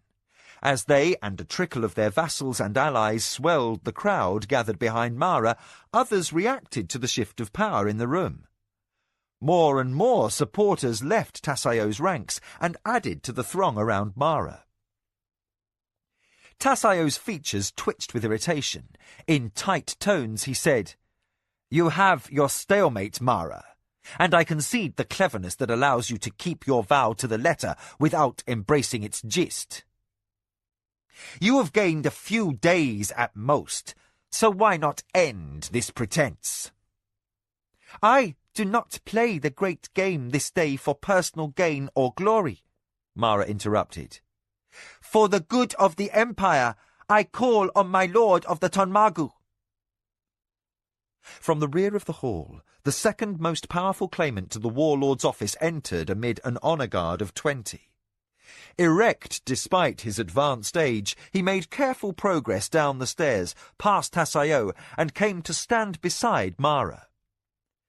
If his body seemed wasted with years, his voice was still powerfully resonant. "By the honoured blood of my ancestors, hear my pledge. I act for the good of the Empire." So saying, he mounted the dais and bowed before the dazzling figure of the Emperor. "Majesty," he intoned, "in the best interests of all my people, I surrender my authority to your care." He raised the staff that was his badge of office as war chief of Clan Ionani and handed it up to Ichindar. Jiro started forward in rage. "You can't do this!" Lord Frasai of the Tonmagu turned up his silvered head in the direction of the young man who had inherited the mantle that had formerly been Takuma's. Sadly, he said, "Son of my kinsman, you are mistaken. Ichindar is of our own blood. Dare you claim that any stands above him in our clan?" Red-faced with fury, Jiro looked ready to argue, but a swelling roll of sound drowned his voice as excited talk broke out. Amid the commotion, 2 more entered the hall. Lord Kamatsu of the Shinzawai, wearing the armour of his ancestors and carrying the staff of Kanazawai, and, beside him, Lord Keda, his predecessor, and another from a line with recognised claim to the warlord's office. Kamatsu reached Ichindar's dais and bowed. "We speak as one, and act for the good of the Empire." With grand dignity for all his lack of ceremony, he surrendered his staff of office as war chief of the Kanazawa into the hands of the gold-armoured figure on the dais. Over a cresting murmur of surprise, Tasayo shouted, "This is a violation of tradition, Kamatsu!" The lord of the Shinzawai called this accusation down in rebuke. "My family is as noble as any in the Empire. We can trace our line back to the 24th Emperor, and are related by blood to the light of heaven. Tradition says that anyone of clan lineage may hold the office of war chief." He ended on a note of ringing challenge. "Dare you deny the blood claim of Ichinda?" Mara said, Tasayo, you may be a brilliant commander in war, but your grasp of history is deficient. Has it never occurred to you why only 5 families have traditionally been allowed to claim the office of warlord, first noble of the empire after the light of heaven?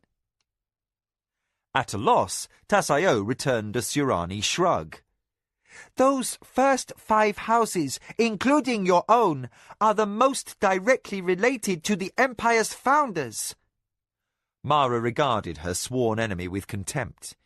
If you had asked, any master of law or the keeper of the imperial archives could tell you. The original High Council was begun by 5 brothers, all of them siblings of the first emperor. With a sweep of her hand, Mara concluded, We all stem from the same origins, Tasayo. Trace back far enough, and one way or another, all the major families in the great clans are related. Lord Zacatecas spoke from Mara's side. "I act for the good of the Empire." He joined his 2 predecessors on the dais stair and handed up his staff of Zakala war chief to the Emperor. Gold armour flashed as Ichindar held up his hands, and all present took note that he held not 3 staves but 4.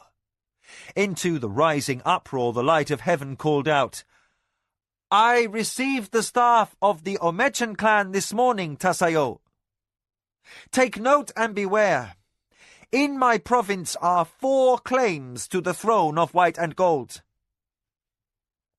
Jiro of the Anasati turned a look of naked anger upon Mara before he bowed to necessity.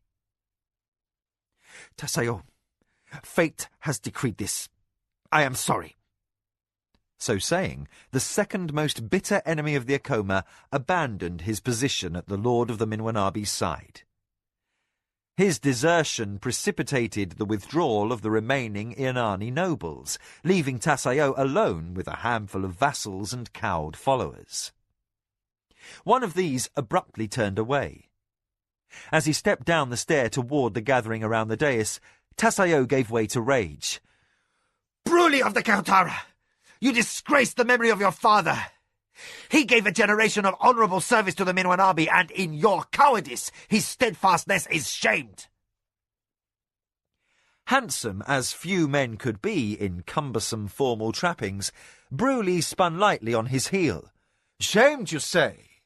That is an insult from one whose family once sought to use me as an instrument to destroy the Lady Mara. Neither you nor Desio condescended to treat me, your vaunted vassal, as generously as this lady at the time she defeated me."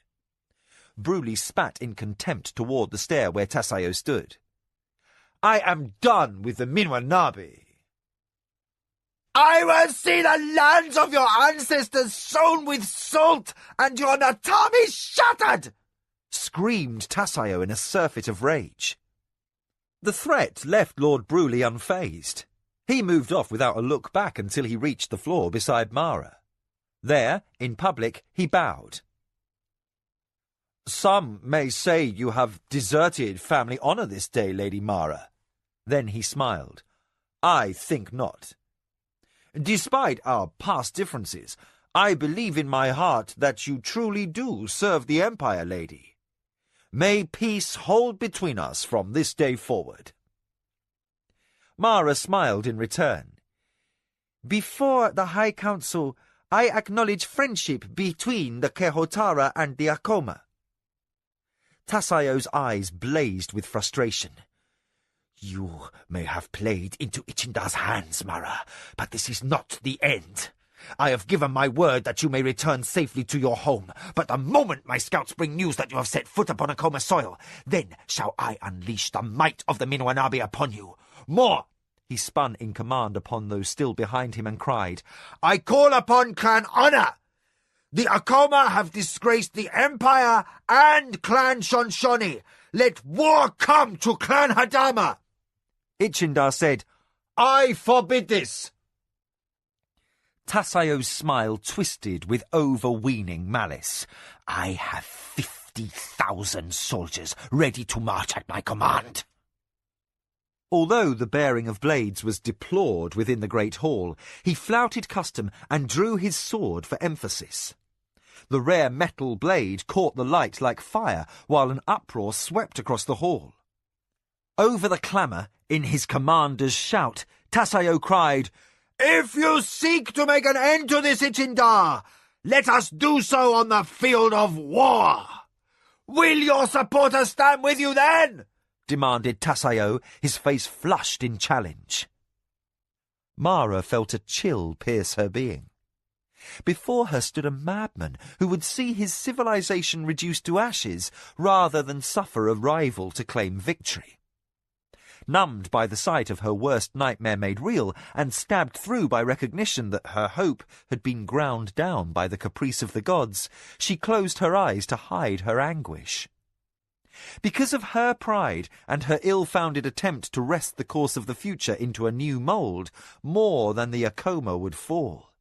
With her she dragged down the best among the mighty, and in that most terrible recognition came the personal grief that Ayaki would die before manhood, and Kevin's unborn child might never know the chance to draw breath. Mara felt withered by responsibility, for in cold truth this impasse had happened because of her. Her acts had brought her nation to civil war. Numbly, she heard Ichindar murmur words of apologetic consternation. Too devastated to speak, she turned to bow to his better grace. Seeing the young man standing without sign of fear, Mara forced herself to speak. "The Acoma are yours to command, my emperor." At once many lords pledged support or made a display of putting distance between themselves and their neighbours. Bloody chaos was too close at hand not to make it clear where one stood. Those who wished no part in the coming clash sought to escape being swept along. That instant, a voice from the edge of the chamber rang out in absolute command. "There shall be no conflict!" The uproar died. Mara snapped her eyes open to find silence as the nobles surrounding her looked upward in disbelief. Dozens of black-robed figures descended into the hall in a ring through every entrance and side door. Eerily silent and contested by none, the great ones of the assembly advanced down the steps to the lowest floor of the High Council. The whim of the magicians was as law, even above the might of armies. Mindful of the havoc unleashed by just one man trained to the black in the arena, no lord present was fool enough to stand against the will of the assembly. Tasayo stood frozen in abject fury, fully aware that he had lost. The last colour drained from his features as he resheathed his sword in disgrace. 50 magicians closed in a ring around the lords who surrounded the emperor. Their spokesman gave a formal nod to the lady of the Acoma. With a faint start, Mara recognised Fumita. In a giddy rush of fear, she recalled that he had been present throughout her entire discussion with Kamatsu.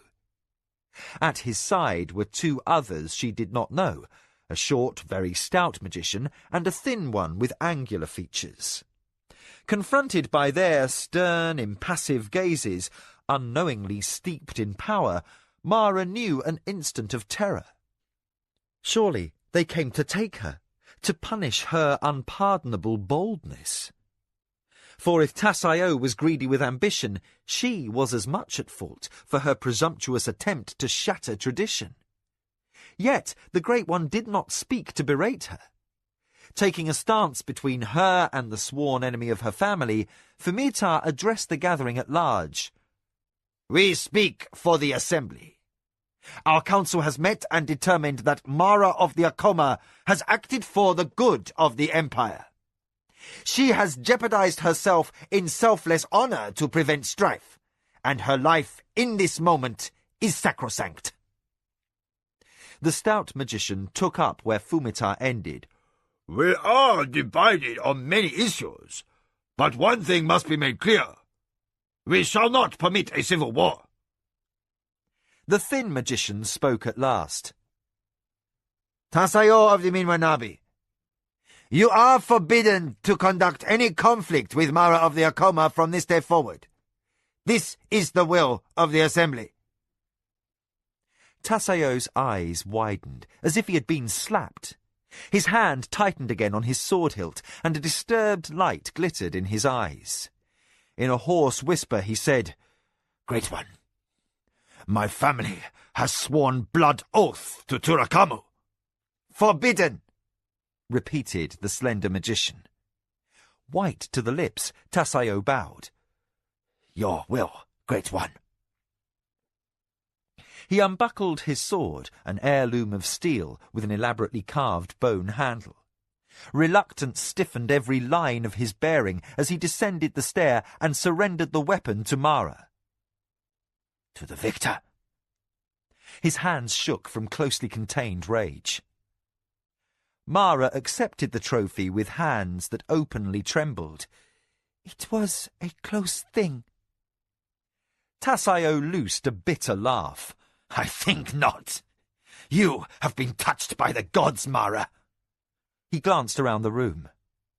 Had you never been born, or had your family not died to make your inheritance possible, I have no doubt that change might have come. But this... He gestured in white rage at the assemblage of lords, magicians, and emperor. Nothing so momentously conclusive would ever have come to pass. I think I prefer facing the Red God to seeing the great game of our ancestors reduced to a paltry charade, and our lords cast away pride and honor for subservience to the light of heaven. His hard, topaz eyes roved one last time over the council he had dreamed he might rule. Gods pity you all, and the empire you surrender into disgrace. Be silent! Fumita snapped. Shimon of the assembly will conduct you back to your estates, my lord Minwanabi. Wait, I beg you, Mara cried out. Desio vowed to the Red God on the blood of the Minwanabi line. By the terms of his oath, none who claim kinship with Tasayo may survive if the Acoma are not sacrificed. Hard as stone, Fumita faced the lady of the Acoma. Foolish is the lord who presumes that the gods take such a particular interest in his enemies. Desio transgressed prudent limits to make such a pledge. The gods do not suffer recanting such vows. His kin must suffer the consequences. But Mara felt as if Kevin stood at her shoulder, and his irrepressibly foreign beliefs left a clamour in her mind that not even the great ones might still. What of Tasayo's innocent wife and 2 children? She appealed. Should their lives be wasted for honor? Desperate to see her point through, she spun and faced her enemy, only pity in her eyes. Release your children from fealty to the Minwanabi Natami, and I will adopt them into House Acoma. I beg you, spare them their lives. Tasayo looked at her, aware that her concern sprang very near to the heart. Only to deny her, expressly to hurt, he cruelly shook his head. Let their blood be on your conscience, Mara. So saying, he tugged the war chief's staff of Clan Shonshoni from his belt. My lord of the Sejayo, he called to a thick-necked man on the sidelines. This is now your trust. As the staff of office was removed from his hand, he gave one last glance around the halls of power. Then, with a flat look of mockery at Mara and the Emperor, he turned with all his grace and arrogance to the slender magician beside Fumita. I am ready, Great One. The magician took a metal device out of his robe, and a faint buzzing sounded through the hall. As he placed his hand upon Tasayo's shoulder, both of them vanished without warning, the only sign of their passing a faint inrush of air into the space that they had occupied. The Lord of the Sajayo regarded the war chief's staff he now held, and reluctantly came to stand before the Emperor. Majesty, I do not know if I act for the good of the Empire or not. He glanced at the other lords who clustered unanimously around Mara and Fumita. But it is said that in the great game, the gods favour the winners. I surrender to you the office of the war chief of the Shonshoni. Ichindar accepted the last of the 5 staves of office. Clearly, in words of newly unquestioned authority, he pronounced, "The office of warlord is no more." Without further ceremony, he snapped each staff in 2 halves and cast the fragments on the floor. Then, over the echoes as the broken rods tumbled down the stair of the dais, he called upon Kamatsu of the Shinzawai. Hokanu's father returned a bow of deep courtesy. "Majesty?" "The Empire has need of you," decreed the Light of Heaven. "I appoint you to a new office, Imperial Chancellor." Again Kamatsu bowed. "To serve the Empire, Majesty, I will gladly accept." To the assembly of nobles, Ichindar proclaimed, "Kamatsu of the Shinzawai is my voice and my ear. He shall hear your requests, your needs, and your suggestions as we undertake to reshape our nations." When the new Imperial Chancellor was dismissed, the Light of Heaven called another name. "Frasai of the Tonmagu." The old soldier made his way forward. "Majesty!" "We shall have need of one to oversee military matters. If Kamatsu is my eyes and ears, will you act as my good arm?" "To serve the Empire," Lord Frasai returned in his basso voice. Clearly, Ichindar outlined new duties. "Frasai of the Tonmagu shall bear the title of Imperial Overlord. He shall conduct the business of the Empire as did the warlord in days past, but only at my bidding." Then Ichindar inclined his gleaming helm toward a figure nearest to Mara. "Further, I instruct Hopara of the Zacatecas to act as his second-in-command." The youthful lord grinned at Mara. "To serve the Empire!" he cried exuberantly. Mara gave him Tasayo's sword. "Send this to the desert men to honor your father's vow." Hopara of the Zacatecas received the ancient sword from her hands and bowed respectfully. And then the Light of Heaven turned his visage to the lady who stood patiently in robes of shimmering green silk. "Mara of the Acoma." The woman who had given him a throne and the burdens of absolute power looked up, her eyes unreadably deep and her emotions locked behind impeccable Surani bearing. "You have prevented chaos from overtaking the nations," Ichindar stated to those at large. And then his tone turned personal. "What reward can we offer?" Mara found herself blushing. "Majesty, in truth, I wished for nothing beyond the chance to conduct the affairs of my family in peace and prosperity. I fear I have sacrificed too much of my honor to deserve any reward." "And yet you set aside those very needs and honor to serve the greater good," Ichindar pointed out. "You have reminded us of forgotten truths and true greatness." He paused to sweep the air with one golden-armored hand. "You have recalled to our times a concept neglected for centuries. By your sacrifice, by setting aside family for the good of the nation at large, you have defined the highest of all honors. Is there no reward we might grant?" Mara considered barely a moment. "Majesty, I would ask for title to the estate and lands that belong to the Lord of the Minwanabi." A harsh, uneasy mutter ran the breadth of the hall. Sirani tradition dictated that a fallen house was accursed by the gods, to be avoided by commoner and noble alike. Many fine estates were gone to ruin and weeds as a result of the deep-seated conviction that a lord's luck was tied to the soil. The Emperor made a gesture of uncertainty. "Why such an ill-omened gift, lady?" "Majesty," she said gravely, "we gather today to embrace change. To my mind, it is the greater offence against heaven to allow a dwelling of such magnificence to be abandoned to waste and decay. I hold no fear of ill luck. Allow me, and I shall send to the Red God's temple and seek clear notice that Desio's blood vow stands fulfilled. Then may the priests of Chochokan bless the property, every foot if need be. And on the day when the restless spirits of the Minwanabi are banished in peace, I will make my home there." Struggling to hide tears of relief, Mara continued, "Too many good men and women have died, Majesty. Others are slaves, their talents denied, their potential ignored." Poignantly struck by the memory of Kevin, she fought her voice level and continued, "I work for a future of change, and for that I ask to be first to break a profitless tradition."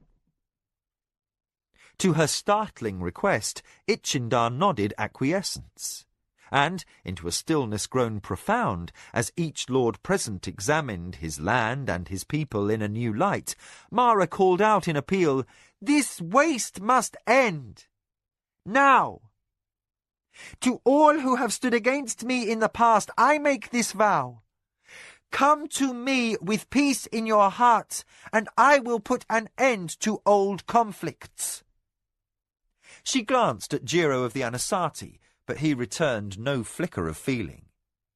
His face under his red and yellow helm remained unreadably remote. On the dais, the Emperor watched the exchange and the wonder in the expressions of many of the nobles who were gathered. He sensed something of Mara's emotions, and yet he understood but a fraction of what motivated this deep and complex woman. Profoundly moved by her vision of a forgiving victory, he said, "Lady Mara, lands are insufficient compensation for the gift of enlightened thought you have brought into this council. You have wealth and power, influence and prestige. At this moment, none stands above you in influence and greatness in this hall." He smiled in sudden wry humour. "I would offer to make you my 10th wife if I thought you would accept." At Mara's blush of confusion, a wave of gentle laughter filled the hall. Over the general mirth, the Emperor raised his final command of the day. "You have chosen to serve others ahead of your own self-interest. Therefore, you shall be recognized throughout life and all of history. In past ages, when the Empire was yet young, when a citizen came forward to undertake extraordinary service at risk of life and honor, my forebears bestowed on them a title that all in the land might recognize them with highest acclaim. Mara of the Acoma. I give to you the ancient title, Servant of the Empire." Stunned, speechless, Mara clung to the tatters of her bearing. Servant of the Empire? No man or woman in living memory had received such a lofty accolade. Only a score of times in 2,000 years had the title been awarded. Those 20 names were recited for luck and memorized by children as they learned the history of their people. The rank also brought formal adoption into the imperial household. Reeling mentally at her unanticipated rise in status, Mara realized that she and Ayaki could choose to retire to the palace and live upon imperial largesse for the remainder of her days. You overwhelm me, Majesty, she managed at last. And she bowed to his presence like the humblest of his servants. Then Lord Hapara of the Zacatecas let out a battle cry, and the High Council Hall erupted in cheers. Mara stood at the centre of a circle of admirers, giddy with the recognition that she had won, and more, she had ensured that her family was forever safe from the machinations of House Minwanabi. Chapter 27. Beginnings. Hokanu stood motionless. Then, in the wash of golden light that fell through the western window, the son of the Shinzawai rested his hands upon the sill. His back to Mara, and his gaze directed outward into the colours of a brilliant sunset, he remained in silent contemplation. Seated upon the cushions in Komatsu's private meeting room, Mara agonized that she could not see to read his face and gauge his reaction to her presence. Her distress was further heightened by anticipation of the difficult words she had yet to utter. She caught herself in Kevin's habit of picking at the fabric's fine fringes, and forced back sadness and longing as she stopped. She must live out her days as Lady of the Acoma, even as her beloved must as a free son of Zun. "Lady," Hokanu said softly, "things between us have changed since we spoke last." A tinge of awe touched his tone, and his hands tightened against the beautifully inlaid wood of the window frame. "I am heir to the Shinzawai lordship, true, but you are servant of the Empire. What life could there be between us with such a vast gap between our ranks?" With an effort, Mara shook off her memories of a roguish barbarian slave. "We would live as man and woman, as equals, Hokanu.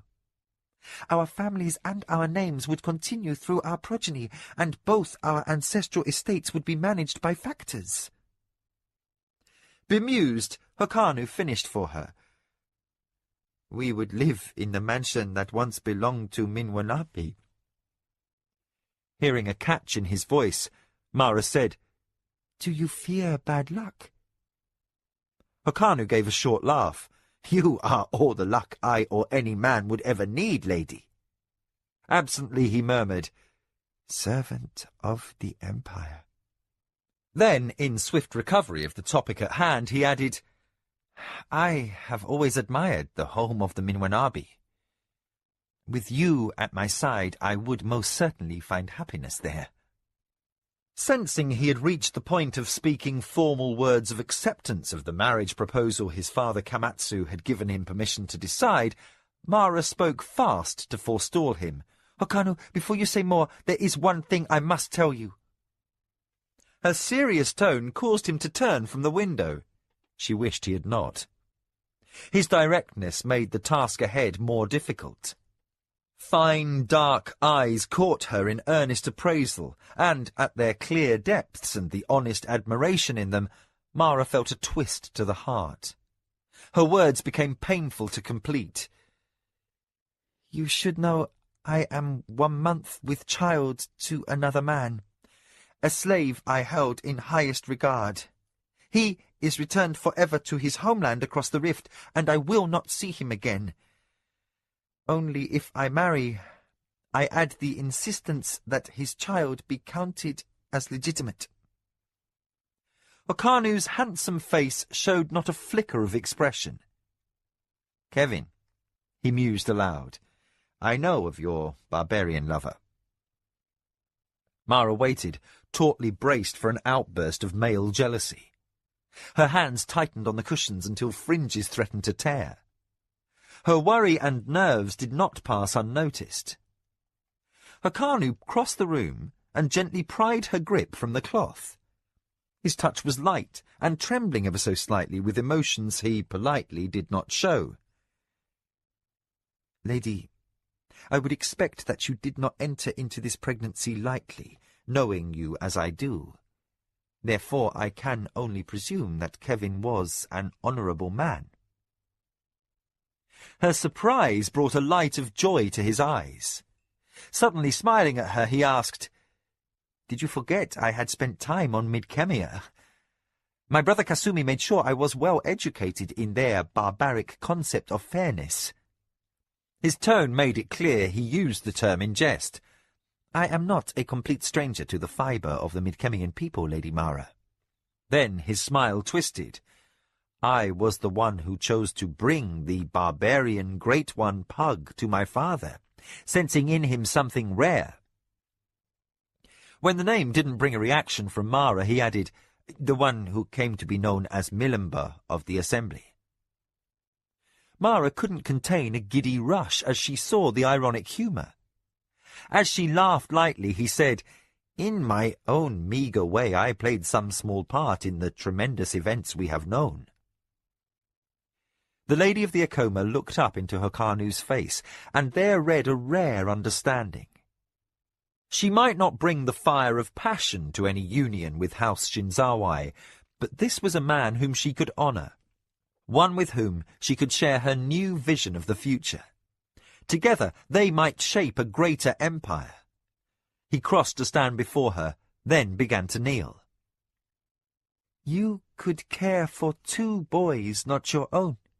she asked as he knelt before her. Hokanu regarded her tenderly. "More. I could love them." He smiled at her profound astonishment. "Mara, did you forget? I am the foster son of Komatsu. Though we do not share the blood tie of father to son, he taught me the value of a strong and loving family. Ayaki's merits are apparent. Kevin's child we will shape as his father would have desired." Overwhelmed suddenly by emotion, Mara ducked her head to hide tears. As Hokanu's arms closed in comfort around her, she gave way to a flood of relief. She had hoped for nothing beyond having her child by Kevin accepted. The gift of Hokanu's complete support was more than her wildest expectations, certainly more than her wayward, headstrong decision had deserved. Almost she could hear Nakoya's voice carping that the man who held her was special and deserving of regard. Softly she said, "The gods have chosen wisely, Hokanu. For no man born of this world could better understand and respect my needs." "I accept your proposal of marriage, lady, servant of the Empire." Hokanu murmured formally into her hair. Then he kissed her in a manner different from Kevin's. Mara tried, but her body could not warm to the sudden change immediately. His touch was not unpleasant, simply different. In his uncanny manner, Hokanu seemed to sense that she needed time to become used to him. He drew back, still holding her strongly, and a light of humour touched his eyes. "How in the name of the good gods can you know that the child you're carrying is a boy?" Mara's last apprehension dissolved in a rush of pleased laughter. "Because," she said, for once a woman rather than a ruler, "I would have it so." "Then, my strong-willed future wife," announced Hokanu, drawing her to her feet, "it must be so. We had best go out and inform my foster father that he will need to spare time from the Emperor's duties to be attending a wedding." Mara signalled, and the company halted. The priest of Turakamu turned his red-masked face in her direction in unspoken formal inquiry. He stood in full-dress attire, which meant more paint than clothing. His nude flesh was stained red, and a feather-and-bone cape over his shoulders mantled his necklace of baby skulls. Yet he came in regalia only, without any acolytes in attendance to conduct ceremony. His purpose to oversee the relocation of the prayer gate off Minwanabi property. Mara arose from her litter to treat with him. "My lady," he greeted formally, "your generous offerings to the temple have been looked upon with favour."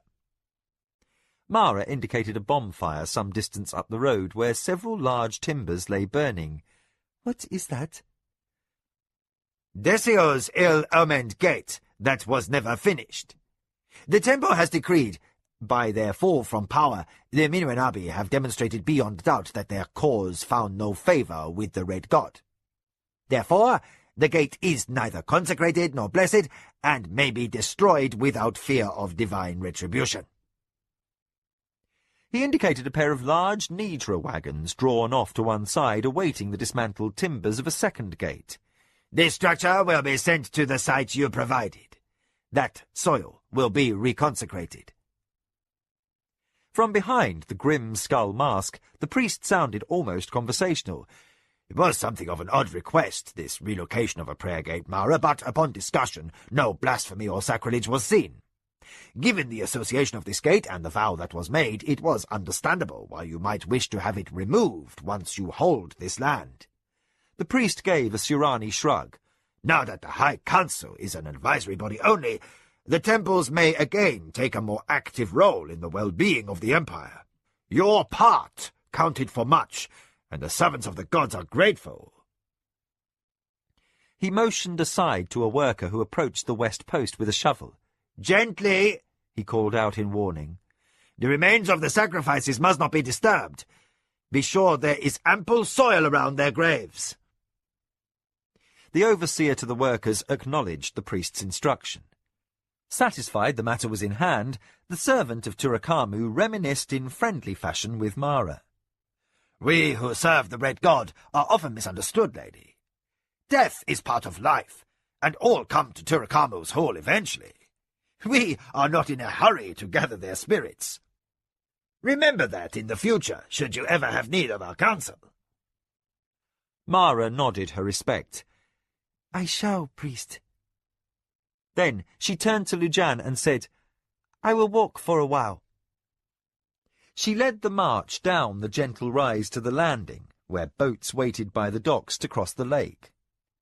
On the far shore in the sunshine lay the vast house that soon would honour the Acoma and their visitors and emissaries. "Lujan," she murmured, as her eyes followed the magnificent vista of lake and mountains and the distant inlet from the river. "Did you ever think we might lose?" Lujan laughed, and Mara felt a rush of affection for this man, most like her rakish barbarian with his pleasantly teasing nature. "Mistress, I would be a liar if I said I had not contemplated defeat on more than one occasion." More seriously he added, "But never for a moment did I doubt you." Mara impulsively took his hand. "For that I humbly thank you, my friend." Together, lady and force commander made their way to the docks where boatmen waited to take them across the beautiful lake. Lujan, Sarek and Kyoke assumed seats in the vessel with Mara, while her two force leaders directed the other Acoma soldiers into craft to follow after. Soon the water was crowded with the flotilla of her army. Mara glanced back to where Kyoke sat, holding a bundle in his lap as if it were fragile and precious. Under a mantle of green cloth beaded with jewels rested the Acoma Natami. Mara's advisor for war had drilled endlessly with an old wooden coffer to perfect the handling of both burden and crutch. He counted this trust as the highest honour ever awarded him, even over accolades won in battle. The boats floated swiftly across the water. Wishing poignantly that Kevin could have been at her side, Mara was surprised out of her reverie to see a magician waiting for her upon the docks outside the great house. Behind him stood priests of Chochokan, who had been overseeing the blessing of the new Acoma estate, in preparation for Mara's coming union with Hokanu of the Shinzawai. The first guests would arrive within the week. Mara had been relieved, for by her estimation Kevin's child would be born slightly less than 8 months after the wedding, close enough to raise only eyebrows, and not giving incontrovertible evidence that the father was other than her pledged husband. The lead boat reached the landing. Helped to the dock by Lujan, Mara bowed to the magician. "Great One, you do us honour." The Great One waved a pudgy hand. "No, I remain only to inform you that my colleague conducted Tasayo here, then witnessed the ceremony as the former Minwanabi lord made ready to honorably end the feud and take his own life. Mara was joined by her advisers as the Great One added sadly, "Please come with me." The Acoma party followed him down spacious paths on the opposite side of the great house. There, more than 10,000 people waited in silent ranks. Before them stood a large bier fronted with red bunting. Mara raised her eyes to the 4 shrouded figures that lay in their final rest. Tears flooded her eyes as she saw that 2 were children. Servants had tried to make them look presentable, but their fresh wounds could not be hidden. Tasayo had cut their young throats. Sickened by the thought that the boy might have been her own Ayaki, Mara felt Lujan reach out and steady her arm. "I would have spared them," she murmured numbly. The Great One regarded her with sorrow. "The Minwanabi line is ended, Lady Mara. The assembly officially stood as witness. Now that my charge is complete, I will excuse myself. Live in a long life and a happy one, great lady." Hotchapepper reached into his pocket, where he kept his talisman of transport. A buzzing sounded upon the air, and he was gone. Mara was left at a loss before the host of former Minwanabi retainers who still survived. The first 6 rows of people had all donned grey robes of slavery. Behind were ranks of soldiers with weapons and helms stacked at their feet, and heads bowed in defeat. An ancient man, garbed as a slave but aristocratic in bearing, stepped forward and prostrated himself before Mara. "My lady," he intoned respectfully. "Speak," the lady bade him. "I am Inkomo, former first adviser to Lord Minwanabi. I present myself to assist you in whatever dispensation you decree for all of us who served that unlucky house." "Their fates are not mine to dispense," Mara whispered, still shaken by the bodies of the dead children. Inkomo looked up, emptiness in his dark eyes.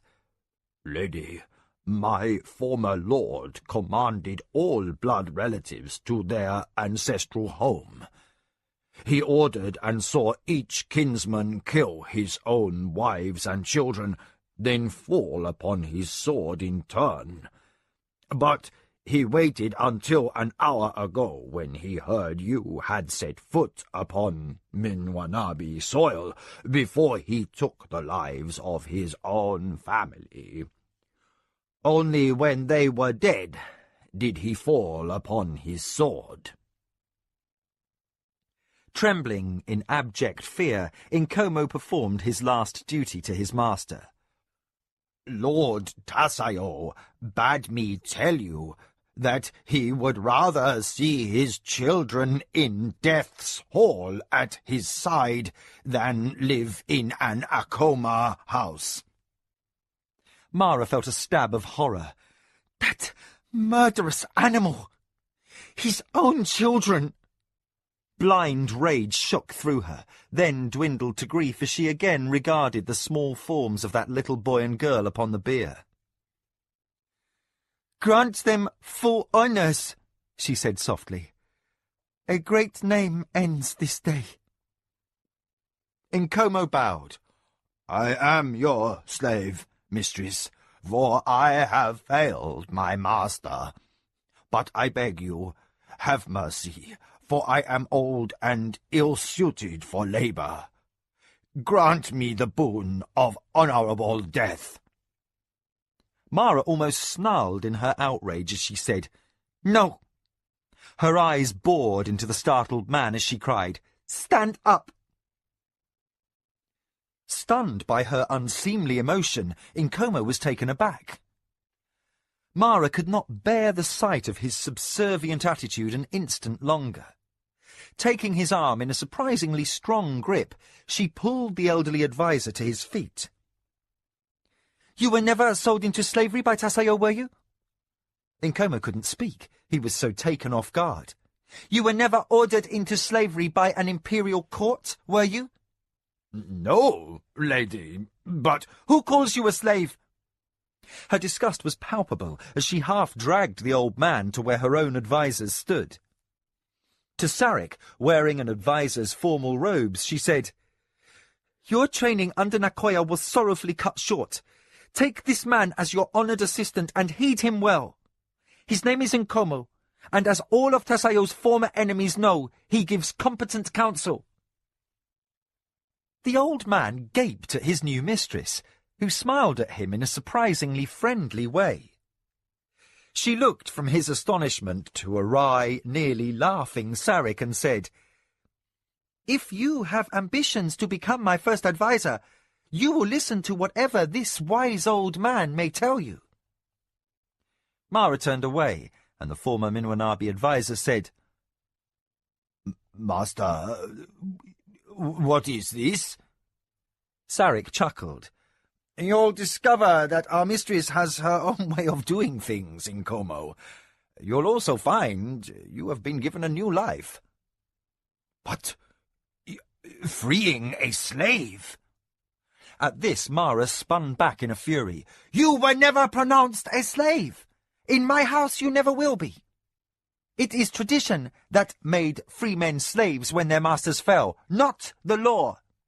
Now serve me well and cease this discussion." As she moved on, Sarek raised eyebrows in his personal brand of bemusement.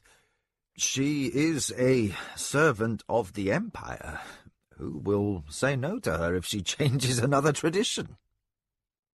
Nkomo could only stand mute and nod. The concept of working under a mistress who was blessedly not afflicted with temperament or an insane lust for cruelty seemed a vision of perfection from the gods. Uncertain whether he was dreaming, he shook his head in wonder. The old man raised his hand and was shocked to find tears flowing. Forcing himself back to an honourable, impassive mien, he heard Sarek whisper, "When you've reconciled yourself to death, a new life is something of a shock, yes?"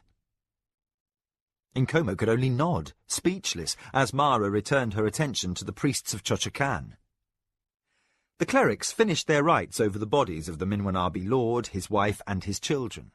As they lit their candle to start the death fire, Mara looked one last time at the hard, clean profile of the man who had nearly come to ruin her, and whose hand had brought the deaths of her father and brother. "Our debt is settled," she said to herself, then raised her voice in formal call. "Soldiers of the Minwanabi, give honours to your master!" As one, the waiting warriors relieved their helms and arms from the ground. They stood at attention, saluting their former master as his earthly form and extravagantly fine armour were engulfed in curtains of fire. As the smoke rose toward heaven, Irilandi stood forward and was permitted, in a voice almost tremulous with gratitude, to recite the long list of Tasayo's honours in the field. Mara and the Acoma retinue stood and listened with impeccable politeness, and, out of respect for her feelings, the fallen Minwanabi force commander omitted the names of Mara's father and brother when he mentioned the battle that ended their life. When his recitation came to an end, Mara turned to face those arrayed before her. Raising her voice to be heard over the roaring fire, she cried, "Who among you were advisers, Herdonra, servants, and factors? You are needed. Serve me from this day forward as the free men you are." Several of those in grey robes rose uncertainly, then moved to stand on one side. "You who are slaves, serve me also, in the hope that one day this empire will find the wisdom to grant the freedom that should never by right have been forbidden you." These others followed hesitantly. Then Mara shouted to the soldiers, "Brave warriors, I am Mara of the Acoma. Tradition holds that you now lead a masterless existence as Grey Warriors, and that all who were your officers must die. The front rank of men who had once worn plumes received her words impassively. They had expected no less, and their affairs were settled in preparation for the end. Yet Mara did not order them to fall upon their swords. I find such a practice a crime and a dishonour for men who were but loyal to their lawful lord. It was not your choice to be led by men of evil nature. That fate decrees a death without battle honours is a foolishness I have no intention of perpetuating. Softly to the force commander at her side, Mara murmured, Lujan, did you find him? Is he here? Lujan inclined his head to speak in her ear. I think he stands on the right in the first rank. It's been years, so I can't be sure, but I'll find out. Stepping away from his mistress, he called out in his field commander's voice, Daniel, who was once 5th son of the Widow Isle.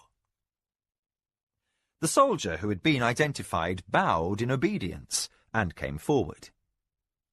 He had not seen Lujan since boyhood and had thought him dead in the destruction of the Tuskai, so his eyes widened.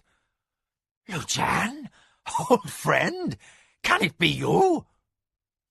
Lujan waved introduction to Mara. Mistress, this man is Jadanyo, by blood my second cousin. He is an honourable soldier and worthy of service. The lady inclined her head toward the former Minwanabi warrior. Jadanyo, you have been called to serve the Acoma. Are you willing? The man stumbled over his words in dismay. What is this? Lujan gave a devilish grin.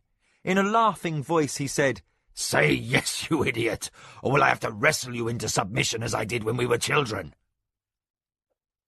Jadanyo hesitated, eyes wide. Then, in a joyful shout, he cried, Yes, lady! I am willing to serve a new mistress! Mara saluted him formally, then signalled Kyoke forward. In the tone that once commanded armies, her battered adviser for war cried out, Irilandi, who was my friend as a child, present yourself! The Minwanabi force commander took a moment to recognise a former friend and rival, resplendent as he was in the glittering finery of an adviser. With a glance in wonderment at the crutch and the face whose chiselled lines still held vitality and pride, he moved from his place before the front ranks of his dishonoured soldiers. By every tradition, he expected to die this day, along with all his sub-officers. Too old a campaigner to set any store in miracles, he heard without belief as Kyoke said, Mistress, this man is Irilandi, who is brother to one who married my cousin's wife's sister. He is therefore my cousin, and worthy of service to the Acoma. Looking at Tasayo's former force commander, and moved by the iron courage that masked a turmoil of confusion, Mara said kindly, Irilandi, I will not kill good men because they faithfully discharge their duties.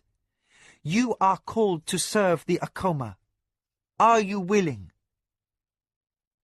The old officer searched the lady's eyes for a long moment, speechless. Then restraint, suspicion, and disbelief gave way to boyish abandon.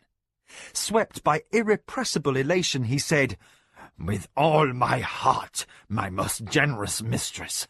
With all my heart. Mara gave him her first command. Marshal all of your soldiers and compare bloodlines with those in my retinue. Most will have ties to soldiers serving the Acoma, or at least they will have by the time the last of you have sworn service. All here are worthy.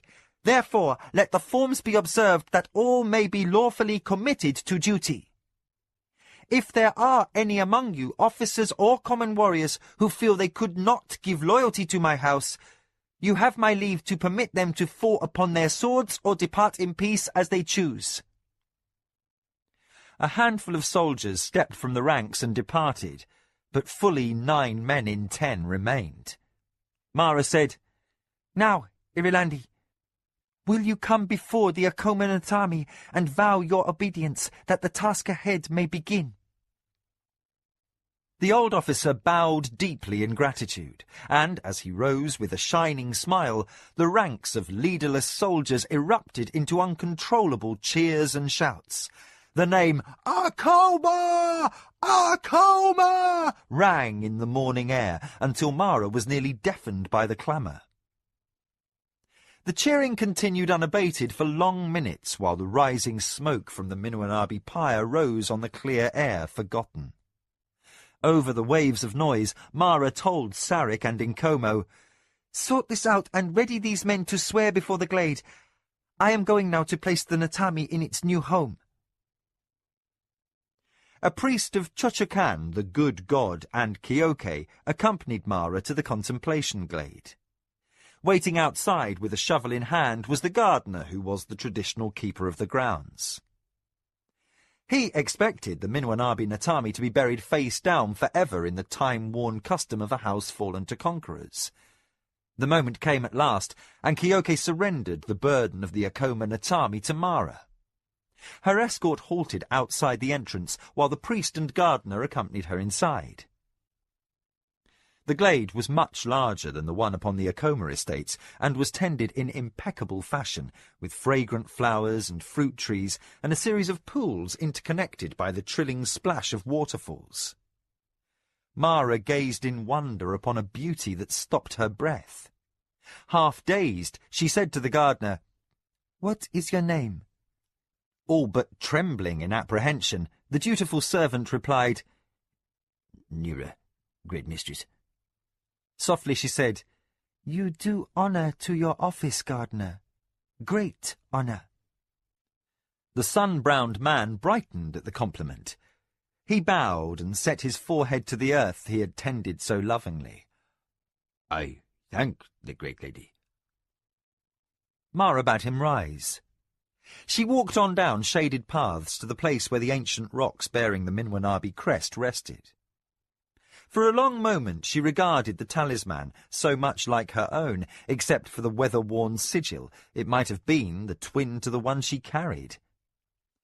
Poignantly reminded that all great houses of the empire shared a common beginning, she renewed her dedication to make that a common future as well. At last she said, "With reverence, remove the Natami." Nira knelt to do her bidding as she turned and faced the priest. "I will not bury the Minwanabi Natami." She needed no symbolic act to rejoice in the recognition that the struggle she had fought most of her life had at last come to an end. She had risked much and lost a great deal that was dear to her, and the thought of even ritual obliteration of a family's memory made her feel sour inside.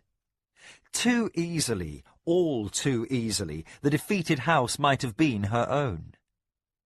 In deep recognition of her own strengths and failures, and the legacy they might leave to her son and future children, she nodded to the Minwanabi family talisman. "Once heroic men bore that name. It is not fitting they should be forgotten because their offspring fell from greatness. The Acoma Natami shall rest here, where I and my children may sit in peace with the shades of our ancestors. But another place, on a hilltop overlooking the estate, will be set aside for the Minwanabi stone. I would have the spirits of those great men see their ancestral lands are well cared for and nurtured. Then they, too, will rest easy." To the gardener she said, "Nira, you are free to choose this site. Plant a hedge and a garden of flowers, and let no feet tread there but yours and those of your appointed successors. Let the ancestors who participated in the founding and continuance of this nation know sunlight and rain, that the memory of a great house shall endure." The man bowed low and expertly dug around the base of the ancient rock. While the priest of Chochokan intoned a blessing, his work-calloused hands raised the talisman and shifted it aside. Mara gave over her own family stone into the hands of the priest of the good god. He raised the Acoma Natami toward the sky and recited his most powerful incantation for Chochokan's everlasting favour. Then he returned the Acoma Natami to Mara, who in turn passed it to the gardener. Here is the heart of my line. Tend it as you would your living child, and you will be known as a man who has done honour to 2 great houses. Mistress, Nera said, bowing his head over his new charge in respect. Like every other servant on the estates, he had expected slavery, but instead he discovered he was being given a new life. The priest consecrated the ground around the Natami as Nera trampled soil around the base. At the completion of the ritual, Chochokan's servant sounded a tiny metal chime and departed, the gardener following on his heels. Mara remained alone with the stone that bound her ancestors' spirits to renewal on the wheel of life. Careless of her fine silks, she knelt in the earth and ran her fingers across the surface, the faint lines of the Shatrabird crest worn with age. Father, she said quietly, this is to be our new home. I hope the sight pleases you. Then she added words for the dead brother whose absence even yet left a wound in her heart. Nanakota, rest you well and know peace. Then she thought of all those who had died in her service, those close and loved and others barely known. Brave Papewayo, who gave your life to save mine, I hope you return to the wheel of life as a son of this house. And Nakoya, mother of my heart, know the woman you raised as a daughter sings your praises. She thought of her beloved Kevin, who now was back among his own family, and prayed that he would find a happy life without her. Tears flowed freely down her cheeks for both losses and victories, joys and sorrows. The game of the council as she had known it was forever changed, and by her hand. Yet, as she knew her people, she understood that their nature would accept this new order slowly. Politics would shift, and she would be required to work hard to preserve peace. The wealth she would gain from her Midkemian trading concessions would help underwrite such efforts, but the difficulties ahead in establishing Ichindar's power would require as much nurturing as any plan she had completed to defeat enemies. Mara arose, both sobered and exhilarated by the weight of new responsibilities. Inspired by the beautiful gardens and by old trees lovingly tended, she arrived at the gate that marked the entrance to her family's sacred glade.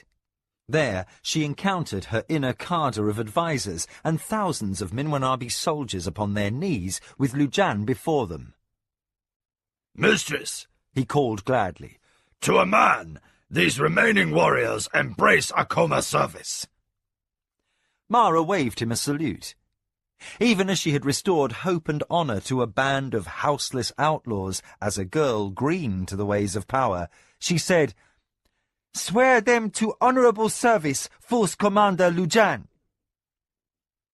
Proud in his plumes, the Acoma Force Commander led them in the short vow that he had undertaken those same years before, when he had been among the first soldiers in the Empire to receive the grace of a second chance at honourable life. As he finished and marshalled the warriors newly dedicated to the Acoma Natami, Mara's eyes lifted to the distant shores of the lake. A flash of movement there snagged her attention, and her spirit soared with emotion. Setting a hand upon Kyoke's shoulder, she said, "Look!" Her weathered adviser for war turned his gaze where she indicated. My eyes are not young, mistress. What do you see? "Shatrabirds," came Mara's awed reply. "By the grace of divine favour, they come to nest in the marshes on our shores." From his place beside the youthful Sarek, Inkomo said, "The gods seem pleased with your generous heart, mistress." "We can only hope, Inkomo." To her circle of advisers she said, "Come, let us make our new home ready. My husband-to-be shall arrive soon in the company of my son and heir." Mara led old ministers and new toward the house she had so long admired, now to be home to her family, and a roof to join two great houses dedicated to the betterment of the empire. Mara of the Acoma passed the ranks of her newly sworn soldiers, men who but days before had been confirmed enemies, zealous in their duty to bring ruinous ending to her house. That she could work miracles was now firmly believed by most who watched her. For not only had she defeated 3 lords of the most powerful house in the empire, she had forgiven their servants and embraced them as if they had never done her harm. Such generosity and wisdom would shelter them and make them prosperous. And she bore the most ancient and honourable title ever bestowed, Servant of the Empire.